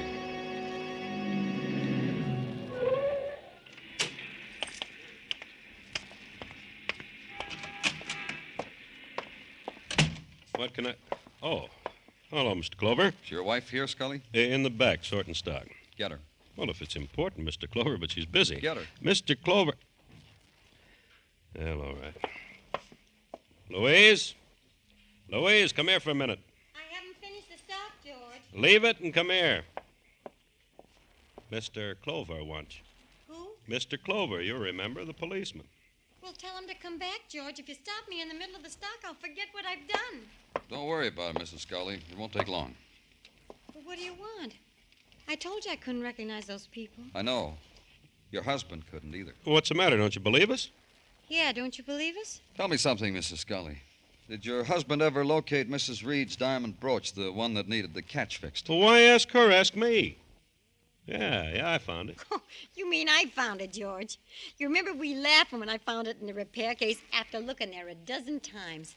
I just couldn't understand it. Because when you looked a dozen times, it wasn't there. Tell her where it was, Scully. What are you trying to do to us, Clover? Tell her where the brooch was, Scully, and the wristwatch, and the star sapphire ring. Oh, my. He's crazy, Louise. I don't know what he's trying to do. Oh, my. George. Well, George, I'm not going to lie for you. You might as well know that. After all, you've done something wrong. I know I'm a plain woman, George, and I'm in my 40s, and I make myself forget a lot of things. But not this, George. She doesn't know what she's talking about. You lied to me, George Scully. You said you took your coat to the cleaners, and you never did. When I was in there today, the cleaning man asked me about you. Said you hadn't been in for such a long time. I told you a little white lie, Louise. I lost my coat. Must have lost the keys to the store, too. Is that why we've been using mine? Is that how that hoodlum Johnny Malloy looted your shop, Scully? Walked in and took your coat when you had it off. Well, when it's hot, a man takes off his coat. But your keys were in the pockets. Why didn't you report it to the police? Because you were with that woman again, weren't you, George? That's why you couldn't report it. But I was only drinking with her in a bar. I don't care what you were doing. After all, you promised me. Louise, I lied for you about the pictures. But I'm not going to lie anymore. Not about her, even if she is dead. Louise? What do you want me to say? I don't know. Tell her you killed Johnny Malloy, only he didn't have the loot. He'd already given it to Helen, so you had to strangle her to get it. And you got it. I don't know what got into me, Louise. I didn't want you to know. It was such a beautiful night. I was walking along. I stopped to light my pipe. It was in front of the bar, and I heard a tap on the window. It was Helen. She waved me in, and I just didn't want you to know. But you promised you wouldn't. And now look at you. George Scully. You're a murderer. I think we'd better go, Scully. Louise, you gotta help me. We'll get a lawyer. He'll tell you what to say. I won't lie, George. I just am not going to lie anymore.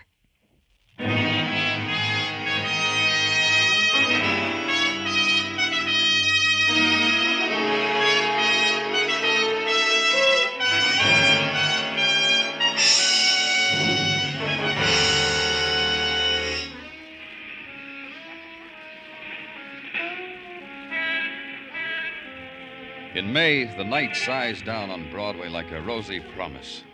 And someone smiles and takes your hand, whispers.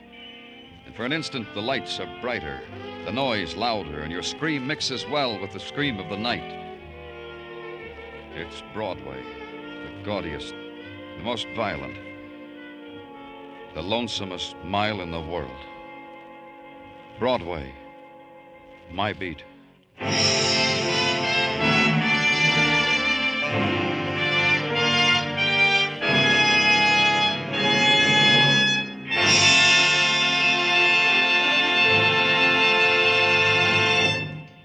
Broadway's My Beat stars Larry Thor as Detective Danny Clover with Charles Calvert as Tartaglia and Jack Crucian as Muggavan.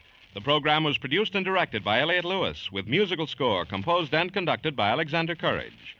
In tonight's story, Lou Merrill was heard as George Scully, Jeanette Nolan as Louise Scully, and Adam Williams as Charles Crandall. Others in the cast were Peggy Weber and Joy Terry. Say there, Sing It Again's current phantom voice is really a phantom. For the past 2 Saturdays, she's mystified everyone. Jan Murray's called in his coast-to-coast Sing It Again phone. Tonight, Jan may call you.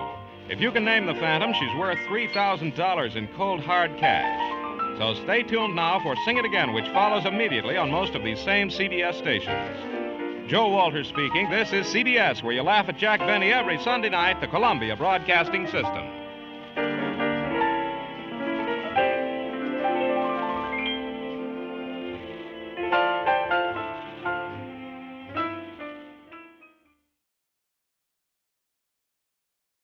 Wrigley's Spearmint Chewing Gum, the refreshing, delicious treat that gives you chewing enjoyment, presents for your listening enjoyment.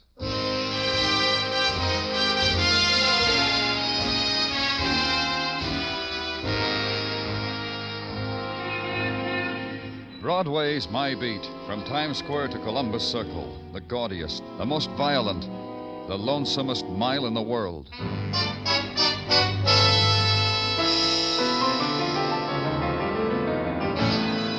Broadway's My Beat, the thrilling drama of murder and mystery and the people who walk the Great White Way, with Larry Thor as Detective Danny Clover.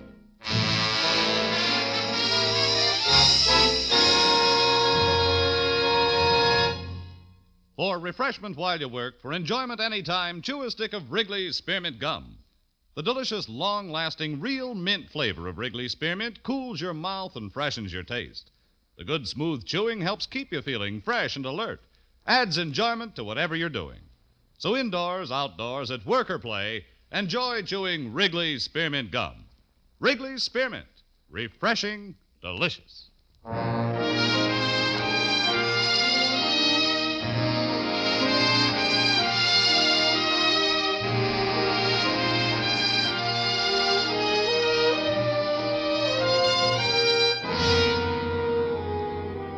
In July, the night slips down over Broadway like a black silk stocking, and you drift to it because the other promises you made to yourself never happen. The part of your life that never counted is left behind. You stand on a street corner beating down the scream in your throat. The shadows start at 7 o'clock and deepen into night. You hug it close because it's your chance that something will happen to you outside of the movies. And the tap on the shoulder starts it, or the laughter that floats down to your end of the bar, or a smile, or the man who runs down the hall after you. Danny! Hey, Danny. What's the matter, Sergeant? Glad I nabbed you before you took off for the day. Phone call, Danny, from a hysterical woman. You know, I had a hard time piecing it all. 1647 East 56, Danny. 4th floor apartment. That's where her fiancé lives. The guy's threatening to blow his brains out. Here, the names and such I jotted on this paper. Squad car, Gino. Waiting for you downstairs. Muggerman's with it.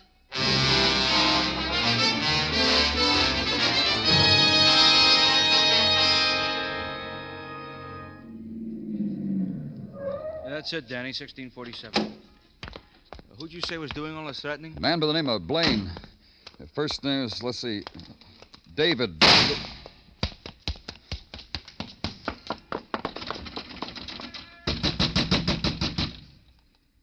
Try the buzzer, Muggerman. Yeah. He did it. Miss Carroll said he was going to do it, and he We're did. from the police. It happened up there on the 4th floor. Mr. Blaine, it happened just now, not more than... Who's that crying? That's her, Miss Carroll. See her? See her? Hugging the banister up on the 3rd floor landing. And that's Mr. Fallon at the rail on the 2nd floor. Let's go, Muggerman.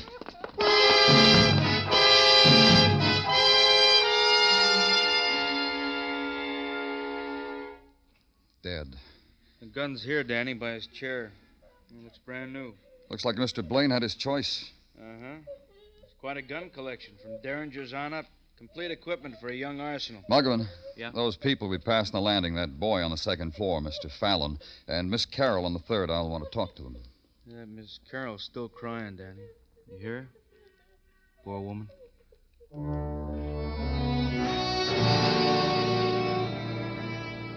And stand for a moment and consider the virulence of death. How it is not content with its own, must reach out to slash the livid scar into the heart of those crowding its edge. The woman crying softly.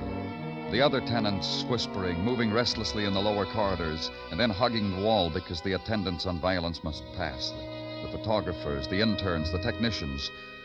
And the moment is gone. It's routine now, official. The first entry in the file of night.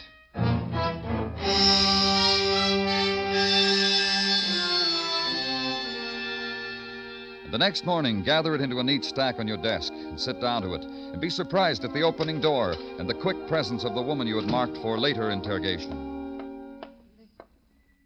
The man who was with you last night, he said you wanted to talk to me. It could have waited, Miss Carroll, until you felt better and until you... It'll not be forgotten that easily, Mr. Clover. That's what you mean. If you've something to ask, ask. Only don't prolong it. Don't make me wait and wonder. Sorrow's enough by itself, don't you think? Yes, it is. And you, try to understand us, Miss Carroll. A man I loved, who loved me, is dead. By his own hand, by his own will. He could have lifted his burden onto me, whatever it was, but he didn't. And now he's dead. You want more than that? Maybe. Because this is my job. Because I can't rule out the possibility that David Blaine was murdered. Awful. How ugly of you to think a thing like that. That anyone could have wanted my David dead. It's ugly. Tell me about him. He loved me. He was going to marry me. He was polite, gentle. Sometimes he'd forget himself. Then he'd beg my forgiveness. Wept sometimes. Showered me with gifts so I'd be quicker to forgive. This watch, He called it an engagement present, but it was really an atonement for... Look at it. See how he loved me? It's a beautiful watch, Miss Carroll. See? Listen to it. It ticks away my life with David, softly, gently. Listen to me, Miss Carroll. Why would David kill himself? You were in love. You were going to be married. Why? He had a secret. That's it. He had a secret. He didn't want to stain me with it. Isn't that it, Mr. Clover? Isn't that why a man kills himself with a girl he loves? Oh, I'm sorry, Danny. I thought... But it's important... It's all right, Dr. Sinsky. You can come in. Well, that'll be all for now, Miss Carroll. Thank you. All? You helped a great deal. Thank you. You have nothing more? Nothing. Not now. Then I'll go. If you should want to talk to me again, I promise I'll be... Goodbye. It's not easy, huh, Danny? To pry into grief, to scavenge. You got something, Doctor? Just tell me. Oh, forgive me, Danny. Sometimes my mouth gets the better of me. I studied it, Danny. I put it on your desk for you to study. Read it sideways, upside down, still comes out suicide. Then it's done. Finished, huh? Nothing to bother our brains about. Like you say, Danny, finished. Except when a man who dies as Blaine did in shock spasm, arms rigid at right angles to his body, fingers clenched, how is it the gun was not found in his hand but on the floor? It's just a small question, Danny, to gnaw at the brain of a medical man. Sometimes it happens so, but... Yeah. Go practice medicine, Doctor. Maybe I can bring you back an answer. Maybe where a man died, someone has an answer.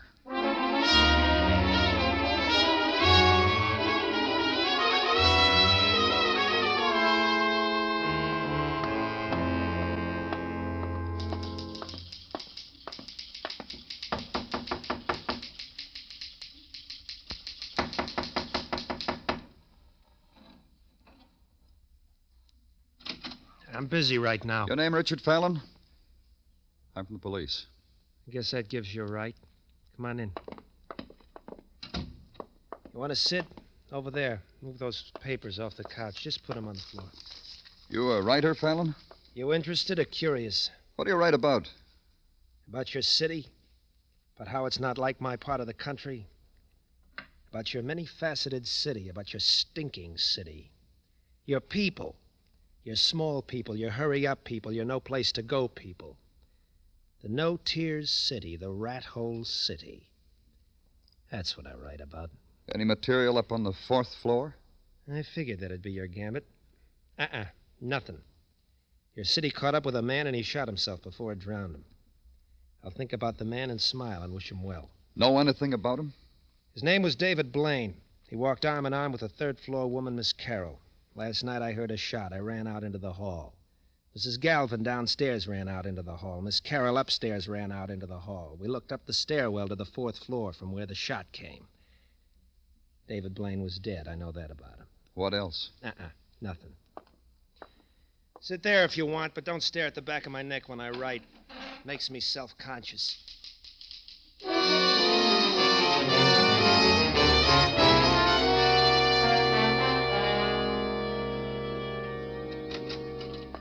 My gratitude for permitting me my 10 minutes at the water cooler, Danny. Feel better, Gino? Goes without saying.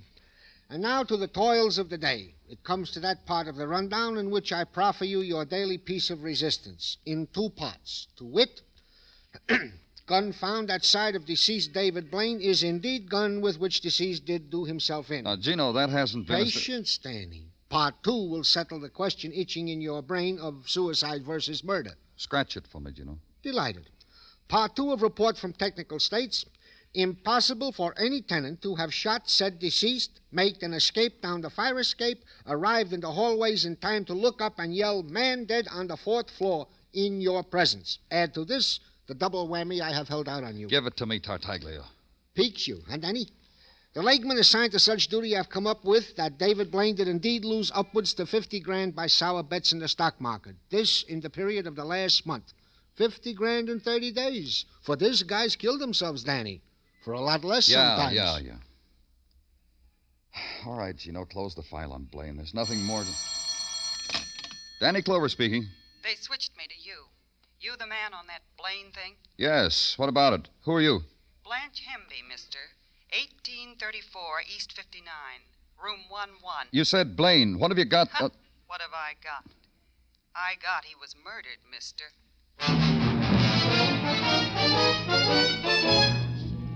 And go there and walk the hallway mottled with shadows and scuffings. The short corridor that ends in the door with the tin numbers and the pull-down bed and the basin in the corner. Knock on door 11 and get no answer. And go in because there was urgency in the voice that said, come here. The bed was pulled down. The rug was frayed and the splotch of blood trailed off it onto the floor. The girl was behind the couch, huddled, her knees drawn to her chest, and only the fat summer fly pinging against the window made sound. That and the lonely room silences that intruded upon the dead girl. The murdered girl.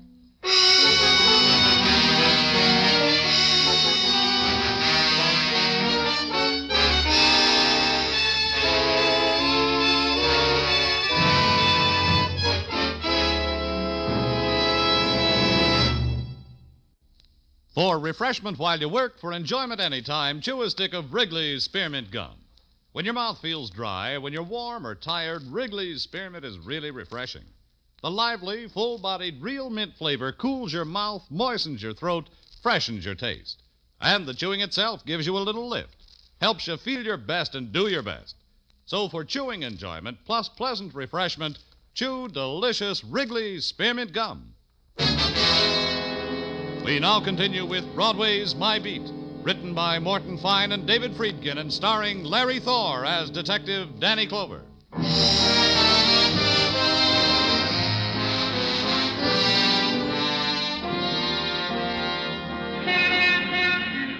In the glittering midsummer's day, Broadway takes time out to shimmer. The chrome is polished high, the better to reflect the passage of women who lean for a moment against the summer's heat and then walk slowly on. The mouthpieces of the payphones glisten with the moist whispers of an empty summer afternoon. A money clip glints through the dark of an alley, and you know that someone has gotten odds on a piece of the day. There's the drone of the neon and the tired wind nudging a headline in a shining trash bin. Cop finds murdered girl in tenement room, and the wet shirt pulled from your back. Like other summers, other days.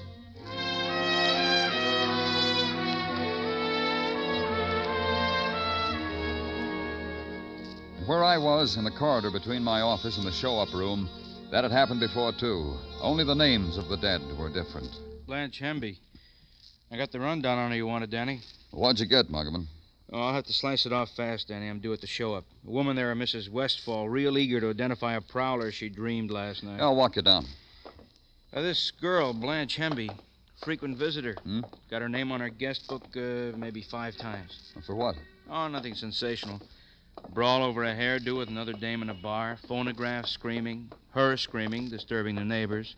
Beat a guy's head open with a bottle because he called her a gimme-gimme girl. Things like that. Any tie-up with David Blaine?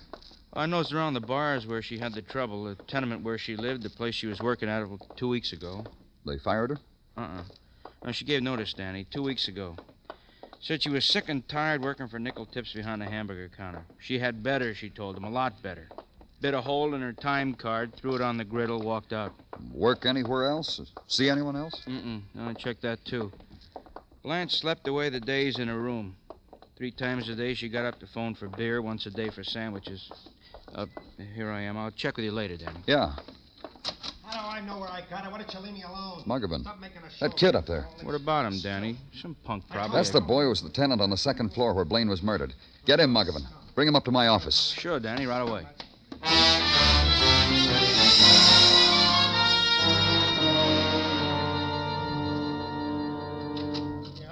Here he is, Danny.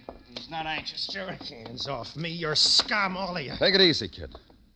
What happened? The city trying to drown you the way you said it does to people? I hate it. I get drunk at night because I hate it. That way I see it for what it is. And you can't stand that when someone like me sees you for what you are. You hate me. And you kick me, you throw me in jail because I'm better. Even drunk, I'm better. He's right, Danny. He's a lot better than us. He goes around with a pocket full of watch, like this, because he's so much better. Let's see it. Where'd you get this watch, Richard? I held out my hand and I begged, and a kindly person dropped it right into my begging hand. Where'd you get it? I told you. I walked the streets and it fell into my hand because I was crying and lonely and sick for home. Miss Carroll, your neighbor has a watch like this. You steal it from her? You steal it, Richard? Lock him up, Muggavan. A watch exactly like the one Regina Carroll owned. Her engagement present from the man now dead, presumed a suicide, suspected murdered. If it were Miss Carroll's watch, what was Richard Fallon doing with it? It was a simple question, and Richard couldn't answer it. So call Miss Carroll. Get no answer. So open the plush box that held the watch. Levante, jewelers for over a century. That's what the satin ribbon said, glued against the inside top. Stolen from Levante, jewelers for over a century? Go there. Ask Mr. Levante. Oh, no, not stolen. Purchased. By whom? A policeman you said you were? Let me see, please. Sure. Here. Yes. This watch was purchased. You've already said that. Apologies. I'm temporizing, you see. I'm trying to gather my forces together. Now, as to who purchased this watch, perhaps to a Miss Carroll, my old friend, Miss Regina Carroll. Of course, it's impossible to tell. What are you trying to tell me, Mr. Levante? You see, this is quite an unusual watch. We rarely sell more than one a year. Our own design with a foreign mechanism. However, we sold 2 in the last few months. Remarkable? Who did you sell them to? Even more remarkable. A few days ago, Miss Carroll purchased such a watch. A few months ago, a fiancé. Now dead, I've heard, a few months ago. This gentleman also purchased such a watch as an engagement gift for Miss Carroll. That makes 2 watches for Miss Carroll, both the same kind. Is there an explanation for it, Mr. Levante? Well, Miss Carroll said she lost her engagement watch. Thus, she purchased another one. She cautioned me not to mention it to her fiancé, or to anyone for that matter. But now, you, a policeman, Mr. Blaine dead, well, you don't think I'm going back on my word to an old friend, do you? Miss Carroll is your old friend? Her dad and I were close. I toddled Regina. Poor woman. You mean about her fiancé? About all of them. What do you mean? There were 4 of them, you know. 2 at college, 1 when she was a sophomore, 1 when she was a senior. Then about 10 years ago, a young man, since quite successful in groceries, has a nice store for select customers on Madison. Chap named Mason, I think. Miss Carroll was engaged 4 times, huh? She's 37, you know. She doesn't look it, does she? Still a beauty. A bygone day kind of beauty, if you know what I mean.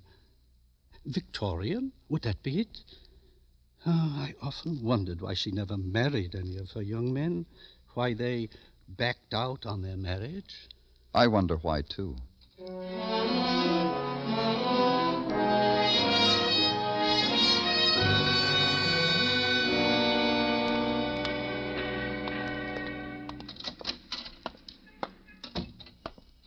You need some help, sir?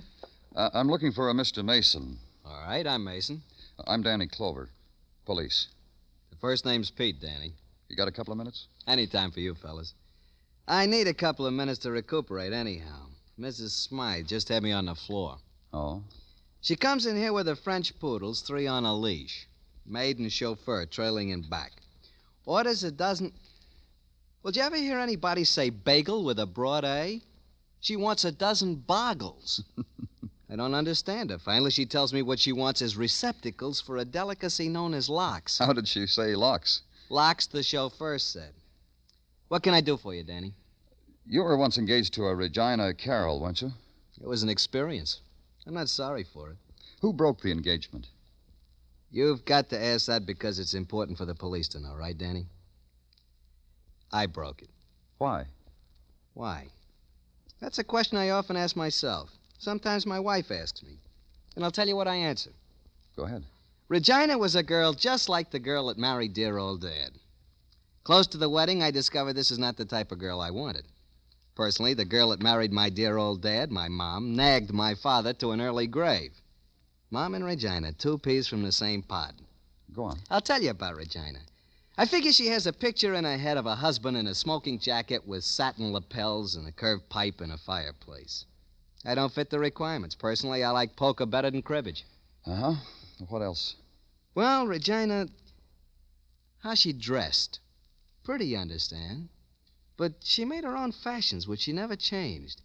Ribbons, dresses choked against the throat, and always a little too long. She slipped on the ice once, and I told her she had pretty legs. She slapped me. That's what about Regina Carroll, Danny. That enough? Plenty. Thanks. Thanks a lot.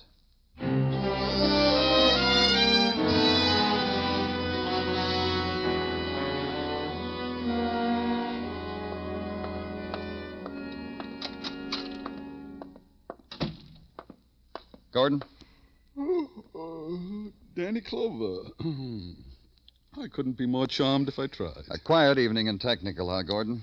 It was. Now the place screeches at me. Did you do that, Danny, just by walking in here? You mix yourself bitter pills in those test tubes? I don't have to. I have company.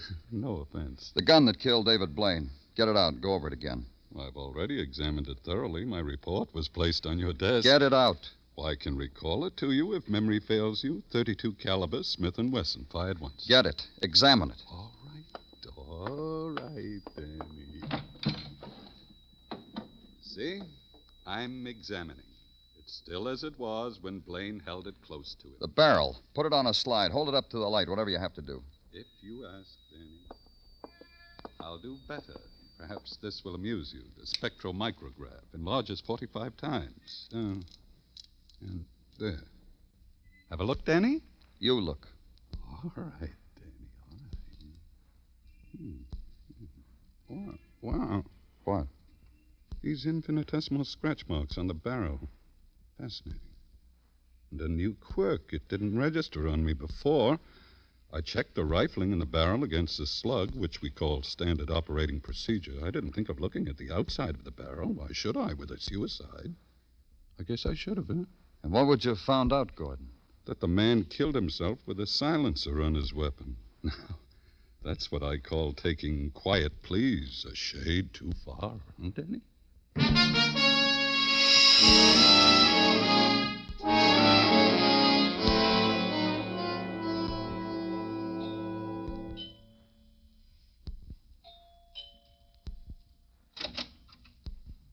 Oh, Mr. Clover. I knew you'd come back.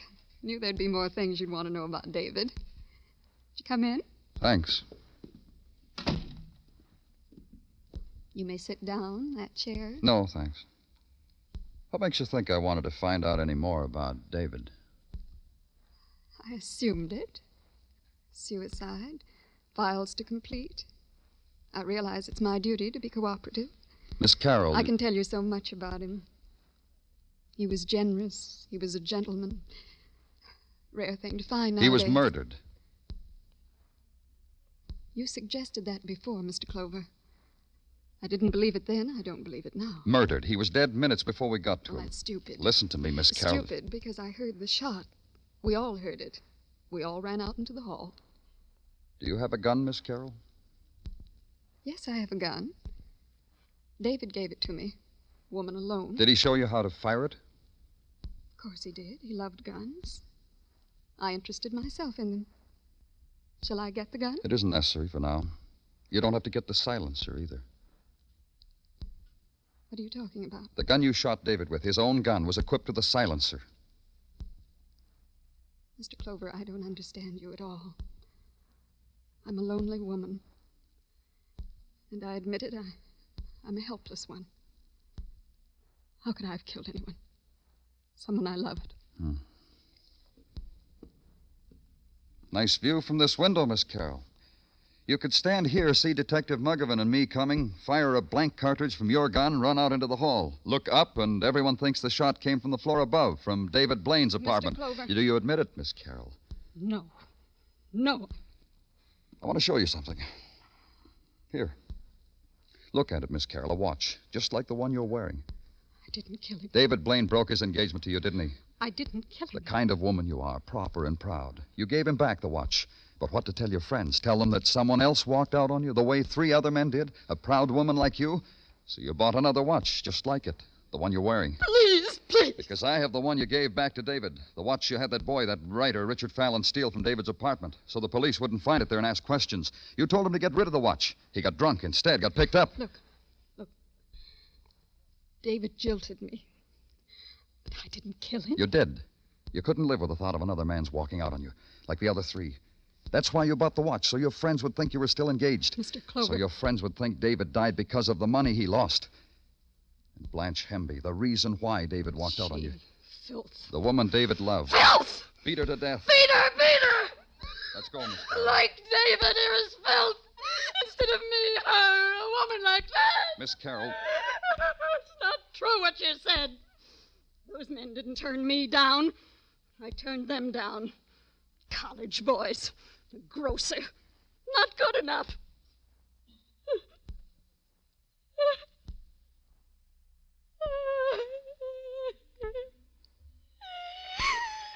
It isn't true. It isn't true. They did walk out. Why?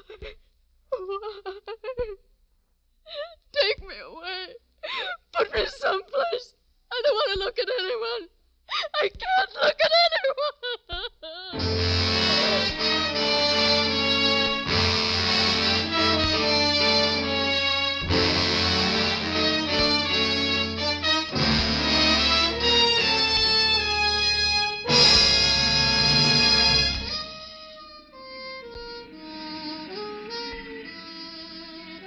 Broadway's deserted now. Maybe it's the heat. Maybe it's just that people get tired and want to go home because Broadway threw sand in their eyes. Maybe you found what you were looking for and couldn't stare it in the face because it's a street that'll give you anything you want, any way you want it. It's Broadway, the gaudiest, the most violent, the lonesomest mile in the world. Broadway, my beat.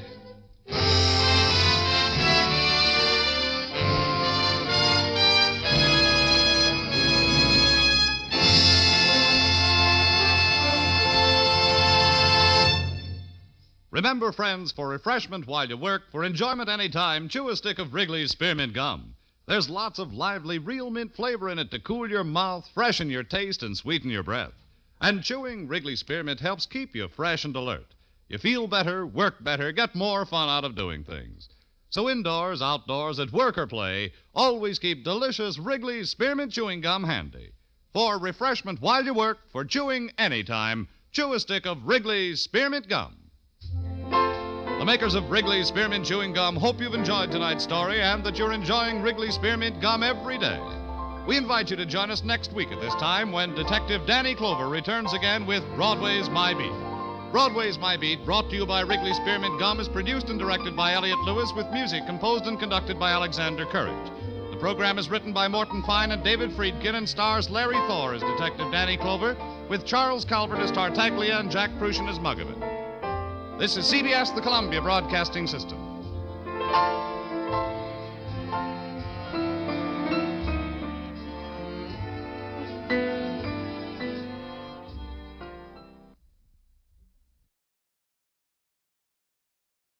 This is Bob broadcasting from Topeka, Kansas, Hope, and thanking the sponsor of your regularly scheduled program for this 2-minute interruption. Ladies and gentlemen, in the last 10 years, I've visited many dramatic spots in this world. But just a few minutes ago, I returned from a tour of what was once North Topeka, Kansas. I've just seen block after block of total destruction. Streets caved in, buildings undermined and flattened. Entire new housing developments a shambles, with the houses jammed together like battered boxes. As we toured this sickening area, I thought of the heroics that must have accompanied this disaster as it happened. The emergency operations of the Red Cross, Salvation Army, Air Force, Coast Guard, veterans organizations, and the thousands of civilian volunteers, all striving to hold this hungry Kaw River within its banks. Then the complete frustration when it crashed into the streets. But the excitement of that time has passed. Today, it's a dismal task of dirty drudgery. Imagine the heartbreak of returning to what was once your home and finding 3 feet of dried mud on the front porch. After scraping and digging for hours, you finally get the door open only to find dried, drifted mud banked throughout the house with everything in it destroyed beyond repair. Countless are the heartbreaking stories of human despair this great flood of 1951 has written. But you and I, neighbors of these Kaw Valley folks of Kansas, can help. And I mean help with dimes and dollars. The Red Cross and other agencies have done a magnificent job taking emergency care of 10 to 15,000 refugees, and they're still doing great work in helping the needy with rehabilitation. But that's a far cry from the tremendous job that lies ahead. In Topeka alone, the loss is $100 million. That amounts to $1,000 for each and every person in this city. I'm appealing to that great heart that has made America. It's never failed before. Won't you send your contribution, large or small, to Flood, Topeka, Kansas? That's all the address you need. Flood, Topeka, Kansas. And join me, Bob Hope, in bringing new hope to thousands of unfortunate American folks. Thank you. The William Wrigley Company has donated the time for this message from Bob Hope. Now, after a short pause, we switch to Hollywood for your regular program, Broadway is My Beat. Wrigley's Spearmint Chewing Gum, the refreshing, delicious treat that gives you chewing enjoyment, presents for your listening enjoyment.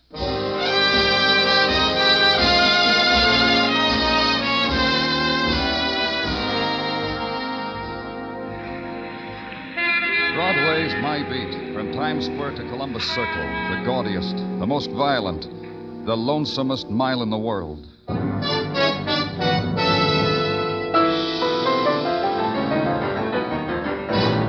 Broadway's My Beat, the exciting drama of mystery and murder and the people who walk the Great White Way, with Larry Thor as Detective Danny Clover.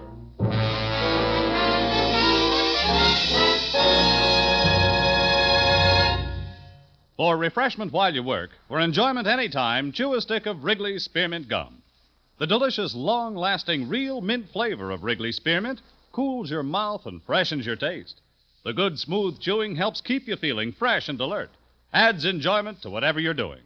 So indoors, outdoors, at work or play, enjoy chewing Wrigley's Spearmint Gum. Wrigley's Spearmint. Refreshing, delicious.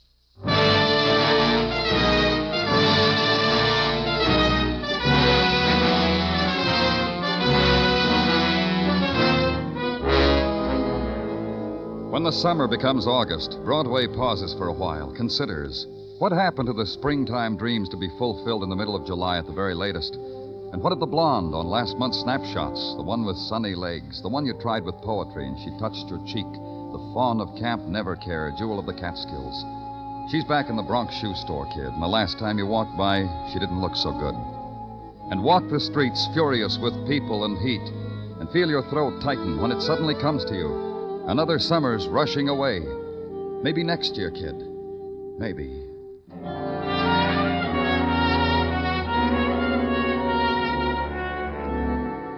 And uptown, east of Broadway, where I was, in the outdoor swimming pool catering also to the seekers after something or other, the crowd was divided into swimmers, non-swimmers, sand-sitters, ukulele players, and miscellaneous.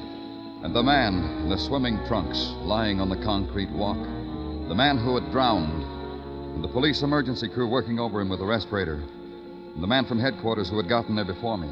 They've been working on him for quite a while, Danny. Why'd you call me to come down, Muggerman? I asked the same question of Patrolman Kenny.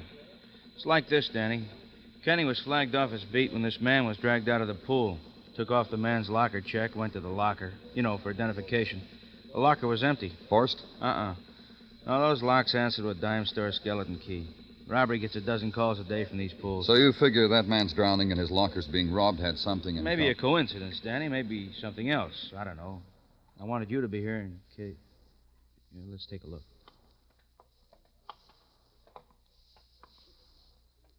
One of you men call the morgue. A lifeguard who pulled him out is that one, Danny. You want to talk to him? Uh-huh. I'm from the police, Danny Clover. Russ Gavey. What happened here? Well, I was on my stand. Him, he started to yell. I went in after him. How'd you get those scratches on your shoulder? He fought me. Had to take him under to break his hold, and when he stopped struggling, I got him out. By that time, he needed artificial respiration. I gave it to him until your men came. All right. Did Detective Muggerman here tell you this man's clothes are gone, that it's going to be pretty difficult to identify him now? Yeah, he told me. Any ideas about it? Nope. Okay, Russ.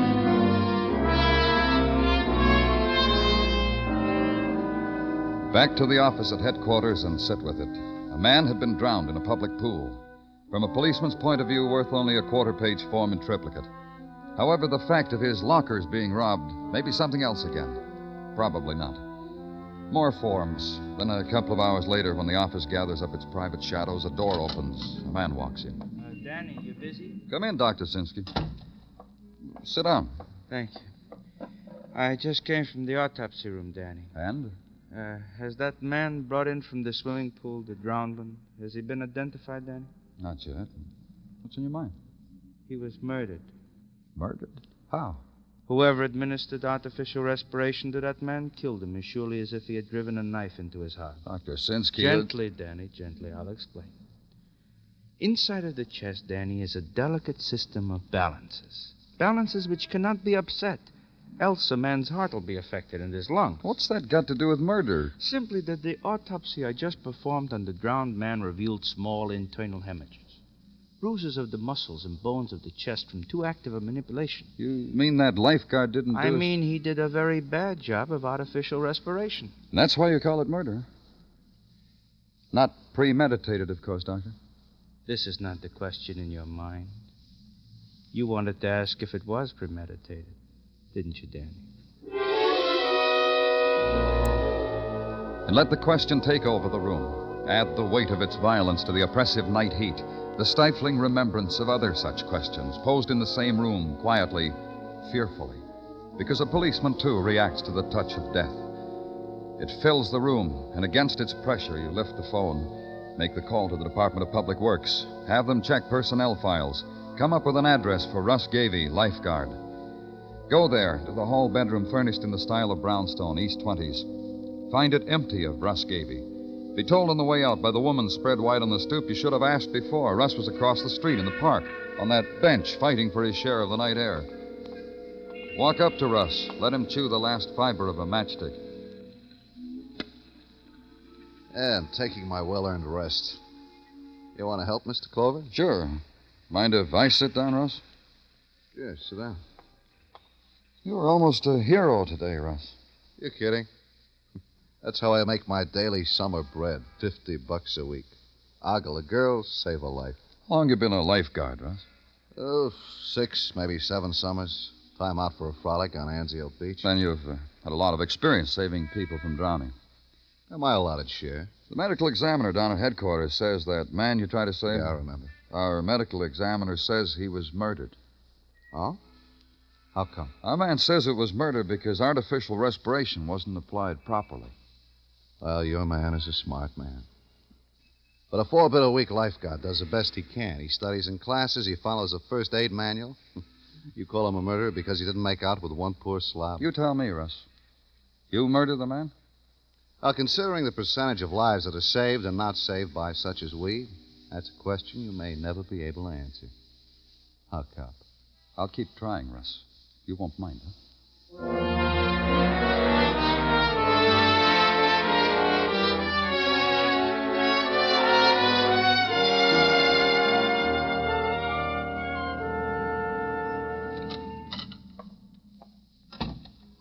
Danny, why don't you never turn on a light? You sit like this in the dark by yourself. I got one of the Tartaglia kids to home does the same thing. You both make me feel the same way. You've got your problems, haven't you, Gina? I could do without them. You in the mood, Danny? Sure, for whatever. What have you got? Nothing. No progress on identification of the drowned man. No progress on a connection between him and that lifeguard Russ Gavey. Reports on Gavey state he is looked up to at the pool by girls and lady-sized swimmers. Occasionally he buys for one or the other a beer at the concession stand. Occasionally escorts one or the other type to her home, deposits her, goes to the newsstand, buys super-type magazines, goes to his room. Healthy, normal muscle boy. Maybe a murderer, Gino. Pardon me, Danny, but I must take Sergeant Tartaglia speaking. Yes? Yeah, I got it. Hanson's Pawn Shop, East 34th. I told you I got it. They bother us with such... Such what, Gino? A man with a pawn shop got to nudge us in the midst of a nice conversation because somebody who works in a pool hocked a suit of clothes. Valuables. Look to this, Mr. Hanson, like stolen goods. On East 34th? Yeah. Why bother yourself with it, Danny? Because maybe it'll give me the name of a murdered man.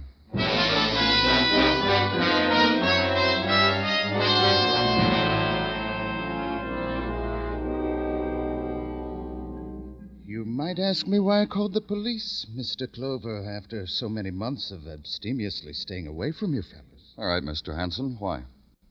Because there was something fishy about it this time. This suit, this watch, ring, money clip was brought me by a boy who's an attendant at a public pool. A pool on Upper Broadway? Inevitably, that pool where that unidentified man was drowned, his things stolen. You read about it, of course. Who brought these to you? A boy. Know him well. I've had dealings with him intermittently. Who's the boy? Bobby Kent.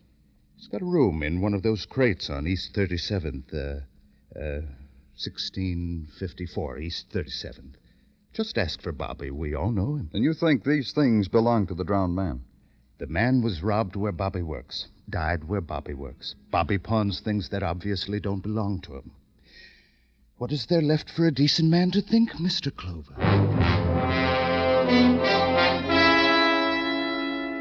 Then the three walked to the languid summer night, the city-bound and the dream-bound people on the sandstone steps who find their delights in a pop bottle, or by taking possession of a star in the sky, or by cooling themselves with a fan, courtesy of Swanson's chicken fricassee.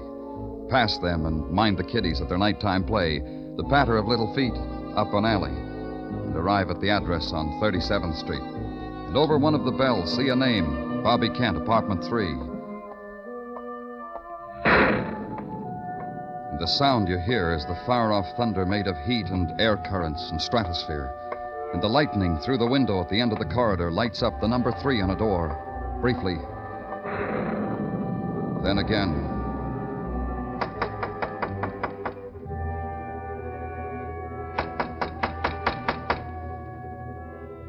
Bobby. Bobby Kent. This is the police, Bobby. Open up. I'm coming in, Bobby.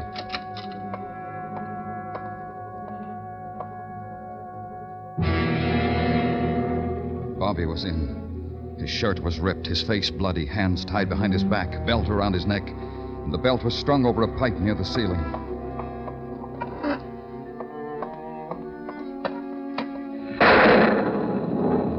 When I brought over a chair to stand on, there was lightning again, and the whole room was stark white for an instant. It took a while to get Bobby down, but it didn't matter. Bobby had been dead when I got there. Bobby had been murdered.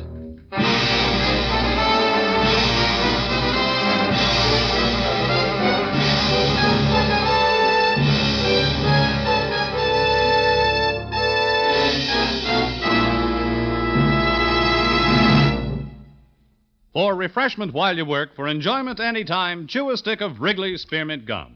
When your mouth feels dry, when you're warm or tired, Wrigley's Spearmint is really refreshing. The lively, full-bodied real mint flavor cools your mouth, moistens your throat, freshens your taste. And the chewing itself gives you a little lift, helps you feel your best and do your best. So for chewing enjoyment plus pleasant refreshment, chew delicious Wrigley's Spearmint Gum. We now continue with Broadway's My Beat, written by Morton Fine and David Friedkin and starring Larry Thor as Detective Danny Clover.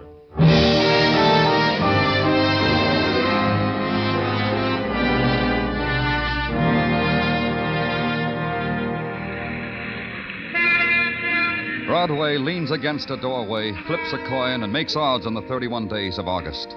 This month, kid, it'll come in. The filly in the 3rd, the dreamboat. The oil on that little piece of property you leased in the Texas Badlands. Gotta come in. Otherwise, what have you been building, kid? Gotta come in. So you can indulge the whim of the hour, enjoy it, own it. All that neon, yours to turn on or off.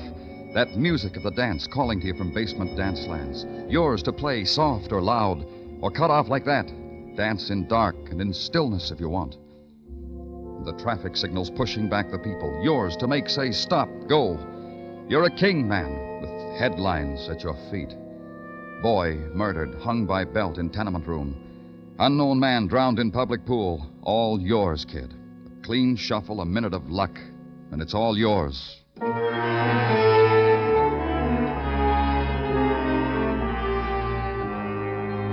And The next morning at headquarters, consider your share of it.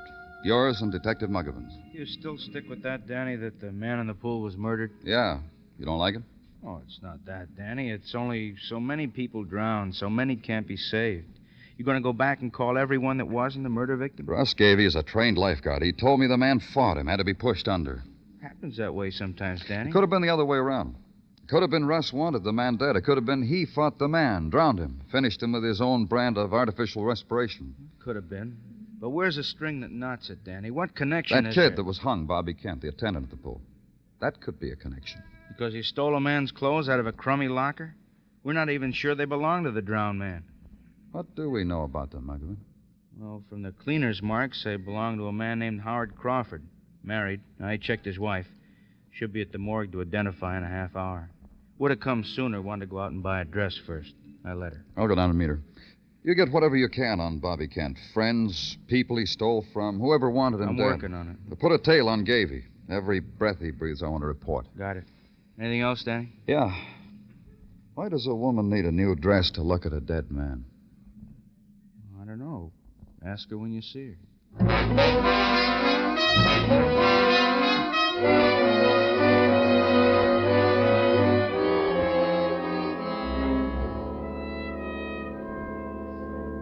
Are you ready, Mrs. Crawford?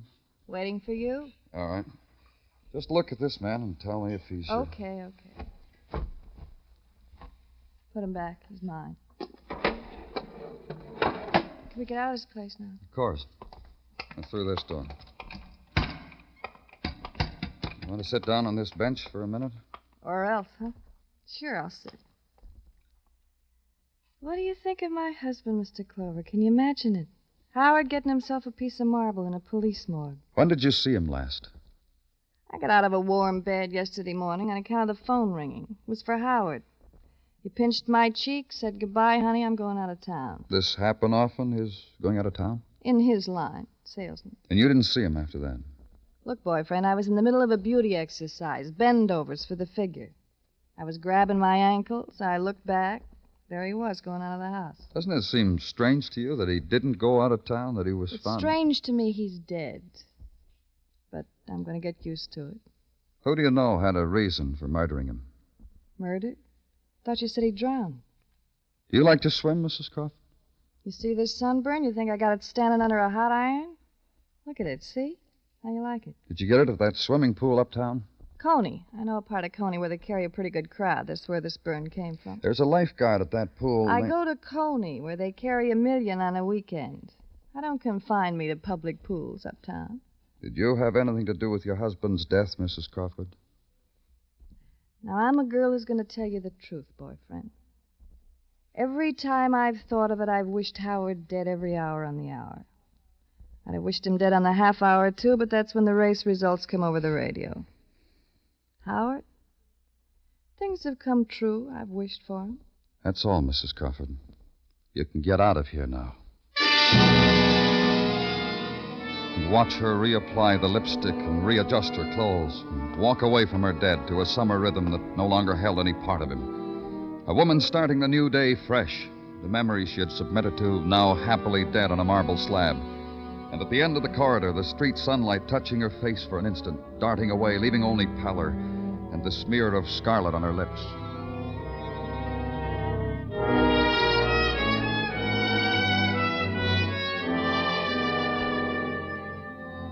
Back in the office, order a shadow for Mrs. Crawford.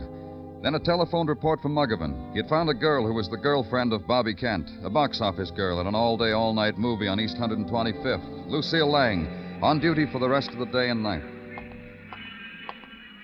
How many? Police, Miss Lang. Take back your badge. It don't buy you nothing. You were a friend of Bobby Kent's. Look, you want to lose me my job? All we want, Miss Lang, All is... you want is to mark me lousy with the management. A sweaty cop snooping around where I live. I know my girlfriend called me. Told me he had his nose in my affairs, asked questions. She had to tell him I was cozy with Bobby. All we want is something that'll give us Bobby's killer. Search me up and down, you won't find Bobby's killer. Then maybe someone who wanted him dead. All the kid ever did was steal a buck here and there. So he could make an impression on me. On my girlfriend. Boy has to die for that. He was a thief. Ain't everybody, kiddo, one way or another? To sweep out the locker room and a public pool. To empty the footbath, scrub 'em out. You think that's the end of the rainbow for a kid? Did you know about the clothes he stole from the pool? The watch, the ring, the money clip? Sure, I know. He told me. I even know about the $500 that was in the suit. 500. We were going to take it and go off to faraway places. But you know something, kiddo? What? Bobby's dead from hanging, and I'm cooped up in a cage. So I ain't going to make it, am I?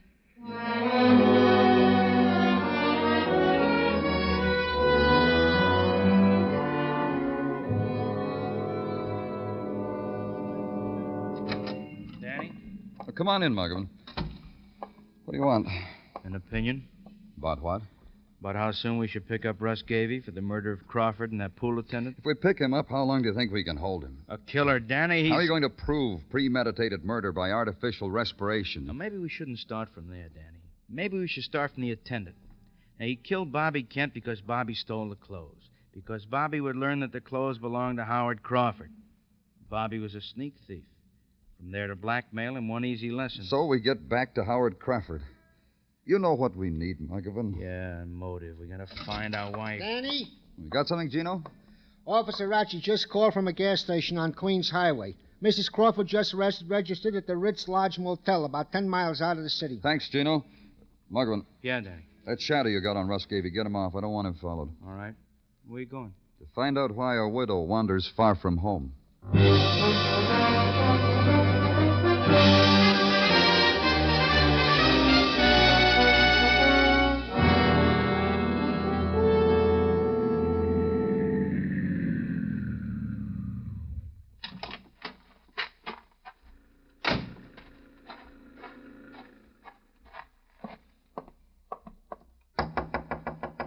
It's open.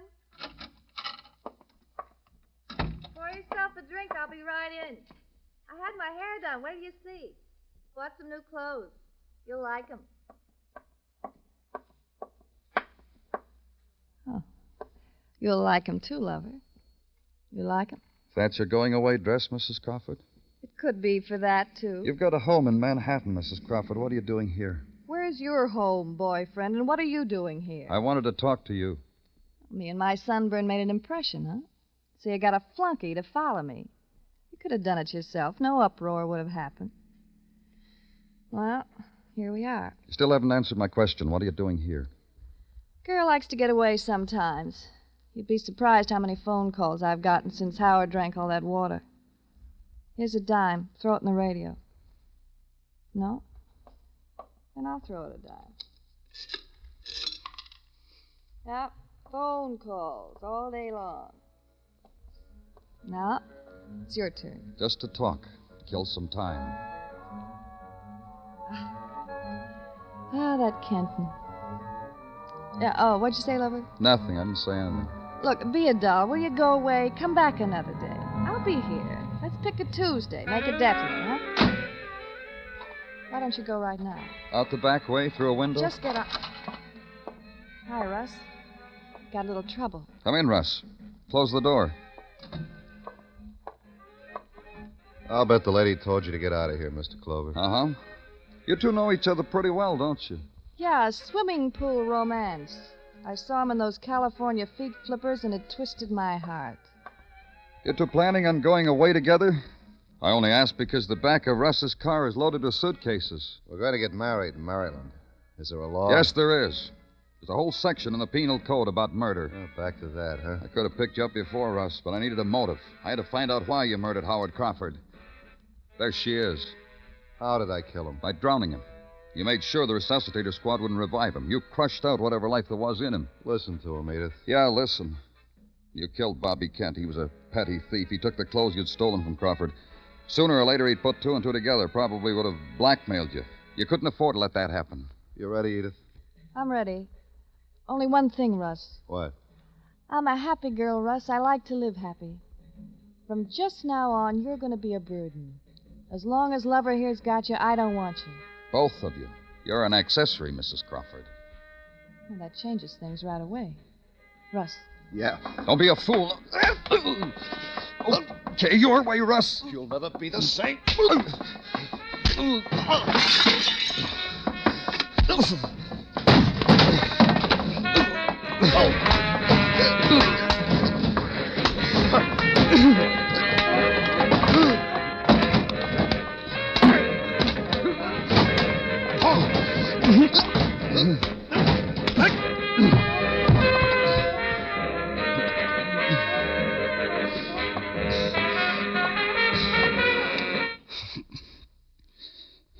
You ready to go back to town, Mrs. Crawford?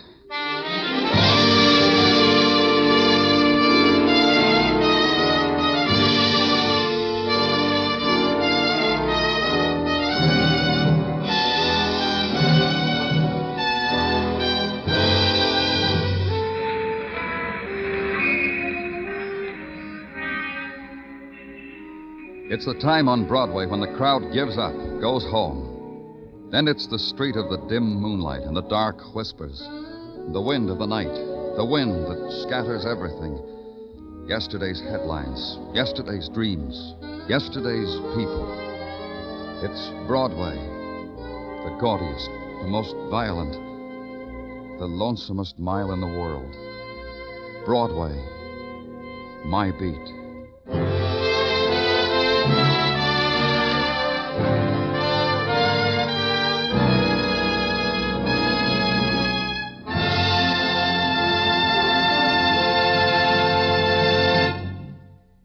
Remember, friends, for refreshment while you work, for enjoyment any time, chew a stick of Wrigley's Spearmint Gum. There's lots of lively, real mint flavor in it to cool your mouth, freshen your taste, and sweeten your breath. And chewing Wrigley's Spearmint helps keep you fresh and alert. You feel better, work better, get more fun out of doing things. So indoors, outdoors, at work or play, always keep delicious Wrigley's Spearmint Chewing Gum handy. For refreshment while you work, for enjoyment any time, chew a stick of Wrigley's Spearmint Gum.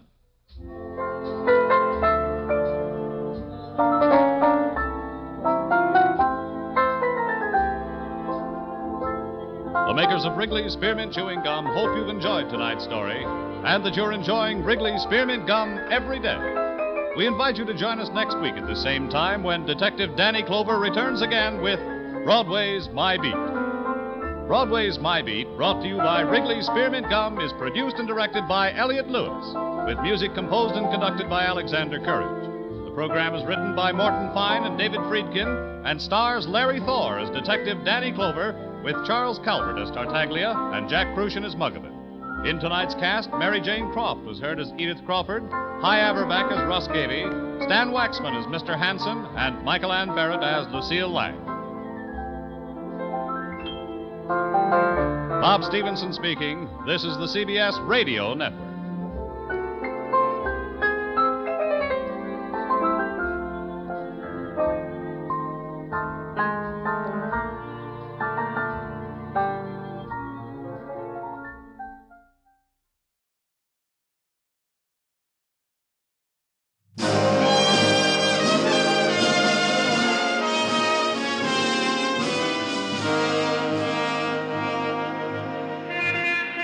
Broadway's My Beat.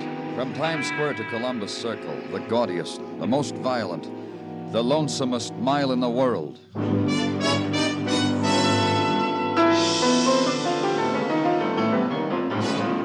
Broadway's My Beat, with Larry Thor as Detective Danny Clover.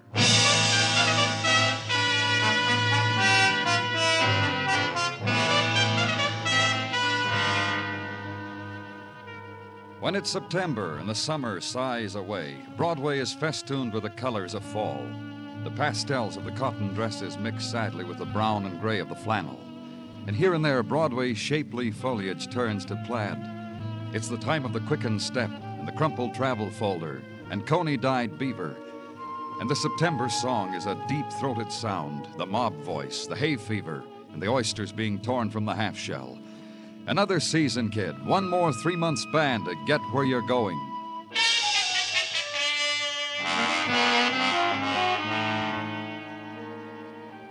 And the autumn days have their 6 o'clock in the morning time, the just beginning another day time. It was a street where Broadway turns a corner into the 40s, where I was, and Detective Muggavan. and a woman. She's in here, Danny, in this car. Right there on the floor in front. Yeah. Who is she? Well, I don't know. No identification, no handbag. Just this. Car registered to Edward Bishop, 1110 160th. Uh-huh. Slip was in the glove compartment. Who found her? Officer Kaplan. Tagged it late last night for traffic violation parking. 5 o'clock when he was going off duty, he noticed the car still wasn't moved. Opened it, looked. Found her under that blanket. I'd say she was about 27, huh? Shot once in the back. From up close. Yeah, death probably instantaneous. Here they are, Danny.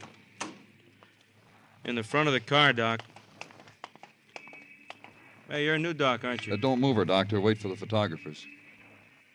But don't just stand there, Doc. You gotta...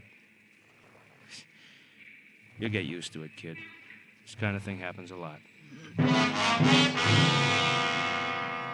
And the cluster of the walkers to work, the people of the subway, glad for the delay of the dead woman who lies at the beginning of another day, stops it for a time, holds it, the desolate pause, the time for turning back. But the hungry day will not wait. Subways are empty and must be filled. The clever machines in the offices long for the fluttering caress of quick fingers. Can't stop for the dead kid. A buck has to be made. Give someone else your place in line. And in the corridor of the address on the registration slip, a woman in a raveled coat sweater sweeps away the night litter and autumn mists, gathers them on a dustpan, throws them into the street. You ask for Edward Bishop, and she shrugs you to a scarred door at the end of the hall, watches you as you knock, waits with you for the door to open. You're an early bird, mister. Police. Huh?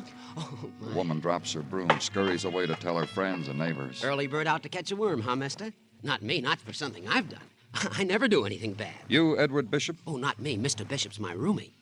He gone and done something naughty? Come in, mister, and tell me all about it.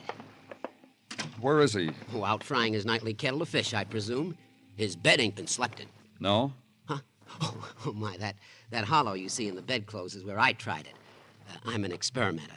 Long as he wasn't in it, I thought my roomie's bed might be better than my own. It wasn't. Mr. Bishop's gone and done something naughty, huh? Do you know where he is? I want to tell you something about Mr. Bishop, my roomie. He's a tight-lipped man. Rock face, I call him when he ain't looking. That's because he never whispers a secret to me or shares a Coke when I offer him part of mine. He just lets me dab his hanky with cologne sometimes when he's going out for a heavy evening. He had a lot of them, evenings like that? Well, for a man who has to shave twice a day, he has more than his share. You wouldn't know with whom. Oh, I might. But first you tell me what my roomie did to you. Maybe you'd find it cozier down at headquarters. Maybe that Japanese kimono you wear makes it... You're getting rough. Hello there, mister. I'll tell you what I know, then you tell me what you know, huh?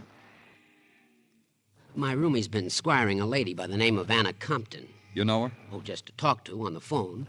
A lovely voice. Haunts you. When'd you talk to her last? Oh, 2 or 3 days ago. I'll tell you just how it was. She kept calling here evenings, asking my roomie to call her back. Just leave her name, Anna Compton. My roomie squiring a married lady. Bishop never shared anything with you, and still I'll tell you about that, too. Her haunting voice made me nervous. I told you I'm an experimenter. So one day I sat down with the phone book and called every Compton there is. Then a man answered and said his wife Anna wasn't home. Who was calling? Of course, I hung up. Then you know her address. In the New Rochelle phone book for everyone's eyes to see. Now it's your turn. What did Mr. Bishop do? A woman was found murdered in his car. My, oh, my. That's as naughty as you can get, ain't it? Mr. Blackburn said that. Then Mr. Blackburn reached over to my lapel, pinched off a piece hanging from the buttonhole, and dangled it accusingly under my nose. This is the way I left Mr. Blackburn. Then back to headquarters, issue an all-points bulletin for Edward Bishop. Then down one flight to the photo lab, be handed a picture. Tuck it in the black notebook where you've jotted the name of Leo Compton and his address in New Rochelle. Then the ride there to the community where the houses have the built-in attitude that violent death never visits here. In the next street, maybe it happens, or to a friend of a friend, but it never happens here. Anna? Anna, is that you? Lost your key? Anna, where have you been? Oh. Is your name Compton? Leo Compton. I'm from the police. My name is Danny Clover. Oh, yeah? Mind if I come in? Well, I guess so. All right. Oh, wait a minute. Wait a minute there. Yeah? Police? Mr. Compton. It's about Anna. It's about Anna, isn't it? What's happened to her? Listen to me, Mr. All Compton. right, I'm listening. Is Anna your wife? Yes.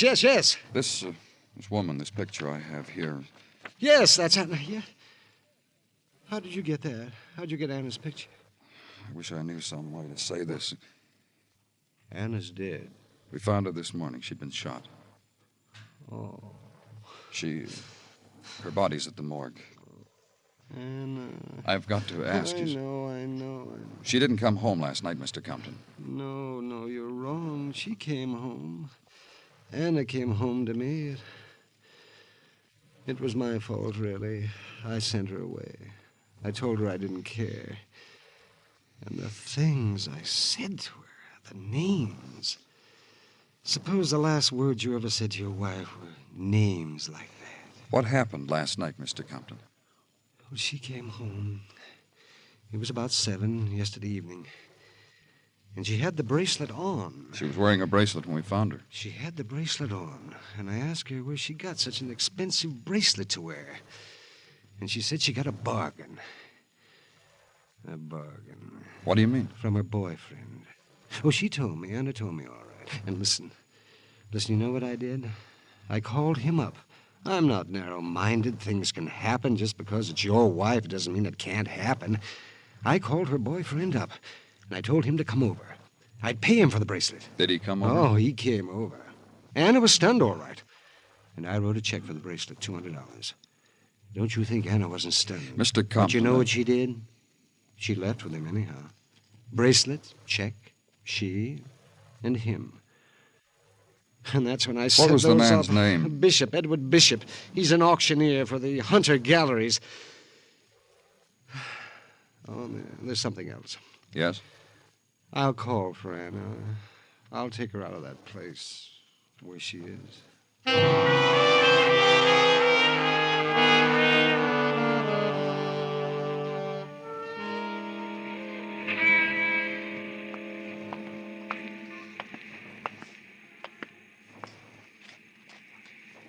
Come in off the Avenue of the Americas, mister. Behind these dirty shop windows, there are bargains. Edward Bishop work here? He did till he killed himself a woman, ran up a parking ticket. You know all that for sure. I know Eddie. He works for me.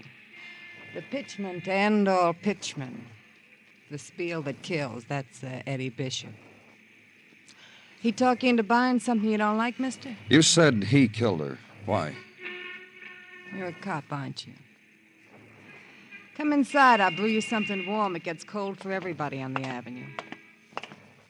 No, leave the door open. A looker might want to come in to browse. That's how it is in the world. Lookers, browsers, handlers, then walk out. Just like my Eddie. You want a sip of the warm brew? Why did you say he killed her? It's in Eddie to do a thing like that. It's what's about him that fascinates a girl. That and the clever way he handles an auctioneer's hammer. I could show you a 3-time bruise.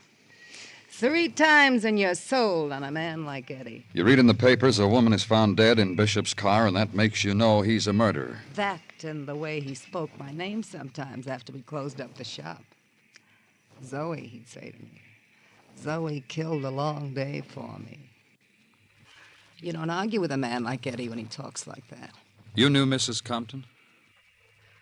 When the summer began to fade, Eddie started talking to me about her. How she looked when she walked in one day to bid on an object of art.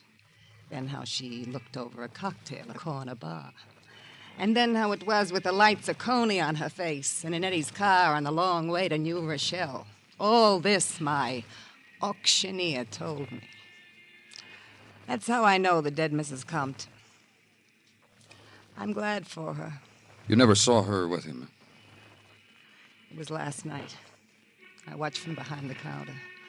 I saw her shove her wrist at Eddie. Eddie put a bracelet on it, one he'd bought from stock. I thought it was for me. Right in front of me, he did it. If it was like that for them, why would he kill her? Who knows? Maybe she rubbed him the wrong way. Maybe she asked him for it. Eddie was a man to oblige a lady. All right. Thank you. Do something for me, mister. What? You find Eddie Bishop, give him my message. Tell him I want an invite to his execution. It's been a dull season. Danny? Over here in the squad car. You got something, Muggavan? Well, maybe, maybe not. Guy was found dead in the building excavation over on 3rd. Nobody wants to touch him. Yeah, let's go.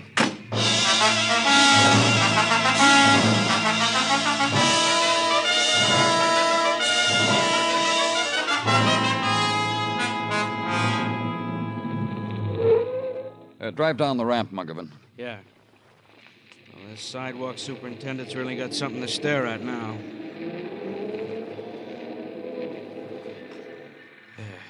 Yeah. Hey, what happened, mister? Him and a scoop happened. Half hour ago, I decided to scratch this ground. First scoop full of shovel come up with was him. Hey, let's get it down, huh? Sure.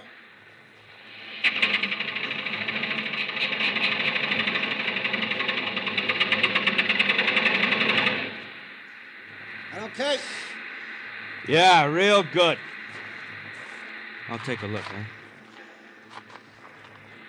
Shot, Danny. Now, here's a wallet. Look at this.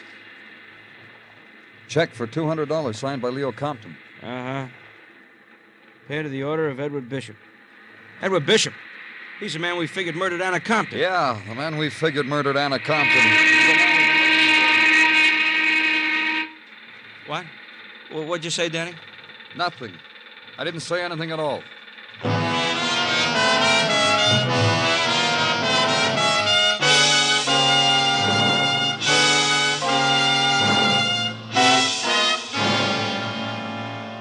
You are listening to Broadway is My Beat, written by Morton Fine and David Friedkin, and starring Larry Thor as Detective Danny Clover. Singers Alan Dale and Sarah Vaughan will be Steve Allen's guests on Songs for Sale just a little later tonight. Once again, Steve will be playing host to 4 amateur songwriters and their unpublished songs, one of which will be chosen for nationwide hearing. For merriment and melody, here's Songs for Sale later tonight on most of these same CBS radio stations.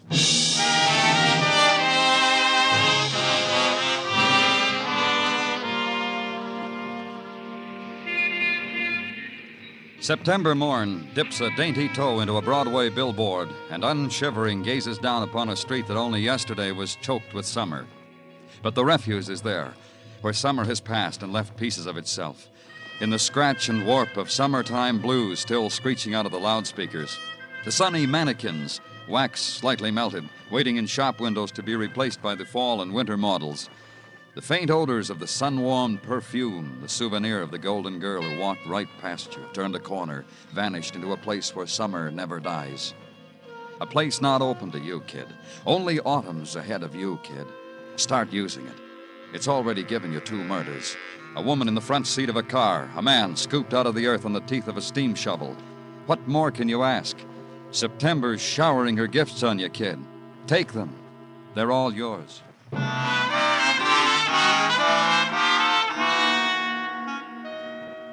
And at headquarters, Sergeant Tartaglia brings you your share of them. Holds them from you with a smile that shows he slept well last night. The accumulated datums on the murders, Danny. In these papers, I teased before you. Have a good night, Gino? No complaints come to mind, Danny. The evening was a fulsome one. Father McCleary came to call. A pleasant time was had by all, as is our usual procedure. Yeah, Father McCleary is a fine man. Salt of the earth. I asked Mrs. T to break open a bottle of Mogan Dovard wine. He don't even blink an eye. Sips with you, talks with you, brings presents for the Tartaglia brood. This is a man who also brings you the gift of restful sleep. Remember me to him, Gino. Roger, Wilco. Now, to the papers I am about to bestow upon you. In them, you will find a report from Technical, to wit. The bullets that killed Mrs. Compton and Mr. Bishop, Technical states, came from the same gun. Mm-hmm. Markings are identical. The rundown on the past histories of Mrs. Compton and Mr. Bishop is contained in reports from interested neighbors and relatives gathered by...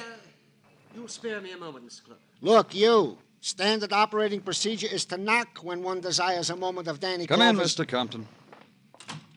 I've come to demand something, Mr. Clover, and I intend to. Not leaving here until you give it to me. What would that be? Anna's bracelet. The one that... Well, everyone's dead. It belongs to me. Because you gave Bishop a $200 check for it? I stopped payment on my check. After all, that Mr. Bishop did give it to Anna. I needn't have made that stupid gesture. And now she's dead. And he's dead. Yes, your wife is dead. You loved her, you told me. The bracelet's mine. You want to quibble about it? Have me spend money on lawyers? You're right, Mr. Compton. It's yours. Take it. We've no more use for it. We have photographs. You understand. It's not the money. It's only that if it once belonged to her, it now belongs to me. It's a kind of... Remembrance of the dead? Well, I'm not going to think about it. I have enough trouble. Living in an empty house with no one to... I scrimp and save all my life, share it with Mrs. Compton. And the cost of things, Mr. Clover, it's outrageous. Food, furniture, clothes, and transportation. You know what cab fare cost me from New Rochelle? $5.60. It's outrageous. You could have come in another way. Oh, yes, and be mocked at, pointed to, as the husband of a murdered woman. They put my picture in the paper, you know, and that makes me a curiosity, a freak. You didn't tell me when I last saw you, Mr. Compton. What did you do after your wife left you with Bishop? What's that? I said, what did you do? Go anywhere? Talk to anyone? Well, of course I talk to someone. A man's wife walks out on him when he's given her all this. Who? Mervyn Mago. He's an old friend from boyhood. I go to him whenever I'm in trouble. He's a professional helper. He's in that business. He makes money by helping people? He runs a mission on East 40th. You'll like him, I think. Well, thank you, Mr. Clover. You were easier to deal with than I thought. Danny, a man's wife is murdered and he comes back for... Danny, you think... It's something to think about, huh, Gino? It was something to think about. Consider a man whose wife had been murdered. Consider, in space of 24 hours, his tears had dried. The shock of death had dwindled into something much more negotiable. A $200 bracelet, for example. The grief tempered by the high cost of taxicab fares. Leo Compton had motive enough to commit 2 murders. His wife because she had run out on him. Edward Bishop because he had run with her. Motive, certainly. So check on his story. Item. He was a man who needed companionship at the time of stress. Specifically, he liked to talk to a man who ran a mission. Go to the man who ran a mission and ask questions. Glad you came to see me, Mr. Clover.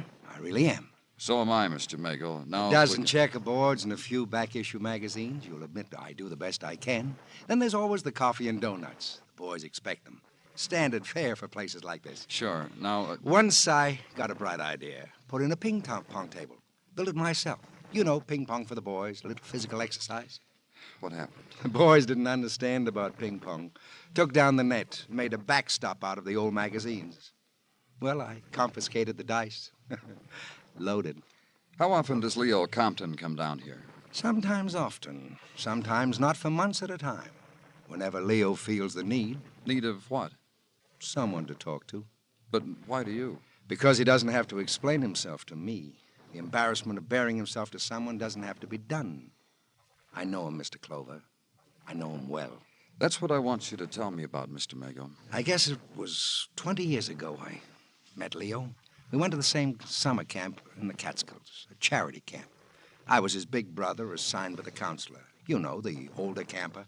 I showed him how to put a French tuck in a bed. His swimming buddy. You know? Uh-huh. And since then, whenever he got into with trouble... With himself or with the world, he came to me. I like to think I'm necessary to Leo. I can understand. Leo is a product, Mr. Clover. The making of a living, the background of poverty. Even now that he's fairly well-to-do, it still eats him. What does?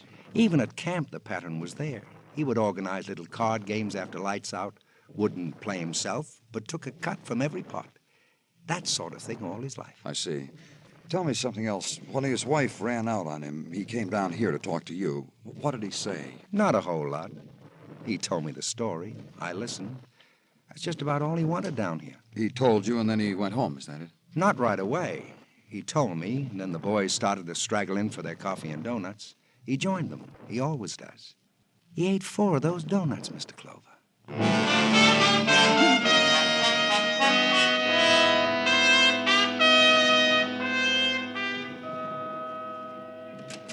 See you for a minute, Danny. Oh, sure, Muggavan. What is it? I want you to talk to a man. Come on, Mr. Scott. This is Mr. Scott, Danny. Mr. Scott, Lieutenant Clover. I do. Sit down, Mr. Scott. Sure, right there will be fine. Go ahead, Mr. Scott. Give the lieutenant the bracelet. Thank you. I thought it was the right thing to do, Lieutenant Clover. I saw the man's picture in the paper mixed up in a murder, and then that he should all of a sudden The come bracelet to me, Mrs. Compton come up was to me wearing. of all Yeah, I people, know. and out of the side of his mouth offer to Where did sell you me get this bracelet, Mr. Scott? I told you, didn't I? Oh, I'm sorry. Would you mind telling me again? Go ahead, Mr. Scott. Please do.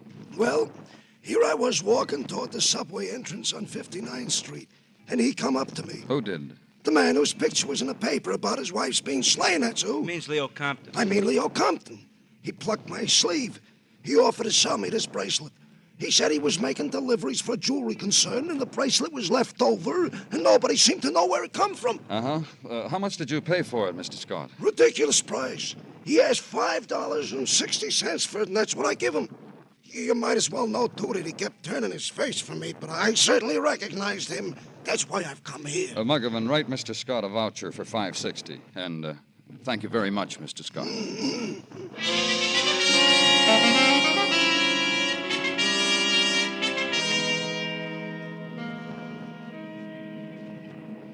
You call me in, Danny, and you ask me to step over into a department that's not strictly mine. And why don't you wait for the reports from technical? Huh? All I want is an opinion, Dr. Sinsky. Whose toes would you step on if you give me that?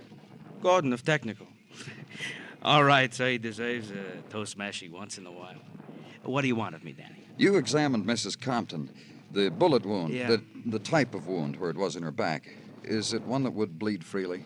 Yes, Danny, but you know these things as well as I. Why do I you just got ask? these photographs. Hey, look at them. The inside of the car where Mrs. Compton was found. Mm-hmm. Well, Dr. Sinsky?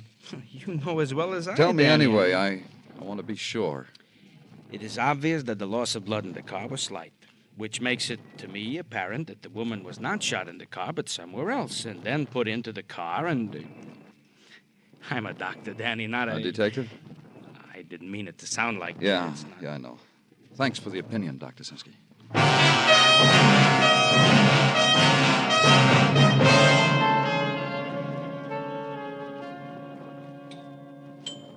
It's all around in the backyard. Go through the gate.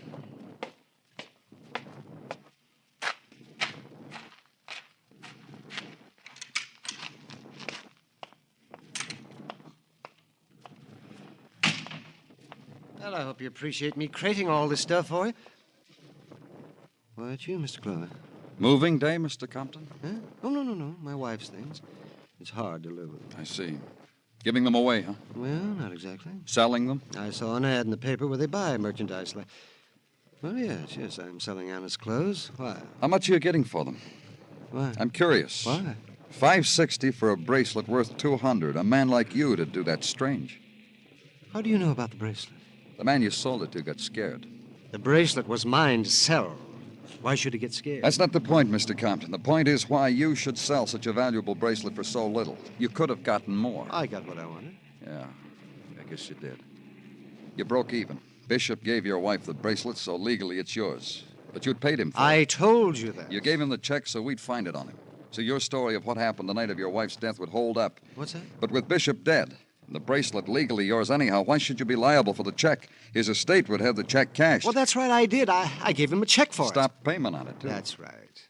Why should I spend money I don't have to? Sure. You see what I mean, don't you? Sure. You know, you're a funny man, Mr. Compton. Well, I guess people say that about me. I don't care. You're so careful with money, and you're an honest man. But you couldn't stand having that bracelet around. It was a symbol of what your wife did to you. So you sold it for the cost of your cab fare, even all round. That's how much you know. I lost plenty. I lost my wife. You're a funny man. I told you my wife had a boyfriend, and I was ready to forgive her. She walked out on me anyhow. Oh, she would have come back. Don't you worry about You'd already killed her when you called Bishop. I told you that. Yeah, I know. I told you how it was. I said Then that. when Bishop arrived, you killed him, too. Wrote out a check and stuck it in his pocket. Put your wife and Bishop in Bishop's car as if she'd left with him. She did, I told. Oh, you didn't listen at all. I could call technical. They'd find blood in your house, no matter how hard you scrubbed. You don't understand anything. I worked hard all my life. I put my own price on things. My wife belonged to me. She was mine. And nobody gets her. Not for a $200 bracelet, they don't. What do you think I am, anyhow? Let's go, For Mr. a bracelet? What good is that? What did she need that for? As if it were something. I'm a hard worker. Things I own didn't come easy. What's going to happen to them now? Mr. Clover, you better get in touch with Mr. Mago. He'll know how to advise me. Well, he's just like a big brother to me.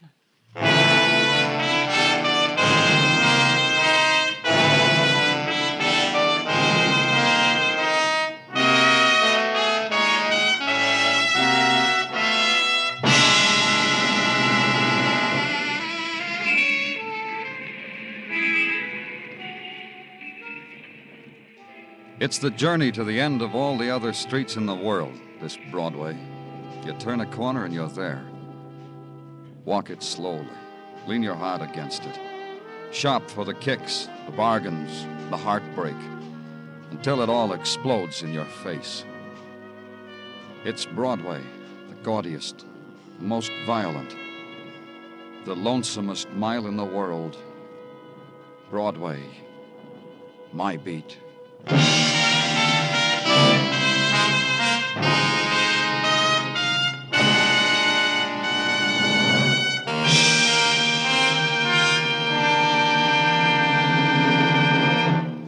Broadway's My Beat stars Larry Thor as Detective Danny Clover, with Charles Calvert as Tartaglia and Jack Crucian as Muggavan.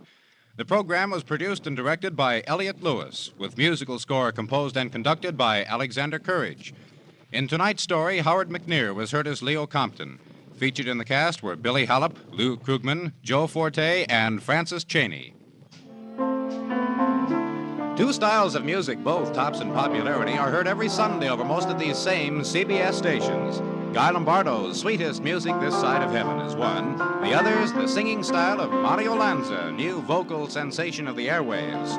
Enjoy Guy Lombardo and his Royal Canadians and the Mario Lanza Show tomorrow night. Stay tuned now for Sing It Again, which follows immediately over most of these same CBS stations. Bill Anders speaking. This is CBS, where you meet adventure with Charlie Wilde on Sundays on the Columbia Broadcasting System.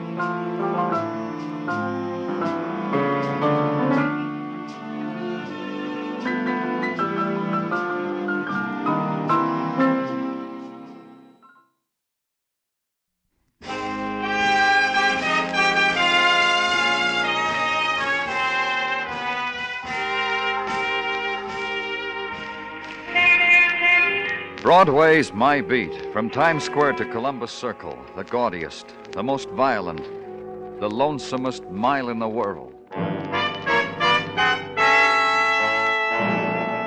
Broadway's My Beat, with Larry Thor as Detective Danny Clover.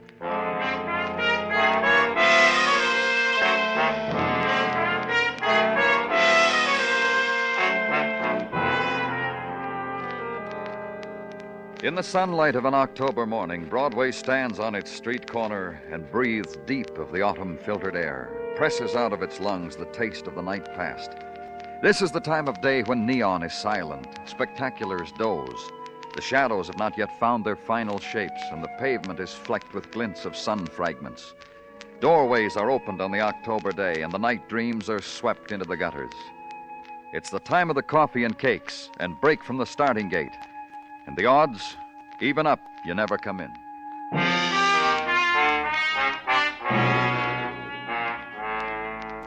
And where I was, the sunlight filtered through Italian damask, swiftly caressed Grecian fragments. A torso in black marble, a head in stone, pocked with antiquity, a glass case with golden coins hermetically sealed against corrosion and desire. And impervious to it all, the man who leaned fastidiously against a Grecian column, then lifted his glass of champagne, silently toasted the bust of Plato, then let the realization flow over him that a policeman was there among his treasures. You respond well, you people, and quickly. Bravo. At headquarters, they said your call sounded urgent. Did they say that? How perceptive of you people. The extraordinary qualities one finds in the most unimaginative of delicious. That's right, Mr. Hanson. No imagination. That's why you'll have to tell me the reason I'm here. It's exquisite. You'll be ravished by it. Shall we set it off with champagne? Look, I reject the bubbly. It's going to be such a grisly day, Mr. Clover. I promise you. It's off to a good start. Goodbye, Mr. Hanson. Come back, idiot man. Come back. In this room full of dead antiquity, there is so much vibrant death, pulsating death. And you turn your back on it. Idiot man. Someone's dead? There will be. Does the statement chafe up an emotion in you? Who? Nola, my wife. Once of such beauty. Such beauty that would put all these my Grecian delicacies to shame. That torso, for instance. It would blush to its tippy toes at the beauty that once was Nola's. But no more. And she's going to die because... There will be violence of one sort or another. Death, it is almost too much to hope for, is it not? Though Nola deserves it. How that old girl deserves it. She's done something? Mm-hmm. Yes. Mm-hmm. She convinced a boy to come here all the way from Europe. An Adonis of a boy. Kurt could turn on the old girl. Young gods turn on old beauty sometimes. Destroy it because it offends their sense of the aesthetic. Kurt Bauer. A young thing with a pair of skis. I fear Nola is playing with her own demise in that boy, and she's not aware of it. No more than she's aware that... That what? That my daughter Connie, by a former, less colorful marriage, also has no love for Nola. You must talk to Connie at her place on Sutton. Ask her why she loathes Nola so helplessly. It'll amuse you. And you, Mr. Hanson, what about you? Why? I, too, am a creature of violence. Delicious, isn't it? I don't know one day to the next how I'll react when something's taken away from me. I fear for Nola, Mr. Clover. Such an exquisite fear. That's why you called us? But exactly. Nola's a lovely old girl. I'd fret if there was so much as a scratch on her. You'll prevent that, you people, won't you? If you can. If you can. And saying it, Mr. Hanson poured himself a drink, moved over to the slender Grecian column, faced me, and took his stance next to Plato. He fingered his mustache, cocked his head, and used a half of his mouth for a smile. That's the way I left Mr. Hanson.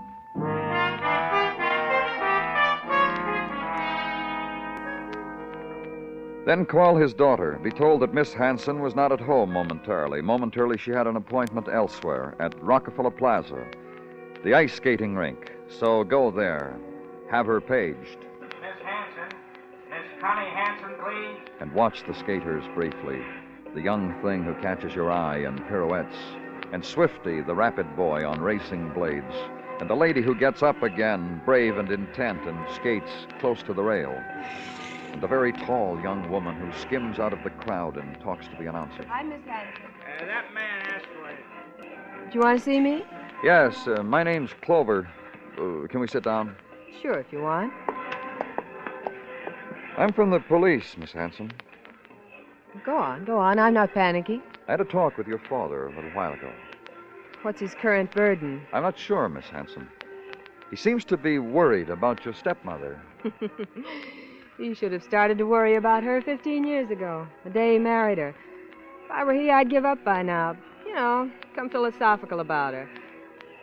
What did he say about stepmother Nola? He said something would happen to her. Somebody... Kurt? He mentioned a name, Kurt Bauer. Kurt Bauer. You know something? I've been waiting for Kurt for 2 hours, just to cross hands with him and dance a Blue Danube with him. He won't show up. Would you show up for me, Mr. Clover? For a girl who's 6 feet tall? I want to... My complexion's not so bad, but look at this hair. Ever see hair like this on a girl? I chuckle to myself when I put lipstick on my face.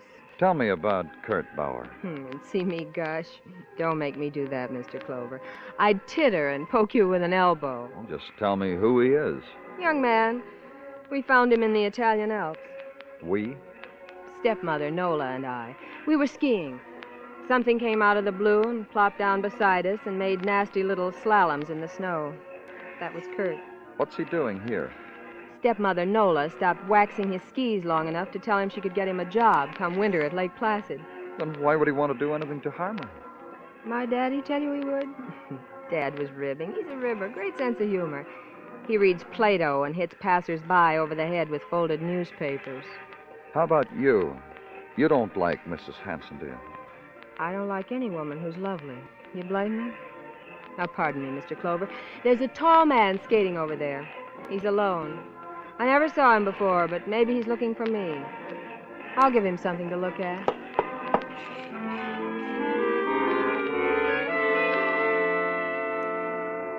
And watch the girl skate away with a surprising grace, glide to the center of the rink, and begin an endless whirling, a whirling whose fuel was disappointment and frustration, the frenetic spinning, turning, cutting of numerals into ice, the magic symbols to draw beauty to her.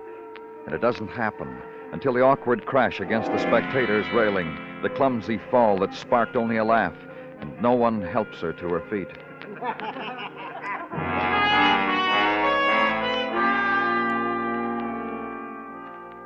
Check now with the proper authorities for an address on Kurt Bauer, ski instructor. Be given it.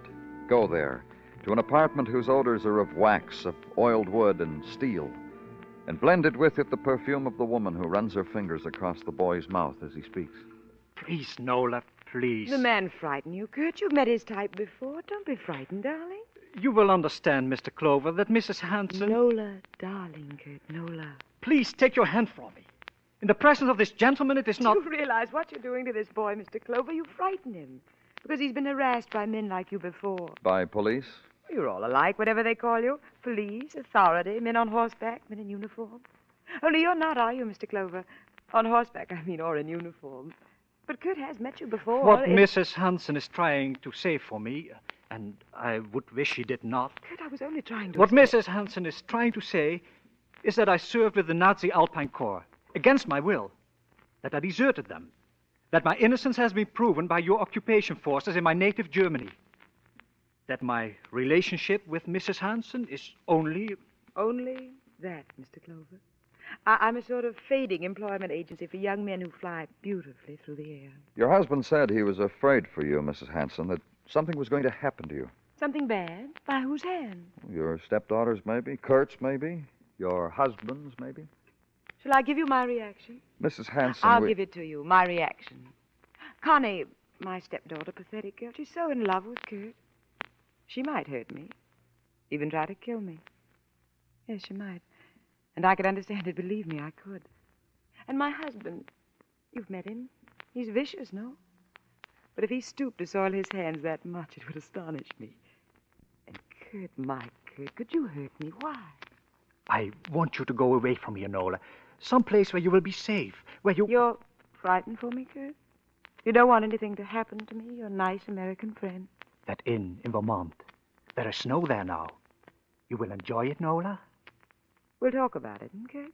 When this gentleman leaves, we'll talk about it. I wish to assure you, sir... He's leaving now, Kurt. See? I'm helping him with his coat. And then we'll discuss it. Here. A tug on your jacket, Mr. Clover, and you're ready for the street. Goodbye, Mr. Clover.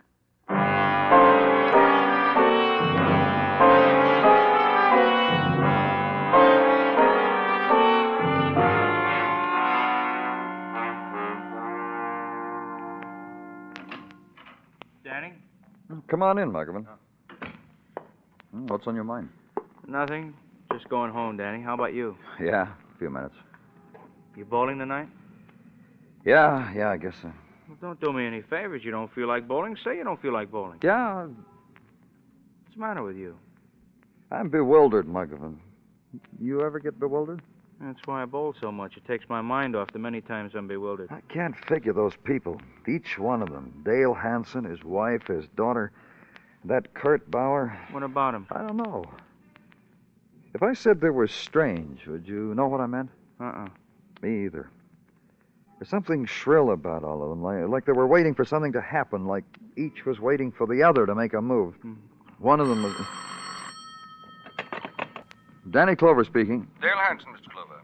Yes, what is it, Mr. Hanson? Have you been inside Kurt's apartment recently? About 3 hours ago. Why? I suggest a revisit. I strongly suggest it, Mr. Clover. Goodbye. Who was it, Danny? I'll tell you on the way. Come on.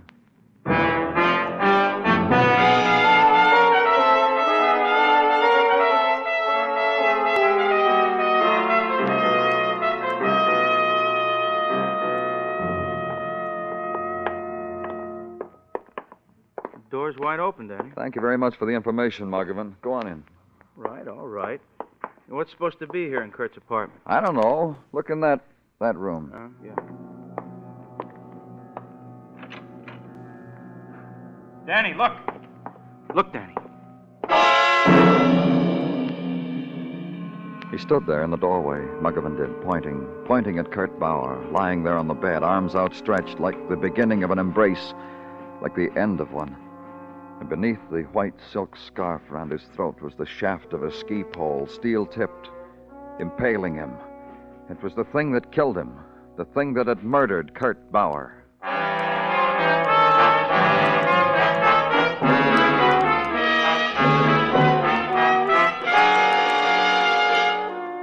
You were listening to Broadway is My Beat, written by Morton Fine and David Friedkin, and starring Larry Thor as Detective Danny Clover. Robert Q. Lewis is in the Waxworks for a solid hour of pop tunes every Saturday night on CBS Radio. If you go in for Tin Pan Alley favorites, come in for Robert Q's Waxworks just a little bit later tonight on most of these same stations. Robert Q's name guests who know their music and sometimes sing it. America's discs America currently sold on. Enjoy them all on Robert Q's Waxworks later tonight on CBS Radio.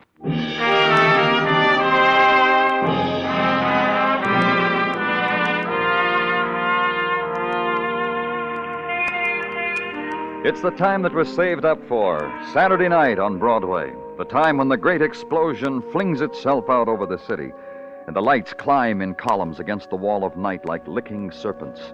Crowd gathers to give it voice, the hawkers, the gawkers, the hurry-up boys, the take-it-easy girls, the laughers, the weepers, the footsteps, the sigh of silk, the whispers. And inside, a thin sheet of glass away, the cocktails on the varnished bar, and the piano, and the secret sounds from a corner table. This is it, kid. Broadway, in the blaze of the moon, Saturday night time.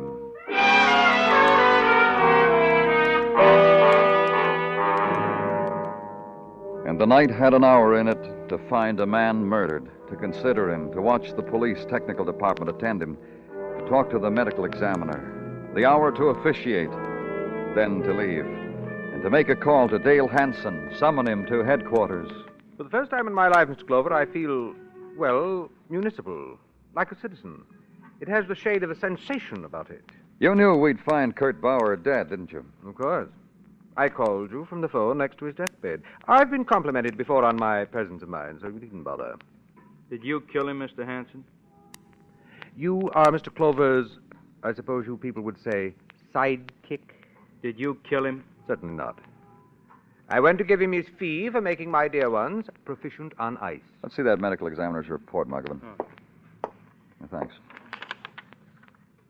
Kurt Bauer died at about 7 o'clock, according to this. And I called you at 9.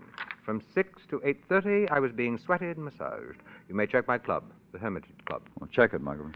Gramercy 51110. Let me ask you something, Mr. Hanson. Certainly. You tried to throw us off the track, didn't you? Told me your wife was in danger while it was... Believe me, this whole turn of events is merely a pleasant surprise. Who killed him, Mr. Hanson? I suppose someone whose forte is pleasant surprises. I caused you to frown. Forgive.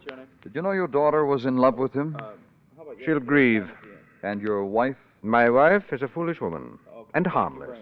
Her attempts to recapture a lost youth is saddening, but I bear with it. I just spoke to a master named Bill, Danny. Yeah? Yeah, he baked him and massaged him from 6 to 8. Give him a half hour to get dressed. You're in the clear, Mr. Hanson. You can get out of here.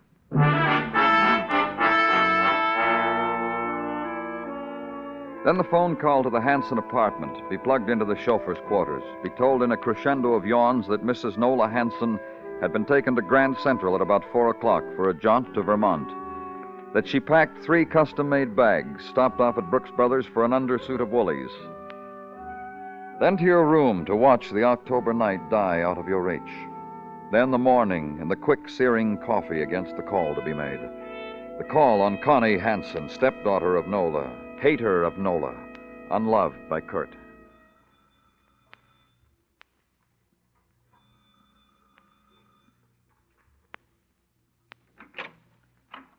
Miss Hanson, please. Who are you? Police. Oh, now you mustn't trouble Miss Constance with why she tried to do away with herself. She tried to commit suicide? When? Last night. Can I see her? Well, doctor left things like you to my discretion. Can I see her? Well, I don't see what harm it'll do. Come along.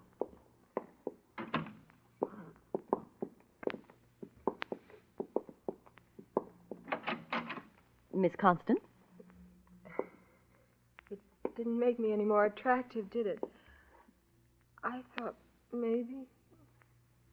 Why, Miss Hanson? Why? Kurt's dead, haven't you heard? I ever tell you about Kurt? Beautiful Kurt, handsome Kurt. You're not a woman, so you don't know what it was when he touched you, even by mistake. He never drew his hand away from you the minute he did. I could gush like this forever. You could have killed him, tried suicide knowing it wouldn't work to make us think. You're a ray of sunshine, Mr. Clover. You really are. A big help. You're thinking I could kill Kurt. That makes me something, doesn't it? Really something. A girl a man could want. A man could want a girl like that. I'm sorry, Miss Hanson. You'd better leave, don't you think?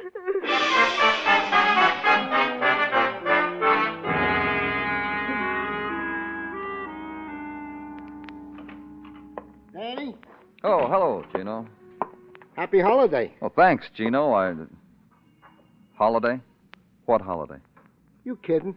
No, I'm not. What holiday? Why, Danny, on this date in 1774, Samuel Adams did call together the Continental Congress. Oh, I guess it slipped my mind. Don't let it bother you. Last year I forgot, too. And, Danny, to celebrate this auspicious occasion, I gave my oldest, Emilio, a new Columbia bicycle. Why, what a happy, laughing lad he was upon receiving it. I'm sure he was. Well, Danny, let us not twaddle. To work. If you insist. As indeed I do. However, the news I have to give you is pause. It's what? Pause. Not much of it. I put in a phone call to Vermont and the inn where Mrs. Hanson is staying. She was out walking the hills, so I left a message to get down here post-haste. Now, what else do you know? Well, I already told you, Danny, that the news was... hello, Muggerman. Hi, Gino. Danny. Yeah? I've been over the immigration department most of the morning checking on Kurt Bauer. What'd you find out? Oh, not much we don't know already. He was in the German army, deserted. You know what Kurt told you. Just one thing, though. Yeah? Bauer came over here with his mother. Set her up in a little house out in Flushing. Here's the address. Oh. Thanks, Muggerman.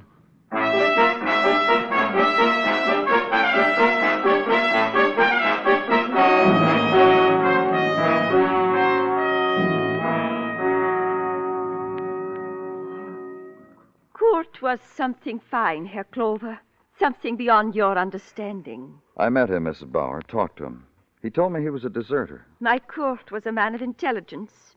When promises, dreams were not what they pretended to be, Kurt fled from them, as he fled from your authorities in our country. He said he'd been an unwilling Nazi, and that he was cleared. He was, but it was still flight, because Mrs. Hanson beckoned. She loved him.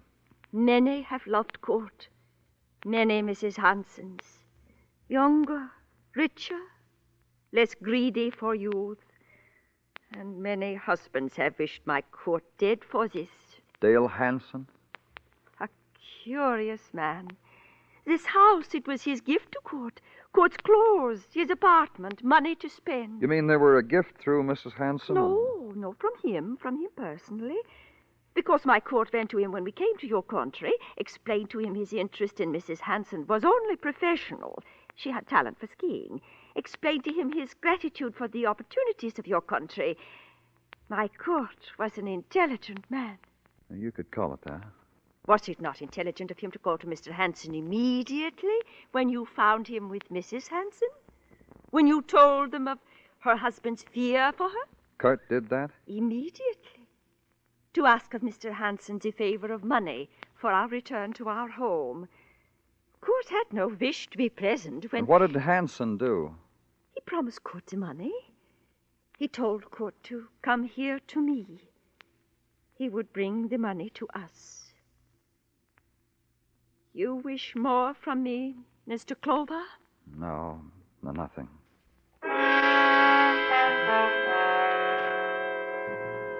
And leave there, get back to Manhattan and back to headquarters.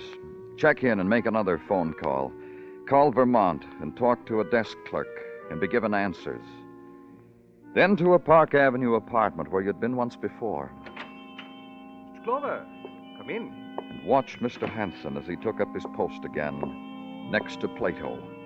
And then notice that to the room another treasure had been added, his wife, Nola Hanson. This is a delight.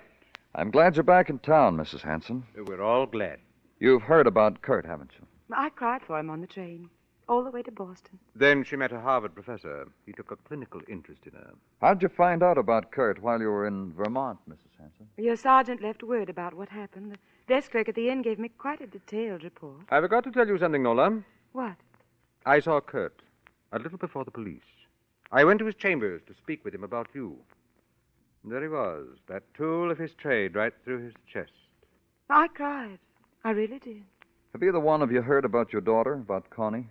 Yes, she tried to commit suicide. Well, she does that frequently, Mr. Clover. However, she's very careful not to succeed. By now, she knows precisely to the pill her limit. She never exceeds it. Poor, desperate girl. I wish I could feel more fatherly about her. Well, how could you, dear? Connie's so tall, and you know. Let me ask you something, Mrs. Hanson. Yes? When I first met you, you were with Kurt Bauer. You were a different person. Nola has that talent. Thank you, dear. When I first met you, Mrs. Hanson, you seemed so concerned about Kurt, so warm toward him. Well, he was alive then. That's your talent, huh? Precisely alive. Kurt was something shining, vibrant. Dead? Well, he's dead. He sure is. Well, Nola? Mr. Hanson. Don't be embarrassed, Mr. Clover. Nola and I will say our goodbyes right in front of you. You planned it all, didn't you, Mr. Hanson? Exceedingly well, don't you think? Well, let a girl in on it, will you, boys? What are you two talking about? About something exquisite, Nola. I had a man murdered, and Mr. Clover can't touch me. You murdered Kurt?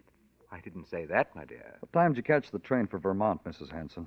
Oh, well, let me see now. The chauffeur drove me to the station a little before 4, and the train left soon after that. The train left, but you didn't.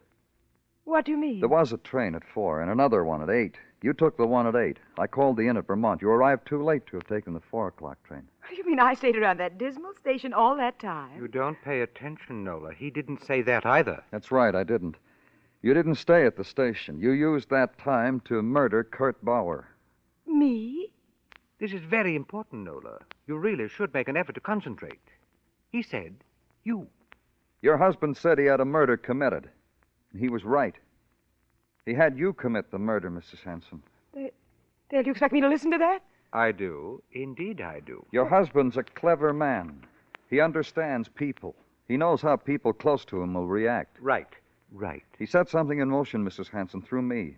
He used me to frighten Kurt away from you. I told Kurt that something might happen to you. Kurt didn't want to be mixed up in it, so he ran. Like he always ran from everything, whenever there was trouble. Kurt didn't run, I ran. Kurt told you to go. And while you were away, he planned to leave the country. I found that out, too. I drew a diagram about what was going to happen. It has. So, congratulate me, Nola. Dale, help me. That's more emotion than you've shown to me for years. Truly, Nola, I've missed it. That's why I did what I did.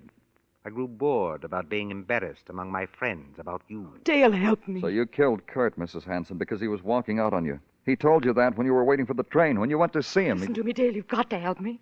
I was foolish. I was foolish before. You stopped me before. All you had to do this time was to tell me to stop. And it was innocent, Dale. You know that. Listen, Dale, I was doing it for Connie, for your daughter. She's so unattractive.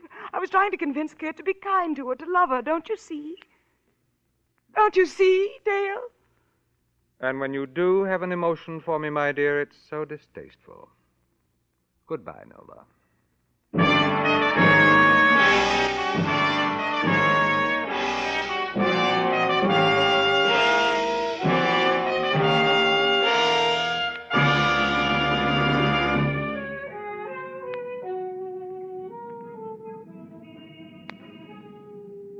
Nighttime blares down Broadway.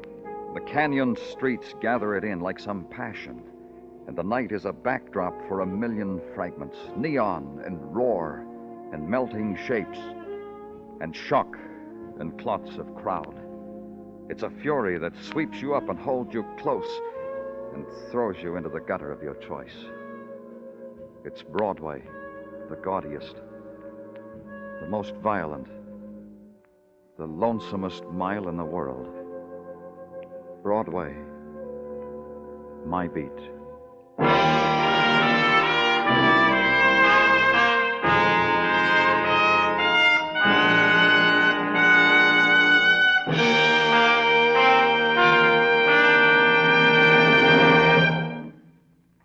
Broadway's My Beat stars Larry Thor as Detective Danny Clover, with Charles Calvert as Tartaglia and Jack Crucian as Muggavan.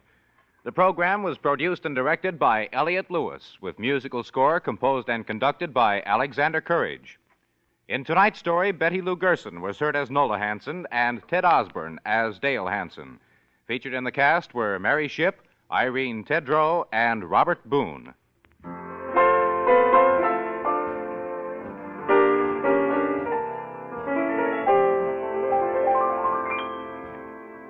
When Squire Jack Benny invites the whole gang to a swank Hollywood nightclub, the natural question arises in everybody's mind: who's picking up the check? They'll find out, and so will you, tomorrow night when CBS Radio brings you Jack Benny Time. Bill Anders speaking. And remember, the Frankie Lane Show is your date with slick syncopation every Sunday afternoon on the CBS Radio Network.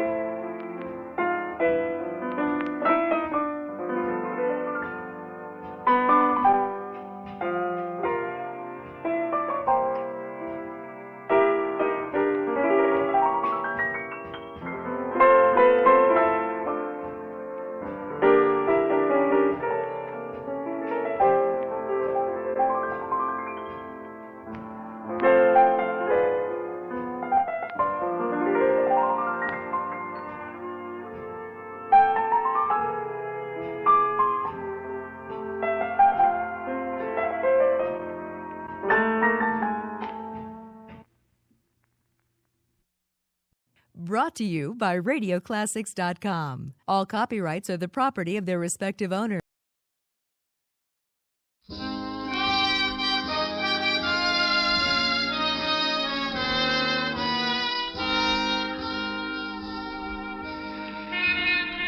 Broadway's My Beat, from Times Square to Columbus Circle, the gaudiest, the most violent, the lonesomest mile in the world.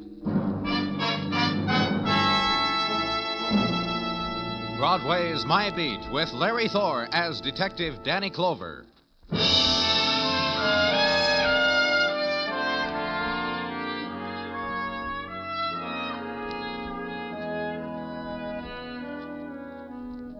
When the winter moon dips low over Broadway and hides again behind the scudding mists, Broadway is numbed. The year's ending is too swift. There's too much nighttime in December, as if the dimness of the subway had moved one flight up, as if the lights were not quite lights, but yellow things that drain off into shadows. It's a time of the muffler, the hurry up, the time of the wind. The dreams are dying, and it's a long while before April comes again.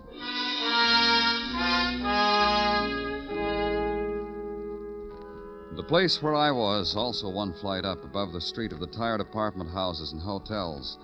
The avenue leased to anybody on the premise that home is any place where the rent is cheap. Hotel Savannah. The man who walked beside me and explained it all to me.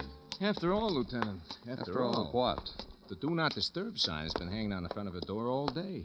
And here it is almost midnight. So? So, a place like this, rent a room for $350, pull out the old pills, leave the world to its own sorrow. The Savannah's getting quite a reputation for... Oh, this is the room. Now, that's how I found her. Right there on the bed. I could tell right away she wasn't a suicide. That bullet hole, no gun. Who is she? Took the room yesterday. Registered as Mary Smith. I keep a straight face as long as the payment is made in advance. Even she didn't have luggage, so what? Quite a few of my friends have not a presentable suitcase to their names. What about her visitors? This is her home away from home. That's our philosophy here at the Savannah. Why shouldn't she have visitors? Asked you, did she have any? I don't know. People come and go. A regular little world in itself, this Savannah. I remark this to myself often as I stand at the desk. Like I was looking on into a regular little world. That's why I always Don't say it, Mr. Burgess. I'll take it from here. And consider the place where a girl lies dead. A room of transients, a cubicle, allotted, sold to the passer-through. The mark of their passing, the scars where cigarettes were ground into the desktop. The hotel stationery, the postcards with the scenes of gaiety tinted in, ink-stained, finger-smudged, blank. The sign, please turn out lights when departing, leave key at desk. The bed, where passing sleep is sold at the current rate. And in it, Mary Smith, dead by violence.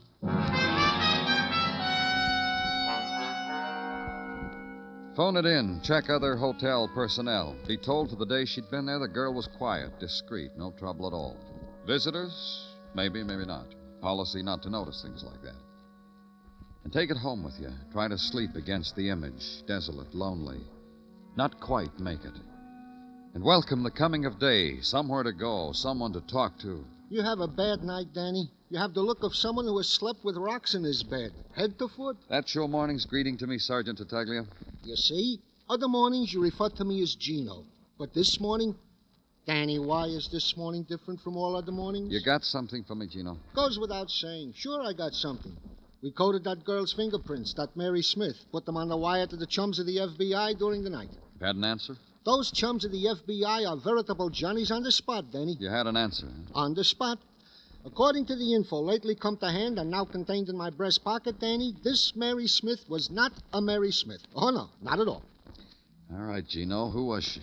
A Peg Ramsey, formerly of the Women's Army Corps, which makes her a former WAC, which makes it easy for our Washington co-workers to check such things as fingerprints flying through the night. Such things as... As what? As the occupation of the deceased prior to sale. This Peg Ramsey, heretofore known as Mary Smith, was a member of the publishing firm, Taggart and Ramsey on Lower Madison. It brightens the morning for you, Danny, this info? You tried, Gino. You really did. Thanks.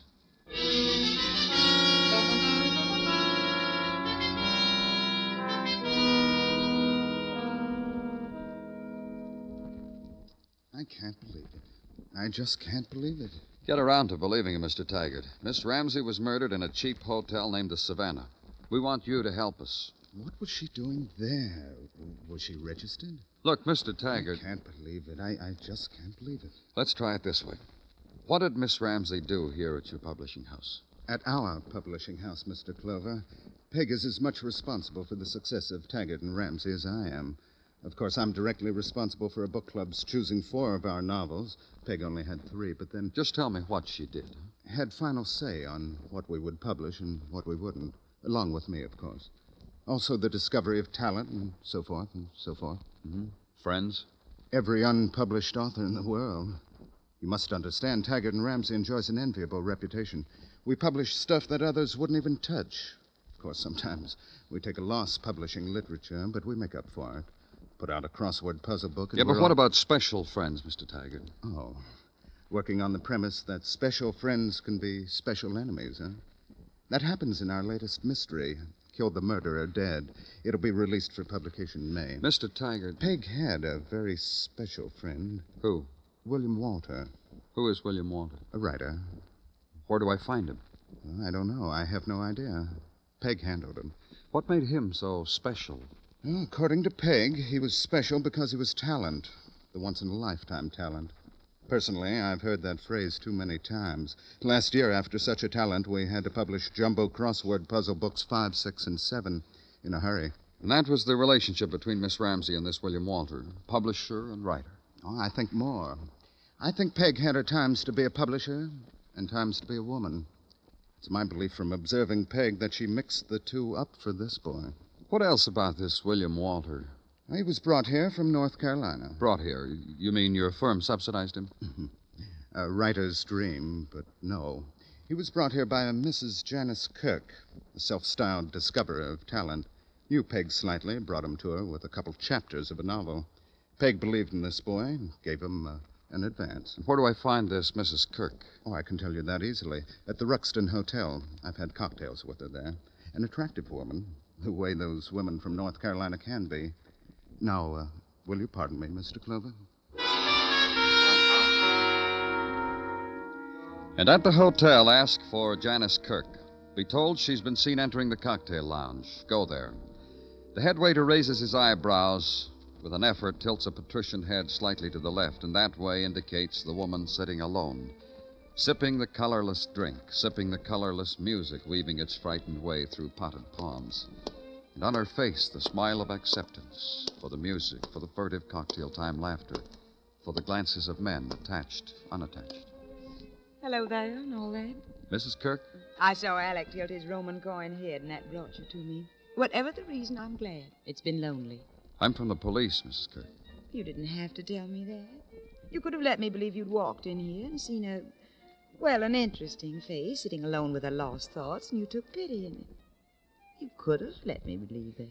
I've just come from Alfred Taggart of Taggart and Ramsey. Alfred, you tell him I'm very disappointed in him. He hasn't asked me to cocktails in, it must be hours now. You tell him that. He said you knew Peg Ramsey. Miss Ramsey, I've taken notice of her. I've talked to her, I remember. I wouldn't call that knowing a girl. Now, why did he go and tell you I knew her? She's dead, murdered. She gave her name as Mary Smith and was killed in a hotel room. Why? Didn't she have a home of her own? I didn't mean to say that. Truly, I didn't mean to be flippant over death. Not a death like that. But an empty way to die. Taggart told me something else. I'm sure he did. It was about the boy, wasn't it? He told me about a boy, a young writer, William Walter. William, sweet William, sweet, sweet William. Maybe you can tell me more about him than Taggart did, Mrs. Kirk. Well, I know I can. I know more about him than I know about myself. Wasn't it I that discovered the burning tree of talent in him?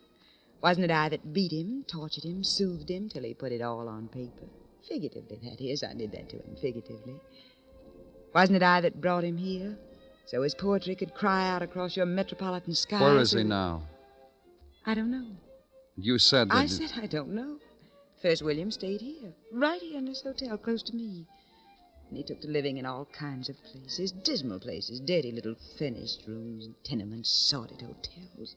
Left me just high and dry for months, so's he could taste your city. Then you haven't seen him There in is a something... phone call for you, Mr. Clover. You can take it here. Thank you.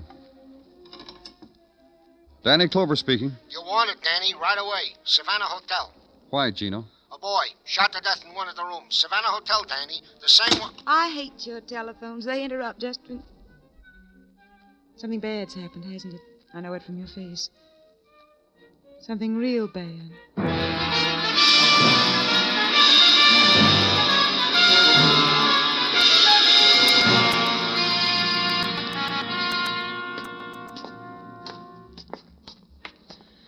And I'll tell you another thing, Mr. Clover. I should have kept my big mouth shut about the reputation of the Savannah. Right down here. Same floor, same hallway as the last time I was here. Not only that. Same room. There he is, Mr. Clover. You know who? Yeah. Registered about noon. Gave his name as William Walter. Said he was a writer. First time we ever had a writer. And in the room of transience, yet another one, sprawled there across the bed, a boy, like a tired puppet, discarded. And the bullet hole in his temple gave him another quality, an attitude suddenly and forever caught in an instant of time, and the gun held in his dangling fist. The end of him, the death of William Walter.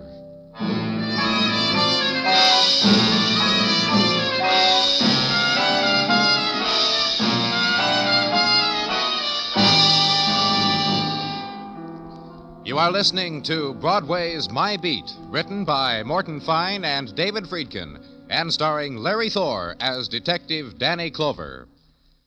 A titled Englishman wined and dined at a Swank Park Avenue address is then mysteriously murdered. It takes no less than Mr. Chameleon, master of disguises, to make a dent in the Hand of Fate murder case. Follow Mr. Chameleon on this engrossing police operation tomorrow. Yes, that's tomorrow on CBS Radio. Mr. Chameleon is now heard at a new time, Sundays, on most of these same CBS radio stations.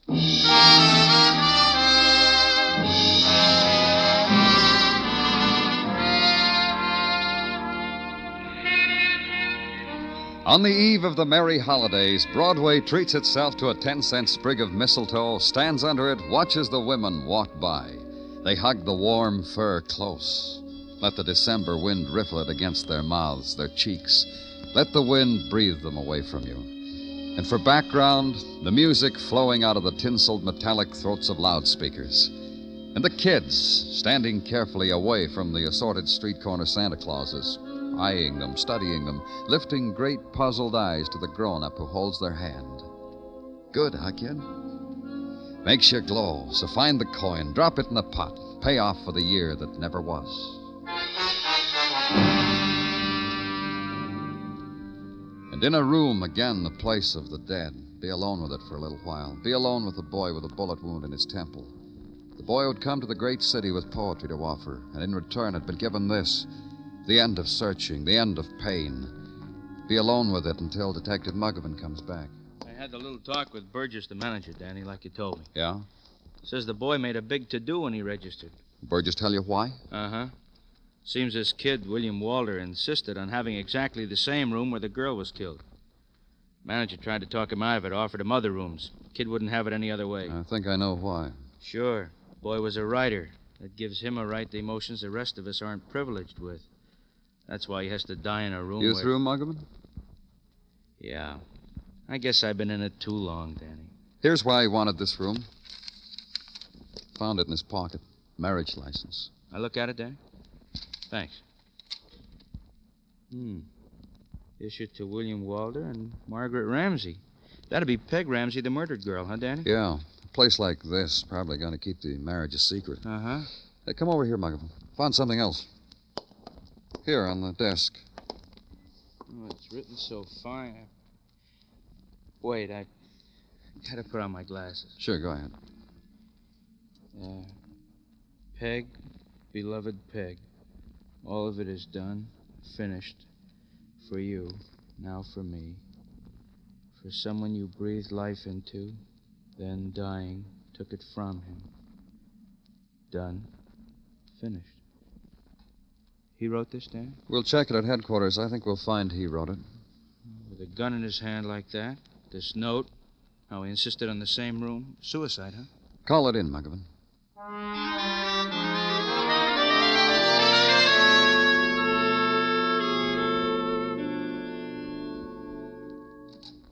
Danny? Come on in, Muggavan. Been down to technical? Yeah, for an hour, more or less. Took me that long to get out of Gordon what he knew as soon as I walked in. Guys like Gordon give mothers a bad name. Gave you a rough time, huh? Yeah, had me looking through microscopes, gave me a short lecture on the theory of spectrochemical analysis. Then when I didn't applaud, he got angry. Anyhow, the gun that William Walter allegedly killed himself with also fired the bullet that killed Peg Ramsey. Murder and suicide, huh, Muggavan? I guess so. What do you think? Take a look at this suicide note. Well, I saw it, Danny. Well, I know you saw it, but look at it again. It's a suicide note. Is it? Hmm? Show me where he says he's going to kill himself. Show me where it says that he... What is it, Gino? Lady outside to see you, Danny. What lady? Name's Janice Kirk. Show her in. This way to see Danny Clover. Thanks. That'll be all, Sergeant. Well, please sit down, Miss Kirk. This is Detective Muggavan. How do you do? Mrs. Kirk? I'm going to leave town tomorrow, Mr. Clover. I see. Yes. This is a lonely city now. I'm afraid of it. I'm afraid of it because so many things, mostly... William Walter? Yes. Oh, I want to say, Mrs. Kirk, how sorry we are. Thank you. Mrs. Kirk, one thing I'd like to ask you. Just what interest... The way you said Mrs., the little glance that just happened between you and this other gentleman. The Mrs. means I was once married. My husband is dead. I see. And just what interest I had in William. He was a great writer. I said I was lonely. Now that William's dead, the world's a little bit more lonely, too, though it'll never know it. Just why did you come here? I want to ask something of you, may I? Of course. I brought William here. I want to take him home. I want to bury him. We've already sent notification to North Carolina to his next of kin. But in this case, don't you see, it should be me who should take, well, call it responsibility. Call it whatever. I'm sorry, Mrs. Kirk. Until we hear from the next of kin, we have no authority. I loved him. Is that what you wanted to hear me say?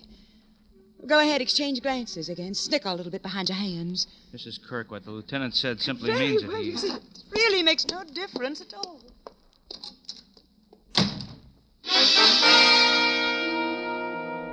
For a moment, consider her fury at being deprived of the dead boy. And understand it.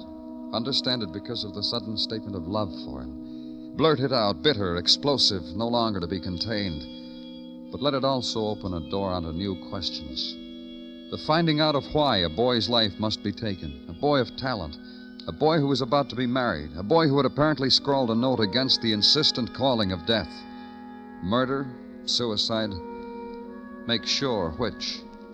Let it take you to a place you'd been before, to a man you'd talked to before. Can't tell you how glad I am you came back to me, Mr. Clover. I just can't tell you how glad. Why, Mr. Taggart? Well, this is perhaps an uncalled-for thought after those dismal doings at the Savannah Hotel. Even tragic, you might say. Peg and that boy. Just tell me, Mr. Taggart. Well, I was wondering, just a fleeting thought, mind you, did you happen to find the manuscript of the boy's novel? Did he perchance die with it there in the hotel room? No, we didn't find it. Why? Well, you must forgive me for this rather scavenger-like idea I've had, but not that we won't take care of the boy's estate, mind you, but it seems a provocative publishing stunt. You want to publish the work posthumously. A boy kills himself, leaves a novel. That would make a splash in the literary world, huh? Yes. I would have tried to put it more tastefully, but that's it exactly. Sorry, I can't help you. Well, then I can't for the life of me imagine what else we have to talk about. The reason why I came. I'm not sure the boy killed himself. He was going to marry Peg Ramsey. Did you know that? Marry? No, I didn't. Imagine. You said you met the boy when he first came here, that you... Quickly, a quick introduction from Peg. As I said, his work impressed her, so I okayed an advance for him. That's why if you find the manuscript, I feel it rightfully belongs to me. And that's all you knew of him? The advance, Peg Ramsey's interest in him, sponsoring of that, and the money I've already expended on him. For advance publicity on Peg's newfound genius, I even hired Tonto Jones. Who? Tonto Jones, ace blurbist, the Guy de Maupassant of book jackets. Told him to stick with Walter, get to his marrow, find out everything about him, and write it in 100 words to fit the back of a book jacket. I'd like to talk to a man who knew all about William Walter. You have his address? Greenwich Village, somewhere. The girl will give it to you on your way out, Mr. Clover. You were going, weren't you?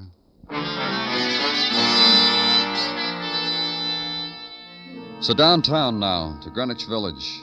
Turn off 11th Street onto Bank, past the bargain basement bars where the floor shows chuckle at the customers, and the local color is prefabricated. And find an address, another basement, where the door is a painted mural of pink and satyrs with a motto in French over the brass knocker. When the door opens, the man puts a finger to his lips. Shh. It's the last side. Huh? Schoenberg bought the records today. Come on. Come on, everybody's inside. All right. Grab yourself a hunk of floor and sit. If you don't mind, I'll stand. What did you bring? What? I told Barbette to tell everybody to bring a record. Didn't she? I brought a badge. Hey, who are you? Aren't you one of Barbette's... Police. I'm looking for Tonto Jones. Why? Where is he?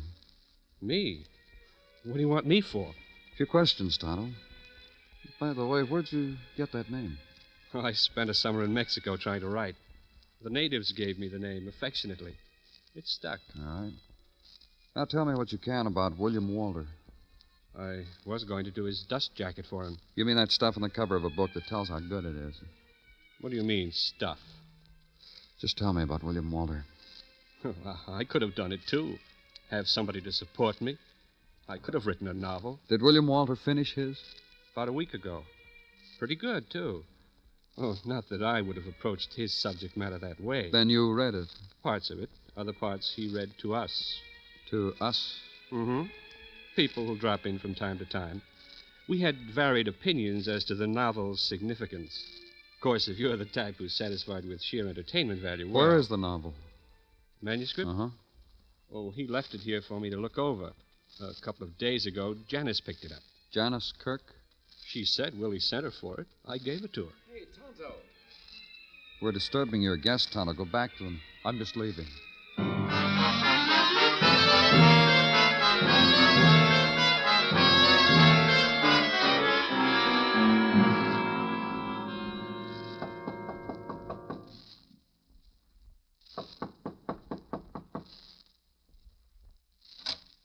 Oh, hello, Mr. Clover. May I come in, Mrs. Kirk? Well, you don't want to talk to me now. I've been crying. I look a mess. It'll only be a few minutes. You promise? Yes. Well, then, come in. You wait right here. I'll go in the next room and do my face. We can talk. Well, go on. Talk to me. I've just come from Greenwich Village, Mrs. Kirk. I hate it, don't you? I spoke to Mr. Jones. Tonto? That's right, Tonto Jones. You know what Tonto means? No, I don't. Well, I didn't either till I looked it up. It means crazy, fatuous, stupid. No one pays any attention to what Tonto says. I do. How do I look, better? Of course I look better. Can you tell I've been crying? No. Well, now we'll talk. Did you like the novel? Well, be more explicit, Mr. Clover. I'm always reading. What novel did you mean? William Walter's novel. You know something? I told you I loved the boy, and I did. Even after he was so cruel to me. What about the novel, Mrs. Kirk? Well, that's what I mean. He didn't even let me read it after all I did for him. Maybe you didn't understand me, Mrs. Kirk. I said I saw Mr. Jones down in Greenwich Village. Well, he's a liar. About what? About anything, he told you. He said you picked up Walter's novel a couple of days ago. I don't think he lied. Nobody else has that manuscript. And I suppose nobody will ever read it. I suppose not. Mrs. Kirk, Yes? you told me how hard you worked to foster the boy's talent, how you brought him here to New York, how everything was wrapped up in that boy and his novel. Doesn't it bother you that the manuscript is missing? Well, Do you have it? No, I don't. Did you destroy it? Or did you? Well, what difference does it make? I'm just curious to know what the novel is about, that's all. I burned it before I read it. As soon as I got it here, I tore it up and burned it. That was the first part of it, wasn't it? Huh? What? To destroy everything about the boy. Destroy somebody you loved? How can you say that? You loved him all right. Only he was going to marry Peg Ramsey. Did he show you the marriage license? Oh, he was never going to marry that girl. He just wanted his novel published, that's all. I don't know. Marriage license usually means marriage. They were going to keep it secret, but they told you because you deserved to know. Deserved to know. Do you know why they told me? To be cruel to me.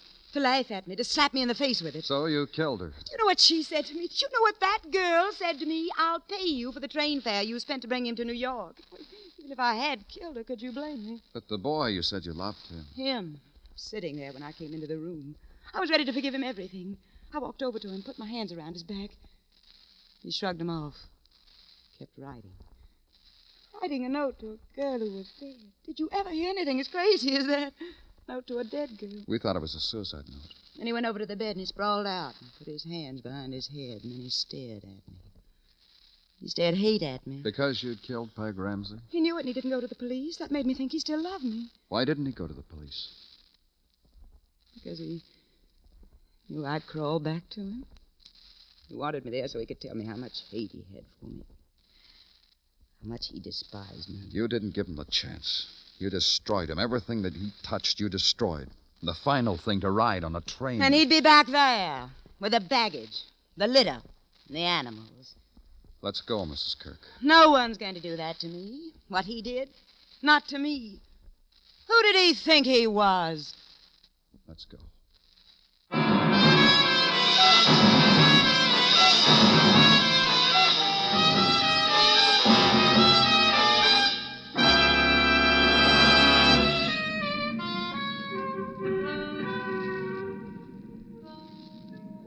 Night bursts open like a sudden flame on Broadway. The crowd swarm dances between the silhouettes of 1,000 buildings. Dances its fury away against the time of morning until the night soaks up the sound and pain and color and turns it into dawn. It's Broadway, the gaudiest, the most violent, the lonesomest mile in the world. Broadway. My beat.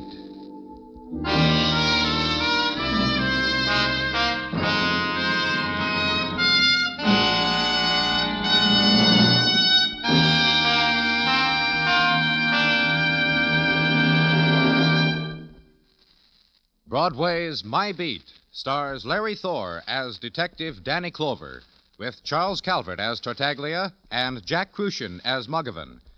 The program was produced and directed by Elliott Lewis, with musical score composed and conducted by Alexander Courage. In tonight's story, Betty Lou Gerson was heard as Janice Kirk. Featured in the cast were Stan Waxman, Steve Roberts, and David Wolf.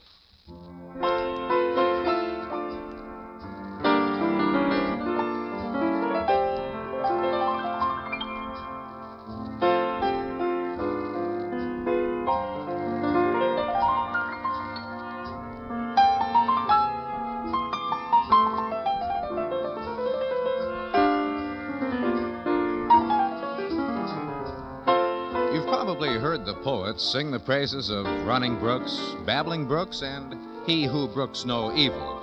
But you'll sing the praises yourself of Our Miss Brooks, starring Eve Arden, Sunday nights on most of these same CBS radio stations. As Connie Brooks, Eve Arden is sometimes running after a man, often babbling about men, and she brooks no evil that interferes with her pursuit of a man. So maybe the poets should sing her praises, too. Our Miss Brooks is fun to hear Sunday nights on CBS Radio.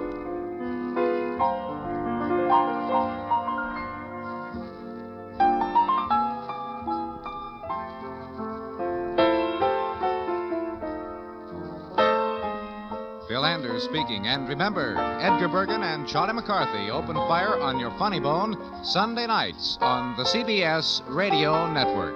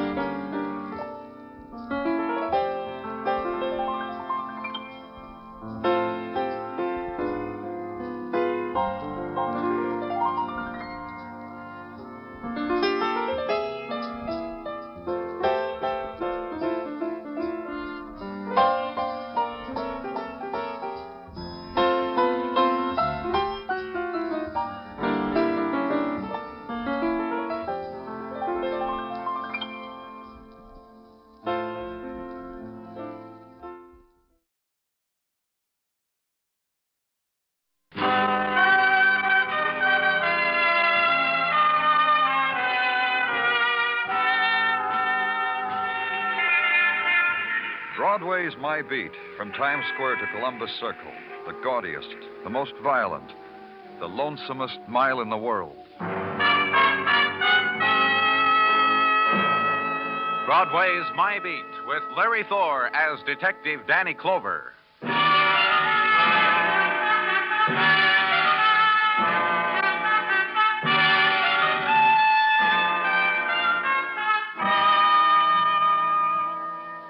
In the first week of the new year, Broadway is beside itself with promises. The new leaves have been turned over, the resolutions made, the wife has been kissed in the morning.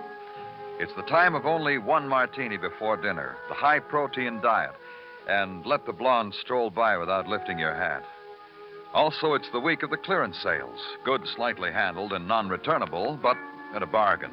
So buy something, live it up. It's 1952, the year the boat will come in. It's got to be the year.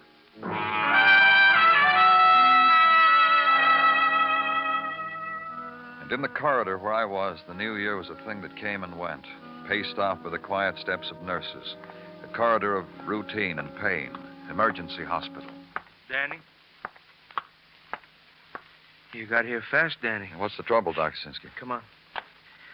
Report that came with the man said his name was John Dobson. Can he talk? No. How bad is he? Well, I'm doing everything I can. In here. One thing, he's not in any pain. There's the report over on the table with his effects. Huh. John Dobson, Park Avenue address. Found in comatose condition in a parked car on East River Drive. Motor still running, 8:20 p.m. 40 minutes ago, Danny. What's the matter with him, Doctor? Poison. Uh-huh. carrying a lot of money. Over $300 in his wallet. I've got saliva samples down in the lab, Danny. Until then, I have to treat symptoms. Can't tell what kind of poison. It may be self-administered. I doubt it. You ever hear of anybody drinking poison and going for a car ride? I'd say the man was driving when the poison hit him, pulled over to the side. That's and then... your business. Pardon me, Danny. I've got mine to do. And the shadows gather, wait on the edge of the circle of light that is a yellowing barrier against them, holding from them the man, locking from them his life. The shadows wait for a night's decision to be made, the beggars of darkness eager for the handout of death. And working quietly within the fortress of light, Dr. Sinsky, aware of the hunger of shadows, moving quickly against them to deny them a man's dying. Watch it, then leave them alone with it. Go now to the Park Avenue address of John Dobson. Be told that his wife is at home. Ascend to the 30th floor apartment.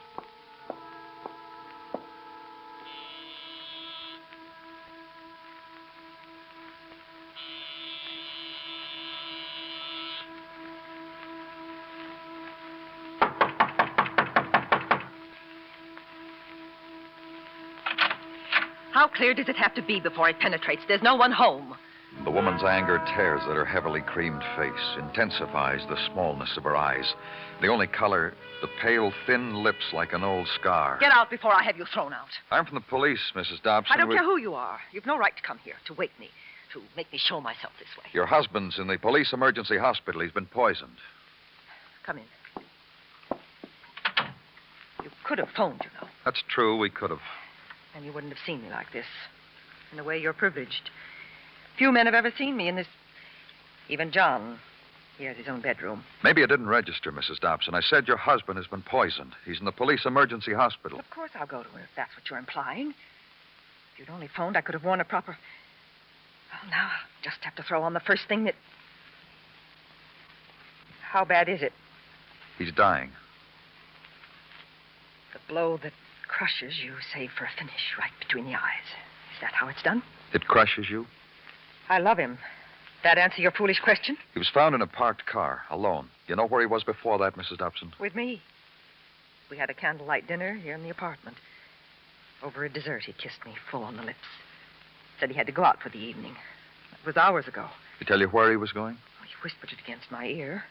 To his old friend, Floyd Gilmore. John and he exchanged old school ties for Christmas. Where do I find him? Floyd? He has a devastating little flat in Gramercy Park, done in bachelor's souvenirs. The longer you keep me, you know, the longer it'll take me to get to John's side. I'll drive you down, Miss Dobson. I want to be lovely for him. That'll take a while. So you won't bother waiting, will you? Of course you won't.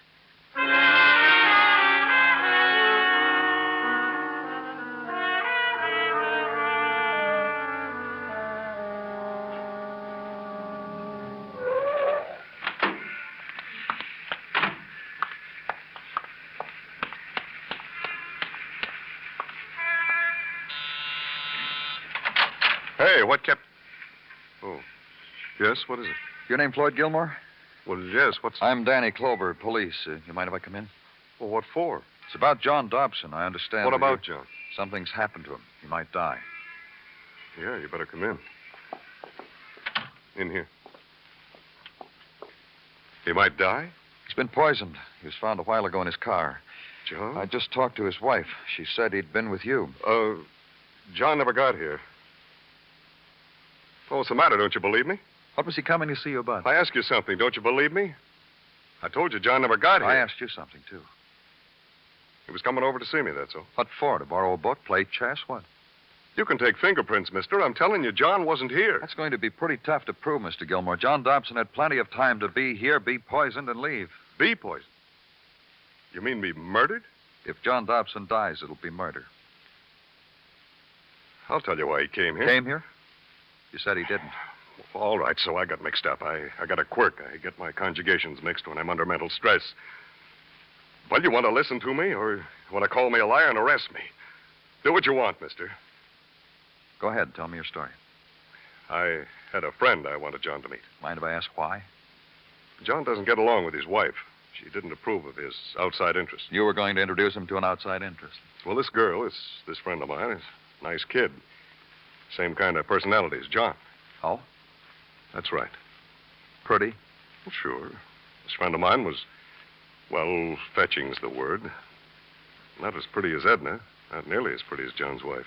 What? I could never understand that about John.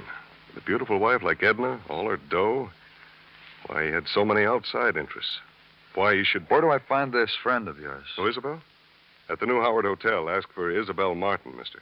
Oh, and tell her I'm sorry. Tell her we couldn't make it tonight.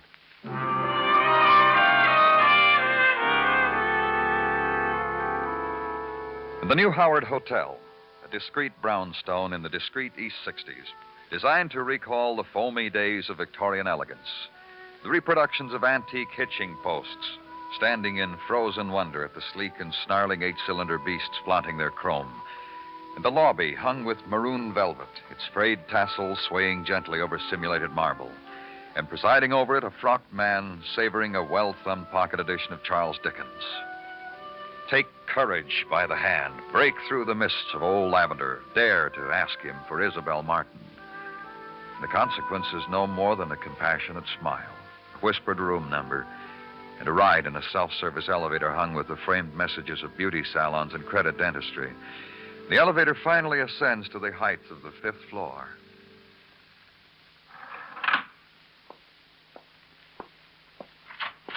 Hi there and hello. You're late.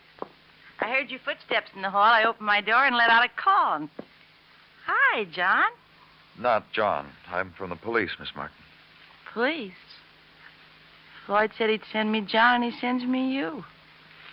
Good old Floyd. Where's good old Floyd? I want to scratch his face. Let's go inside, Miss Martin. That's a lovely idea. Loveliest idea of the century. Let's everybody go inside. Let's everybody have a drink. Here, take a sip of mine. I was saving it for John, baby. He won't be here. I'll write for him. You take a sip of mine, baby. You think you can understand what I'm going to tell you, Miss Martin? The things this girl understands. I'm not as gone as all that, mister. Lonesome little drinky while waiting clears the brain. So tell me. John Dobson is dying. He was poisoned. That's why he stood me up, huh? Because he's dying. You waited for him. He never showed up. Is that it? That's it. Uh-huh. Do you mind if I look around? Love it. Love it. Note the tasteful arrangement. There's another glass here on the night table. Part of a drink in it. That's where it's been hiding. Come here, lonesome little drinky. I put you down and forgot all about you, didn't I? And poured myself a new one when all the time, lonesome little baby. Pardon me, Dinky. Phone's ringing. Hi there and hello. This was Isabel. Oh, for you, mister. Danny Clover speaking. Dr. Sinsky, Danny. Get down here. There's nothing more I can do for him. Right away, doctor. Get me an empty bottle, Miss Martin. I'll want to take your forgotten drink with me. Empties? I got a life full of them, mister. Take your pick.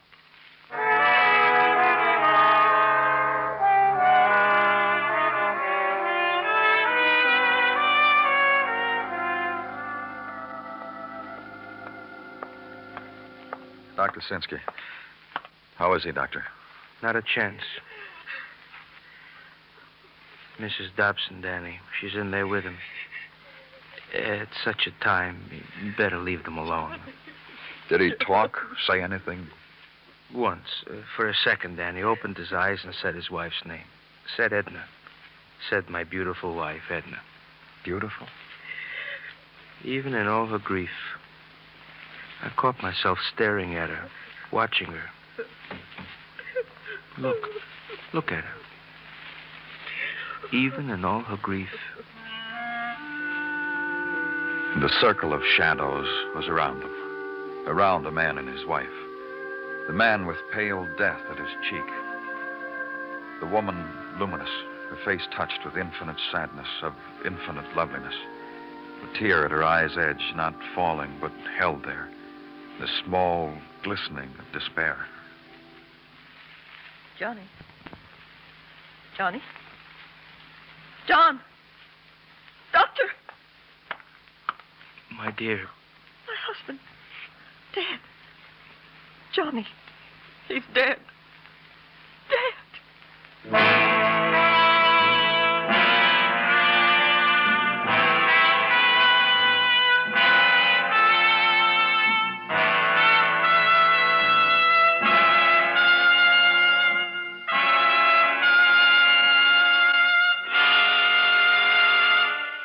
You are listening to Broadway's My Beat, written by Morton Fine and David Friedkin, and starring Larry Thor as Detective Danny Clover.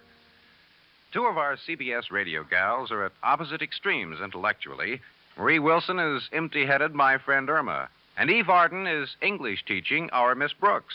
But in spite of this difference, Irma Peterson and Connie Brooks have two things in common. They're both funny. And they're both yours to laugh at on most of these same CBS radio stations Sunday evenings. Enjoy them both tomorrow night.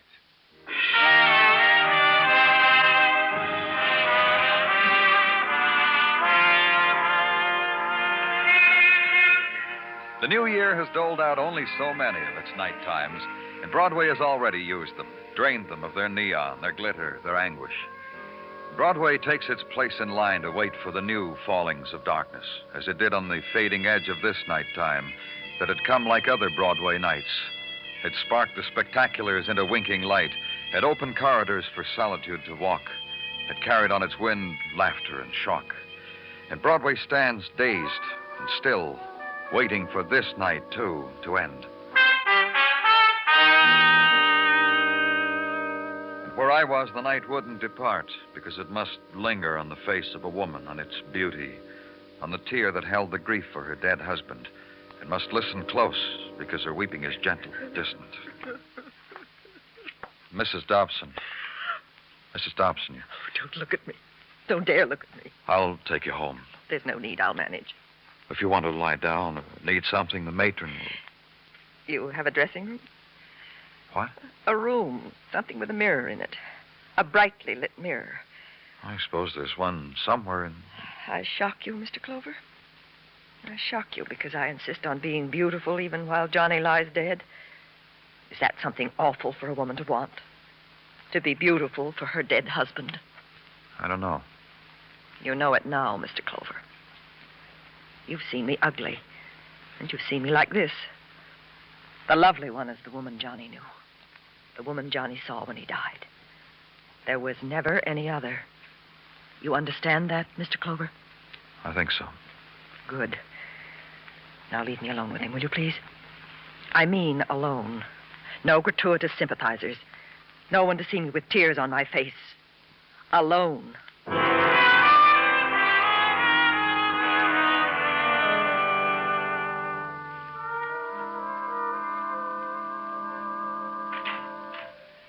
To you, Danny, a good morning. You slumbered well in the land of Nod, I hope? Oh, not so good, Gino. I didn't get home from the hospital until late, and then when I finally got to bed... Well, here's something that'll revive an otherwise drab day, Danny. Surprise. Electric fan? What for? Startles you, huh? The self-same fan you commissioned me to have repaired last July. I saved the department money, all fixed and ready to go. To wit, like Miami. This is the same... The same fan by which we have called other names. Motor torn apart to the quick and revived by me, Gino Tartaglia, plus the Proto Tools Mrs. T slipped into my galoshes for Christmas. Professional, huh? Feel a breeze. It's January, Gino. Turn it off. Gino? Yeah. Any other puttering you'd like to have done around here? Just putter the word about the medical examiner's report. Roger. John Dobson did indeed die from a poison which Dr. Sinsky did label as being of the alkaloid family. Specific poison and time taken will not be known until autopsy is performed on the vital organs. What else have you got?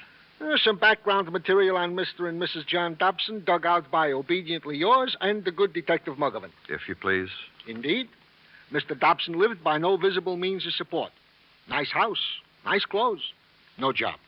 Prior to his exchanging marriage vows with Mrs. Dobson, he lived off handouts from friends. Go on.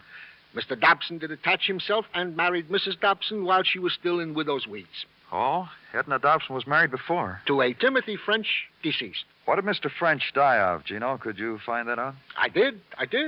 From an accident. Mr. French was a wheelchair case from his youth. 3 years after his marriage to his wife, he had a misfortune, fell out of his chair down the steps. And Mrs. Dobson inherited his estate, is that it? Now, wait a minute, Danny. I'll look in these reports. Just take a second. Well, never mind, Put them on my desk. You did real fine today. Just wait till July when you can enjoy that fan, Danny. The nice things you'll say about me. And study the reports the sergeant leaves on your desk. Find that the widow of Timothy French had inherited $250,000, more than half of it in insurance. Find the name of the insurance broker who had handled it, Jonathan Harvey, 12 Broad Street. Go to him. Talk to him. Let me make my puny attempt at trying to understand you, Mr. Clover. Well, go right ahead. I'll have to block it out on this scratch pad. Now, let's see. Under a general heading, we have your reinvestigation of the death of Timothy French, Edna's first husband. That's right. Then, draw a line, and underneath, your reasons for doing so. What shall we put down, Mr. Clover? Well, Mrs. Dobson's second husband died last night of alkaloid poisoning. Newspapers had it at great length. I read the head. Aha! I see what you're after, Mr. Clover. Thank you. Now I can fill in this side. Here, we have death of husband number 1. Here, death of number 2 in the short space of 2 years. Interesting. I'm glad you agree. However, I'm afraid that's as far as it goes, Mr. Clover. Oh, tell me why. Perhaps you don't know that my company conducted a most thorough rundown on Mr. French's death. Found it accidental. Though I'm an insurance man, Mr. Clover, I am also a friend. Huh? Friend, a confidant to all my clients. As I was to Tim French. As I would be to you. You knew him well? My dear young man, I nurtured his romance with Edna. How did you do that? Edna was a teller at the Ruxton Bank on Wall. One day I wheeled him along with me while I made a deposit for him. And that's where he met Edna Dobson, in the bank. She was plain then. Thoughtless fellow could call her ugly. And Tim was forgive the word, a cripple. Unwanted people. They meet sometimes, fall in love, and get married. Then one of them dies in a fall. There you go again, beating your head against a blank wall. It's useless, Mr. Clover. We spent thousands of dollars proving it to ourselves. Tim died accidentally.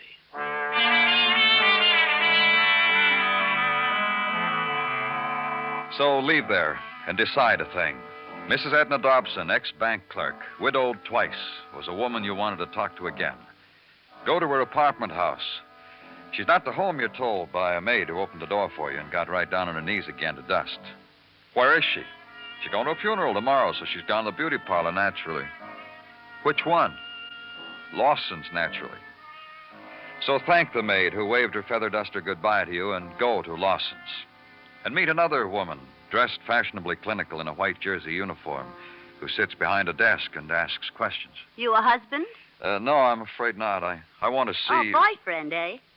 Who have we got under the dryer belongs to you. I want to see Mrs. Dobson. What have you been doing all morning, man? Mrs. Dobson's been here since 9.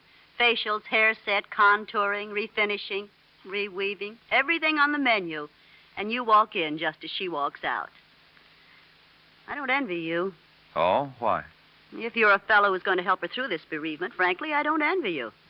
Frankly, you don't look as if you can afford it. I'd get fired if Mynheer Lawson knew I was talking like this. Mynheer is Dutch, you know. No, I didn't. But I like your face, to be blunt. Mostly because I like men's faces and I hate to see them be suckered. I appreciate this. The dough that Edna Dobson spends on lotions and contours and facials since the first day she came in here. When was that? I remember because when she stepped in here, Mynheer said, I accept the challenge. Her first husband's funeral was at noon. Her appointment was at 4. And since then, she spent a lot of money, huh? Not only with us. Take a walk down the street to Rexford's.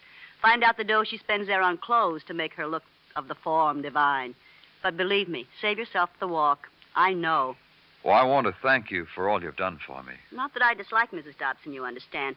Just that I like to be frank. Understand what I mean?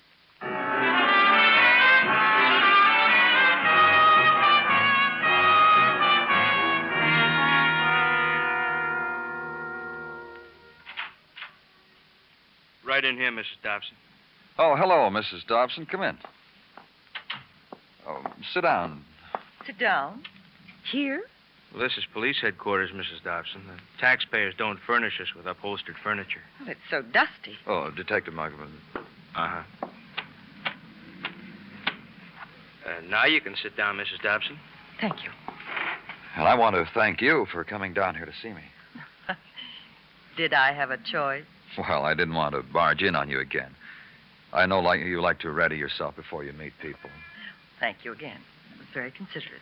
I was telling Mrs. Dobson out in the hall how nice I thought she looked after all she's been through. He's right, Mrs. Dobson. You do look very lovely. Thank you. Why did you ask me to come here? Well, I have a few things I want to talk to you about. I see. We were surprised to hear you'd been married once before, Mrs. Dobson. What of it? I think it's important that we should know about your first husband. Know what about him? How he died. He died 4 years ago. He fell down the steps in his wheelchair. Did you push him? I'm sure there's nothing else you want to say to me. Did you push him, Mrs. Dobson? For your information, the insurance adjusters asked me the same thing.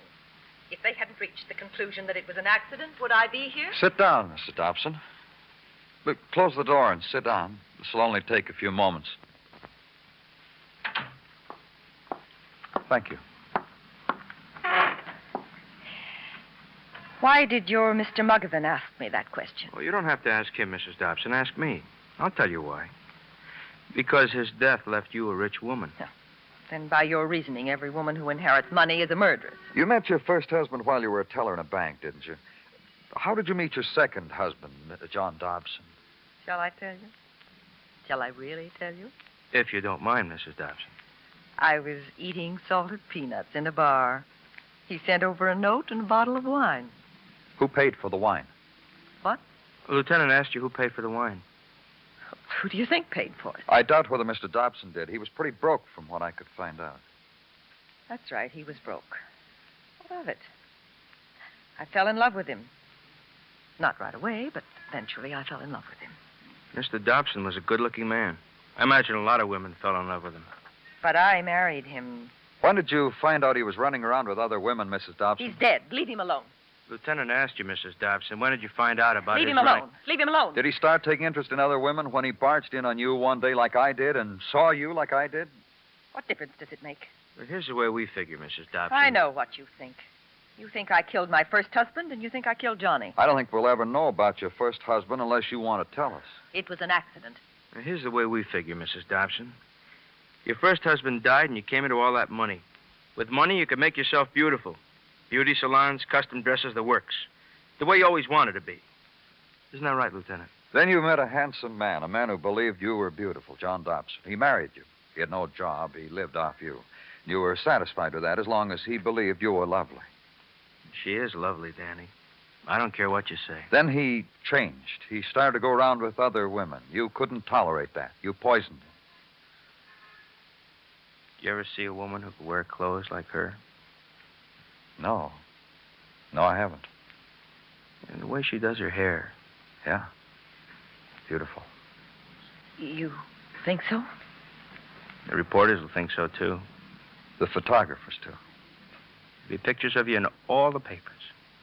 All your exclusive clothes. And every woman in the city will be jealous. Yes, when women look at me, I can tell what they're thinking. They are jealous. There'll be interviews. Understand. All the men, the women. The women crowding the courtroom to get one peek at you. I killed them. I killed both of them. Will the reporters be here soon?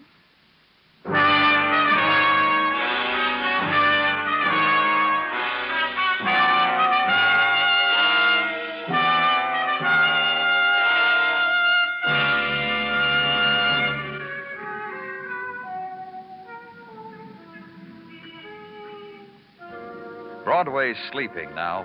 The furious avenue of the night is still. It stretches out in front of you, without beginning, without end. The dumping ground of refuse and ashes and leftovers. The neon words are turned off. But look there, where the sidewalk meets the street. It's your name, written on water. It's Broadway, the gaudiest, the most violent, the lonesomest mile in the world. Broadway, my beat.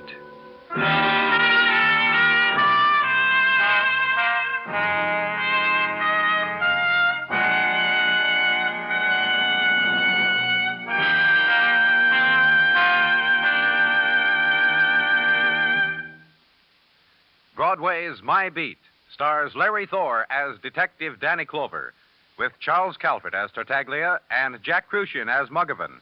The program was produced and directed by Elliott Lewis, with musical score composed and conducted by Alexander Courage. In tonight's story, Idreen Tedrow was heard as Edna Dobson. Featured in the cast were Florence Lake, Jean Tatum, Bill Boucher, and Earl Ross.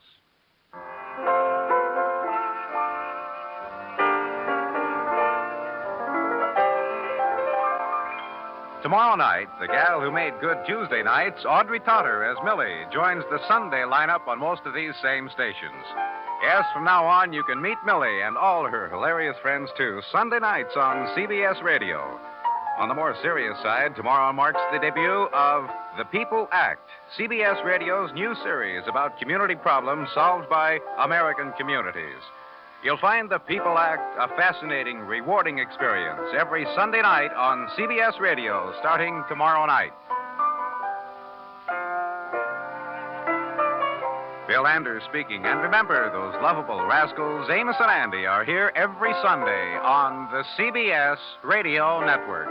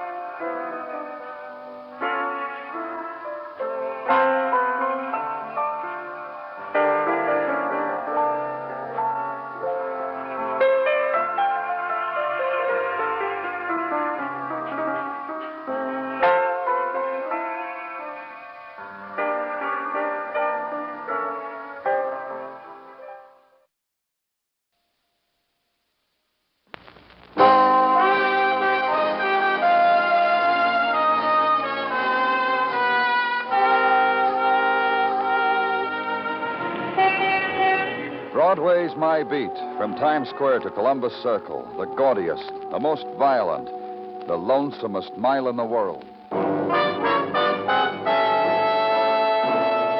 Broadway's My Beat, with Larry Thor as Detective Danny Clover.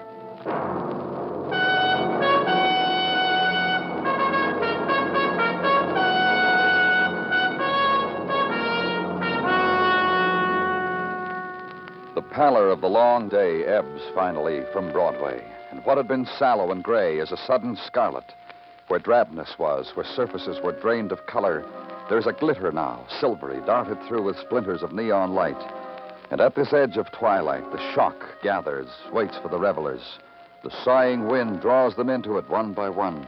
From the long corridors, from hall bedrooms, from the embrace of solitude, they drift, they run, they whirl to the dancing of the wind.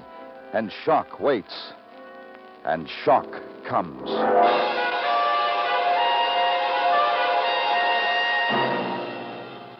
And answer a call from Spanish Harlem in the barrio, in a room of cracked and dusting plaster. It is lurid and grotesque and somehow of a piercing and dread beauty.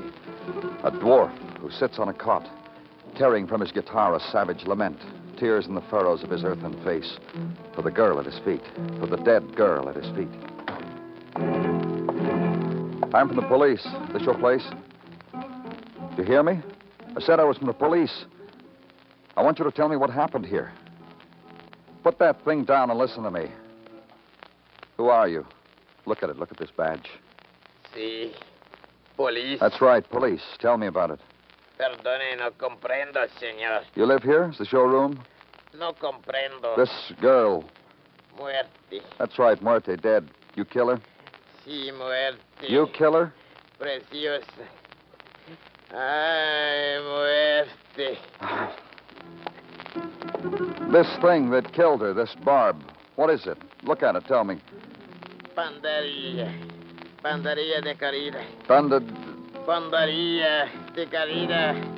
No comprende? No, I don't understand. Hi, Danny. Hello, Valdez. They put you on this, too? Yeah.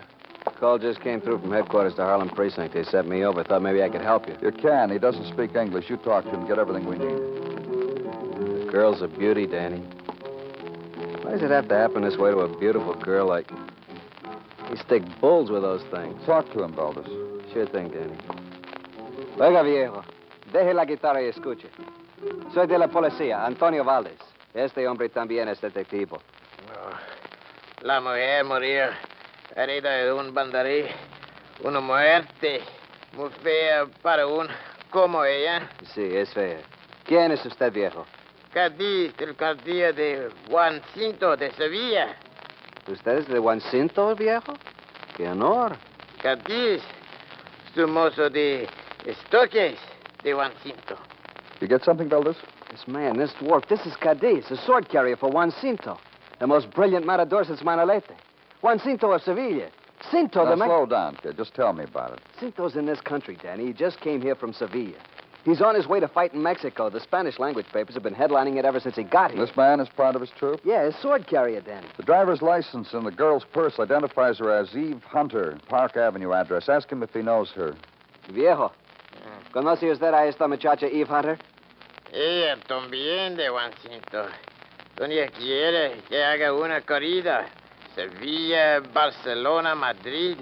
Donde quiere que él esté, también está ahí. En la plaza, después, a su lado. He says she belonged to Juancito also. Wherever he went in Spain, wherever he fought, she was there. Ask him if this is Cinto's room, if Cinto was here. ¿Es el cuarto de Cinto? ¿Estuvo aquí el Cinto? Es el cuarto de Cádiz. No es bastante bueno para Cinto. ¿Dónde está Cinto? Quizás en Hotel Lorma. Con su esposa, con Nicolás, el apoderado. This is his room, Danny. It's not good enough for Cinto. Cinto's at the Hotel Lorma with his wife and manager. Ask him what happened. ¿Qué pasó aquí, Cádiz? Llegué a la casa, abrí la puerta. Hallé a la muchacha muerta. De esta manera tan trágica. Eso es lo que pasó. ¿Dice usted la verdad? Le digo lo que pasó.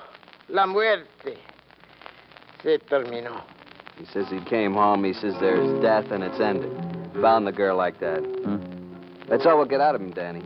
I know my people. That's all we'll get out of Cadiz, the sword carrier of Juancito. You helped, Valdez. Thanks. Now get him to headquarters. And leave there and out into the streets of the mild evening. And briefly let it wash over you. A special corner of the world, the barrio. Flooded now with sounds of restlessness, of beginning spring, and lost memories from another time. And shake it off and make a phone call to the residence of a murdered girl, Eve Hunter. No answer. So to the squad car and the drive downtown to Park Avenue near 70th to the Lorma Hotel. And the doorman with medals opens a door with grill work. And the clerk with the carnation smiles the smile taught by the management and gives you Juancinto's suite number on the 10th floor. Juan. Oh, The face of the woman who opens the door holds disappointment and dark beauty. I am very sorry. I thought it was my husband, Juan. But then, how could I think that since Juan would not knock? My name's Danny Clover. I'm And from the... I am Senora Cinto. Please come in. Nicolas? Senora? We have a visitor, Nicolas. Senor Clover, it pleases me to present to you Senor Nicolas Menacho, the manager of my husband. Buenas tardes, senor. How do you do? May I ask you whether your husband is home, Senora? No, he is not. He's seeing your city of magnificence. I wait for him.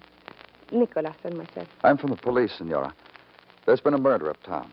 There seems to be some connection between your husband and a girl who was found dead in the barrio. A girl in the barrio? That's right. A girl named Eve Hunter. She was found in a room rented by a man named Cadiz. Cadiz, of course, we know. One of the quadrillo. But this girl, this... Eve Hunter. Aye. You know her? In Sevilla, in Spain, I first saw the Senorita Eve Hunter. And in Barcelona, in Lisbon, in Cordova, in these places and others. The flame of this girl and that of my husband. You mean Eve Hunter followed your husband around? And why not, senor? Then you didn't mind the fact of this girl? Juan Cinto is to me. I am his wife. The holder close of him. Of this girl's death, I am sorry. Yet I know it. There will be other Eve hunters. Nor will I mind. My husband is not home. Adios, senor.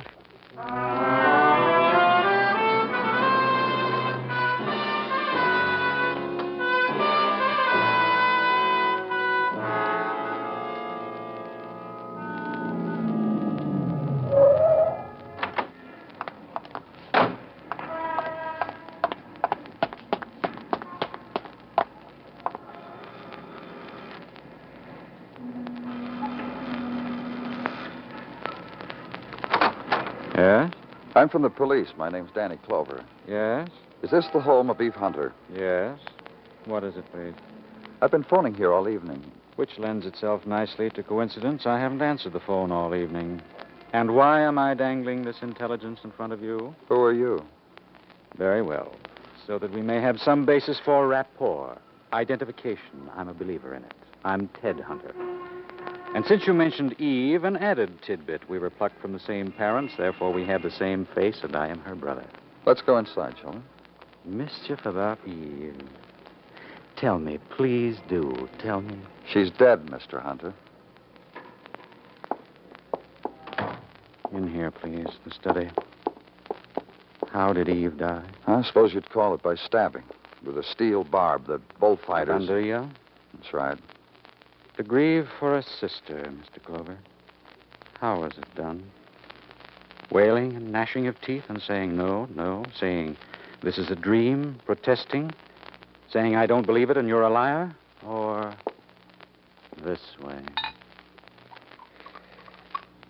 Hold the cup at arm's length toward eternity and wish a happy journey. And rest. I want you to tell me something about your sister, Mr. Hunter. Look around you, Mr. Clover, at this room and share her with me. You, a stranger, and I, a stranger. Those things on the wall, under yes. Again, under yes. Photographs, bullfights. Lances, and here a torero's costume given to her by an admirer. And here, the ear of a bull, a dedication. What kind of woman was my sister? You tell me. A seeker, and so a stranger to everyone. To me, I hardly knew her. She wandered, I wandered. She had her places to see and taste, I mine. I've learned that your sister spent a good deal of time in Spain. How about yourself? I've been in Spain, but mostly after our parents died, I traveled all about South America, the Celebes. And who killed your sister? Ah, the question distilled from the banter. The essence squeezed from the situation. Who killed my sister? I don't know. But this. Yes? There was a phone call this afternoon. My sister spoke in Spanish, then she got dressed, went out. And? I'm afraid that's all. This morsel from me to a detective. This, pardon me. Yes, the light touch was too close. I suppose that's the man coming right in here. This gentleman wants to see you, Mr. Clover. Well, I was waiting for you. Just came over on the squad car radio. What did, Valdez? Juan Cinto. Rumor around the barrio he's supposed to put in an appearance at a little nightclub on 112th. Let's go.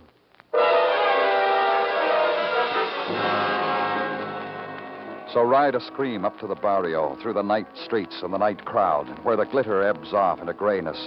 Take a turn and uptown again. And the barrio slides in to meet you. The people of the stoop and the cushion of the windowsill. The lights somehow always dimmer, shadows more clustered. That's it, Danny, down the street. El Prado.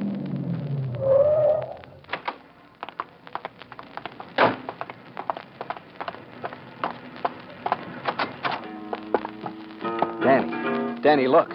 What there was to see was in the center of the small dance floor, under the single light. The slim figure of a man, his face somehow tortured. A man holding a sword and spinning a silken and scarlet cloth, now with slow grace, now in a fury of movement, and the watchers in the shadows. It's Juan Cinto, Danny. I've never seen anything like it. Watch. Watch the way he handles the sword and the muleta. Pase un natural. Toro. Toro, toro. Juan Cinto. He's calling out the Cape passes he makes in the arena before he kills the bull. Look at him. Cambio de pecho. Toro, toro.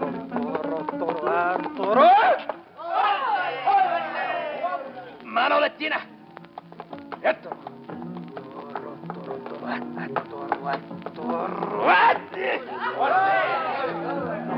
Pase de la muerte.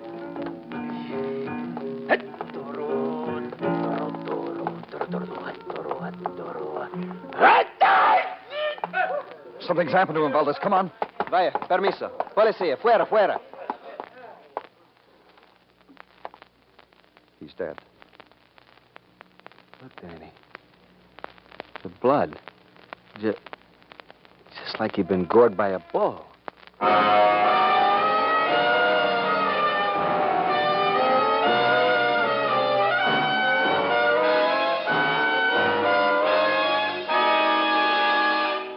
You are listening to Broadway's My Beat, written by Morton Fine and David Friedkin, and starring Larry Thor as Detective Danny Clover. And now a message from the Veterans Administration. Why the Veterans Administration? Well, because one of these days, a lot of you servicemen will be out of the armed forces, back home again as veterans, ready to apply for education and training under the Korean GI Bill. Well, the VA has all the answers to that. Here are a few to tuck away for future reference. You may want a high school diploma or a college degree, or maybe you'd like to become a doctor or a lawyer, or perhaps a carpenter or a machinist. The choice is pretty much up to you. You select your own training program, and if they're willing to enroll you, you pick your own school. But if you want to take a course that's usually considered to be recreational in character, you'll have to show the VA that it will contribute to your future career. As for courses, say, in dancing, bartending, and personality development, they'll never be approved by the VA under any circumstances. So keep those things in mind, fellows, for use later on.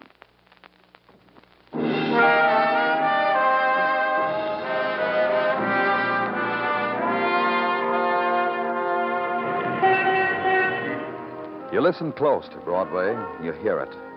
The measured thrumming of the spectaculars that echo off into the night, and its cadence is the beat of a mechanical and metallic heart. This is the rhythm assigned to Broadway. Its muted song, its dance, and it rhymes well with a whisper or a plea or a cry, the gaudy talk and shouts and the hawker's tune. So lean into it and listen, and the sound you get is a scream deep from your own throat.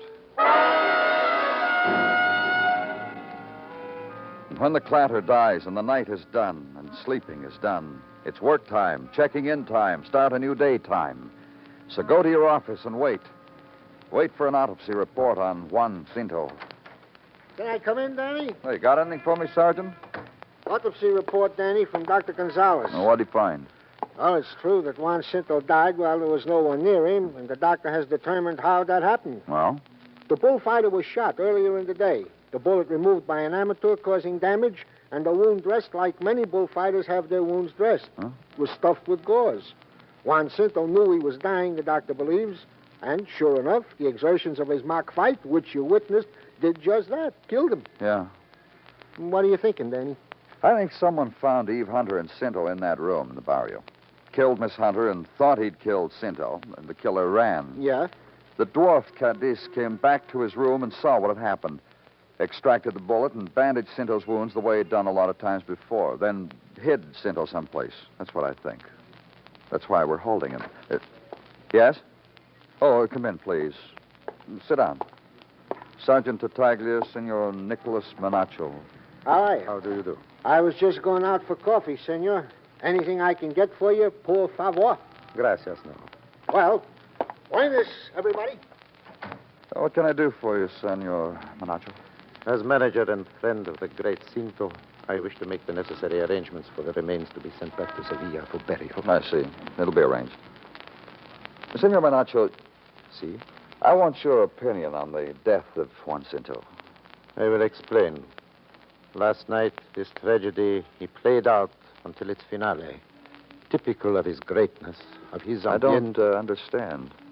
So many times he has looked at death in the arena, and so he wished to embrace it thus, as a matador, as a killer of bulls. In the tragedy of last night, he died a matador. Why didn't he say who killed him?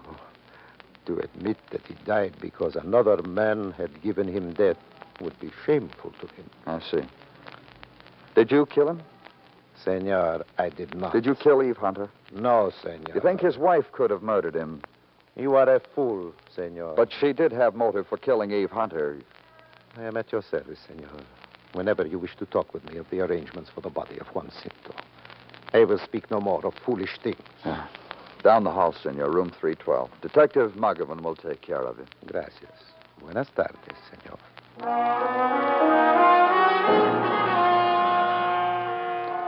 Go back now to the Lorma Hotel. Ask for the Senora Cinto. Be told she had gone out for the afternoon to a Spanish-language theater, El Cabre, 116th Street, off Lenox. And when you get there, the wind-torn posters blazing with Juan Cinto, the doorman announcing in English and Spanish the hour-long newsreel in memory of a dead matador. And inside, the scattering of afternoon wanderers. Se trata de Juan Cinto en la tarde de su triunfo en Córdoba.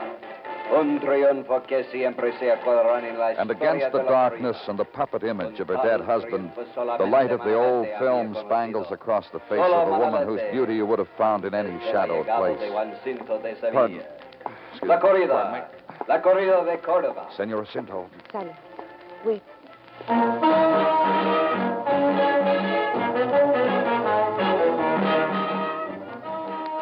There is one. In the center position. Ma bonito. Mi marido. Mi niño. I want to talk to you, Senora. Of what? Juanito is dead and the world weeps. What then will you talk? We want to find his killer, Senora. A moment. Look. There is Cadiz. Look how he hands my Juanito the sword to give to the bull. And Juanito with the muleta. Oh, Dios. Juanito. Come, senora.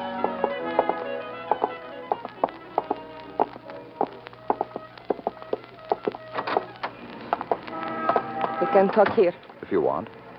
What of me do you wish, senor? You told me you knew about Eve Hunter and your husband. See, I knew. You could have killed her for that. You could have killed Juan Cinto. I told you before, senor. Of such as this girl, there were many for Juanito. Yet always there was me. Still, you could have killed him. I did not kill the girl because she was pleasing to Juanito. What pleased him, I could not kill. How long have you known Nicholas Menacho? From when I knew Juan. Juan brought him to me, said to me, "This is my father and my brother Alma Mia. Smile on him. Smile on Nicholas, mi querida." Menacho is a man who could kill out of jealousy because he was jealous of Juan's fame, his woman. You have seen Nicholas? Talked with him? Then you know what you say has emptiness. And Cadiz, the sword carrier. What about him? Before each corrida, Juanito touched the back of Cadiz for luck. For another day of life. Cadiz was adored by my Juanito. This does not happen often to such men as Cadiz the dwarf. Your husband was murdered, Senora. Someone wanted him dead. This someone has madness. Find him, senor. And kill him. Kill him. Kill him.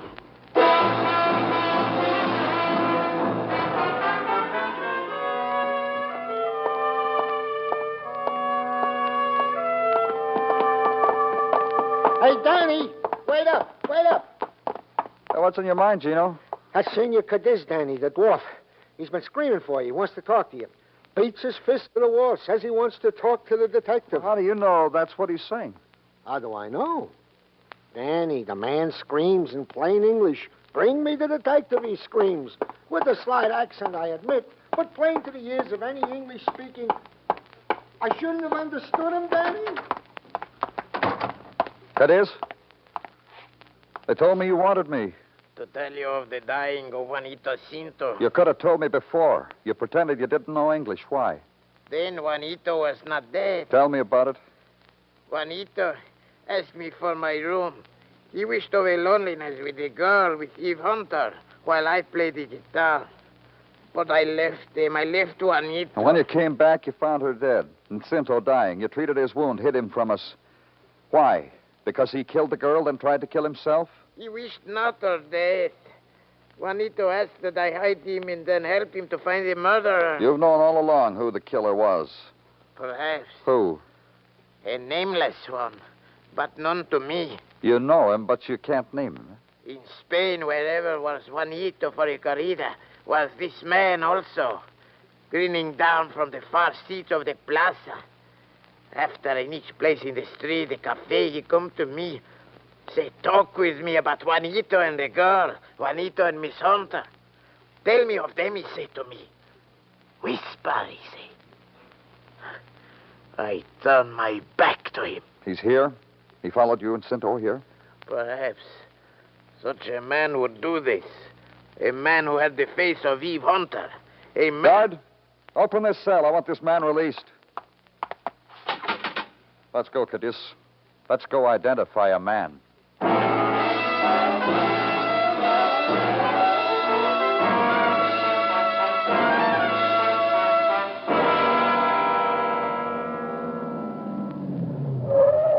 Come on, Cadiz.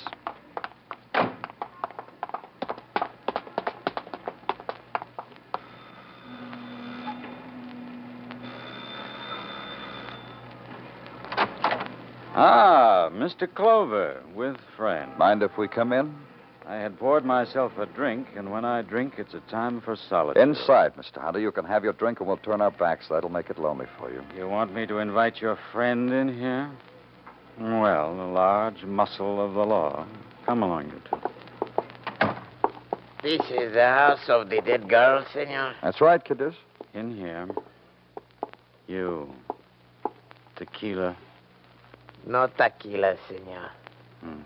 You? Nothing. Then I'm not disappointed. I drink alone. And now? This is Cadiz. He traveled with Juan Cinto. These pictures on the wall, all of them of Juan Cinto. And now? Cadiz told me of a man who followed Juan Cinto and your sister around Spain. He would come to Cadiz after the fight and ask him to talk about your sister and the matador. Really, now? This picture of Juan Cinto I remember.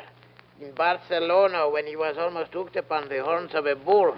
Eve always had a sordid aesthetic sense. Let me go on, Mr. Hunter. This man who followed them around Spain, finally made up his mind about something.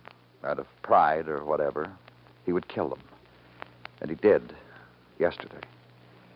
Cadiz, Si, senor? is this the man? No, senor. I see. You've had your fun and games. Now, please leave, you two. Can I drive you any place, Cadiz? Am I not under arrest? No more. You can go wherever you like. Senor Hunter, Yes. so many of this picture of Juan Cinto on this wall. There are so many memories. May I stay a while and look at them? I'll tell you quite simply, no, you may not.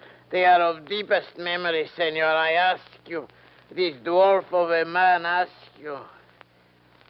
I ask you, senor. I'll be going along.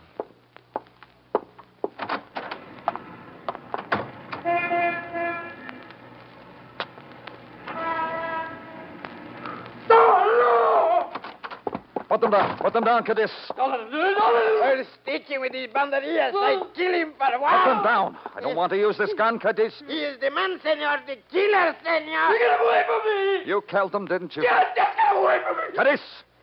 Because you say You killed Mr. Hunter. Why? My sister with that butcher with that rubbish. That killer of bulls, my sister. In a world of filth and sweat and screaming peons and dwarfs. My sister, mine. such a man as this, and I am called a dwarf. Let's go, Mr. Hunter.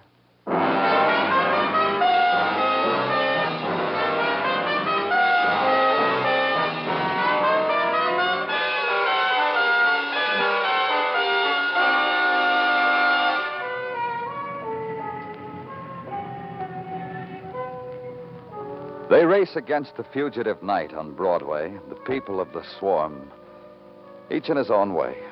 Make time stand still, that's the trick. But dawn comes. The gutters are choked with the wasted minutes, the infinite man-hours of loneliness and tears. It's Broadway, the gaudiest, the most violent, the lonesomest mile in the world. Broadway, my beat.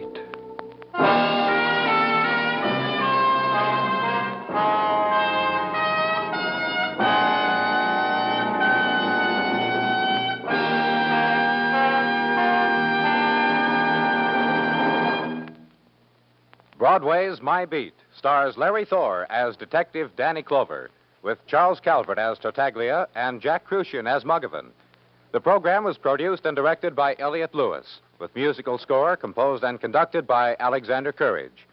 In tonight's story, Paul Frees was heard as Cadiz, Whitfield Connor as Teddy Hunter. Featured in the cast were Virginia Gregg, Edgar Barrier, Anthony Barrett, and Harry Bartell. A brief look into the crystal ball for the benefit of you future veterans who may want to take education and training under the Korean GI Bill. The Veterans Administration says your choice of a program of study is pretty much up to you, but you've got to decide upon a goal before you start. You can work for a high school or a college diploma. You can go to a trade school, or you can set your sights on a professional career as a doctor, a dentist, or a lawyer. And that's something to keep in mind. Broadway is My Beat was produced and directed by Elliott Lewis. Musical score was composed and conducted by Alexander Courage. Bob Stevenson speaking. This is the United States Armed Forces Radio Service.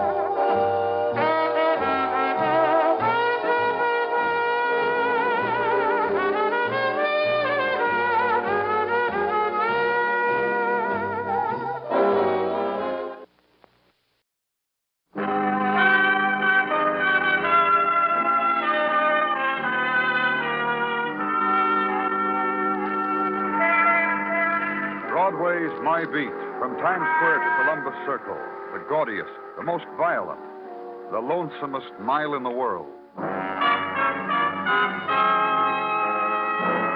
Broadway's My Beat, transcribed, with Larry Thor as Detective Danny Clover.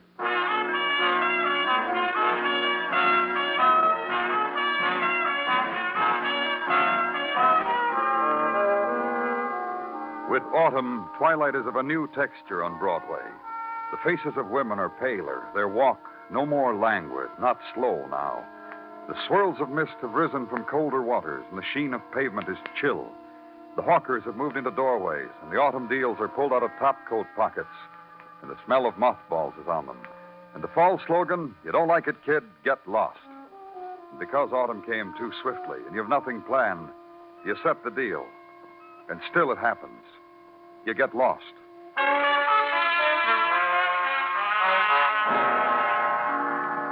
And another quality, autumn twilight on gray stone, the place of drifting and changeling shadows that move slowly or briefly on unending twilight. The segment of city reserved for the housing, the considering, the analysis of violence, police headquarters. And in it, the room, the office, where now is twilight talk and autumn moments held close against the time of their shattering. Where I was, and Detective Muggavan. I've been thinking, Danny. Huh? Been looking at this newspaper and thinking. It's been years since the wife and I have been to a football game. Together, I mean. Oh, maybe next Saturday you could... And she says she's lost a taste for it. She says, too many things to do around the house. Go yourself, she says. All those young kids there, she says. You think that's why, Dan? Why what? Why she won't go. Used to be a time she and I couldn't get enough of it. College games, day, night. Now she tells me, go yourself. All those young people. That's why, huh? Maybe if I said to her, oh, hi, Gino. Come on in, join the coffee clutch. Thank you indeed. Some other time. As now, there is murder being done.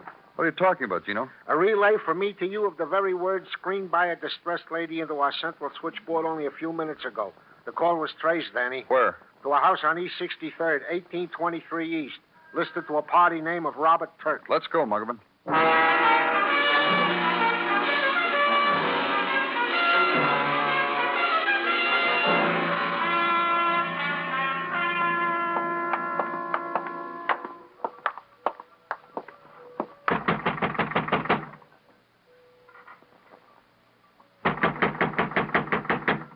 Try the door, Muggerman.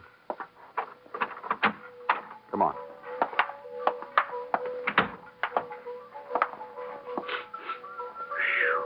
Yeah. Come here. Look. Incense. Smells real exotic. Yeah. Now take a whiff of this water glass. Make a comment, Muggerman. Something with opium in it, probably laudanum. Must have been quite a party. Wonder who cried murder. I wonder who... Hey, Danny, look. Parakeet. Yeah. Neck twisted. Dead. This is quite a joint, huh? 7-armed idols. Crazy-looking dolls. Pictures on the wall. Your back teeth rattling, Dan? Where's that music coming from? There's the speaker, but... Yeah, machine must be in the other room. I got a friend who's got one. She dead? No. Made the call, though. Didn't even have time to hang up. You try the phone. Hello? Hello? Nothing, Danny. I think she called up and yelled murder on account of the bird, then got carried away with it all and passed out. Maybe. This room do it to you, too? What? The idols again. Sawdust dolls. It's going to sound silly, but I'm going to say it. Black magic, huh? Oh, don't look at me like that. Just take a peek, will you? For instance... Here, this thing. A doll in a baby dress. Eyes bandaged. Arms and legs tied with... Hey, what's this stuff? I don't know. It looks like a weed of some sort. Seaweed, maybe. What's been done to this doll? Pierced with thorns. Find out where that music's coming from and turn it off. Yeah. It gotta be in this room. It's the only one. Danny! Girl wasn't kidding when she called, was she? Dressed like that, tunic, Roman sandals. What is this, Muggerman? I don't know, Danny. I don't have any idea what it is. I only got a name for it, probable suicide. I make a flash judgment like that because the guy lying on the floor has a cut throat and he's holding a weird-looking dagger in his hand. Outside of that, I said my piece for the day. Your turn, Danny. I don't know. I just don't know.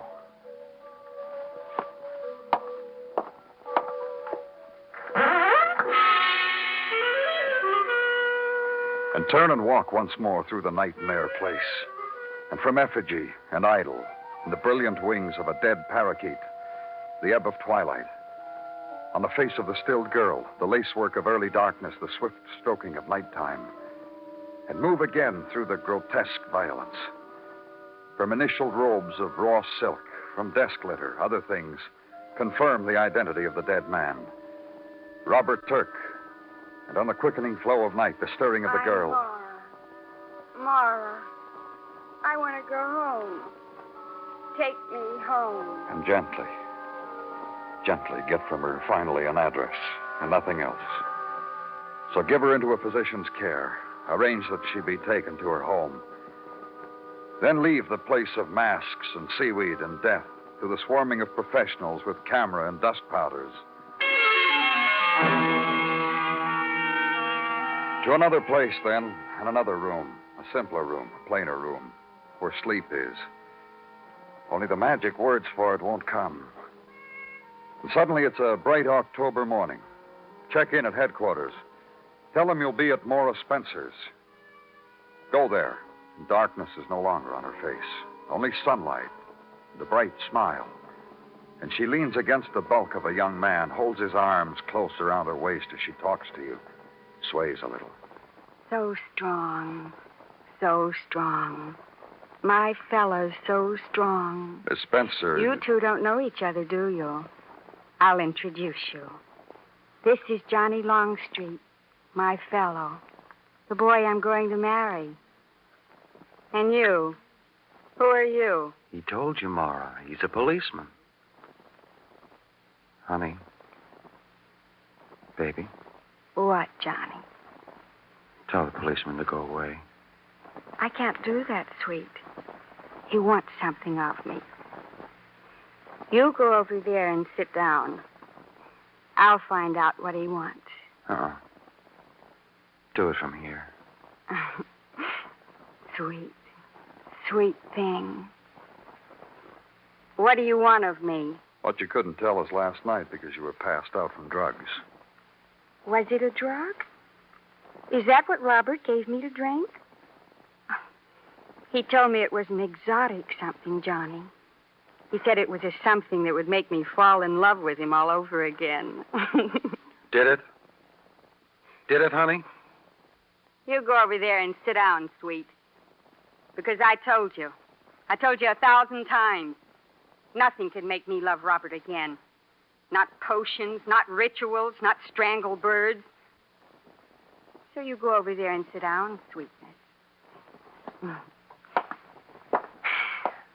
200 pounds of college football player. And gentle and obedient and faithful as a hungry little boy. He throws himself at men and they're taken away on stretchers. And for me, he's a little boy. Be patient, sweet. Maybe you're not over it, Miss Spencer. Not over what? The drug, whatever it was you drank. Oh, no. No, you're wrong. Some doctor did things to me. Left me with a mind as clear as a bell. Anything you want, I'll clear it up for you. Let's start with Robert Turk. All right. With him. Once there was a cult, and Robert was its high priest. Somebody told me about it over cocktails, and I went with her to his place. It was exciting and dark. And Robert spoke of love to me. It was something I'd never known. Robert was a kind of man I'd never known. How long ago was that? A year ago. Go on. Then it got boring and dull and tiresome. And I resigned from the cult and from Robert. But last night he finally persuaded you to see him. You think so? Tell me. This was last night. Robert phoned me. Out of the blue, he called me, begged to see me. And because once there had been an emotion for him and excitement, I went. And he was in his toga, and he brought out all the props, and he performed, and said incantations, and fed me a potion, and twisted the neck of a bird. And I laughed at him. And he went into another room and cut his throat. And I called you people, sipped my drink, and passed out. That's how it was last night, huh? Boring. That man's going to go away now, Johnny. Where were we, sweet? Oh, Johnny. Johnny Longstreet. What a wonderful boy you are. Johnny Longstreet.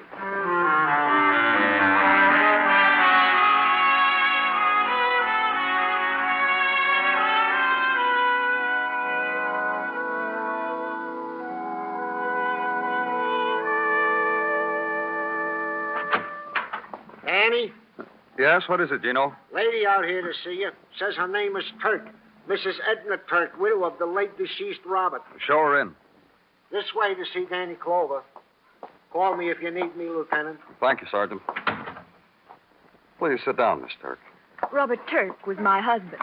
Yes, I came here this morning to tell you about him, because this afternoon I plan to go shopping. And I don't want any of you people coming around my house and interfering with my plans. It's nice of you to stop in, Mrs. Turk. Just go right ahead. I've learned that my husband slit his throat. Or had it done for him. We don't know. Just incidentally, Mr. Clover. I left my husband yesterday morning. It would be pleasant to toy with the possibility that he killed himself because of me. But I'm sure Robert did it for the excitement of it. You don't jump out of your seat and slam your hands on the desk and lean forward and yell, "What are you saying, woman?" Just go on, Mrs. Turk. Robert was out of his mind, you know. Still no reaction. Some of his best friends were witch doctors. Nothing. I mean it. Witch doctors, black magic fellows. A lot of them in Manhattan. Boys and girls who look like you and me. Only nuts. Play around with the occult for kicks. I'll want their names. I wouldn't know them. As soon as Robert put punk to his incense, I knew his buddies were coming over, so I left. Do you know Morris Spencer? A long time ago. Once at a party. 100% party where nothing stranger than everybody getting looped took place. Robert pointed her out to me and said she was a high priestess. At the time, Maura didn't have her shoes on, so I told myself, this is no high priestess if I ever saw one. Yeah. What else? Nothing else. My husband was out of his mind. He was looking for kicks. He found all of them, then he ran out. Nothing else left but put knife to throat. Take a look, Danny. Came out of communications a second ago. Johnny Longstreet? Yeah, just now under a subway train at Times Square Station. Fella was pushed. Johnny Longstreet, dead. It's still your turn, Danny. Got a comment?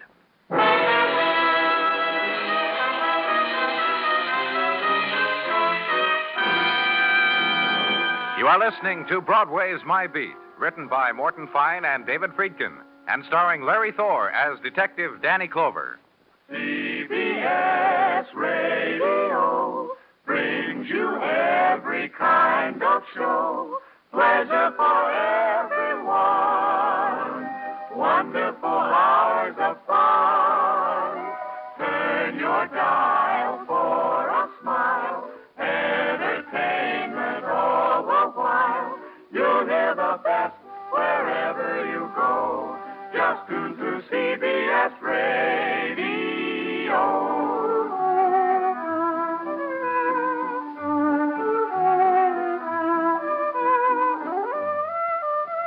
Wherever you go, tune into CBS Radio.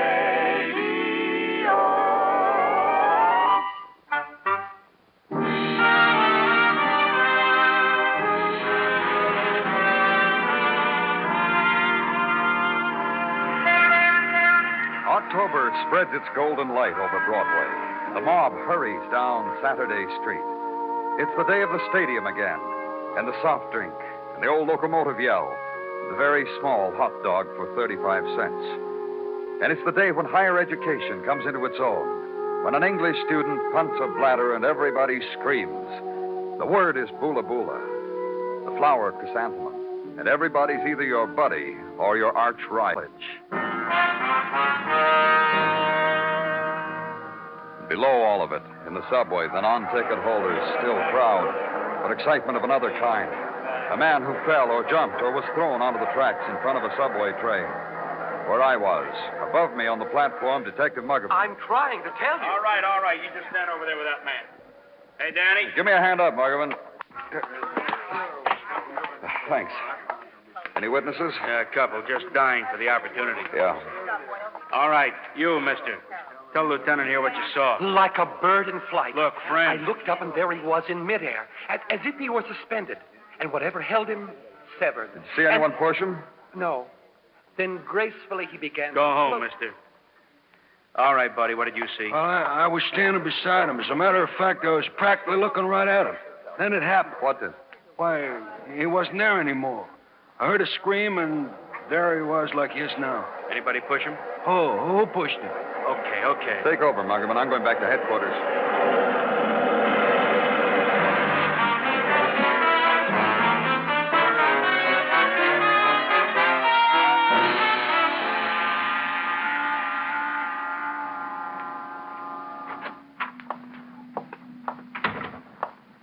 Here, Danny. Put it in the hat.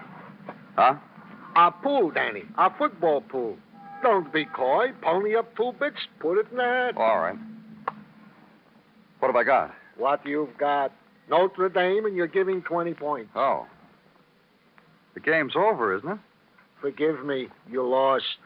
The way you've been helter-skelter, I didn't get a chance to collect from you this morning. So I am seizing this opportunity by the horns to collect from you... Besides the hat, Gino. Huh? Besides the 2 bits in the hat, what else have you got? Oh, that. You're a big winner today, Gino, but don't press your luck too far. Don't be harsh, Danny. 'Tis not often I am smiled upon by Dame Fortune. What I've got as follows. Nothing new on the death by subway of Johnny Longstreet, fullback, third-year college boy. Run down a Morris Spencer I asked for. Have you got that? This I got? Gino. Excuse it, Danny. I was making in my mind an explanation to Mrs. Tartaglia how come I got an anonymous quarter to put in the piggy bank. Morris Spencer, huh? Whatever you feel up to it, Gino. Rundown on the lady in question was made as per your request. These items have been found. That she was a finance to the deceased Johnny Longstreet, and that she is a widow of 1.5 years standing. Oh? 2.5 years ago, Morris Spencer was married to a fellow Charles Lane by name. Said fellow was found, according to these records, on August 3, 1949, on a sidewalk 8 floors below the window from which he had thrown himself. As per testimony at coroner's inquest by his widow, Bora. Well, let me see those records, Gino. Goes without saying. As you review them, you will come to the place where I have made a pencil check mark, easily erased, besides some information which I personally thought would be of some interest to you. Well, you want to tell me about it, Gino? As long as you ask. This Charles Lane, deceased of a running jump from a window, former husband of Morris Spencer, was in partnership at the time of his death with one Spence Griffin in the novelty and election button business. This Mr. Griffin is now to be had at his home address, 1923 West 18th. I took the liberty this was of some interest to you. No apologies, Gino. You did splendidly. Thank you very much.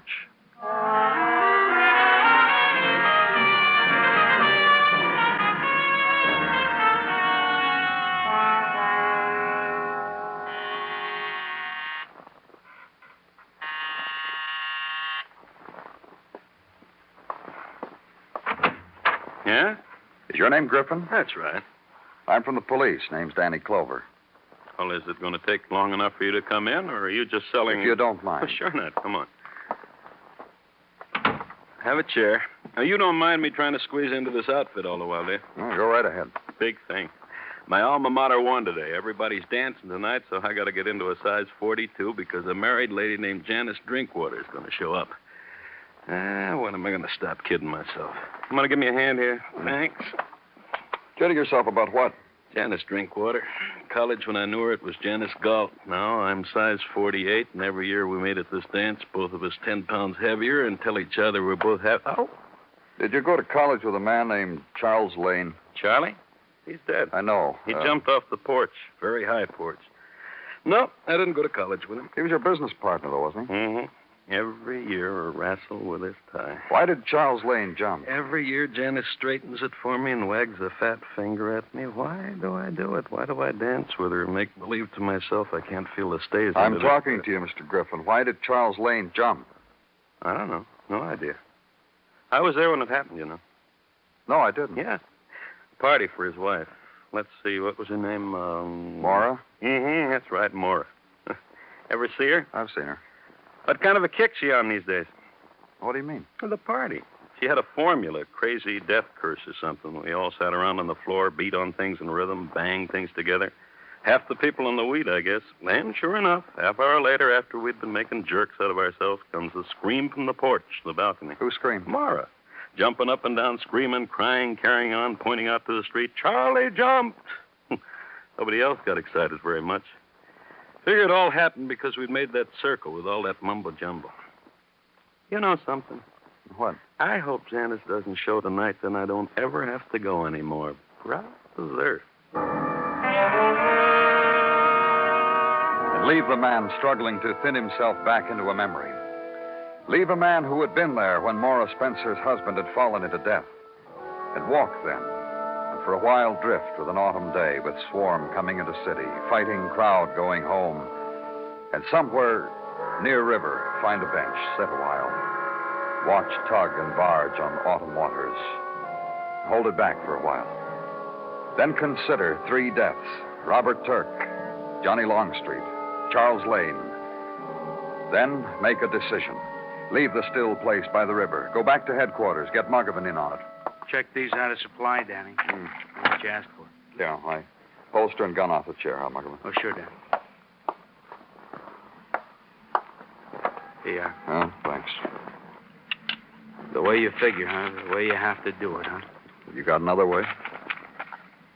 No, I guess I haven't. A woman, she's part of a man's life.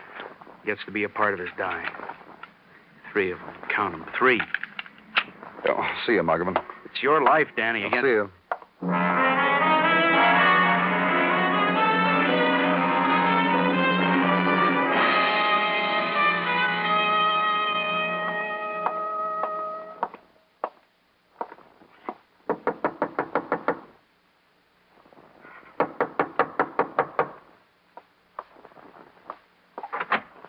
Yes. Oh. Oh, it's you. Hello, Miss Spencer. You mind if I come in? I wish you would. Thanks. You alone? Johnny isn't here, if that's what you mean. He's dead. Oh? Didn't you know? No. Happened earlier today. Subway train killed him. Then it really did happen. I just told you. No, that's not what I mean. What did you mean? Something you wouldn't understand. I knew Johnny wasn't coming back. Who are you? Are you all right, Miss Spencer? I haven't been drinking or anything. You're a policeman. I remember. That's right. Do you remember Charles Lane? I was married once. To him. He's dead, too. He jumped from a place and died. Jumped? He had to. What do you mean? There were some people, and we crouched together in a circle, and we said some things, and we wished it. And Charles died. Why did Robert Turk die? He cut his throat. You know that. He committed suicide, too, didn't he? Like Charles. He had to. Because you rejected him? That's part of it. But this. These. What are they? Little ivory sticks. They're Chinese. These are why Robert died. You throw them, like dice. And whatever pattern they make when they fall, that's what happens. Do it. You want me to? Sure. You're really interested? I want you to. Listen, Yeah? do you know about me? I want you to tell me. All 3 of them. Charles and Johnny and Robert. I wanted them dead. They died. Yes, I can do that, you know. I know. Miss Spencer. Mara. All right, Mara. I'm going to take my coat off. It's warm. I want you to. And this, my gun, I'll put it here on the desk. Now, show me about the ivory sticks. You stand there, and I'll kneel on the floor. Mm-hmm. Now. Come, look. You see? And what? The pattern it makes. It tells me I'm very beautiful, and I will live a long time. I'd like to try. All right. Here. You kneel. I'll stand here. What do they say? Death. But you haven't looked. They say death. Johnny's did. And Robert. Charles. Now they say you. And that's why, Mr. Clover, you have to die. Because I want it. And I can do these things. Make men die. There's no more blanks in the gun. It's empty. Die. Die. Die. You killed all of them, didn't you? Yes, and you. Die. Let's go.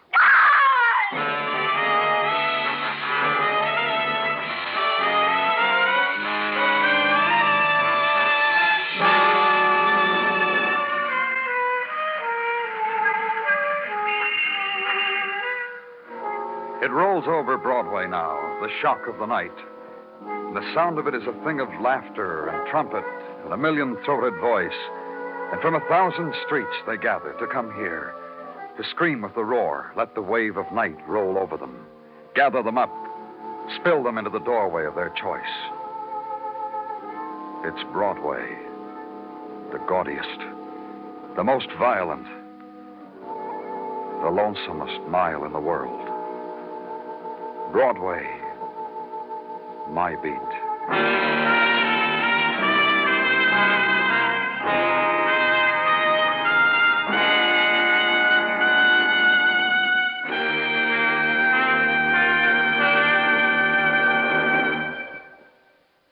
Broadway's My Beat stars Larry Thor as Detective Danny Clover, with Charles Calvert as Tartaglia and Jack Crucian as Muggavan.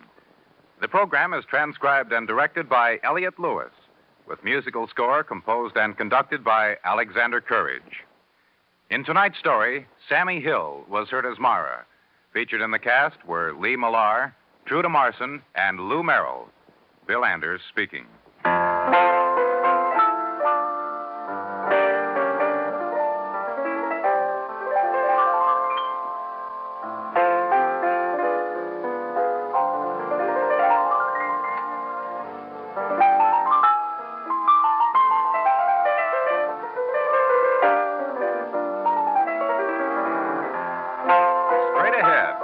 Turns for tonight's Vaughn Monroe Show, next on most of these same stations. Tonight, Vaughn sends his songs our way from Duke University, Durham, North Carolina.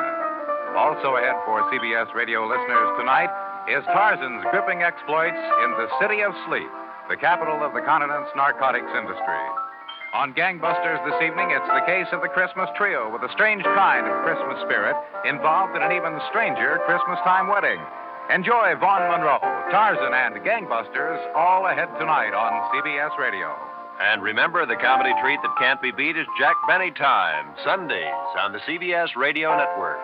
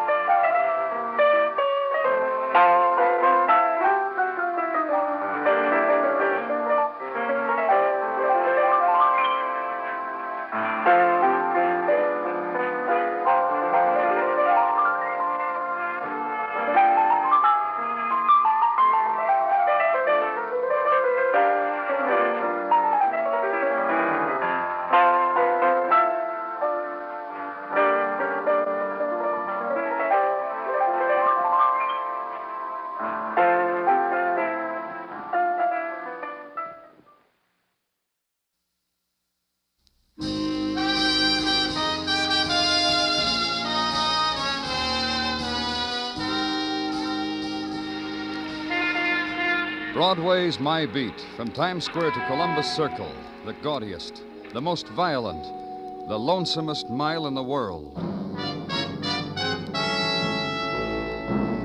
Broadway's My Beat, with Larry Thor as Detective Danny Clover.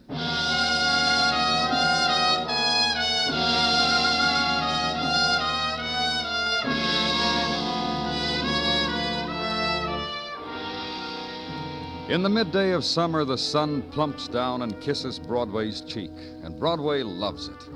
The minutes are warm at the lunch counter, and the salami and cream soda never tasted so good.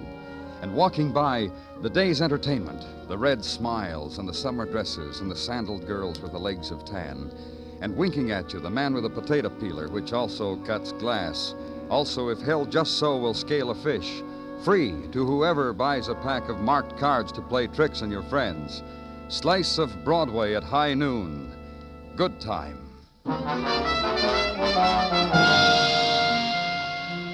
And noon in the summer lasts too long when you're indoors. There's a sound to it, compounded of electric fans in the aggregate, flies trying to escape against windows, and a drone that just happens to be there. Noon at police headquarters, the opening door. Danny?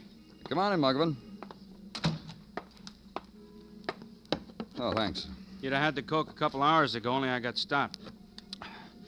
Oh? Yeah, Dr. Sinsky grabbed me. Well, I'm happy for both of you, Muggavan. What's on your mind? Dr. Sinsky grabbed me and walked me into the lab and handed me a report. Yeah, I'll read you on the paper what it says under comments. In my considered opinion, subject died of alkaloid poisoning, which I doubt was self-administered. Signed, Dr. Henry L. Sinsky, MD. Okay, Muggavan, run it down for me. Subject's name, John Rand. Address, here. Hmm? John Rand. Name mean anything to you? No. Cotton importer and processor. I looked him up. Very rich. Very sickly, I thought. Well, what do you mean, you thought? Well, I just talked to his physician, Dr. Montoya, who refused to sign his death certificate, which is why we performed an autopsy. Dr. Montoya said, wait a minute. Well, Just take it easy for a minute, will you? I want to make sure. Yeah, here it is. Deceased John Rand, his doctor reports, was a bedridden invalid, but a hypochondriac. Not organically sick at all. I see. So that when Rand died... Yesterday. Thanks. So that when Rand died, the doctor wouldn't sign a certificate of death due to natural causes. Right. So the autopsy. So the finding of poison. So homicide. So the squad car's waiting for you downstairs. Hey, you know what? What? Department ought to have convertibles for squad cars in the summer. No? Forgive me. See you later, Danny. Ride Broadway now. Play the game with the jaywalker and match him jutted jaw for jutted jaw. And into Central Park, where sit the nursemaid and the powdered child, where stroll the couples, and further on where they get tired and the grass is very green.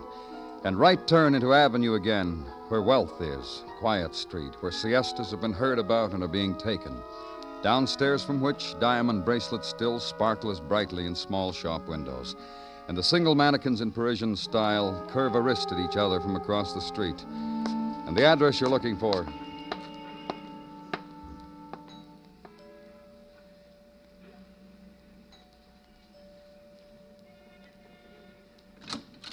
Yes? My name's Danny Clover. I'm from the police. Please. Are you Mrs. Rand? Please, there's been some trouble here. Your husband... He died yesterday.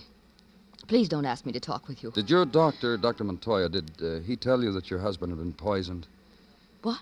Oh, didn't he tell you about an autopsy? Please come in.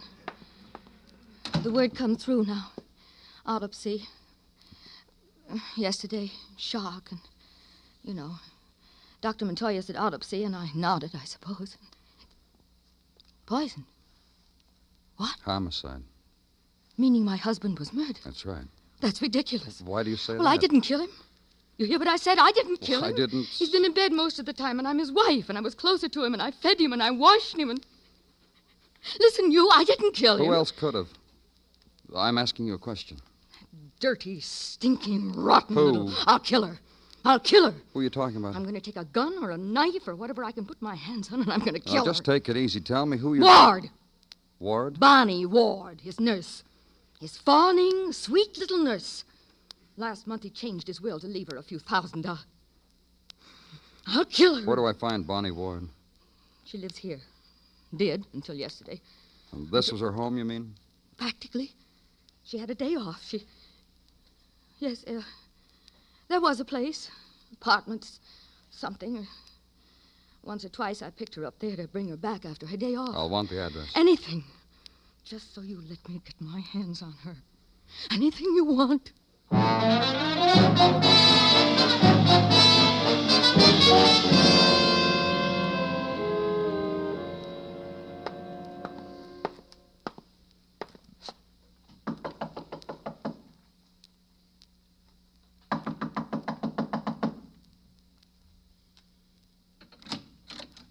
Yes? Miss Ward, you're Miss Bonnie Ward? What do you want with her? I'm from the police. Leave her alone. Just leave her alone. Look, I'll say it however you want, in anger or pleading, or if you want me to, I'll beg. Leave her alone. Well? Is she here? Doesn't touch you, does it? How a woman Well, will just lower answer herself, me. Is she here? demean herself, crawl, grovel before people like you, and it doesn't touch you. Makes no impression. Because you're police. And a woman must scrape Let's and go bow inside, and... huh? I can't reach you, can I? Of course. Let's go inside. You didn't tell me who you were. No. Whatever hurt you have about the police, it's a simple question. Who are you? Angela Kenny, age 43, 5 feet 4.5 inches in height, weight 112. And Bonnie Ward, who is a practical nurse, says I'm thin and that it's an emotional Live thing. here with Miss Ward? An emotional thing that I am skinny, that I'm eaten up with all sorts of private bitterness. Bonnie says that. And what, Miss Kenny? Bonnie says that about me. And it is Bonnie who is ill and troubled and persecuted and driven. Driven. Till one day it'll snap. Her mind will snap, and there'll be people to thank for it. You and others like you. The pursuers. The relentless ones who run after sorrow with a net. Miss Kenny. Yes? Is Miss Ward here? No. Well, look if you want. Behind closed doors and in corners and under things. Look for her. I want to see how you go about it. Where is she? You won't look. She read how you found John Rand was poisoned. She went away. Fled. Somewhere. I don't know where. You understand? I don't know where Bonnie is. Sorry.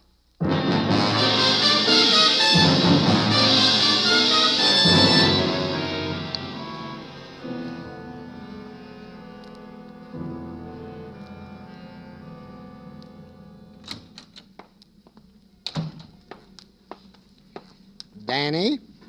Yes, Gino? Hello, Danny. Gino? You are looking well? Thank you, Gino. And you, Yes, Danny. You're looking well, too. You mean it? You're not making it up? I mean it, Gino. I mean it. No sense getting in an uproar about it. No. You have something, Gino? One chap to tell another chap that the other chap is looking fit. This is common courtesy. As we had not passed our accustomed greetings to each other earlier today, you and I thought only... Well, why make a federal case out of it, Danny? I'm sorry, Gino. Now, may I... Of me to ask, may I? Danny. Concerning the All Points Bulletin on one Bonnie Ward, this is what you wished with your may I? Yes, Gino. I saw it coming. Concerning the All Points Bulletin on Bonnie Ward, she is still at large. A female answering her description was brought into the 12th precinct. However, said female averred not to be a practical...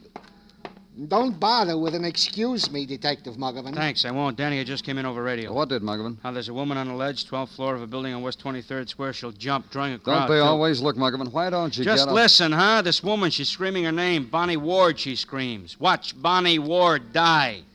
We haven't much time. No, we haven't. Come on.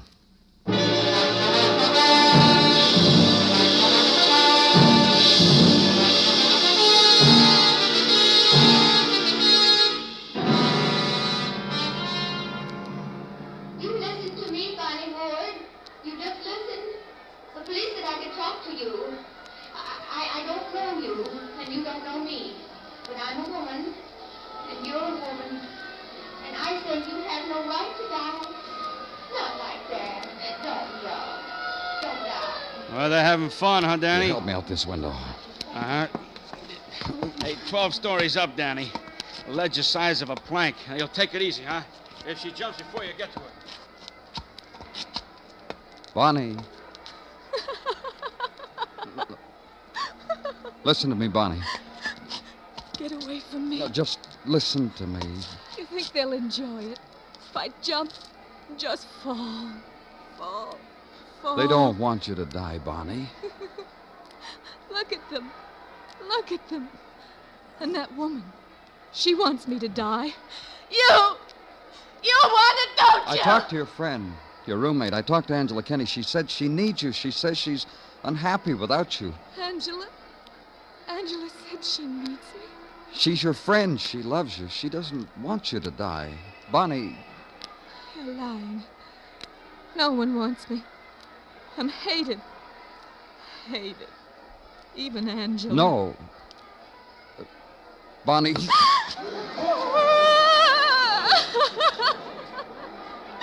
I want to jump, and I can't. I can't. Come on, Bonnie.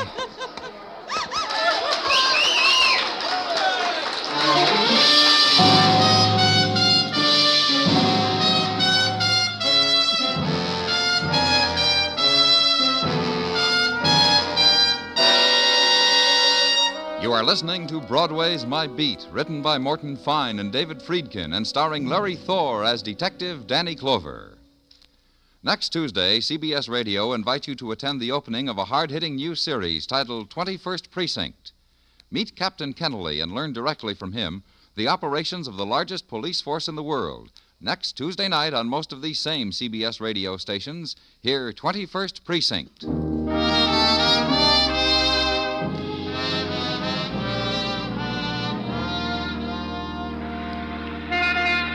The July winds, heavy with heat, begin their unraveling, and Broadway lolls against a doorway, submits to the drifting warmth of their touch, lifts a throat to them, bares a shoulder, cocks an ear to summer whisperings, and the word eases down the street. This summer, no regret. This summer, rockets that hang in night sky and burst and never fall. This summer, the saxophone song, a never ending. This summer, punk to sparkler and cascade of a million stars. Not like the last time. So dig deep for the currency that buys an ending to last year's dream. Walk with it to some upstairs place and make your bid. This could be it.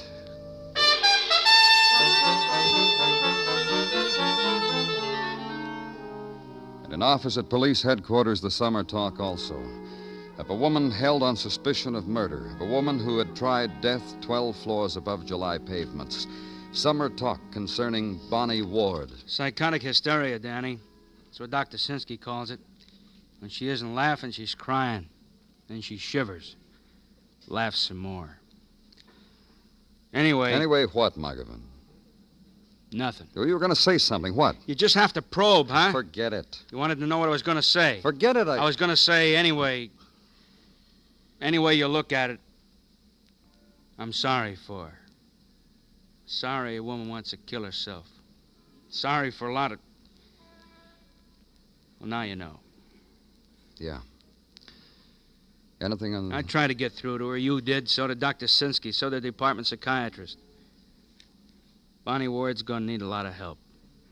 That's the consensus. You were going to check records, Margaret. Yeah, I did. I also did that little thing. Well...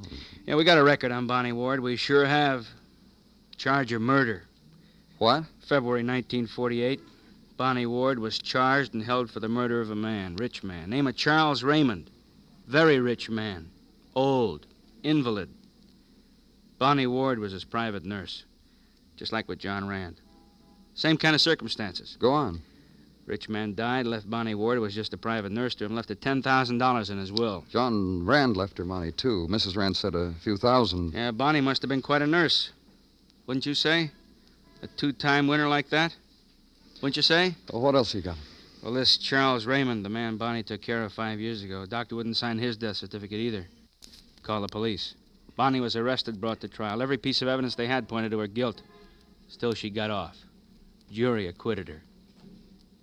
Danny? What? Maybe I'm crazy, huh? The heat, huh? What are you talking about? Crazy to feel sorry for a woman like Bonnie Ward. A two-time winner like that. Crazy, huh? And Muggavan doesn't wait for an answer. Throws the report on your desk. Turns, walks away from you. And for a while consider documents in the matter of the State versus Bonnie Ward. Time, February 1948. Occasion, suspected murder of an invalid. And acquittal for Bonnie Ward. And $10,000 for Bonnie Ward. And restaple the documents and file them neatly. And pick up the $4.95 Panama and the sweat-crumpled jacket. And leave.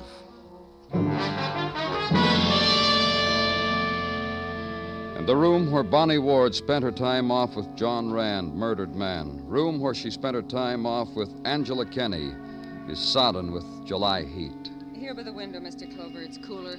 Move to the window through a room littered with newspapers and front-page photographs of Bonnie Ward's attempt at death. Closer now to Angela Kenny, who stands at the window with a pair of scissors and carefully snips.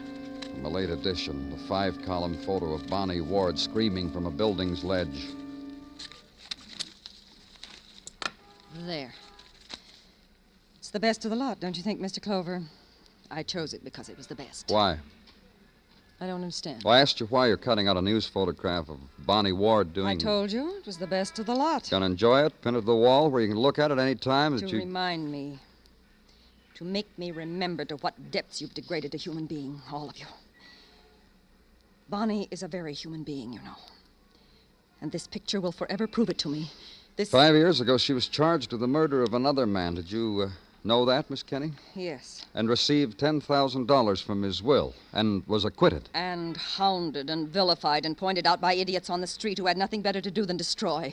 And who had been proved innocent. She had $10,000 to wave in their faces. Which she squandered. With which she tried to buy back some compassion, a little love from idiots. $10,000 squandered on filth of the streets. $10,000 to buy herself a husband. What? A husband.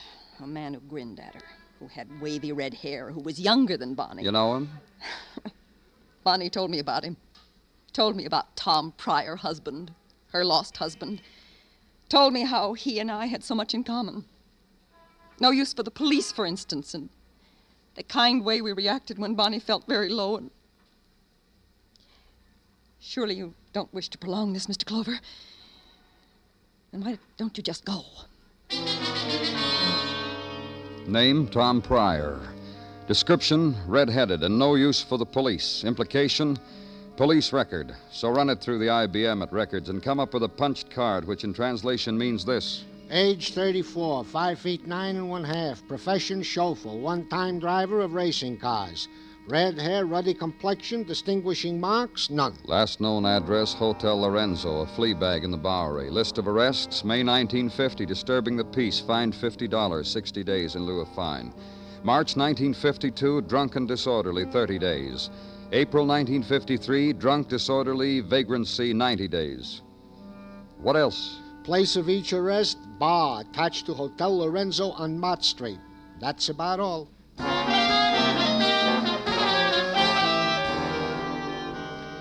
Downtown now and through crowd to Bowery. Those who stand upon the corners in January have not altered their stance in July. Neither the standers nor the sparlers on the pavement, nor the one who didn't quite make it out of the doorway onto the street, only his legs did, and somehow his bottle. Lorenzo Hotel, a sign that said so, and that it was a family-style hotel. And to the left of the entrance, a bar. Go in. And pose a name and a badge to the man behind the bar, who exchanged his glasses for another pair, then points a finger to the back of the room and wipes the bar in front of you when you walk away. Tom? You, Tom Pryor? Cop? That's right. How do you do, sir? George, bring us a drink, George. My special. The Tom Pryor special. When's the last time you saw your wife, Tom? Now, there is a question which is harmless if I've ever heard one. It's a fella asking... George, old boy, here. Take a 5. No, take a 10. Bring change and nickels for the music box so my Just friend... bring him his change, George. Hey, nickels. Where did you get all that money, Tom?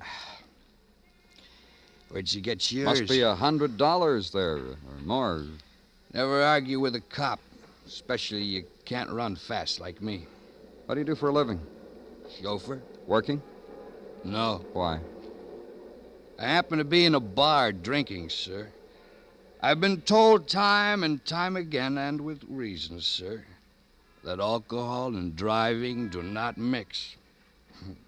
Last time I heard it was from my employers. Another question, Tom. Did you kill... I did not kill anybody, sir. Thank you, George. Take a handful and play some music, huh? You ready to talk to me now, Tom? You don't touch your drink, I'll be Oh, sorry. You ready to talk to me now? You are my buddy, sir. Tell me about your wife. Gladly. To her, I was a hero. I dragged her out of the Hudson River so she could start life anew. Romantic story of how we met. You met... Your wife was going to commit suicide and you saved her. Sure. Long time ago, long... 5 years ago? Sure. After she was acquitted of murder. You know how right Rain is? That's how right you are. Go on. Romance. She had 10 grand. We blew it in Las Vegas. How long ago was this? A couple of months after we married. 3, 4. Our love was so fine and... so fine we didn't count an hour or anything. Why did you leave her? No dough. Besides, she was always talking about going back to the Hudson River and giving herself up or jumping off a big high tower or shooting or... Hey, you know what the doctor said? What? She gets a shock anymore, like that murder rap, like, well, you know, shock. She's gonna destroy herself, perhaps, the doctor said. Perhaps, he said.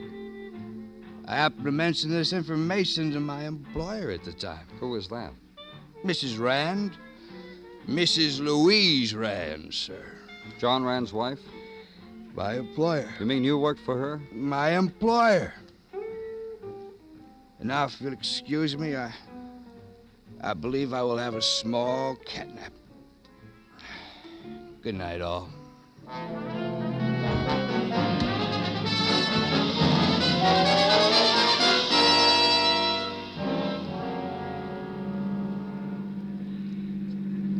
How do you feel, Tom?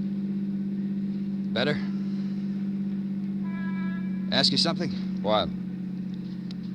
Did you get any answers out of me when I was woozy? What kind of answers? You're not stupid. What are you trying to tell me, Tom? You're not stupid, that's all.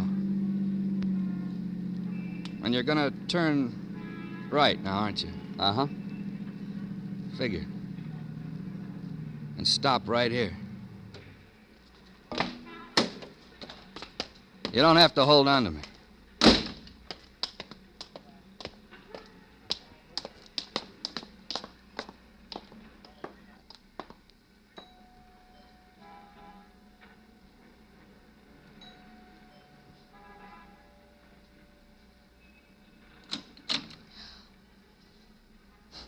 She's speechless.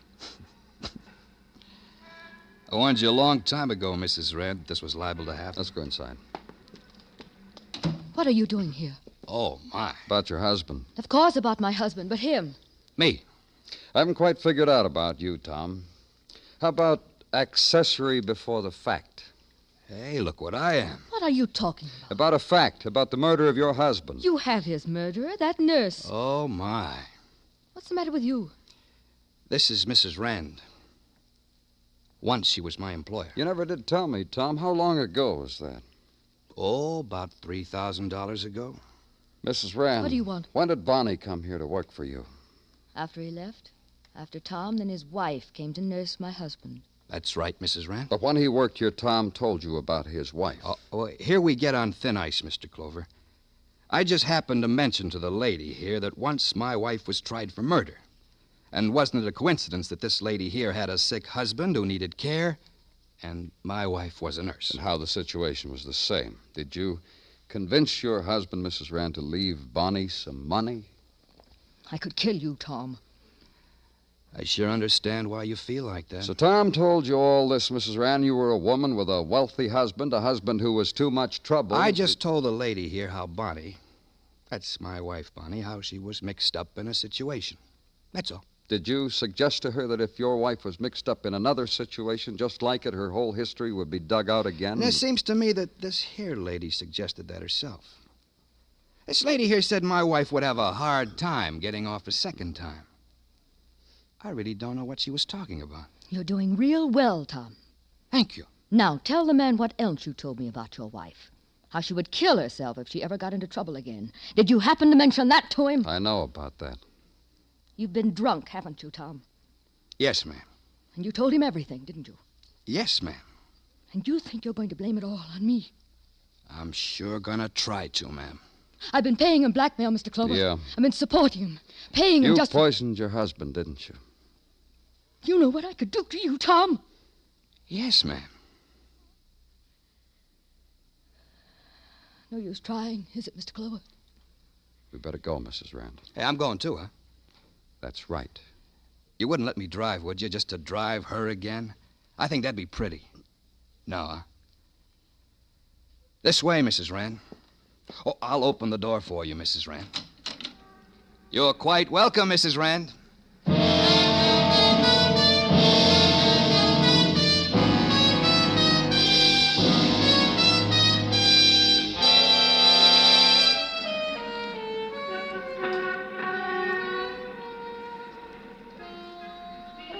In the minutes before dawn, Broadway lies huddled in a dreamless sleep.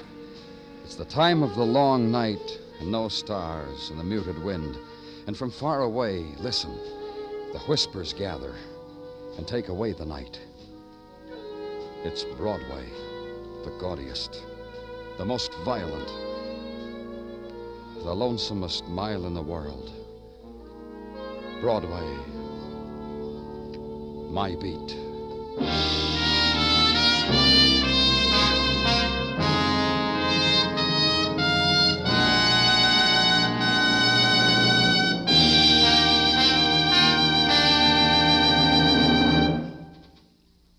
Broadway's My Beat stars Larry Thor as Detective Danny Clover, with Charles Calvert as Tartaglia and Jack Crucian as Muggavan.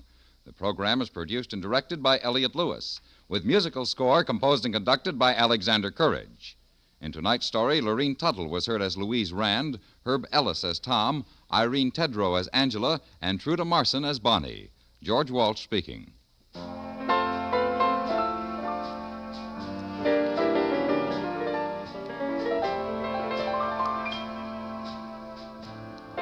College man, you now have an opportunity to build your future in the exciting new field of jet aviation. Prepare for leadership in the jet age by serving as an Air Force aviation cadet. You'll get 18 months of thorough training in all phases of jet operation, learning under the finest instructors in the world's most advanced Air Force. Jets are easy and safe to fly when you learn the aviation cadet way. The training is rugged and intensive, the discipline rigid, but you come out a skilled jet pilot with a lieutenant's commission in the Air Force and earnings of more than $5,000 a year. These are things worth working for. To qualify, you must be between the ages of 19 and 26 and a half, single, and have a college education.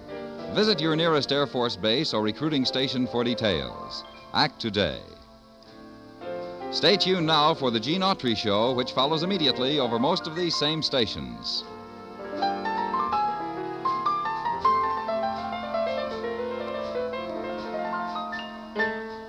And remember, John Lund, as yours truly, Johnny Dollar, brings you Colorful Mystery Friday nights on the CBS Radio Network.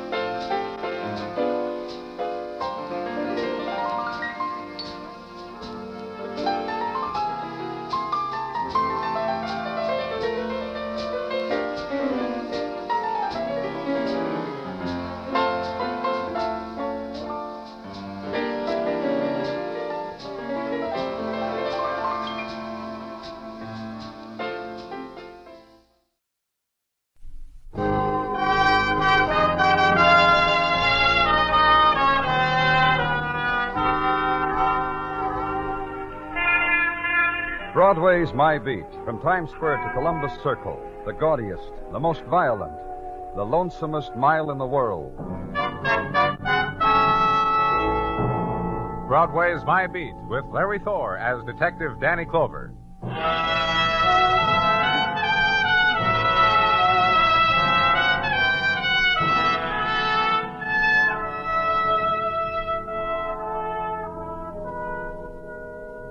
In summer's deep night, Broadway has gone home. The seesaw of color is gone. The riot of night sounds is stilled. The sleeping dream is the order of the hour. And on the streets, glitter and mist. And across the curves of city and sky, a new day waits. But now is a special time on Broadway, because all of it belongs to you. So lean against the lamppost, lock your hands in back of you, and let a night die around you. And soon a newspaper will drift and be trapped against your